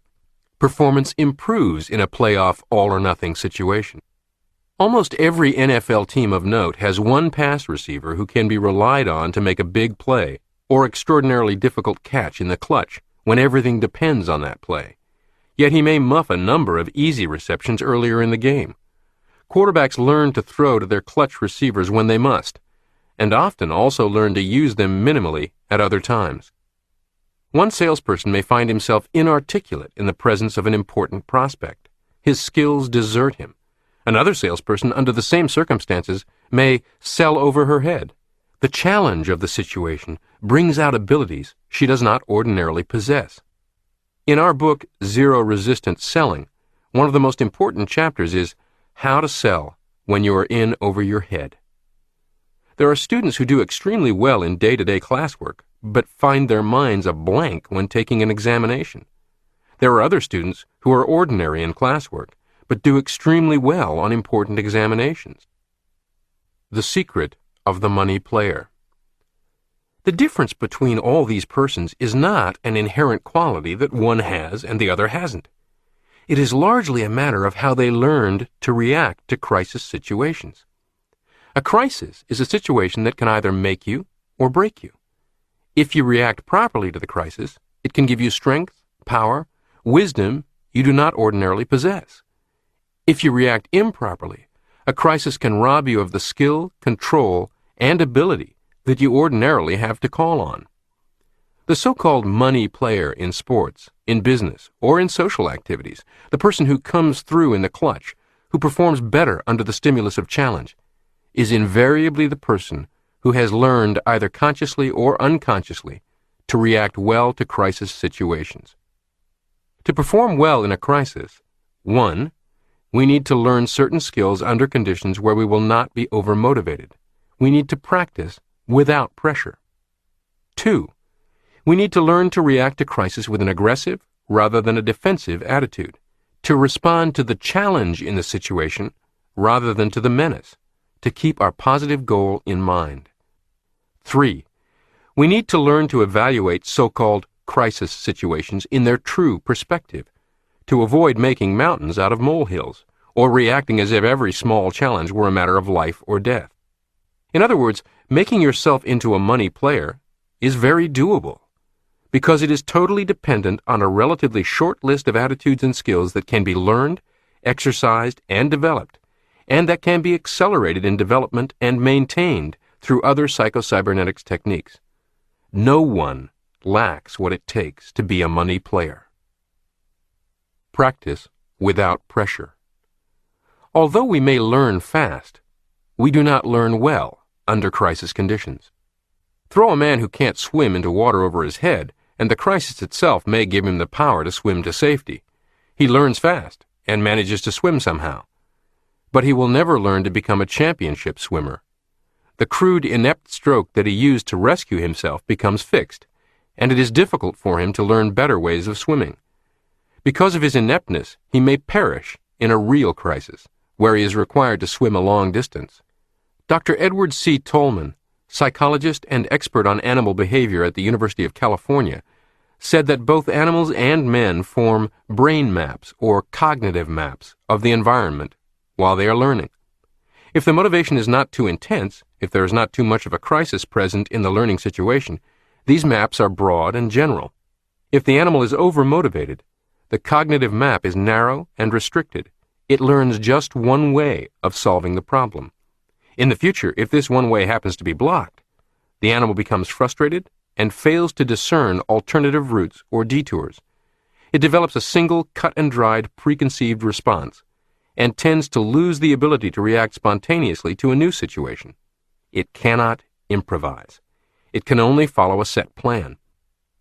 Consider the young man growing up in a tough ghetto environment, spending his time on the street, interacting with gang members, at risk virtually all the time, in an environment where any hint of fear, weakness, or vulnerability may lead to dire consequences.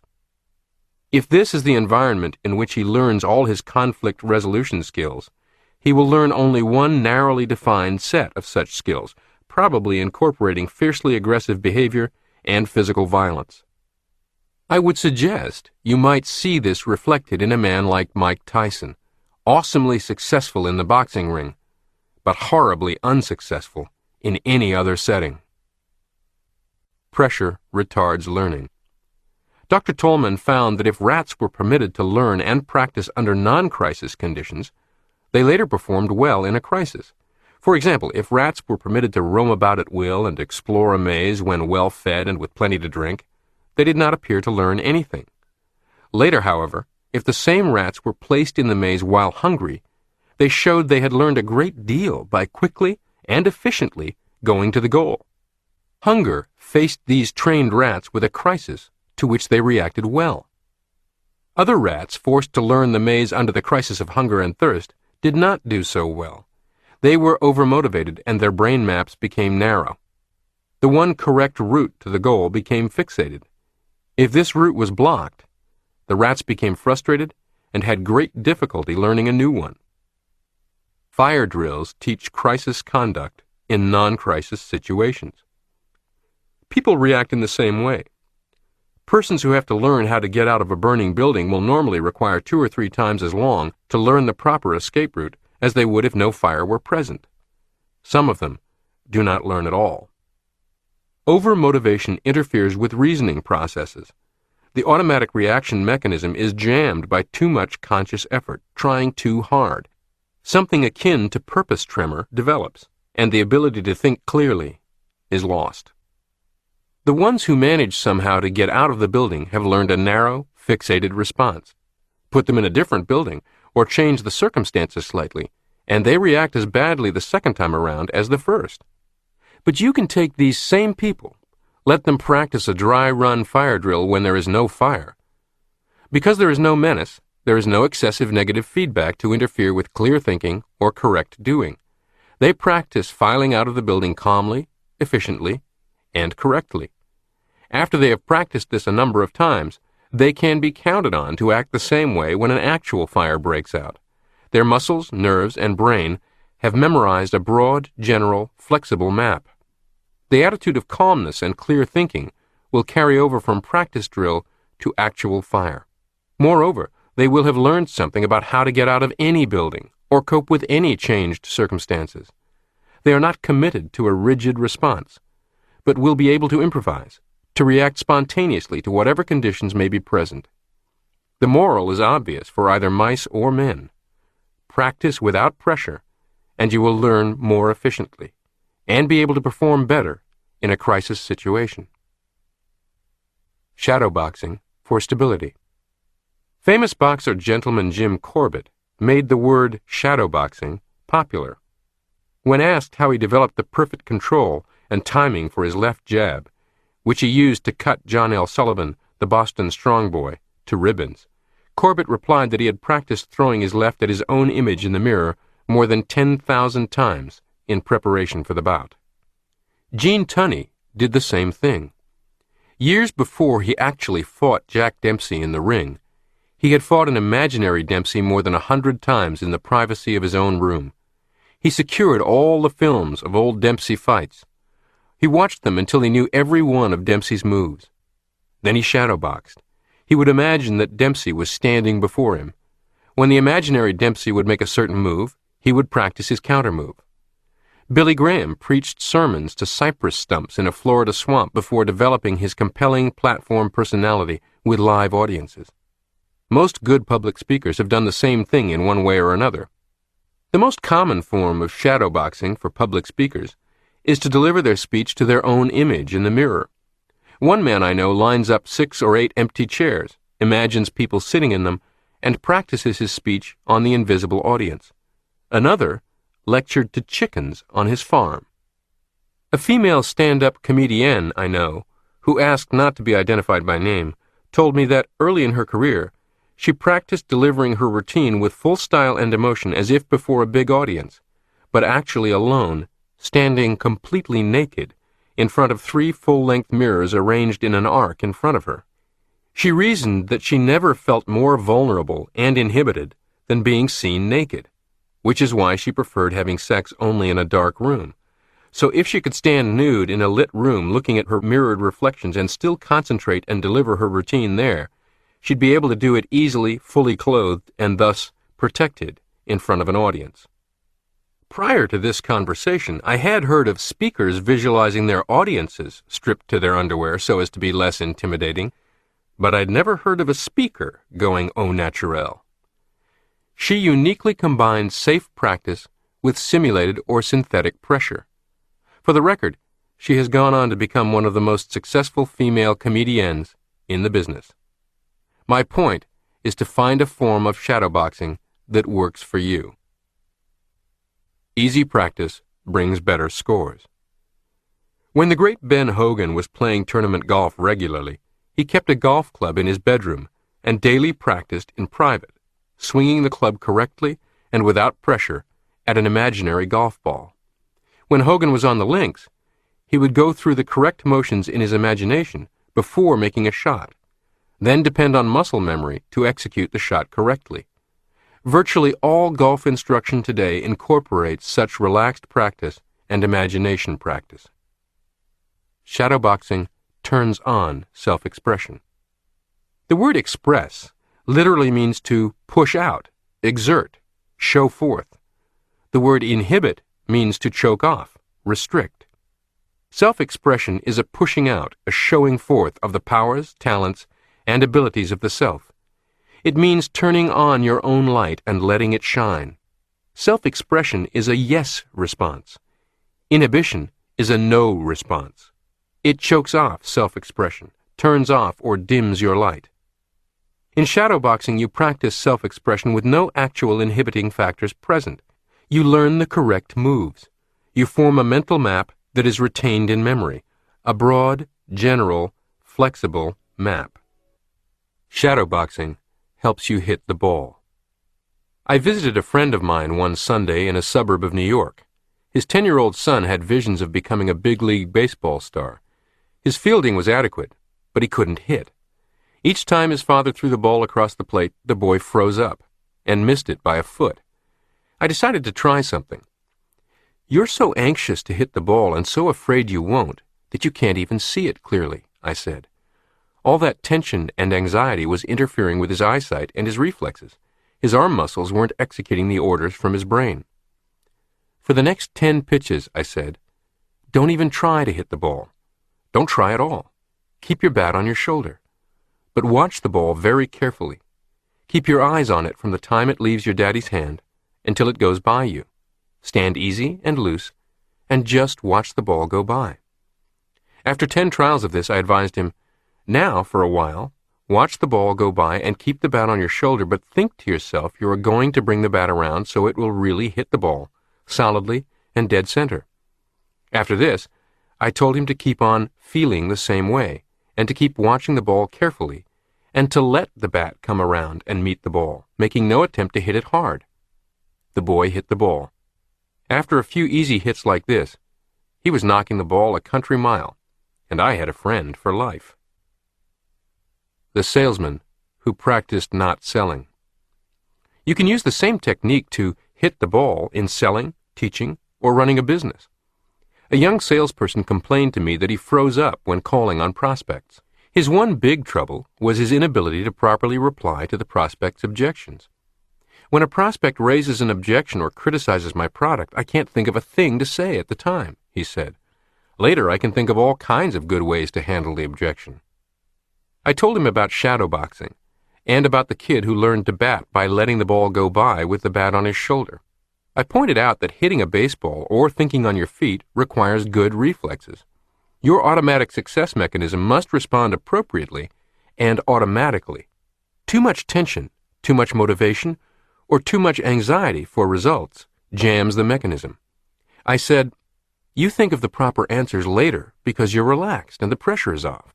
Right now, your trouble is you're not responding quickly and spontaneously to the objections your prospects throw at you. In other words, you're not hitting the ball that the prospect throws." I told him first of all to practice a number of imaginary interviews, actually walking in, introducing himself to a prospect, making his sales pitch, then imagining every possible objection, no matter how screwballish, and answering it out loud. Next, he was to practice with his bat on his shoulder on an actual live client. He was to go in with an empty gun as far as intents and purposes were concerned. The purpose of the sales interview would not be to sell. He had to resign himself to being satisfied with no order. The purpose of the call would be strictly practice. Bat on the shoulder, empty gun, practice. In his own words, this shadowboxing worked like a miracle. As a young medical student, I used to shadowbox surgical operations on cadavers. This no-pressure practice taught me much more than technique. It taught a future surgeon calmness, deliberateness, clear thinking, because he had practiced all these things in a situation that was not do or die, life or death. How to make your nerves work for you. The word crisis comes from a Greek word that means literally decisiveness or point of decision. A crisis is a fork in the road. One fork holds a promise of a better condition, the other of a worse condition. In medicine, the crisis is a turning point where the patient either gets worse and dies, or gets better and lives. Thus, every crisis situation is two-pronged. The relief pitcher who goes into the game in the 9th inning with the score tied and 3 men on base can become a hero and gain in prestige, or he can become a villain who loses the game. Hugh Casey, who was one of the most successful and the calmest relief pitchers of all time, was once asked what he thought of when he was sent in a game in the middle of a crisis situation. "I always think about what I'm going to do and what I want to happen," he said, "instead of what the batter is going to do or what may happen to me." He said he concentrated on what he wanted to happen, felt that he could make it happen, and that it usually did. This same attitude is another important key to reacting well in any crisis situation. If we can maintain an aggressive attitude, react aggressively instead of negatively to threats and crises, the very situation itself can act as a stimulus to release untapped powers. Keep your goal in mind. The essence of all this is remaining goal-oriented. You keep your own positive goal in mind. You intend to go through the crisis experience to achieve your goal. If you can do this, the crisis situation itself acts as a stimulus that releases additional power to help you accomplish your goal. In fact, in many instances, what begins as a crisis ends as yet another opportunity for real progress toward the overriding objectives. I once visited with a woman who had taken the reins of a very troubled inner-city high school as its principal. At the time, she was most unusual, a woman in a man's job. She was also hip-deep in problems, from teachers who had given up and were just going through the motions, to inadequate resources, to kids completely uninvolved in learning, to actual crime and violence. She told me that each day was Crisis City. 2 years after taking this position, for which, I might add, there was little competition, she had turned this school around dramatically. Attendance was up, grade averages were up, bad apples were plucked and extracted, real learning, not just warehousing, was taking place. The change was so remarkable that school administrators from distant cities came to observe this school and consult with this principal. Again, this was all the more remarkable because it was a woman captaining the turnaround in the late 1960s. When I asked her how she'd been able to weather the relentless storminess of this environment day after day, she explained that she kept reminding herself that each crisis presented another different opportunity to accomplish something linked to her ultimate objective. Her handling of each problem was an opportunity to gain the trust or grudging respect of a teacher or a student, and she told herself that she would use these as building blocks, constructing her influence and control over this unwieldy organism called a school, one brick at a time. At the end of a particularly bad day, she acknowledged to herself that a few bricks she thought had been properly laid had been knocked back out of place, but that it only meant she would need to put them back and get another one in place the next day. When some crisis exploded into her office, she not only asked herself how to solve it, but how to utilize solving it as a means of moving closer toward her vision of what this school was going to be like when it was made over. It was like a jigsaw puzzle in my mind, she told me. I had a picture from the box of what it would look like when it was done. Then I had all these loose, scrambled pieces in a pile. Most of the time, I didn't get to methodically search for the next piece. I had one leap out of the pile and demand I try to fit it into the puzzle. Sometimes the piece was on fire and had to be saved before it could be used. Sometimes it was crumbling and had to be taped together. But piece by piece, I was still completing a puzzle. The trick was to keep the box handy with the picture of the whole and not lose sight of it." Unquote. If you think about her experience and the words she used to explain her approach, you can clearly see that she was heavily relying on psychocybernetics for equilibrium in a pressure cooker situation. Prescott Leckie has said that the purpose of emotion is reinforcement, or additional strength, rather than to serve as a sign of weakness. He believed that there was only one basic emotion, excitement, and that excitement manifests itself as fear, anger, courage, etc., depending on our own inner goals at the time, whether we are inwardly organized to conquer a problem, run away from it, or destroy it. In Self-Consistency, A Theory of Personality from Island Press, New York, Leckie wrote, "The real problem is not to control emotion, but to control the choice of which tendency shall receive emotional reinforcement." Unquote. If your intention or your attitude goal is to go forward, if it is to make the most of the crisis situation and win out in spite of it, then the excitement of the occasion will reinforce this tendency. It will give you more courage, more strength to go forward. If you lose sight of your original goal and your attitude goal becomes one of running away from the crisis, of seeking to somehow get past it by evading it, this running away tendency will also be reinforced, and you will experience fear and anxiety. Don't mistake excitement for fear. Many people have made the mistake of habitually interpreting the feeling of excitement as fear and anxiety, and therefore interpreting it as proof of inadequacy. Any normal person who is intelligent enough to understand the situation becomes excited or nervous just before a crisis situation. Until you direct it toward a goal, this excitement is neither fear, anxiety, courage, confidence, nor anything else other than a stepped-up, reinforced supply of emotional steam in your boiler. It is not a sign of weakness. It is a sign of additional strength to be used in any way you choose. Here's a prescription to help you along. Stop thinking in terms of fear, anxiety, or nervousness, and think only in terms of excitement. It is fine to be a bit excited before you step into the spotlight in whatever you do. Experienced actors know that this feeling of excitement just before a performance is a good token. Many of them deliberately work themselves up emotionally just before going on stage. I've been told by those who would know that even after many years hosting The Tonight Show, Johnny Carson was still so hyper backstage that he would sometimes feel nauseous right before the curtains parted and he walked out to deliver his opening monologue. A wonderful man and for years one of America's most beloved speakers to sales organizations, the founder of the National Speakers Association, Cavett Robert, used to say, "Don't try to get rid of the butterflies in your stomach. Just get them to fly in formation." Many people place their bets at racetracks on the basis of which horse appears to be the most nervous just before going to the post. Trainers also know that a horse that becomes nervous or spirited just before a race will perform better than usual. The term spirited is a good one. The excitement that you feel just before a crisis situation is an infusion of spirit and should be so interpreted by you. You do not need to get rid of this. You need to marshal it as a force for your own benefit. In fact, the absence of this excitement can pose its own problems. Not long ago, I met a man on a plane whom I had not seen for several years. In the course of conversation, I asked if he still made as many public speeches as he had in the past. "Yes," he said.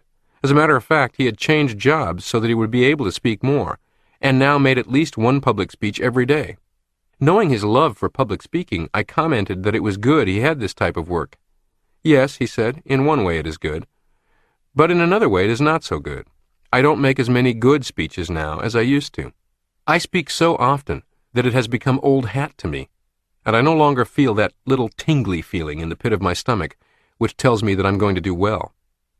Some people become so excited during an important written examination that they are unable to think clearly, or even hold a pencil steadily in their hands. Other people become so aroused under the same circumstances that they perform over their heads. Their minds work better and clearer than usual. Memory is sharpened. It is not the excitement, per se, that makes the difference, but how it is used. What is the worst that can possibly happen? Many people have a tendency to magnify out of all proportion the potential penalty or failure that the crisis situation holds. We use our imaginations against ourselves and make mountains out of molehills, or else we do not use our imaginations at all to see what the situation really holds, but habitually and unthinkingly react as if every simple opportunity or threat were a life or death matter. If you have ever watched daytime TV soap operas, and I confess I have, you can quickly see a common thread stitching these programs together. Crisis after crisis after crisis. But in these dramas, every event represents crisis, and everyone reacts with grossly exaggerated emotions. The perfect home for a ham actor is one of these daytime dramas. You do not want to turn your life into one of these soap operas where every incident, small or large, is greeted with the same gigantic excitement. After all, a traffic accident that is a mere fender bender and only inconveniences you a bit does not warrant the same level or range of excitement as one that sends you or others to the hospital with life-threatening injuries. In a soap opera, one is the same as the other. You can be more discerning. I once counseled a woman who was terribly unhappy with her life and everyone in it. Not a day passed without some provocation sparking a bitter argument with spouse, sibling, or neighbor. Her descriptions of these disputes were as dramatic as any soap opera scriptwriter could imagine. She perceived the slightest problem as an epic crisis, the most trivial slight a mammoth assault on her dignity. She even took inclement weather personally. A simple spill of beverage on the carpet was the same to her as a 5-alarm fire. She had become a drama queen. Such people exist everywhere, in marriages, in the workplace, in political circles, and they are toxic to themselves and to everyone around them. With an inappropriate level of excited response to events and other people's behavior, such a person is a stick of TNT tossed into each situation. But remember, to her overexcitement is a perfectly appropriate response, and altering that will involve fundamental work with her self-image. If you face a real crisis, you need a lot of excitement. The excitement can be used to good advantage in the crisis situation. However, if you overestimate the danger or the difficulty, if you react to information that is faulty, distorted, or unrealistic, you are likely to call up much more excitement than the occasion calls for. Because the real threat is much less than you have estimated, all this excitement cannot be used appropriately. It cannot be gotten rid of through creative action. Therefore, it remains inside you, bottled up as the jitters. A big excess of emotional excitement can harm rather than help performance, simply because it is inappropriate. Philosopher and mathematician Bertrand Russell tells of a technique which he used on himself to good advantage in toning down excessive excitement. In The Conquest of Happiness, he wrote, "When some misfortune threatens, consider seriously and deliberately what is the very worst that could possibly happen. Having looked this possible misfortune in the face, give yourself sound reasons for thinking that, after all, it would be no such very terrible disaster. Such reasons always exist, since at the worst, nothing that happens to oneself has any cosmic importance. When you have looked for some time steadily at the worst possibility and have said to yourself with real conviction, 'Well, after all, that would not matter so very much,' you will find that your worry diminishes to a quite extraordinary extent. It may be necessary to repeat the process a few times, but in the end, if you have shirked nothing in facing the worst possible issue, you will find that your worry disappears altogether and is replaced by a kind of exhilaration." Unquote. I believe it is also important to have the self-image of someone who responds well to crisis and is frequently successful at finding opportunity in adversity. The person who sees himself as no good in an emergency cannot do much with Bertrand Russell's advice. Life is long. Many people allow themselves to be thrown off course by minor or even imaginary threats, which they insist on interpreting as life or death or do-or-die situations. To the teenage girl, just spotting her boyfriend or even her hoped-for boyfriend sitting and talking amiably with another attractive girl is of life or death importance. "I just want to die," she exclaims. We all know that a few years from that moment she won't even remember it, or him. Life is long. But many adults keep on behaving like teenagers their entire lives. Many people allow themselves to be thrown off course by very minor or even imaginary threats, which they insist upon interpreting as life or death or do-or-die situations. A sales professional calling on an important prospect may act as if it were a matter of life or death. "If I don't close this account," she tells herself, "I will have wasted months of effort. I'll miss quota. I won't make bonus.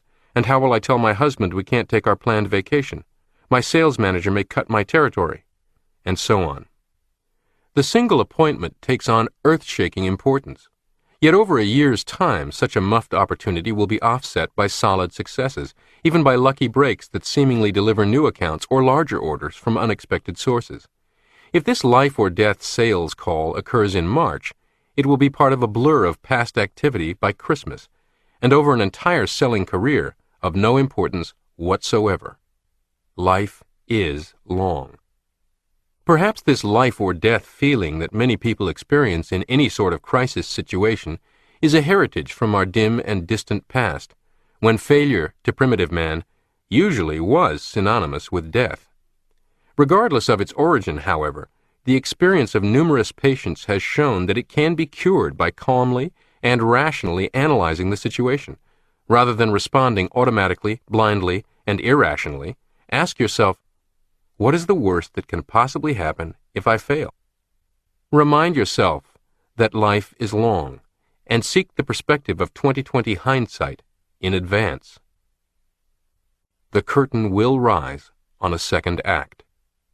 Close scrutiny will show that most of these everyday so-called crisis situations are not life or death matters at all, but opportunities to either advance or stay where you are. For example, what is the worst that can happen to the salesperson? She will either get an order and come out better off than she was, or she will not get the order and be no worse off than before she made the call. The applicant will either get the job or not. If he fails to get it, he will be in the same position as before he asked. Few people realize just how potent such a simple change of attitude can be. One salesperson I know doubled his income after he was able to change his attitude from a scared and panicky outlook, "Everything depends on this," to the attitude, "I have everything to gain and nothing to lose." Walter Pidgeon, the great actor, told how his first public performance was a complete flop. He was scared to death. However, between acts, he reasoned with himself that he had already failed, therefore he had nothing to lose. That if he gave up acting altogether, he would be a complete failure as an actor, and therefore he really had nothing to worry about by going back on. He went out in the second act relaxed and confident, and made a big hit. It seems there's always a second act waiting for you if you calmly organize yourself to take advantage of it. There was a time when Frank Sinatra's career was so far in the doldrums he couldn't find work. Few remember any of that. Sinatra is remembered as a giant. George Foreman had completely left boxing, was struggling as an evangelist, struggling just to earn sufficient money to feed his family, and was outright laughed at and ridiculed when he began his boxing comeback.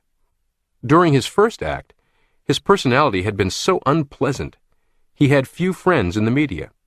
He talks about how he deliberately mounted his comeback with a very different personality, so as to become a valuable sports personality by the end of the second act, not just a washed-up old boxer.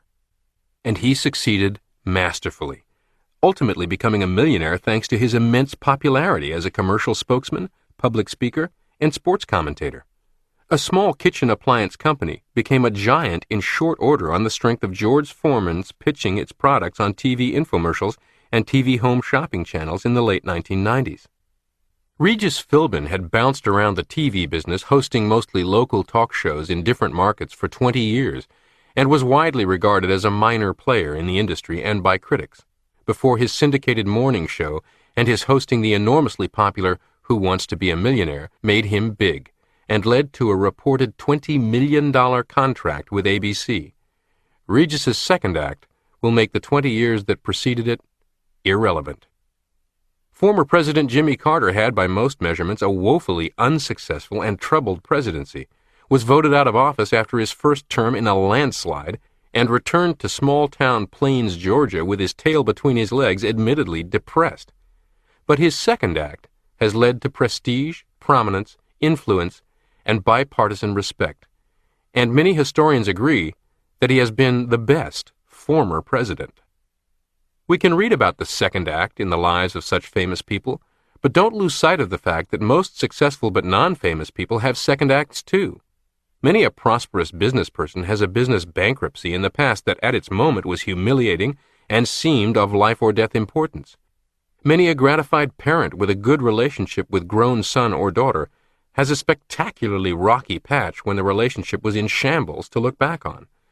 Many happily married men and women have woefully unsuccessful first marriages and ugly, bitter divorces in their pasts. For the most part, today's crisis winds up being but one little blip on a long life history.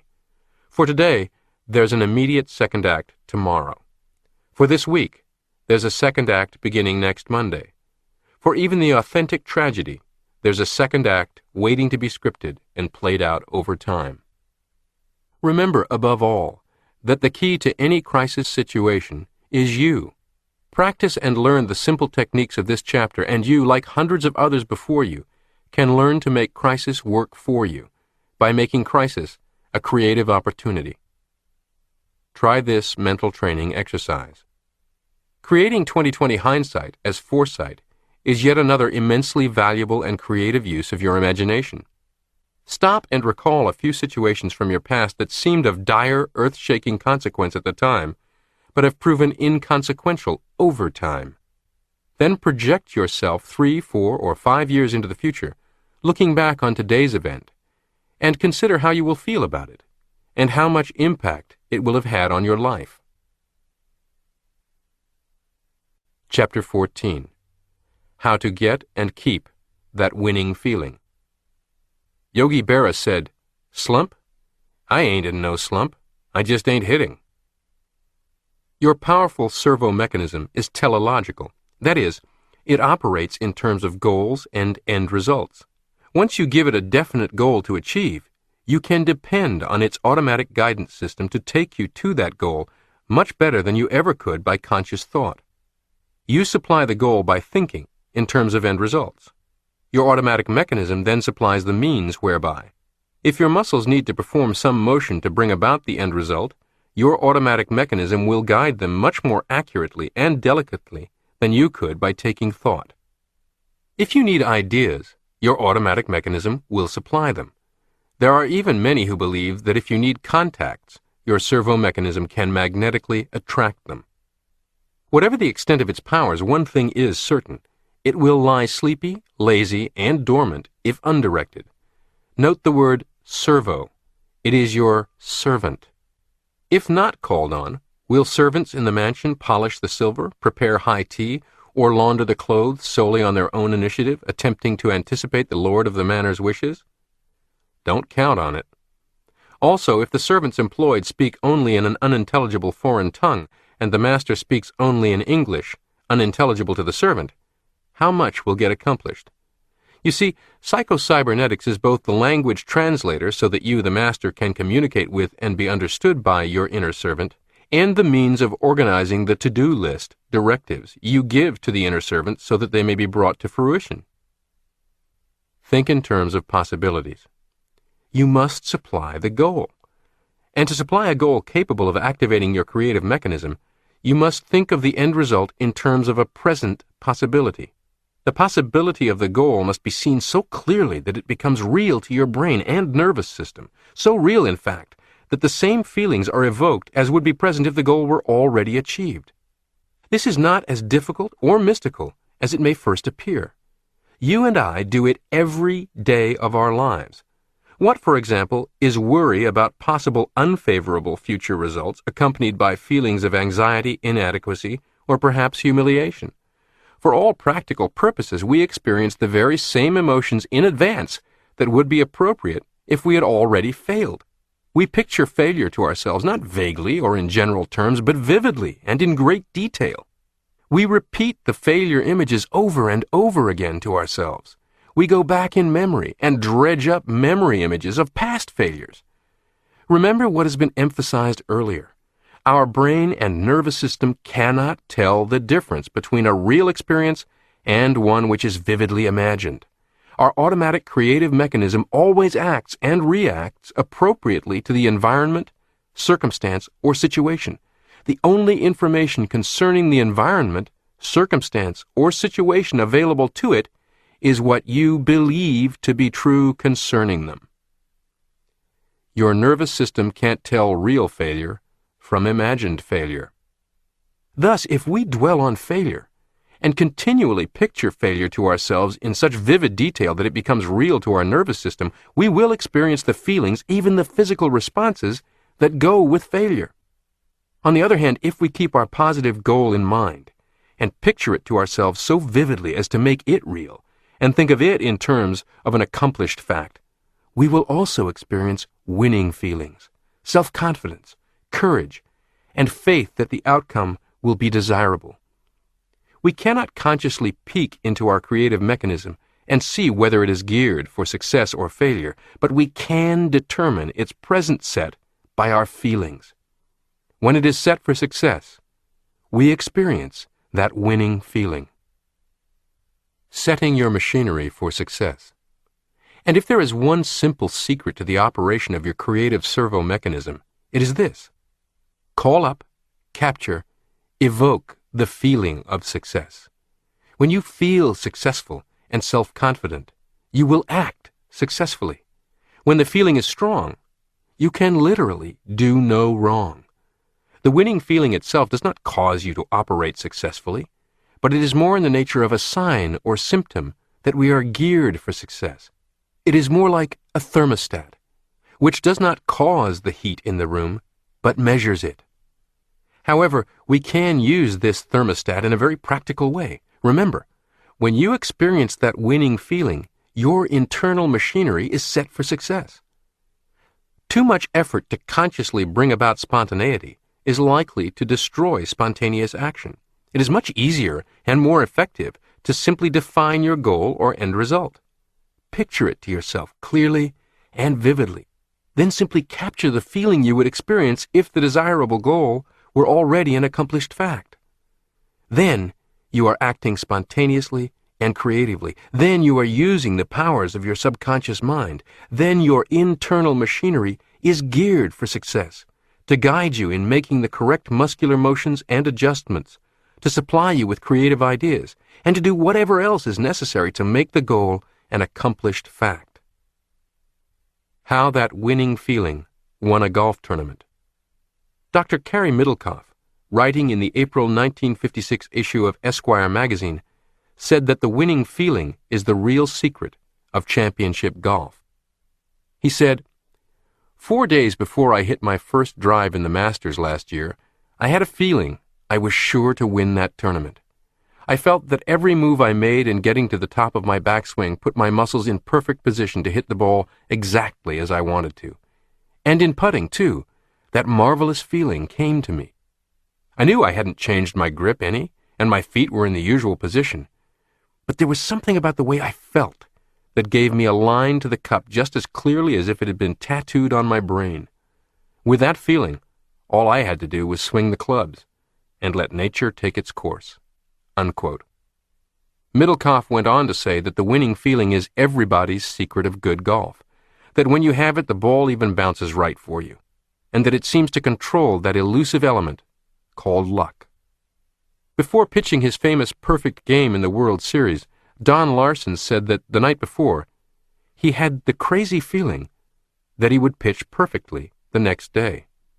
Today's athletes sometimes talk about this winning feeling as being in the zone, as entering a time and place and emotional state where they are totally relaxed, totally confident of the outcome. Many times we can sense that they are in the zone just by observation. Recall John Elway's last-minute end-zone-to-end-zone march that deprived the Cleveland Browns of competing in the Super Bowl, now known to football fans as The Drive. Just about everybody who watched The Drive looked at each other when it began and nodded. It seemed predestined and inevitable, even to Browns fans, that The Drive was about to occur. But let's remember that the zone is not a real physical place, nor is it a sudden change in physical skill or technical capability, nor is it even rationally justified by statistical probabilities or past experience. It is purely an emotional state. In my opinion, it is the complete and utter release of responsibility for hitting a target to the servo mechanism. It is, in a way, surrender to the servo mechanism to such a degree that all anxiety, worry, stress, and desperation disappear in an instant, and the person just goes about performing the necessary functions in a calm, businesslike manner. Much work has gone into finding ways to trigger this emotional state on demand. The popular motivational guru of recent years, Tony Robbins, is reportedly paid huge sums by a handful of top athletes, notably including Andre Agassi and Greg Norman, to teach them such get-into-state-fast techniques. There is truly magic in this winning feeling. It can seemingly cancel out obstacles and impossibilities. It can use errors and mistakes to accomplish success. J.C. Penney tells how he heard his father say on his deathbed, "I know Jim will make it." From that time onward, Penney felt that he would succeed somehow, although he had no tangible assets, no money, no education. The chain of J.C. Penney stores was built on many impossible circumstances and discouraging moments. Whenever Penney would get discouraged, however, he would remember the prediction of his father, and he would feel that somehow he could whip the problem facing him. After making a fortune, he lost it all, at an age when most men have long since been retired. He found himself penniless, past his prime, and with little tangible evidence to furnish reason for hope. But again he remembered the words of his father, and soon recaptured the winning feeling, which had now become habitual with him. He rebuilt his fortune, and in a few years was operating more stores than ever. Mr. Penney had as his most concrete foundation a profound, fundamental belief grooved into his self-image that he was the kind of a person who would make it. Unfortunately, many people have heard just the opposite from parents or other influences, causing them to give far greater import to the times when they fail than to the times they succeed, gradually becoming convinced that they are the kind of persons who never seem to make it happen. The simple distinction in self-concept and self-talk should not have its strength and power underestimated. How that winning feeling made Les Giblin successful. Les Giblin, founder of the famous Les Giblin Human Relations Clinics and author of the book How to Have Power and Confidence in Dealing with People, read the first draft of this chapter, then told me how imagination, coupled with that winning feeling, had worked like magic in his own career. Les had been a successful salesperson and sales manager for years. He had done some public relations work and had gained some degree of reputation as an expert in the field of human relations. He liked his work, but he wanted to broaden his field. His big interest was people, and after years of study, both theoretical and practical, he thought he had some answers to the problems people often have with other people. He wanted to lecture on human relations. However, his one big obstacle was lack of experience in public speaking. Les told me, "One night I was lying in bed thinking of my one big desire. The only experience I'd had as a public speaker was addressing small groups of my own salesmen in sales meetings, and a little experience I'd had in the Army when I served part-time as an instructor.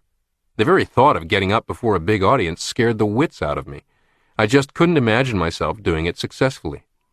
Yet I could talk to my own salesmen with the greatest of ease. I had been able to talk to groups of soldiers without any trouble. Lying there in bed, I recaptured in memory the feeling of success and confidence I'd had in talking to these small groups.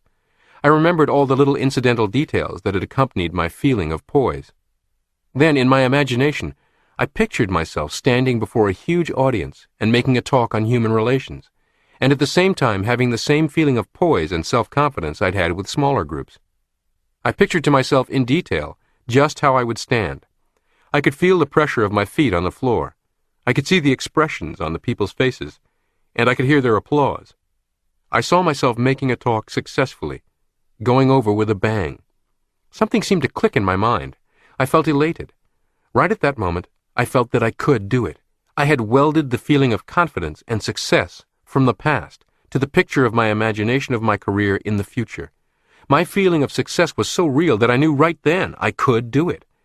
I got what you call that winning feeling, and it has never deserted me. Although there seemed to be no door open to me at the time and the dream seemed impossible, in less than 3 years' time, I saw my dream come true, almost in exact detail as I had imagined it and felt it. Because of the fact that I was relatively unknown and because of my lack of experience, no major booking agency wanted me. This didn't deter me. I booked myself, and still do. I have more opportunities for speaking engagements than I can fill." Unquote. Les Giblin became known as an authority on human relations. Over 200 of the largest corporations in America have paid him thousands of dollars to conduct human relations clinics for their employees. His book, How to Have Confidence and Power, has become a classic in the field, and it all started with a picture in his imagination and that winning feeling. Les's experience demonstrates how we must search our past experiences for signs that the goal we are now tentatively imagining can be achieved. Those signs are almost always there, or the goal would never have occurred to us in the first place. You undoubtedly have little past indications that you can do what it is you would most like to do, and if you will look for them and highlight them in your mind, you can begin proving to your self-image that you are in fact qualified to be as you desire to be. Secure its acceptance of this as new truth, and send your servo mechanism hurrying to make it so. When you shine your spotlight on these can-do indicators and consign everything else to the shadows, your winning feeling will be reflected back and envelop you in its warmth. Two men, two different feelings. I once had occasion to observe two men I knew quite well. They had remarkably similar backgrounds, education, intelligence, and skill, both attempting to master a brand new endeavor at the same time. Each was totally unknown to the other, but both observed by me. The details of the task being undertaken are unimportant. Suffice it to say it represented considerable difficulty, offered up considerable frustration, and required considerable patience. One of these men said to me, "I'll never get this. You know, Max, all my life, everything's been difficult for me. I've had to do everything the hard way. I can't recall ever getting a break. I just don't have it in me to fight my way through this, too." The other fellow said to me, "Max, I'll tell you something. All my life, everything's been difficult for me. Every single thing I now do well, every single thing I can now do effortlessly, and every success I've had, I started out doing it badly and struggled mightily to get from bad to good. If there's one thing I know exactly how to do, it is to go from being a bumbling incompetent to capable. Looks like I'm going to do that again with this. Which one of these men do you suppose gave up on this goal and walked away empty-handed and unfulfilled? Which do you suppose wound up successful? This is more than just the old cliché about positive thinking, glass half full versus glass half empty. That's superficial and tends to be consciously forced. This is deeper, foundational, right there in the self-image. How these two men have interpreted their lives, how they feel about themselves. One will see the slightest improvement as encouraging proof that he is again progressing as usual, from ineptness to competence, while the other will see the exact same slight improvement as proof that he is mired in struggle so great and challenge so unyielding he is not up to the task. How your brain records success and failure. Much research in the workings of the brain has taken place since I wrote the original Psychocybernetics book, but this explanation, condensed from it, remains helpful in understanding how the winning feeling or failure feeling comes about. The human cortex is composed of billions of neurons, each with numerous axons, feelers or extension wires, which form synapses, or electrical connections, between the neurons. When we think, remember, or imagine, these neurons discharge an electrical current that can be measured. When we learn something or experience something, a pattern of neurons forming a chain, or the tattooing of a pattern, is set up in brain tissue. The pattern is not in the nature of a physical groove, like a groove in a record, although the analogy is not far off the mark, but more in the nature of an electrical track, the arrangement and electrical connections between various neurons being somewhat similar to a pattern recorded on a CD. The same neuron may thus be part of any number of separate and distinct patterns, making the human brain's capacity to learn and remember almost limitless. These patterns, or engrams, are stored away in brain tissue for future use and are reactivated or replayed whenever we remember a past experience. In short, there is a tattooing, or action pattern of engrams, in your brain for every successful action you have ever performed in the past. And if you can somehow furnish the spark to bring that action pattern into life or replay it, it will execute itself, and all you'll have to do is swing the clubs and let nature take its course. When you reactivate successful action patterns out of the past, you also reactivate the winning feeling that accompanied them. By the same token, if you can recapture that winning feeling, you'll also evoke all the winning actions that accompanied it. View this as a circular process. Feeling begets action, action begets feeling, or imagined action, especially memory-based imagined action begets feeling, feeling begets action. Fortunately, it doesn't matter much where in that loop you strike the spark. Build success patterns into your gray matter. Dr. Eliot, when president of Harvard, once made a speech on what he called the habit of success. Many failures in elementary schools, he said, were due to the fact that students were not given at the very beginning a sufficient amount of work at which they could succeed, and thus never had an opportunity to develop the atmosphere of success, or what we call the winning feeling. Students, he said, who had never experienced success early in their school life had no chance to develop the habit of success, the habitual feeling of faith and confidence in undertaking new work. He urged that teachers arrange work in the early grades so as to ensure that students experienced success. The work should be well within the ability of the student, yet interesting enough to arouse enthusiasm and motivation. These small successes, said Dr. Eliot, would give students the feel of success, which would be a valuable ally in all future undertakings. When a quarterback is injured and removed from the game, and the second stringer who's been warming the bench is rushed in, the astute coach tries to give him easy plays with a high probability of success, even if small, in order to establish a sense of success, a rhythm, to spark that winning feeling.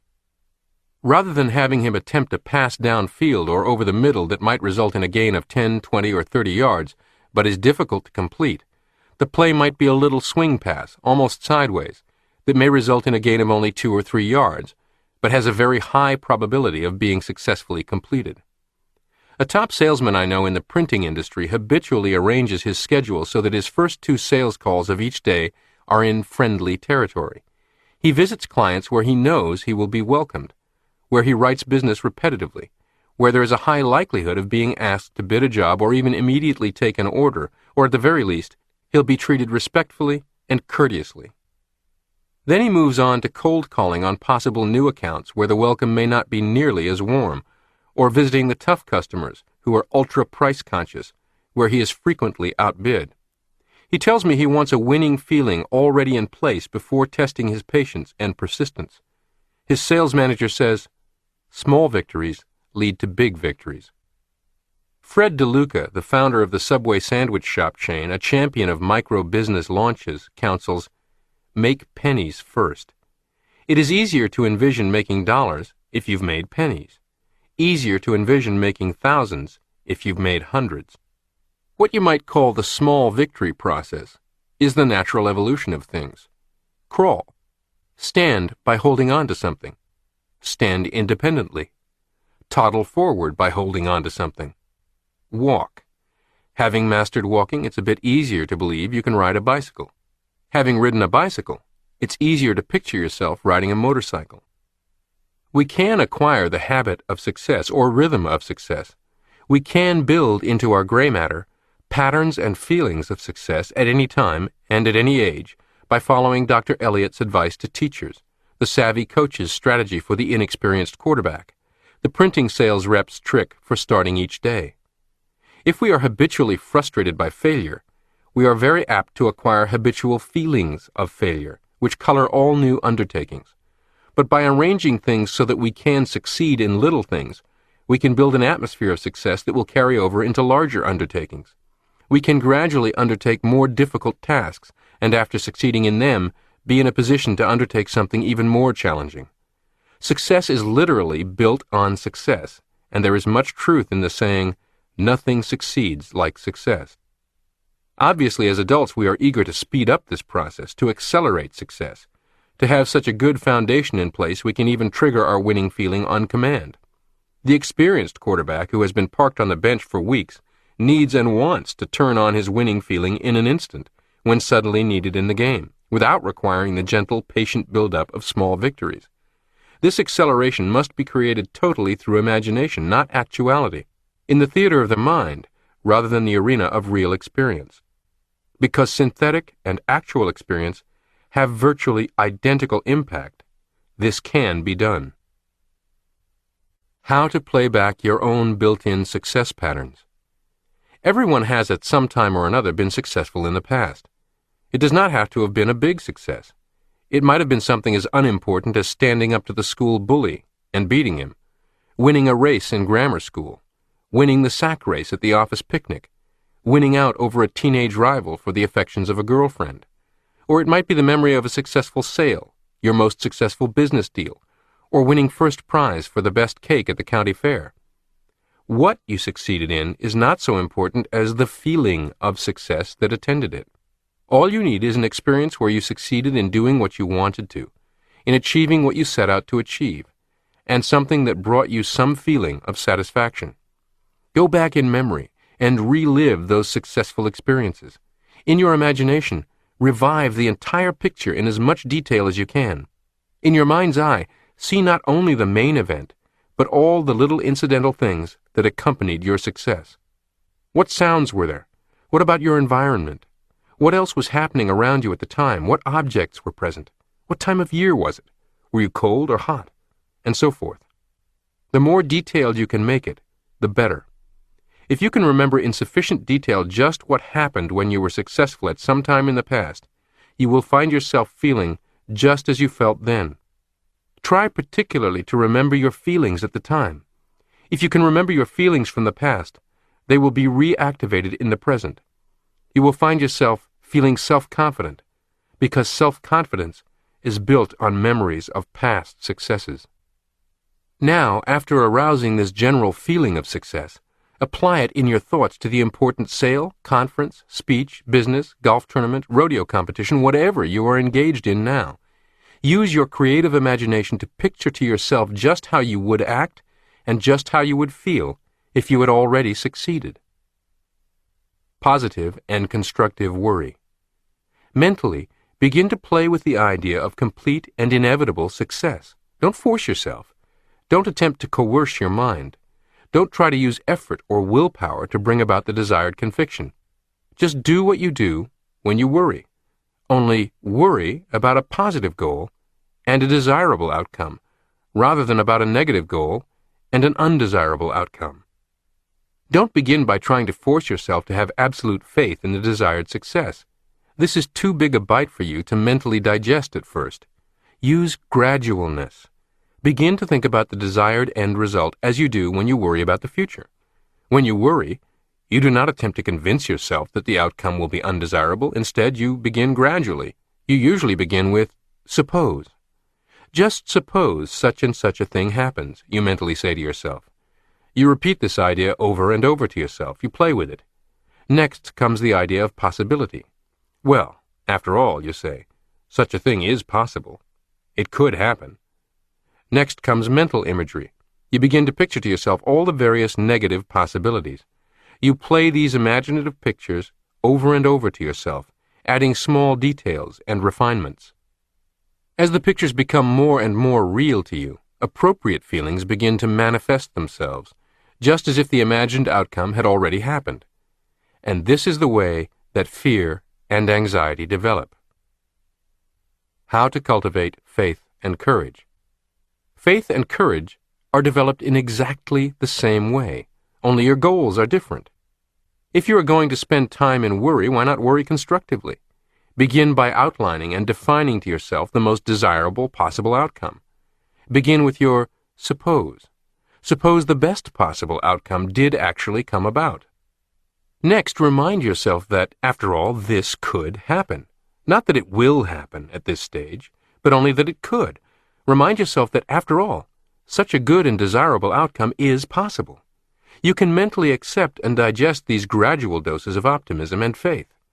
After having thought of the desired end result as a definite possibility, begin to imagine what the desirable outcome would be like. Go over these mental pictures and delineate details and refinements. Play them over and over to yourself. As your mental images become more detailed, as they are repeated over and over again, you will find that more appropriate feelings are beginning to manifest themselves, just as if the favorable outcome had already happened. This time, the appropriate feelings will be those of faith, self-confidence, courage, or all of them wrapped up into one package, that winning feeling.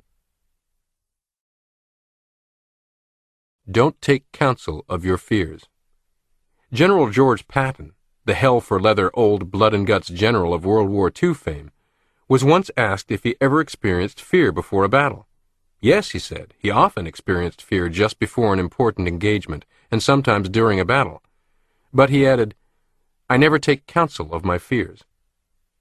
If you experience negative failure feelings, fear and anxiety before an important undertaking, as everyone does from time to time, it should not be taken as a sure sign that you will fail. It all depends on how you react to them and what attitude you take toward them. If you listen to them, obey them, and take counsel of them, you will probably perform badly, but this need not be true. First of all, it is important to understand that failure feelings, fear, anxiety, lack of self-confidence, do not spring from a heavenly oracle.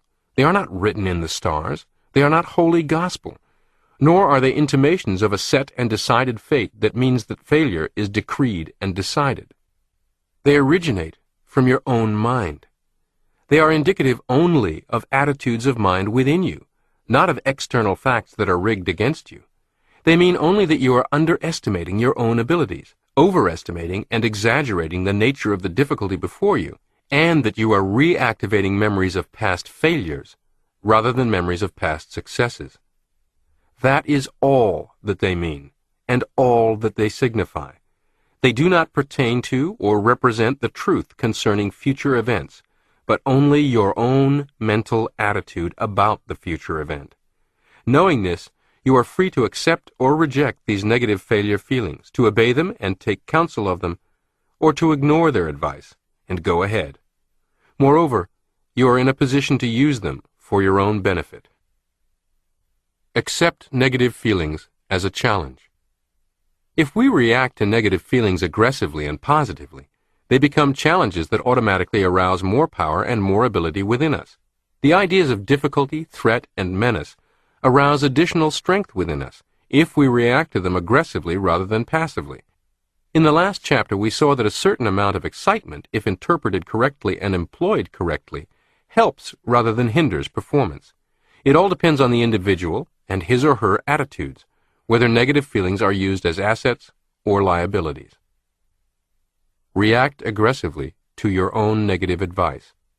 Everyone has known individuals who can be discouraged and defeated by the advice from others that you can't do it. On the other hand, there are people who rise to the occasion and become more determined than ever to succeed when given the same advice. An associate of industrialist Henry J. Kaiser's said, "If you don't want Henry to do a thing, you had better not make the mistake of telling him it can't be done or that he can't do it, for he will then do it, or bust." It is not only possible, but entirely practicable, to react in the same aggressive, positive manner to the negative advice of our own feelings, as we can and should, when the negative advice comes from others. Overcome evil with good. Feelings cannot be directly controlled by willpower. They cannot be voluntarily made to order or turned on and off like a faucet. If they cannot be commanded, however, they can be wooed. If they cannot be controlled by a direct act of will, they can be controlled indirectly. A bad feeling is not dispelled by conscious effort or willpower. It can be dispelled, however, by another feeling. If we cannot drive out a negative feeling by making a frontal assault on it, we can accomplish the same result by substituting a positive feeling. Remember that feeling follows imagery. Feeling coincides with, and is appropriate to, what our nervous system accepts as real or the truth about environment. Whenever we find ourselves experiencing undesirable feelings, we should not concentrate on the undesirable feeling, even to the extent of driving it out. Instead, we should immediately concentrate on positive imagery, on filling the mind with wholesome, positive, desirable images, imaginations, and memories. If we do this, the negative feelings take care of themselves. They simply evaporate. We develop new feeling tones appropriate to the new imagery. If, on the other hand, we concentrate only on driving out or attacking worry thoughts, we necessarily must concentrate on negatives. And even if we are successful in driving out one worry thought, a new one or even several new ones are likely to rush in, since the general mental atmosphere is still negative. Jesus warned us about sweeping the mind clean of one demon only to have 7 new ones move in if we left the house empty. He also advised us not to resist evil, but to overcome evil with good. The substitution method of curing worry. Dr. Matthew Chappell, a modern psychologist, recommends exactly the same thing in his book, How to Control Worry. We are worriers because we practice worrying until we become adept at it, says Dr. Chappell. We habitually indulge in negative imagery out of the past and in anticipating the future. This worry creates tension. The worrier then makes an effort to stop worrying and is caught in a vicious cycle. Effort increases tension. Tension provides a worrying atmosphere. The only cure for worry, he says, is to make a habit out of immediately substituting pleasant, wholesome mental images for unpleasant worry images. Each time you find yourself worrying, use this as a signal to immediately fill the mind with pleasant mental pictures out of the past or in anticipating pleasant future experiences. In time, worry will defeat itself because it becomes a stimulus for practicing anti-worrying. The worrier's job, says Dr. Chappell, is not to overcome some particular source of worry, but to change mental habits. As long as the mind is set or geared in a passive, defeatist, I hope nothing happens sort of attitude, there will always be something to worry about. When I was a medical student, I remember being called on by the professor to orally answer questions on the subject of pathology. Somehow, I was filled with fear and anxiety when I stood up to face the other students, and I couldn't answer the questions properly. Yet on other occasions, When I looked into the microscope at a slide and answered the typewritten questions before me, I was a different person. I was relaxed, confident, and sure of myself because I knew my subject. I had that winning feeling and did very well.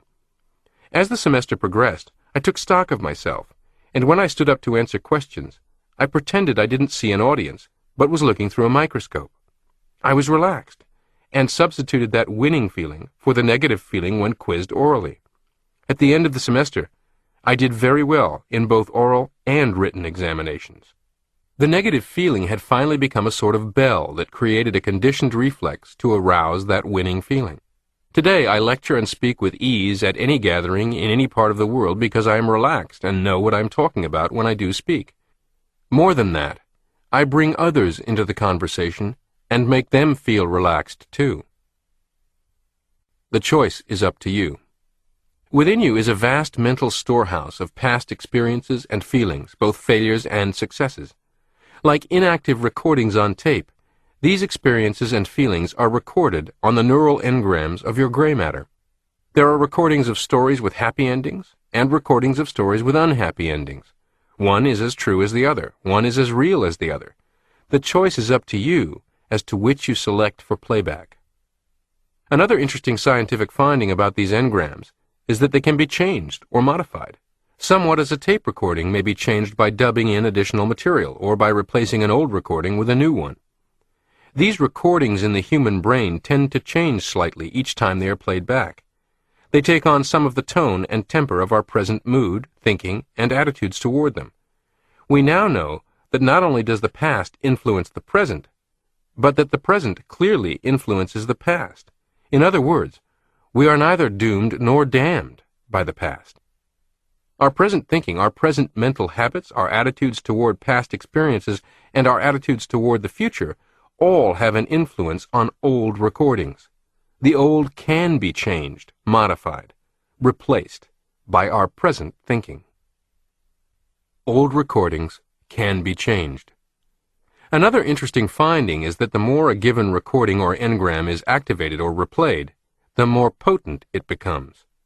The permanence of engrams is derived from synaptic efficacy, the efficiency and ease of connections between the individual neurons that make up the chain, and further, that synaptic efficiency improves with use and diminishes with disuse. Here again, we have good scientific ground for forgetting and ignoring those unhappy experiences from the past and concentrating on the happy and pleasant. By so doing, we strengthen those engrams having to do with success and happiness, and weaken those having to do with failure and unhappiness. How we manufacture feelings, or state. When a family member or friend dies, we recall many past memories involving this person. We tend to set aside most of the bad memories, and not only recall but improve on and magnify the good ones.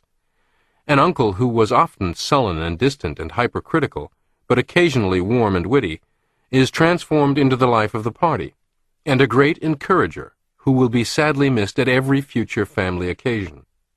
A sister you were quite content to see only 2 or 3 times a year at holidays, and never missed or thought of much in between, is now a confidant you'll miss talking to every day. This is all part of the mourning feeling. It is manufactured by choosing to replay only certain recordings, to completely forget about others, and even to modify the recordings played. History is literally rewritten to permit the mourning feeling we believe to be appropriate, based on everything programmed into our own self-image about the kind of person we are and how we should behave in these circumstances. I remember attending a funeral where the brother of the deceased, who had been estranged from his brother for years following a very bitter war over the family business, stood up and spoke for nearly 15 minutes, delivering an emotional, moving eulogy that had the halo glowing brightly over the coffin and left no dry eyes in the house. A few weeks later, I encountered him in a neighborhood coffee shop, and we sat down together to talk. I gingerly said, "Bill, I know all about the bad feelings between you and your brother, and I wonder, how did you find it in you to be so gracious at his memorial ceremony?" His answer reveals the chief secret to how we manufacture our feelings. He answered, "I'm the kind of person who never speaks ill of the dead." The phrase, "I'm the kind of person who," is incredibly revealing and incredibly powerful. It reveals what is at the core, not the circumference, of the self-image, to which all other thought, feeling, action, and outcome must conform. It also reveals exactly how you can lock in and assure the emergence of a winning feeling whenever it is appropriate. Try this mental training exercise. Change negative self-talk, the voice of the automatic failure mechanism, to a positive affirmation. I am the kind of person who... Repeat the affirmation as a personal mantra until it becomes an automatic response to any sliver of self-doubt that slips through the door. Here are a few examples. I am the kind of person who effectively plans the day ahead, sets goals, and accomplishes them. Listens carefully, then communicates confidently and persuasively. Takes the initiative in solving problems and suggesting ideas. Stays calm under pressure. Prefers fresh fruit and other healthy foods to junk food. Chapter 15. More years of life, and more life in your years. Dr. Arnold Hutschnecker wrote, "We age not by years, but by events, and our emotional reactions to them." The search for the fountain of youth. Does every human being have a built-in fountain of youth? Can the success mechanism keep you young? Does the failure mechanism accelerate the aging process? Woody Allen said, "I do not want to achieve immortality through my work. I want to achieve immortality by not dying." At my age, I identify with this statement. In fact, I'd gladly trade away whatever legacy I have thanks to my psycho-cybernetics work for another decade of comparative youth. But I have lived a very vibrant, healthy, interesting, and rewarding life without significant loss of vitality, activity, or acuity in my later years, so I have no complaint. I believe I have done so in large part by aggressively working on my psychological health and letting it take care of my physical health. I posit that the role of emotional well-being in anti-aging or longevity medicine will only expand and grow and become more accepted, respected, and prominent in the years to come. Truths that cannot yet be proven are nonetheless useful. William James once said that everyone, scientists included, develops his own overbeliefs concerning known facts, which the facts themselves do not justify. As a practical measure, these overbeliefs are not only permissible but necessary. Our assumption of a future goal, which sometimes we cannot see, is what dictates our present actions and our practical conduct. Columbus had to assume that a great landmass lay to the westward before he could discover it. Otherwise, he would not have sailed at all, and having sailed, would not have known whether to set his course to the south, east, north, or west. Scientific research is possible only because of faith in assumptions. Research experiments are not helter-skelter or aimless, but directed and goal-oriented. The scientist must first set up a hypothetical truth, a hypothesis based not on fact, but on implications, before being able to know which experiments to make or where to look for facts that may prove or disprove the hypothetical truth.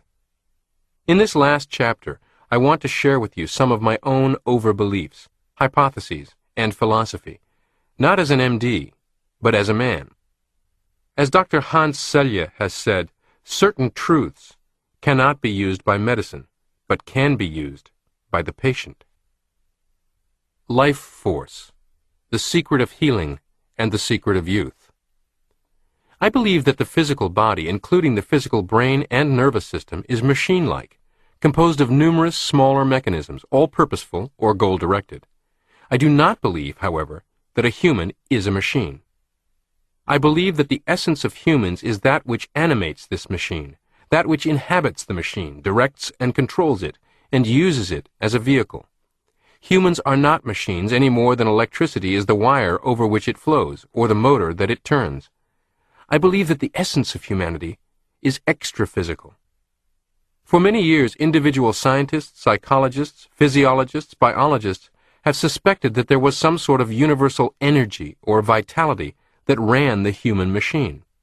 They also suspected that the amount of this energy available and the way it was utilized explained why some individuals were more resistant to disease than others, why some individuals aged faster than others, and why some hardy individuals lived longer than others. It was also fairly obvious that the source of this basic energy, whatever it might be, was something other than the surface energy we obtain from the food we eat. Caloric energy does not explain why one individual can snap back quickly from a serious operation, withstand long continued stress situations, or outlive another. We speak of such persons as having a strong constitution. The strong constitution exhibited by individuals who live long and live well seems linked to elements over which we have considerable control, not the least of which is the never-ending setting and resetting of goals, so that we have something meaningful to live for. A very famous professional speaker on the circuit for 3 decades was finally beginning to feel burnout, not so much toward the speaking itself as to the grind of incessant travel, with all its inherent frustrations, the endless blur of nights in innocuous hotel rooms. Friends mentioned that they could see the travel was aging him. He was on the verge of quitting his profession, which he actually loved and arguably required to have meaning and purpose. About the same time, probably in anticipation of retirement, he had taken up golf and became fascinated with, even addicted to the game, and reasonably adept at it. One day, on yet another lengthy flight, a new goal popped into his head: to play on at least one famous golf course in every state of the Union. He began mulling this idea over in his imagination, seeing himself being photographed after hitting a hole-in-one at the famously difficult Pebble Beach, chuckling at being in the real rough on a golf course in rural Alaska. The mulling over became increasingly serious, until he found himself thinking about it often over the ensuing days. He decided to test it by taking his clubs on his next 10-day trip and scheduling rounds of golf between his engagements. Not surprisingly, he found himself looking forward to the next day's travel rather than dreading it. Locked on this new target, he has uncovered a whole new level of passion and energy for securing speaking engagements in locations where there are golf courses he wants to play. He has not only extended and breathed new life into his career, he has quite likely extended and breathed new life into his life. This occurred some 6 or 7 years ago, and as of this writing, at age 73, this speaker golfer is going strong. It seems he has the life force, or élan vital, of a much younger man. Are you older or younger than your chronological years? The counting itself is arguably arbitrary. After all, if our calendars put 15 months instead of 12 months into each year, you'd be celebrating a different year's birthday this time around. That smaller number might very well convince your self-image of a different truth about your age, and you might very well feel and act differently. We all know people who are 35 going on 65 and 65 going on 35. I suppose something less extreme is desirable, but regardless of pondering about age itself, we all seek to tap more life force. Science discovers the life force. This life force was established as a scientific fact by Dr. Hans Selye of the University of Montreal. Since 1936, Dr. Selye has studied the problems of stress. Clinically, and in numerous laboratory experiments and studies, Dr. Selye has proved the existence of a basic life force, which he calls adaptation energy. Throughout life, from the cradle to the grave, we are daily called on to adapt to stress situations. Even the process of living itself constitutes stress or continual adaptation. Dr. Selye has found that the human body contains various defense mechanisms, local adaptation syndromes, or LAS, which defend against specific stress, and a general defense mechanism, a general adaptation syndrome, or GAS, which defends against non-specific stress. Stress includes anything that requires adaptation or adjustment, such as extremes of heat or cold, invasion by disease germs, emotional tension, the wear and tear of living, or the so-called aging process. In his book, The Stress of Life, Dr. Selye wrote, "The term adaptation energy has been coined for that which is consumed during continued adaptive work, to indicate that it is something different from the caloric energy we receive from food. But this is only a name, and we still have no precise concept of what this energy might be. Further research along these lines would seem to hold great promise, since here we appear to touch upon the fundamentals of aging." unquote. Dr. Selye has written 12 books and hundreds of articles explaining his clinical studies and his stress concept of health and disease. It would be a disservice to him for me to try to prove his case here. Suffice it to say that his findings are recognized by medical experts the world over, and if you wish to learn more of the work that led to his findings, I suggest that you read Dr. Selye's book written for laymen, The Stress of Life. To me, the really important thing that Dr. Selye has proved is that the body itself is equipped to maintain itself in health, to cure itself of disease, and to remain youthful by successfully coping with those factors that bring about what we call old age. Not only has he proved that the body is capable of curing itself, but that in the final analysis, that is the only sort of cure there is. Drugs, surgery, and various therapies work largely by either stimulating the body's own defense mechanism when it is deficient, or toning it down when it is excessive. The adaptation energy itself is what finally overcomes the disease, heals the wound or burn, or wins out over other stressors. Is this the secret of youth? This élan vital, life force, or adaptation energy, call it what you will, manifests itself in many ways. The energy that heals a wound is the same energy that keeps all our other body organs functioning. When this energy is at an optimum, all our organs function better. We feel good, wounds heal faster, we are more resistant to disease. We recover from any sort of stress faster, we feel and act younger, and in fact, biologically, we are younger. It is thus possible to correlate the various manifestations of this life force and to assume that whatever works to make more of this life force available to us, whatever opens to us a greater influx of life stuff, whatever helps us utilize it better, helps us all over. We may conclude that whatever non-specific therapy aids wounds to heal faster might also make us feel younger. Whatever non-specific therapy helps us overcome aches and pains might, for example, improve eyesight. And this is precisely the direction that medical research is now taking, and that appears most promising. Science's Search for the Elixir of Youth. In the original edition of this book, in this chapter, I wrote at length about some medical research and promising medical miracles coming to the forefront at the time, that is, 1960. I think you would find it interesting to revisit those comments in light of what has actually transpired now more than 40 years later. What is unwaveringly true, regardless of changes in the specifics, is that the search for the elusive fountain of youth never ends.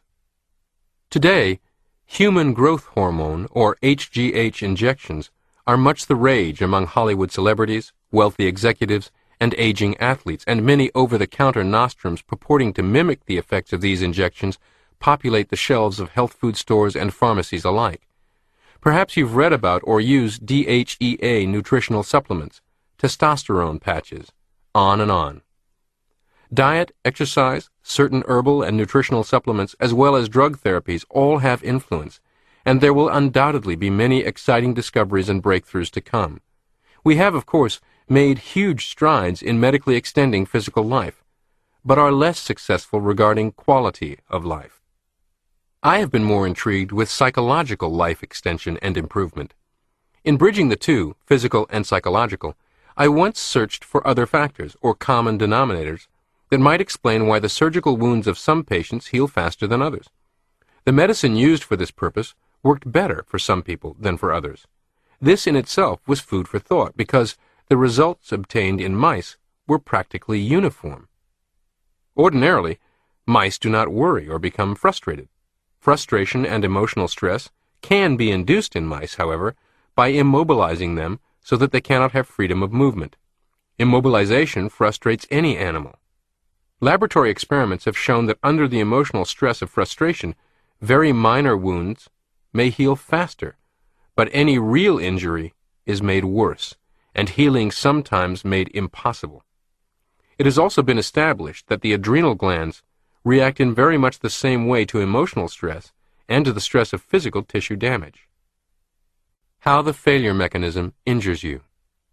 Thus it might be said that frustration and emotional stress, those factors we have previously described as the failure mechanism, literally add insult to injury whenever the physical body suffers damage. If the physical damage is very slight, some emotional stress may stimulate the defense mechanism into activity. But if there's any real or actual physical injury, emotional stress adds to it and makes it worse. This knowledge gives us reason to pause and think. If aging is brought about by a using up of our adaptation energy, as most experts in the field seem to think, then our indulging ourselves in the negative components of the failure mechanism can literally make us old before our time by using up that energy faster. What is the secret of rapid healers? Among my human patients who did not receive the serum, some individuals responded to surgery just as well as the average patient who did receive it. Differences in age, diet, pulse rate, blood pressure, etc. simply did not explain why. There was, however, one easily recognizable characteristic that all the rapid healers had in common. They were optimistic, cheerful, positive thinkers who not only expected to get well in a hurry, but invariably had some compelling reason or need to get well quick. They had something to look forward to, and not only something to live for, but something to get well for. I've got to get back on the job. I've got to get out of here so I can accomplish my goal. In short, they epitomized those characteristics and attitudes that I have previously described as the success mechanism. Thoughts bring organic as well as functional changes. We do know this much. Mental attitudes can influence the body's healing mechanisms.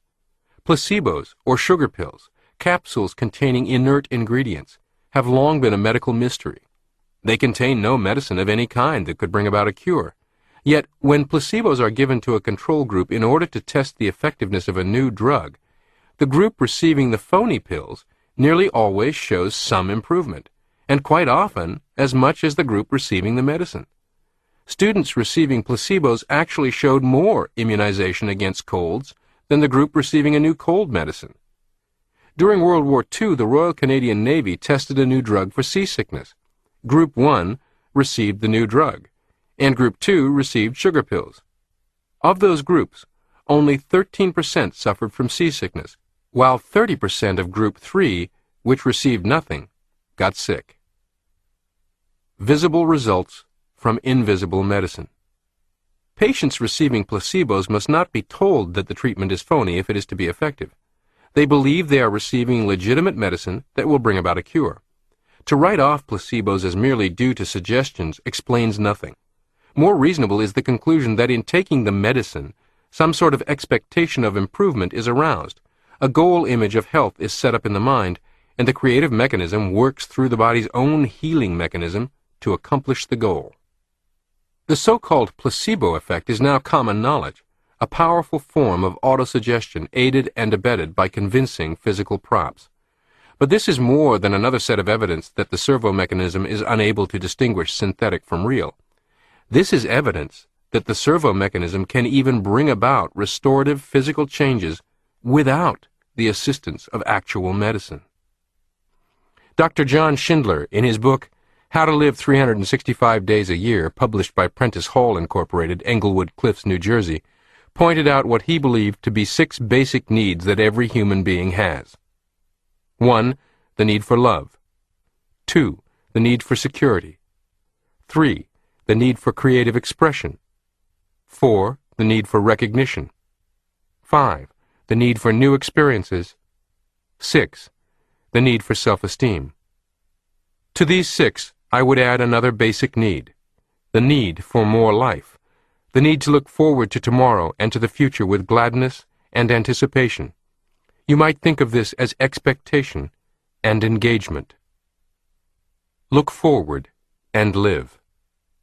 This brings me to another of my over-beliefs. I believe that life itself is adaptive, that life is not just an end in itself, but a means to an end. Life is one of the means we are privileged to use in various ways to achieve important goals. We can see this principle operating in all forms of life, from the amoeba to man.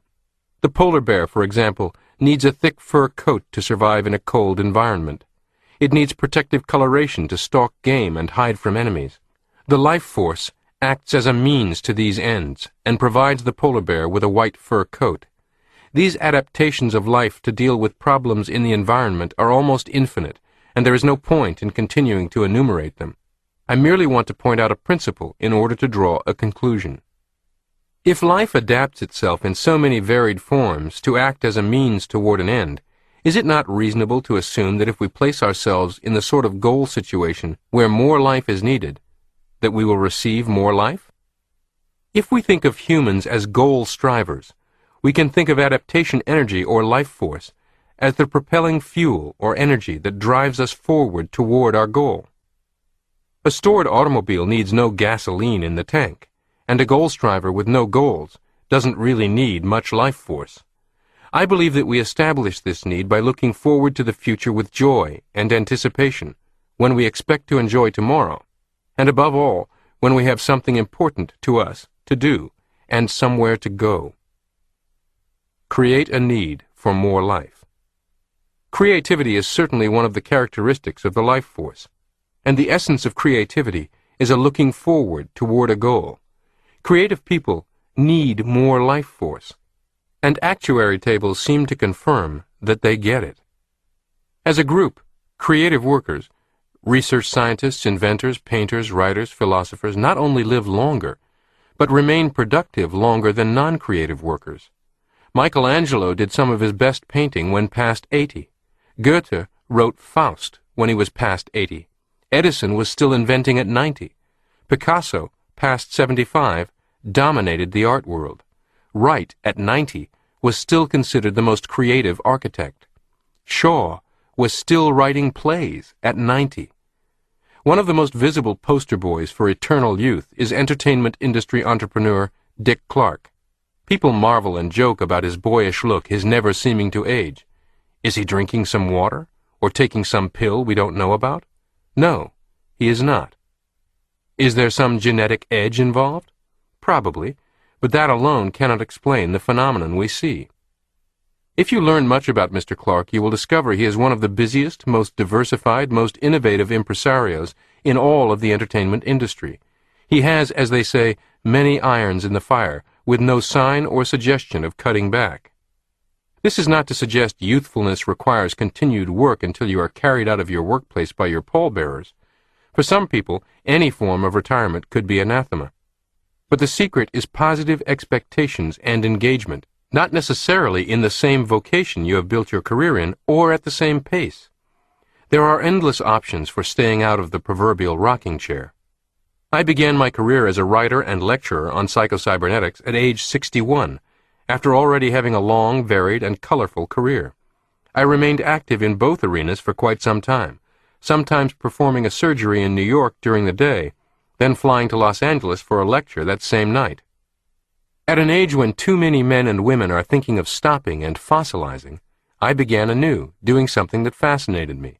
In my case, I have been very fortunate, as it has led to published books, lecturing, and meeting and corresponding with many fascinating people, fans of psychocybernetics, including Hollywood personalities like Jane Fonda, civic leaders like Nancy Reagan, even Salvador Dali, who presented me with his own original painting depicting the essence of psychocybernetics. But even if my work had not led to this kind of public acceptance and recognition, I would still be a happy and fulfilled man, engaged in activity meaningful to me and to others, setting and progressing toward goals. There is absolutely no rational reason that you cannot do the same. This is why I tell my patients to develop a nostalgia for the future instead of for the past, if they want to remain productive and vital. Develop an enthusiasm for life, create a need for more life, and you will receive more life. Have you ever wondered why so many actors and actresses manage to look far younger than their years and present a youthful appearance at age 50 and beyond? Could it not be that these people have a need to look young? That they are interested in maintaining their appearance and simply do not give up the goal of staying young, as most of us do when we reach the middle years? In the revised edition of The Will to Live, published by Prentice Hall Incorporated of Englewood Cliffs, New Jersey, Dr. Arnold A. Hutschnecker wrote, "We age not by years, but by events and our emotional reactions to them." The physiologist Rubner observed that peasant women who work as cheap labor in the fields in some parts of the world are given to early withering of the face, but they suffer no loss of physical strength and endurance. Here is an example of specialization in aging. We can reason that these women have relinquished their competitive role as women. They have resigned themselves to the life of the working bee, which needs no beauty of face, but only physical competence." Unquote. Hutschnecker also comments on how widowhood ages some women, but not others.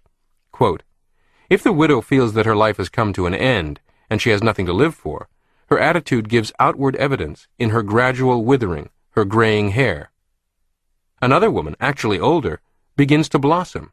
She may enter into the competition for a new husband, or she may embark on a career in business, or she may do no more than busy herself with an interest for which perhaps she has not had the leisure until now."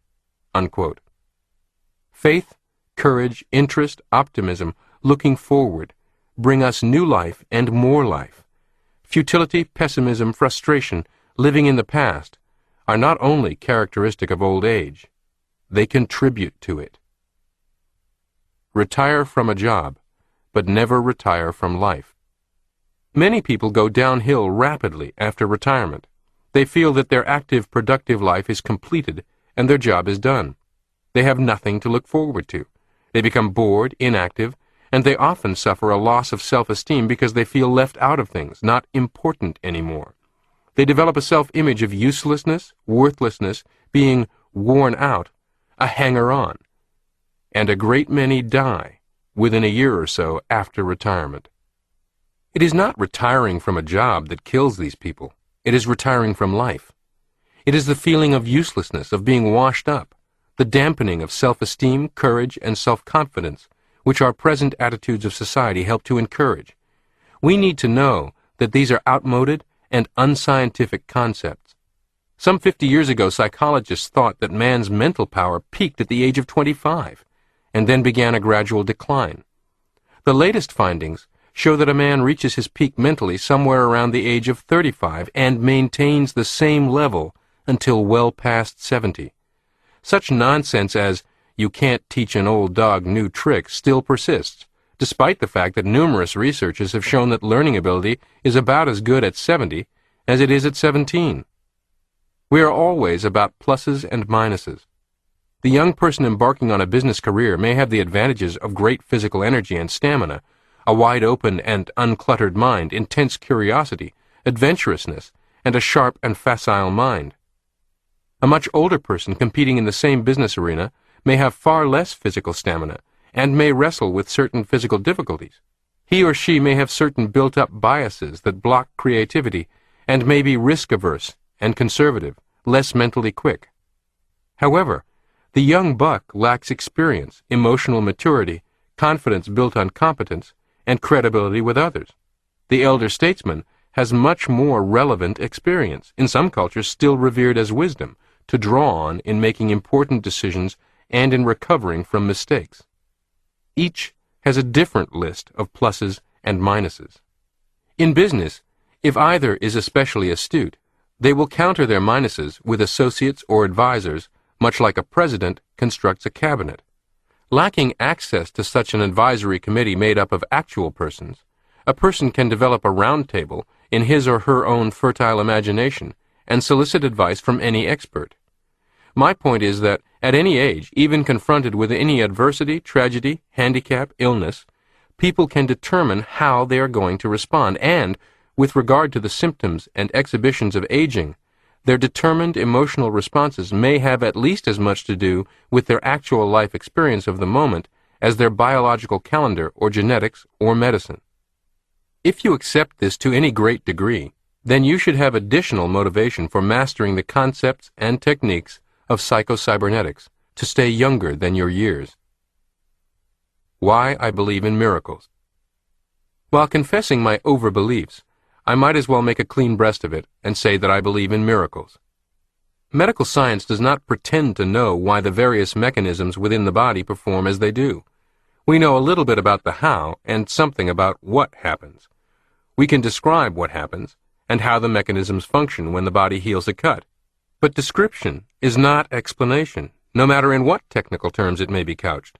I still do not understand why, or even the ultimate how, when a cut finger heals itself.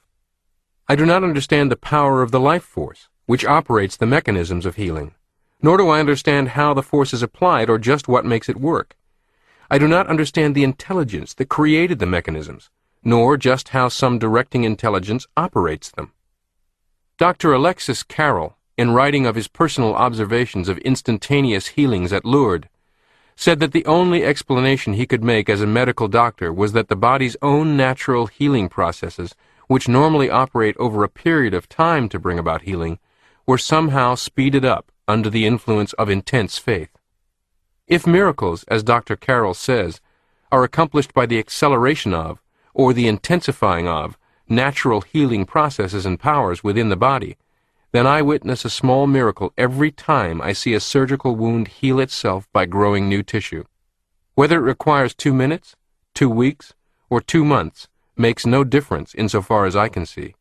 I still witness some power at work that I do not understand.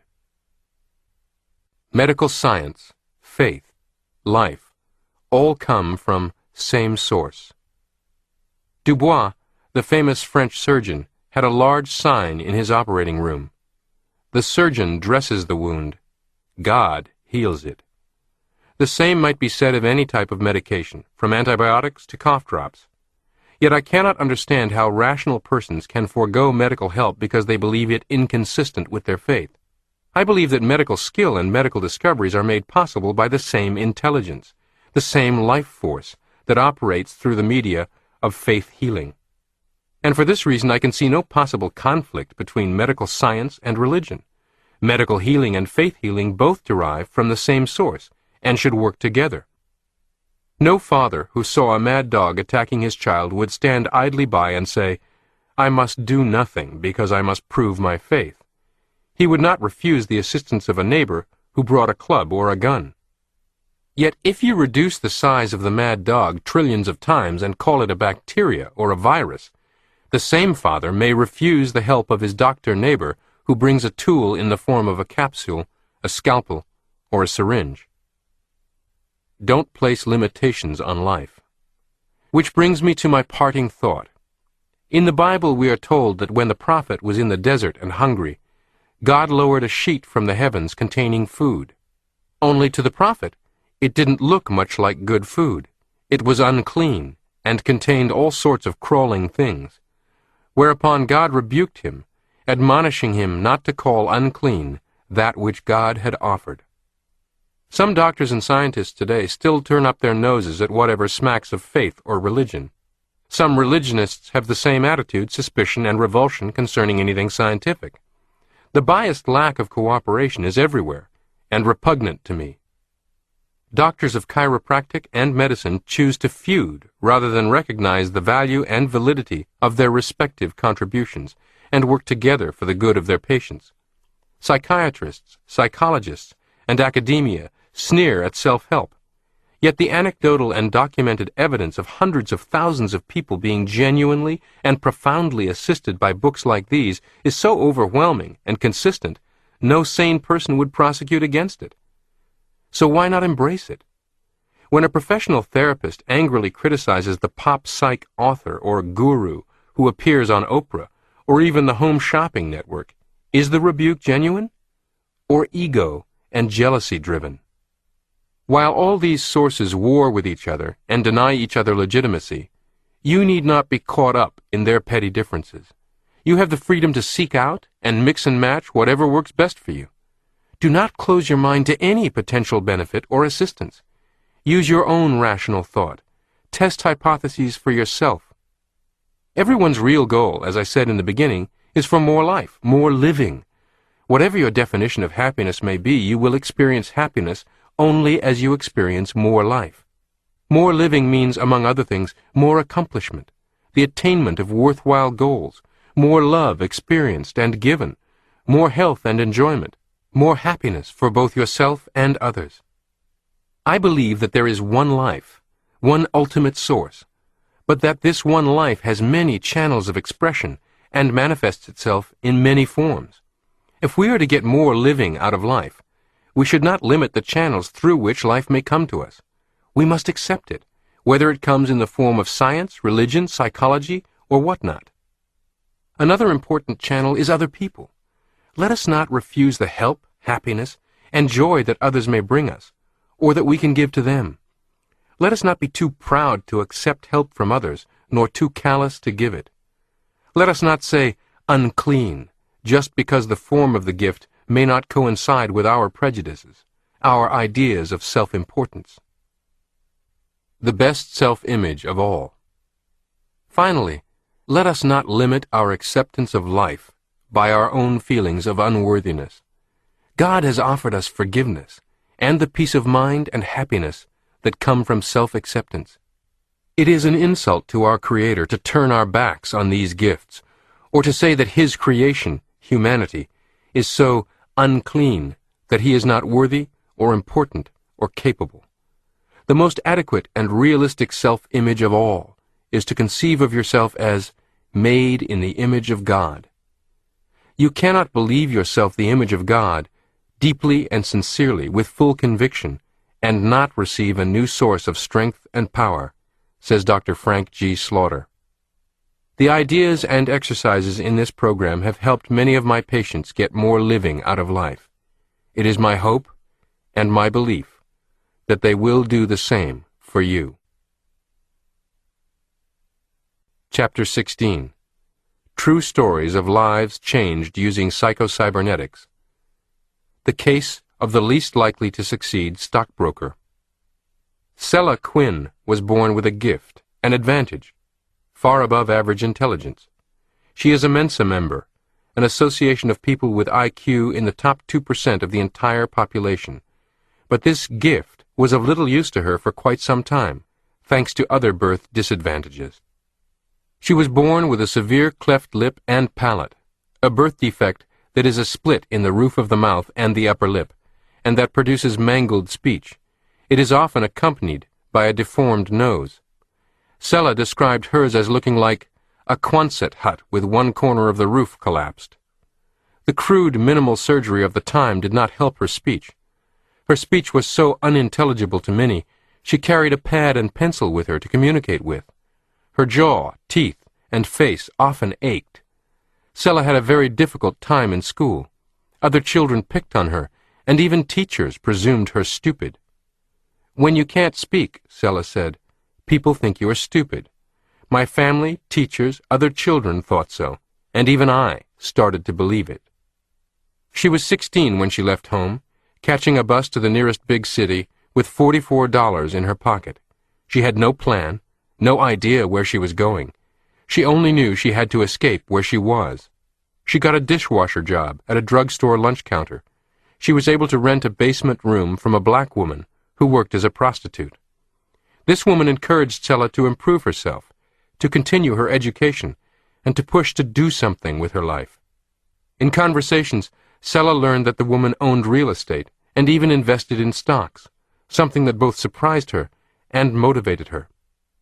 A dentist who stopped for coffee each morning at the Walgreens lunch counter got a note passed to him one morning from Sella. It read, "My teeth hurt so much. I can only pay you $5 a month. Will you help me?" The dentist arranged for her to receive surgeries and subsequent dental care at a total cost of over $3,000. Sella remembers bursting into tears over the sum. However, she worked at multiple jobs, paid those bills, paid to attend business school to become a secretary, and saved up to pay for plastic surgery for her nose.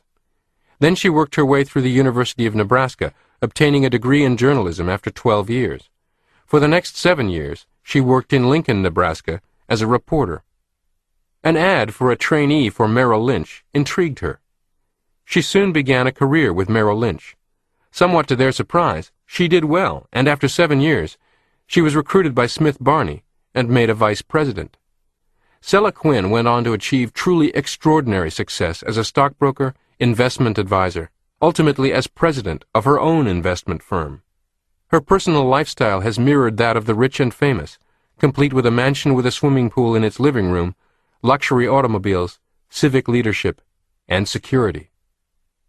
How did this woman manage to persevere through so many disadvantages and hardships to achieve such success?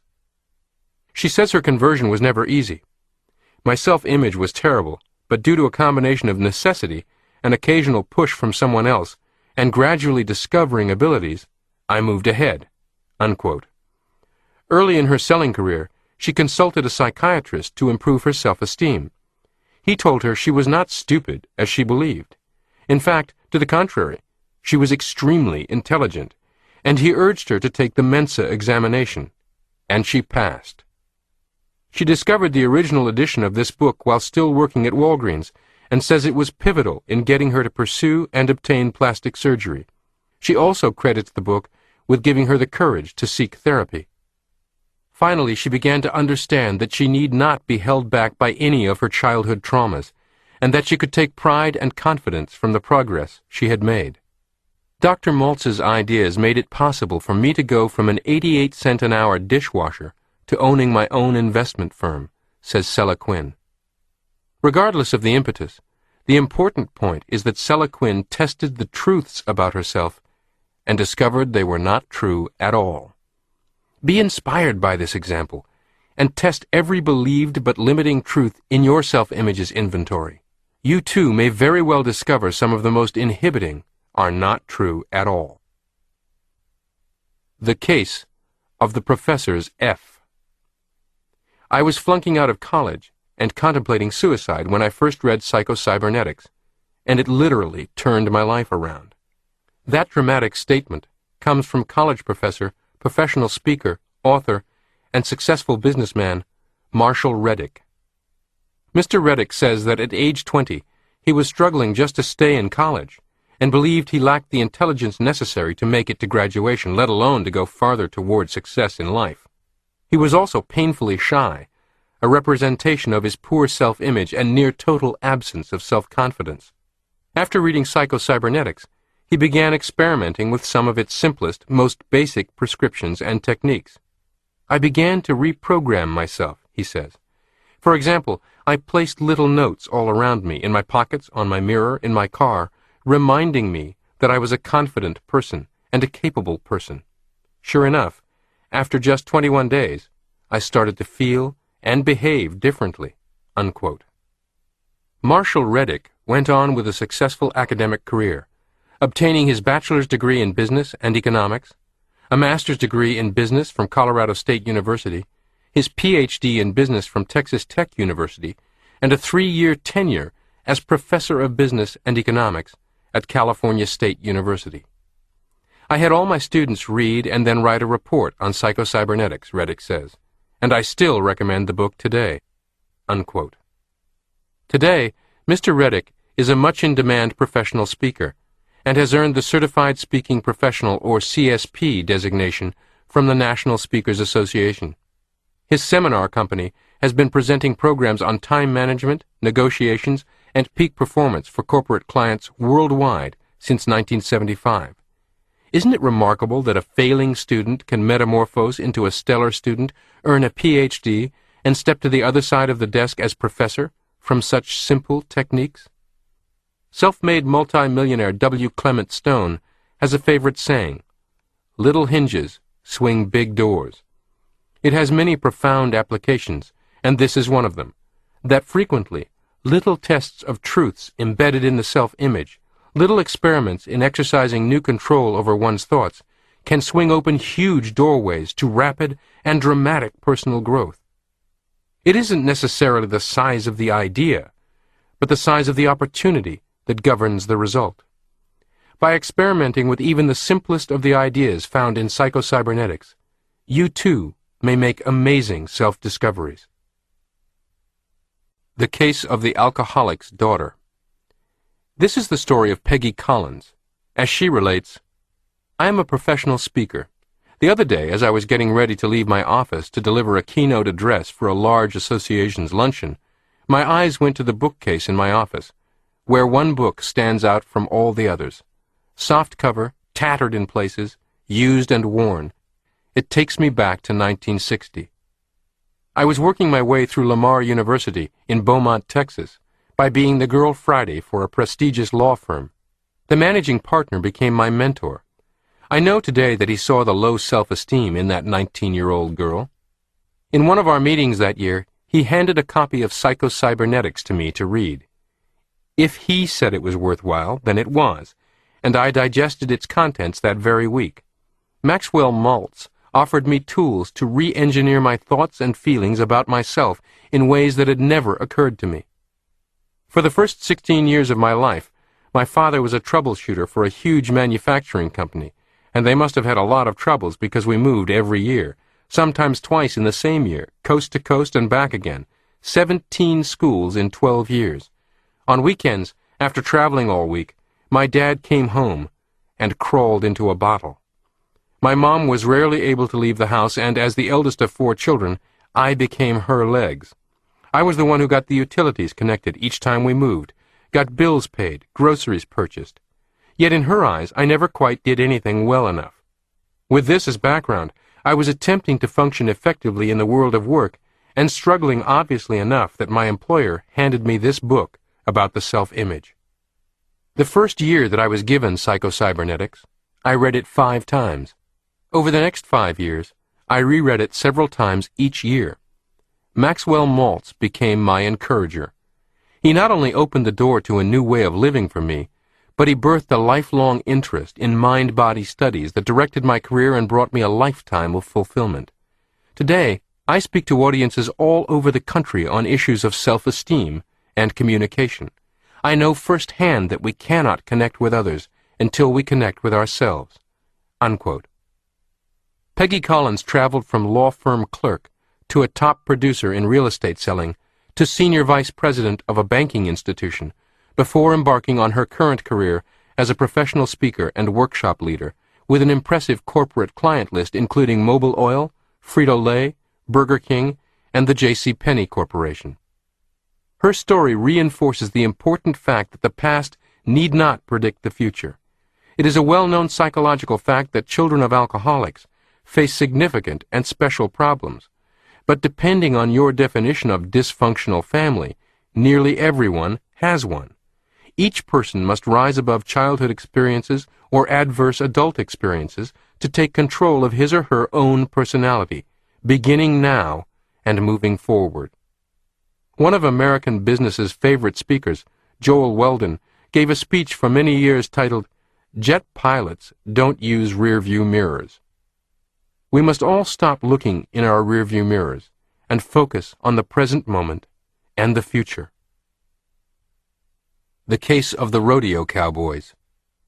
When Doug Butler agreed to take the reins as coach of the California State Polytechnic University at Pomona, also known as Cal Poly Pomona, rodeo team in the fall of 1969, they occupied last place in the western region of the National Intercollegiate Rodeo Association. One of the students in Doug's horseshoeing class, a top rodeo cowboy stuck on this last place team, urged Doug to step in as coach, insisting that the team had more ability than they were demonstrating. Doug Butler recalled, "I had recently read Dr. Maltz's Psycho-Cybernetics, was impressed by it, and working to apply its methods in my life. I felt the methods could be used to coach rodeo athletes, although I had never heard of the techniques being used for that purpose. Later I discovered that Gary LeFew was using these methods to coach students in his bull riding school, but at the time I thought I was breaking new ground." Unquote. Doug developed a plan for turning the team around, including new rules, training disciplines, a code of behavior for the athletes, and use of Psycho-Cybernetics as a text for personal improvement. The director of the university's Animal Science Department, a former professional hockey player, agreed to support the plan. Doug then met with the rodeo team members and made it clear he would not accept the coaching responsibilities unless they would agree to all of his conditions. The rules included no alcohol, no tobacco, no drug use, good grades, even a well-groomed appearance, and participation in a rigorous practice schedule at the college rodeo arena 2 days a week, supplemented by daily mental practice. Doug led an aggressive program of physical and mental conditioning. Quote, 3 days a week we worked out at the gym starting at 6:30 a.m. We used weight training machines, did calisthenics, and ran wind sprints. As we cooled down, we would discuss insights from our study of Psycho-Cybernetics. Everybody had a copy of the book and read it and reread it. Each team member would practice visualizing his own champion performance and would share their detailed descriptions of these imagined experiences with each other." Unquote. By late spring of 1970, the team had moved from the basement to second place in the division, behind a team that featured a future 6-time world champion cowboy. As the team's image, performance, and record improved, rodeo athlete scholarships became available for students for the very first time. Doug said, "The students presented me with an engraved silver belt buckle and a standing ovation at the year-end banquet. I still wear the buckle, and will always treasure the great psycho-cybernetics experience we shared. And every one of these team members has gone on to become successful in their chosen professions." Unquote. Doug Butler has his Ph.D. from Cornell University in veterinary anatomy and equine nutrition, is only one of 500 certified journeyman farriers, was 3 times a member of the North American horseshoeing team, and is the author of over 30 books and tapes on horseshoeing and horsefoot care. In 1980, he won the North American Challenge Cup horseshoeing contest. In 1997, he was inducted into the International Horseshoeing Hall of Fame, and in 1999, he won the Journalism Award from the American Farriers Association. Today, Doug conducts classes teaching blacksmiths to apply visualization techniques to be more efficient and competent craftsmen. He also speaks to business groups, associations, and corporate audiences on the Cowboy Code, dealing with character, leadership, and self-mastery. He says that his continued use of the techniques of psycho-cybernetics has steered him towards successful accomplishment of every goal. As you can see, it doesn't matter what your occupation or vocation is, even rodeo rider. The principles, concepts, and techniques of psycho-cybernetics are reliable tools for achieving peak performance. Also, as the story of Doug's team illustrates, it doesn't matter what your starting point may be. Even if, like his team, you are in last place, in disarray, absent focus, self-discipline, or self-confidence, all that can change at your own determination.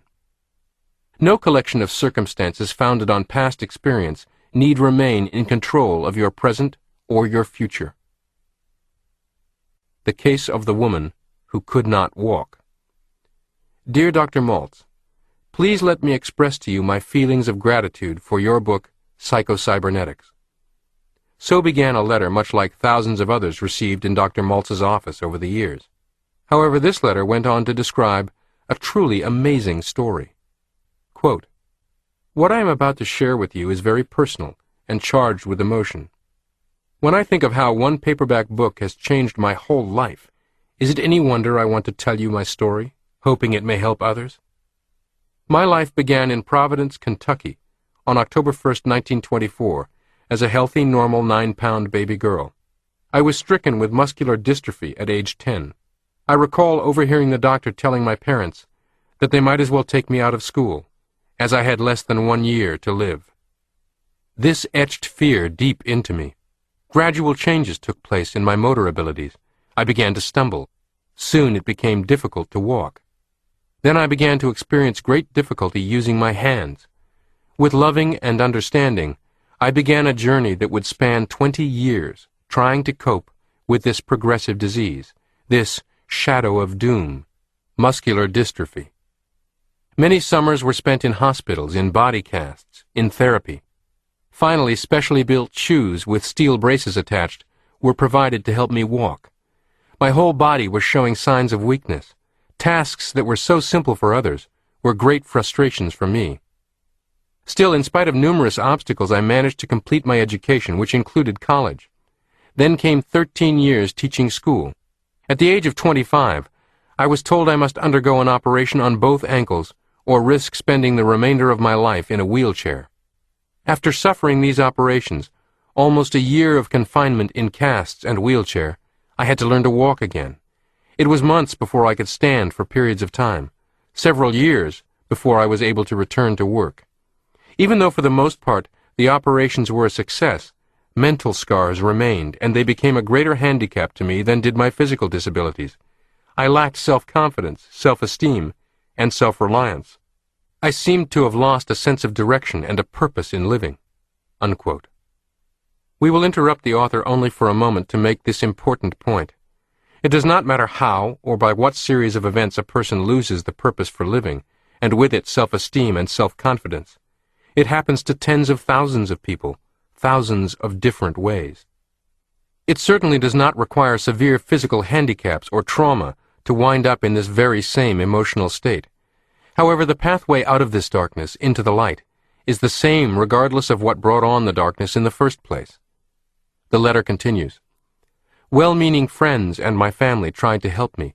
Inspirational booklets, books, and a desperate search into all types of philosophy filled every waking moment. I investigated everything from Buddhism to transcendental meditation. I even delved into some of the ancient Vedas.